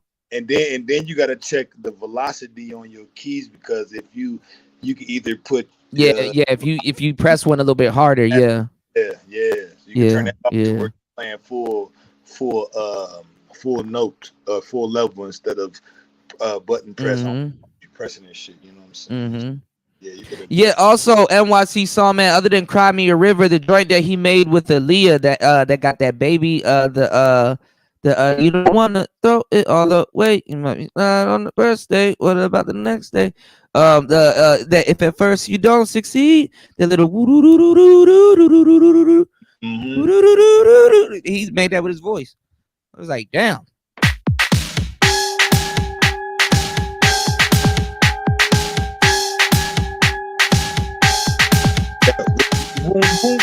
That's like a band.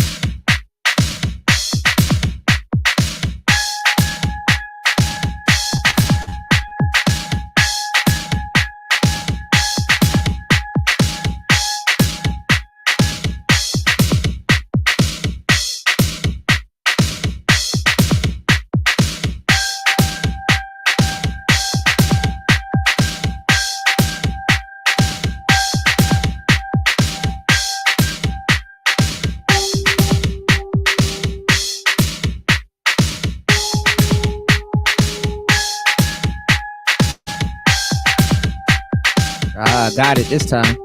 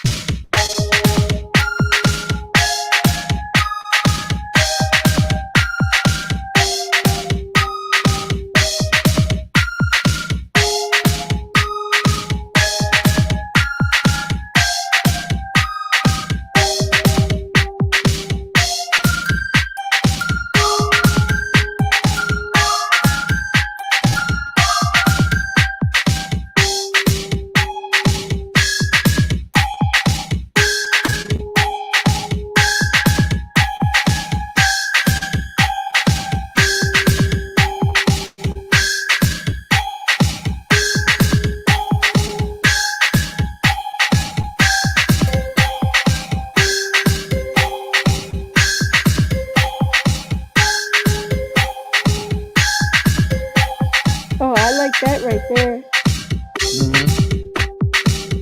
See how it sounds with some more chords.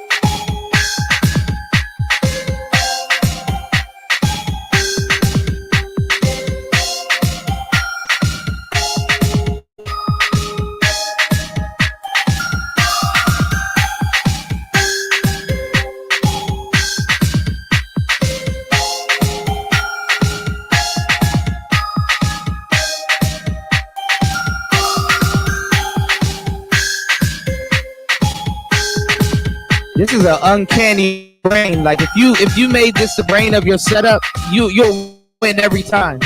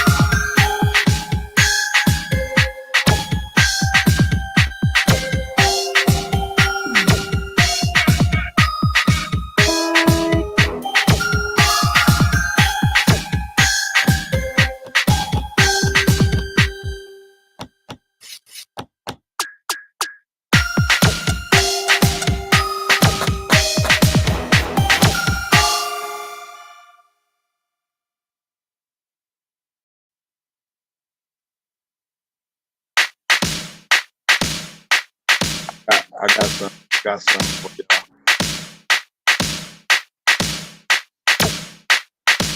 Y'all gonna like it. Y'all like it.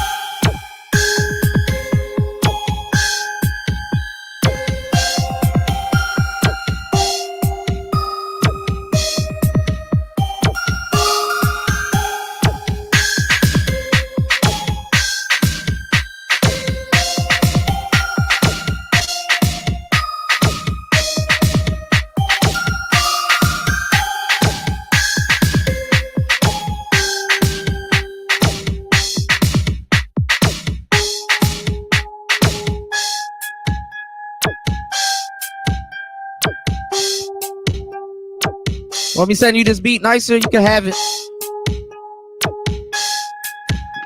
Yeah, I can do something with that. Yeah. Put your touch on it.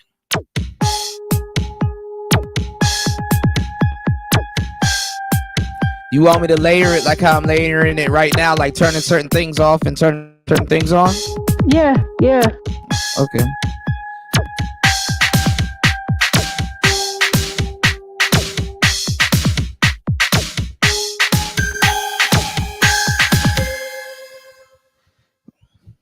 This is another machine I need you to get also nicer too, but we're gonna get the PO out the way first. Okay. One thing at a time. Okay. I know. Don't Well, they got overwhelm me now. they got the sample. They got the sample version of this one. They got the rhythm, which is probably better than this one. If I get that damn thing that you got right there, and I start fucking with it, man, you're gonna be mad at me, bro. I know you gonna take all the synth shit off and put that hip hop shit on there, and that shit gonna be fire. I ain't gonna lie, you can use this shit for hip hop. There's a dude that used this for hip hop. I told him and he didn't flip the whole game upside down. Right. Nah, you can use this for hip hop. I'm just joking, bro. I'm just saying, man. If I get my hands. No, there's a That's a cool. No, there's a that was dude that did that some was lo-fi shit with his. like the way I would have set it up a little different, but no, you got something with that right there, man. You got something. What, this beat right here? What, this beat? Hell yeah, I would do it a little different, but you know what I'm saying? No, you got something there though. You know what I'm saying? I mean, after a while, you get all of the synths. You get all of the you get all of the oh shit, this dude, he unboxed it. Damn it. See, Teenage Engineering, and I know they watching. Come on, man. Y'all sent San Wu this before y'all sent it to me? Really? Let me stop. I'm gonna troll Teenage Engineering. They ain't never gonna send me shit. I'm not gonna troll them. Hold up. This dude just 2 hours ago, he did a unboxing of the TX6. Hold on. Look at this. 2 hours ago, y'all. Look at this.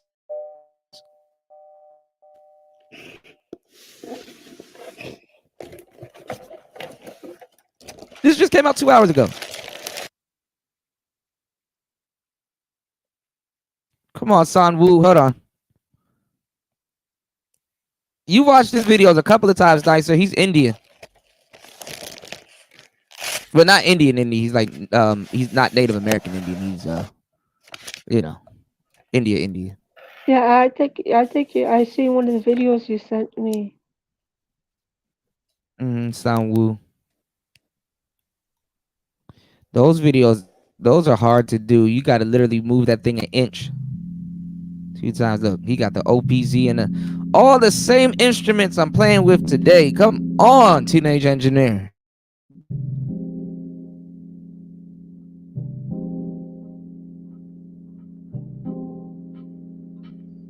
I'm gonna have to start doing some phenomenal stuff to get their attention, as if I already haven't.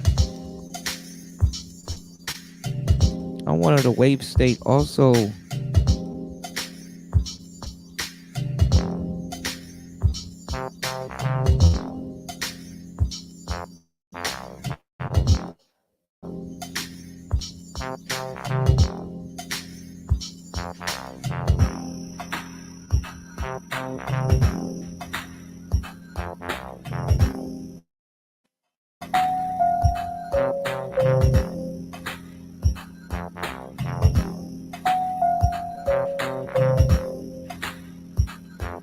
He's doing like some cool lo-fi stuff.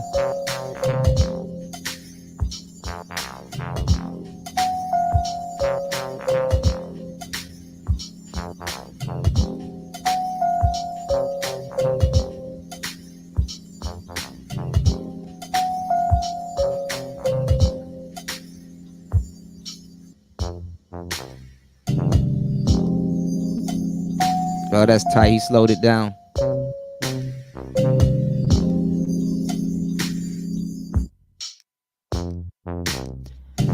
It's cool how you can just go fast and get one different jam and then slow it down and get a whole different jam. It's them Rhodes chords. It's the Rhodes chords. I told y'all.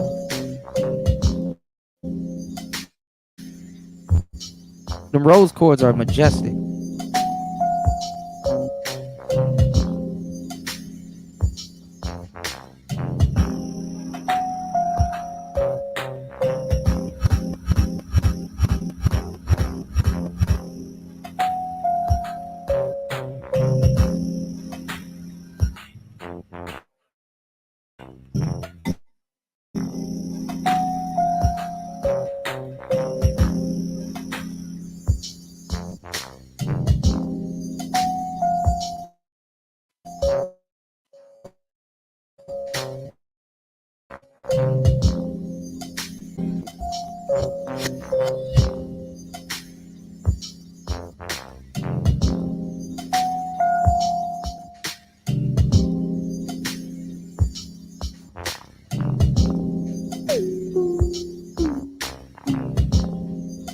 That's that performance mode.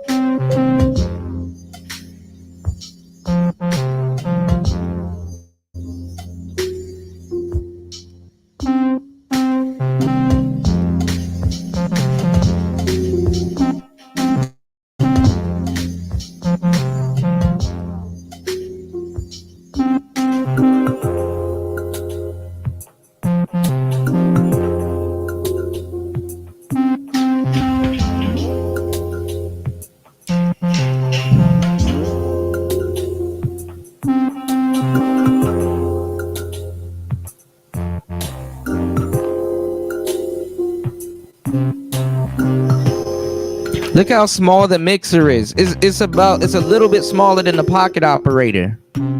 Damn, that's a small ass mixer. Look how small that is. It's a 6-channel mixer. It's smaller than the pocket operator.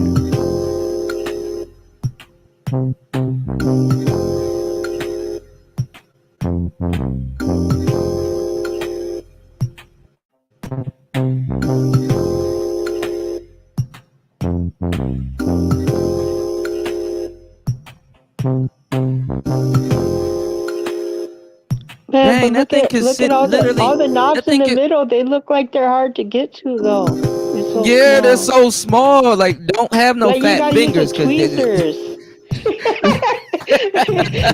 You're gonna have to have some tweezers, man. Like, I'm literally holding my pocket operator, looking at this goddamn thing. That thing is small as shit. Wow. Guess how much it costs nicer? We went over the price earlier. Guess how much it costs? Oh, 1,200? Yeah. I'm sorry, Teenage Engineering. I love y'all. Unless y'all send me one. Wink, wink, nudge, nudge. That's 2 Roadcaster Pros right there. New ones. I'm sorry. Unless I have one, like that it's nothing so in my soul can small. bring me. I don't like that it's so small. It is, why but do you have it's to make it so nicer. That's small? a whole mixer of 6 channels. You know, they might be coming out with a microphone soon. Who? I wonder if it's gonna be a condenser. Teenage Engineering. Oh, are they? Yeah, they're gonna come out with a microphone soon. Hold on, I wanted to show Star P this. Oh, he dropped off? He did? Oh Star yeah, he P, you dropped still off. there? Oh shit. No, he dropped off. I wanted to show him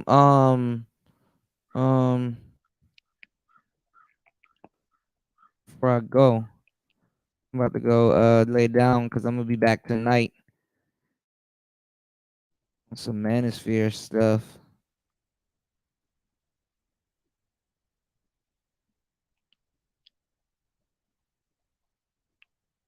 Well, just be careful, Kuda, doing those kind of shows. I don't want your channel getting into trouble again.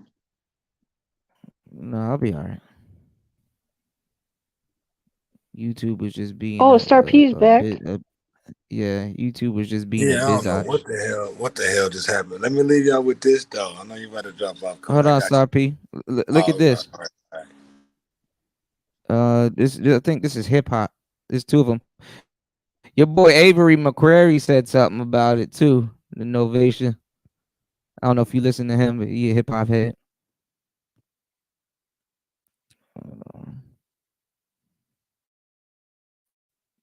Big MPC user too.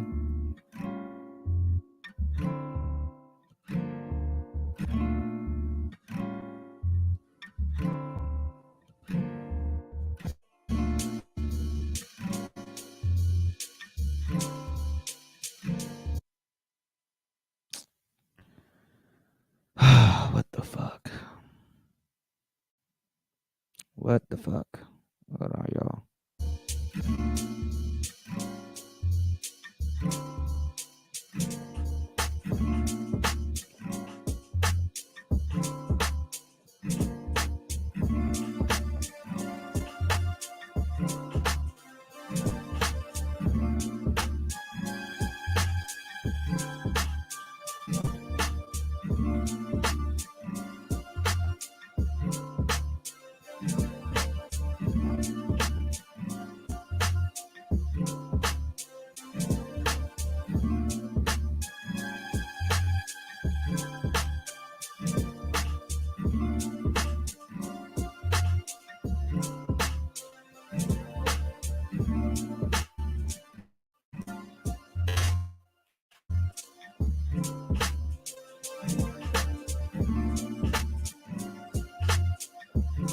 He doing more steps and his pattern taking a minute, so that's not bad.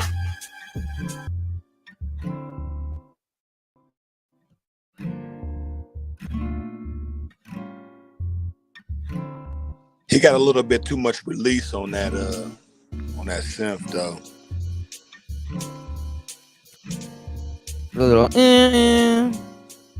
A Those are violins, right?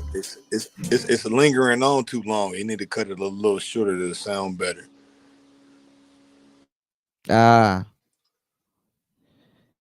You know what? I think this is better to make hip hop and stuff, like where you can sample flip.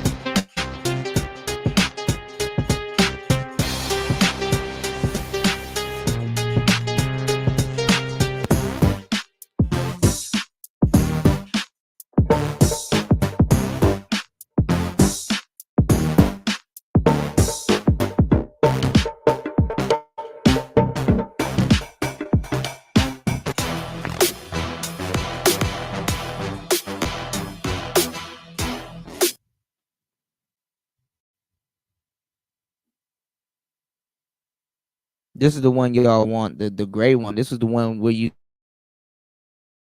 get sample. You got this one, you got the model samples, and you got the what you call it, the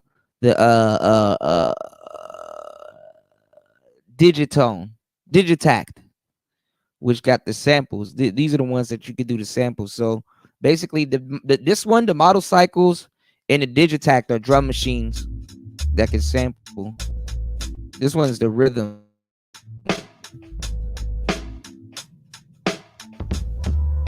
Because this one is the one where you can put all your samples on there. And you can turn it to an MPC. You know what's funny? What I found out too, man. Every machine has its own damn sound, bro, which is weird too, bro. Like it literally has its own. Especially when them circuits get worked into. Yeah. It's like a drum. Everything got its own soul. Especially when the circuits get warmed up. Shit. This is the one you might want, Star P. Nicer. This one also too. The one that I got, it has a synthesizer in it, so you know what I'm saying. It might be a little bit different. But these ones are these ones are samplers. If it'll play. These ones are samplers.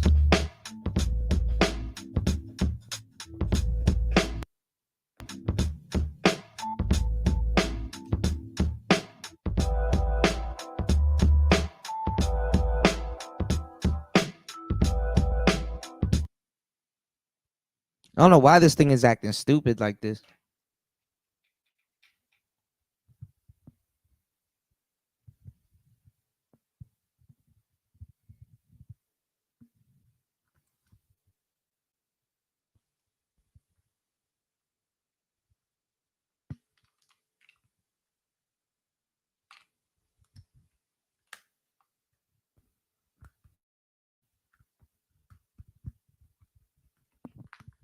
This thing's acting real dumb.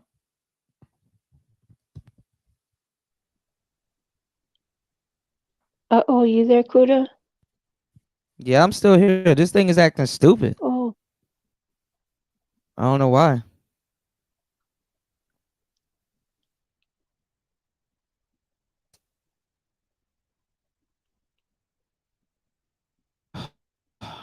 Just when you're trying to show somebody something.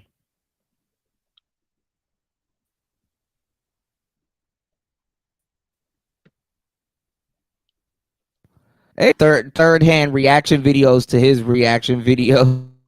Because he be laying in on certain things, but then at the same time he helps good. He be helping good groove boxes come out also too, though, because sometimes if it ain't up to people like him complaining about stuff, certain things wouldn't be good. But then again, companies be taking his ideas and like don't give him credit for it, and he be getting mad. Very lightweight. I don't have the exact weight for this, but as you can see, I'm not having an issue holding it up while I'm talking to you guys. But this is a big machine.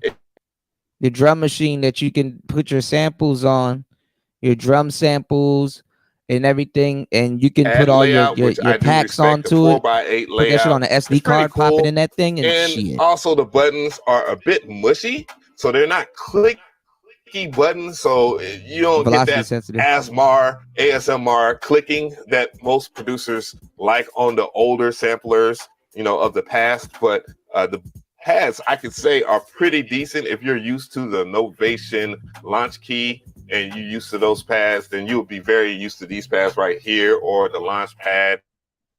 Yeah, the quality of them are very good. I will put it, if I was to say, you know, the Machine Plus is number one with the best pads, and the MPC series has the second best pads. I would say that these will be in the running third. I think I have experienced them enough to say that at least. And then the biggest thing you can see is portable that I'm holding in my hand. I have it turned on, so you don't need to have it hooked up to a wall or anything like that. And then that's why I want to get into the aisle. So starting from the right, you see that you have your power button, your Kensington lock above the power button. Then you see you have a USB Type C to Type A, or Type C to Type C, depending on how you want to plug it up. And then a micro SD card slot. What's really crazy is the full-size 5-pin Midi DIN on a $400 unit, and I think that is incredible. And the biggest thing that I like about it is that you can hook it up to modular gear, because you have the sync in, and then you have, crazy enough, you have full-size quarter-inch jacks, ins and outs, and a 1/8-inch headphone jack. I will say the impedance level is extremely low on this unit. I do have to max it out, and that's kind of a bummer. The obvious thing is the missing screen. When in terms of workflow, I think it is extremely good, and I think I should just show that off to you so that you can get the gist of it. So upon purchasing your Novation Circuit Rhythm, or if you're considering that, you can go to the link in the description box, of course. But you need to register the Novation Circuit Rhythm on the NovationMusic.com website, and that way, once you enter, I want a Novation Peak. That thing looks crazy. Good to go. So I'm gonna go ahead and do or that real quick. Iridium by Waldorf. Make sure that if you don't have an account, just create an account, okay? If it's your first Novation product. So after that, you will just register a new product. You can see my Circuit Rhythm is registered. So I'm going to go to My Software. You can get the firmware update via this way. And I'm going to go and access Novation Components, which is a web browser or standalone software. So you got to make sure that you're on a compatible browser. If you're using Safari, you'll have some issues. Otherwise, you'll be good to go. So, standalone version. Either way, you still have to log into the stuff. So now I'm gonna go to the Circuit Rhythm. If you have any hacks, you can log in with your Novation. Did you go back to sleep? Oh, okay. No, I didn't. So You went back I to sleep? have my MXX pack No, here, not yet. and I'm gonna show you how. Okay, you got the one eye One open. thing I'm glad that they did was Yeah. add a way so you can hear the sounds. What do you think about this thing? I know I've showed it to you so many times. And you'll notice up top, if you look at the right side of the screen, it'll tell you how much sample time you have left. I think it's up to 360 seconds, which is more than enough. But some samples, like, What do you think about that? 360 seconds. Compatible. I don't know what's up with that, but yeah, this is just one thing I want to show you. Also, it helps That's to a All right, nice long one. time. projects too. So No, make sure I'm that still you Okay, I here. thought you upload your projects. sleep. You can also change the grid 360 which seconds I'll of get sampling. more in detail in another video. One thing I would like to point out about the Circuit Rhythm that might matter to you and might not matter to others is That's it like is two or monophonic something. per track, meaning Some that you can change only play minutes. one sample at a time. So if I was to play this, Probably close to 3 minutes.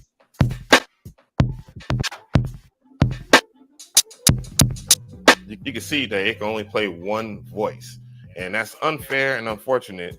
But there is drum pad mode, so you would just double click on sample record, and it will bring up drum pad mode. Every one of the pads, but it's per track still, so it's still monophonic. But this way, you have access to whatever you have on whatever track. So that's one thing I wanted to point out. So and you also have note repeat too, and drum pad function. So what I'm gonna do is a simple drum line on there, and the pads do feel pretty decent. set up your tempo by going into tempo swing. What I'll do is I'll just mess with this real quick. I'll keep it at 88, and then the start knob will correlate with the swing. So if you want swing, then you could dial in that way, and you can see the numbers on the pads. So I'm going to go ahead and get back into sample mode right over here, or sample, and then I'm going to show you another feature, which is unquantized. So you will have to press shift and record quantize, and then press record. Make sure that you press shift and clear to get a click track. I am curious to know if there's a pre-roll feature, because I'm used to a pre-count and then getting into recording. That seems a little normal for me, at least. This button is important right here where it says 1, 16, 17, 32. I'm going to make it 17, 32 so I can record a long bar, 2 bars in single time.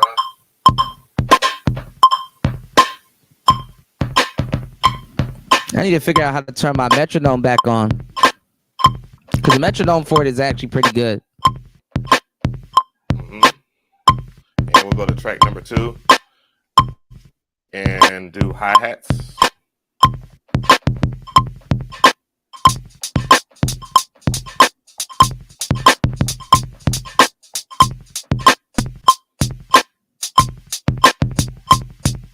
Notice from time to time the notes kind of stick out of the grid, and that's kind of problematic for me sometimes when I'm making a beat, but otherwise.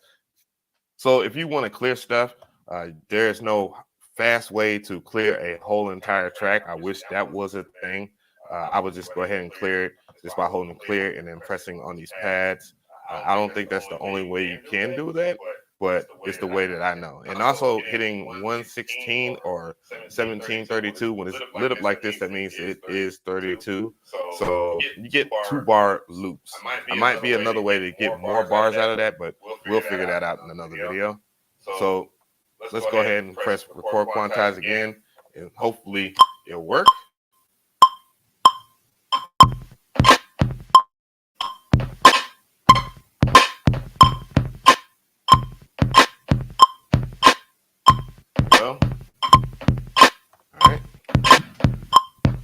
You just dialed them in. Clear that. What do you think about this, Nicer? Nicer is asleep again. No, I'm hanging in there. How does I'm he about just? to pass out I gotta though. sit up. I am too, and I'm sitting up. That's not what I want. All right, guys, that was today's show. Yeah, I'm trying to pay attention, Kuda, but it's Nicer's going done. it's going in one ear and out the other. He's making me upset. He's making me upset. Yeah, he's making me up. You're like, what type of box is this? Oh, that's crazy. He's making me upset with his damn drum machine. But what a way to end the show. Damn.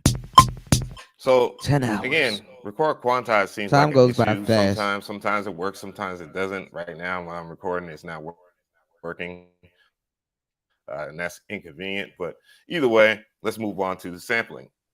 I'm gonna go over here to Now this is weird, Nicer, because sample I don't know board. how the hell he samples with this thing. This is interesting. So now that I have how that this thing selected samples. and I have my hi-hats in here, I can turn off the click track, and we're in track number 3. And I wonder what the track number 3 encoders at the selected. So top does how for the do you samples. sample? If it Well, uses it's the pretty easy to oscillators. sample.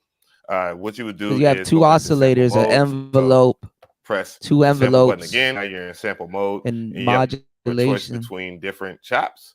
You have this chop right here. You have this chop right here. You have to select slice because otherwise you'll be on keyboard mode. So press slice right here, and each one of these will give you time divisions, which is cool with me because I use straight up sample loop packs. So press sample again, and then just go into note mode, and then you'll have the samples right here. But how does it work? So let's record that in there.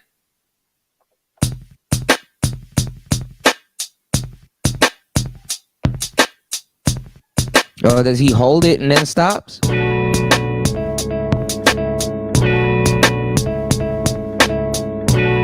Oh, that's not bad. So let's cover how to get the most out of your sample real quick in this video. I think that's important for this review. Still on track number 3, which has the sample in there, and you can do many different things. So if you wanted to mess with a chop, you can. Just turn it down a little bit. And truth be told, the parameter is a little too aggressive, but you can press shift and get micro adjustments. Oh, that's cool. I learn something new every day. But since I already have what I want,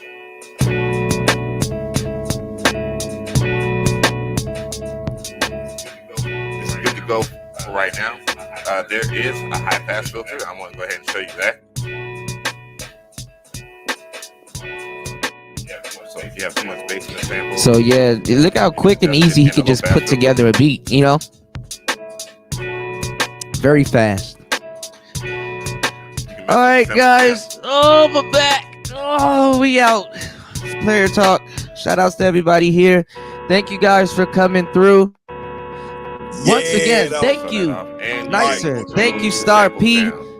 Teenage Engineering. Thank you, Akai. Thank you. Thank you, Buddha. Who else? Thank you, Who else here? Buddha. Microcosm Holographic. Thank you, Nicer. Hologram. Which I thought thank was gonna you. be useless, And who else? but Did it I ends forget up somebody? being good. To Shit, be fuck honest. it. Thank Kanye West. Thank you, NYC Saw Man. Thank you, everybody in the chat. We're It's a gone. good We way out. to It's Player Talk. push your drums, and I think that's an important thing. I would have liked to seen this been lo-fi, but I think Novation did the right thing here. The other thing is pattern mode. So if you look at pattern mode right over here, you'll notice that the pads up here, which are illuminated, are the ones that are active. So I can actually drop like the hi-hat pattern.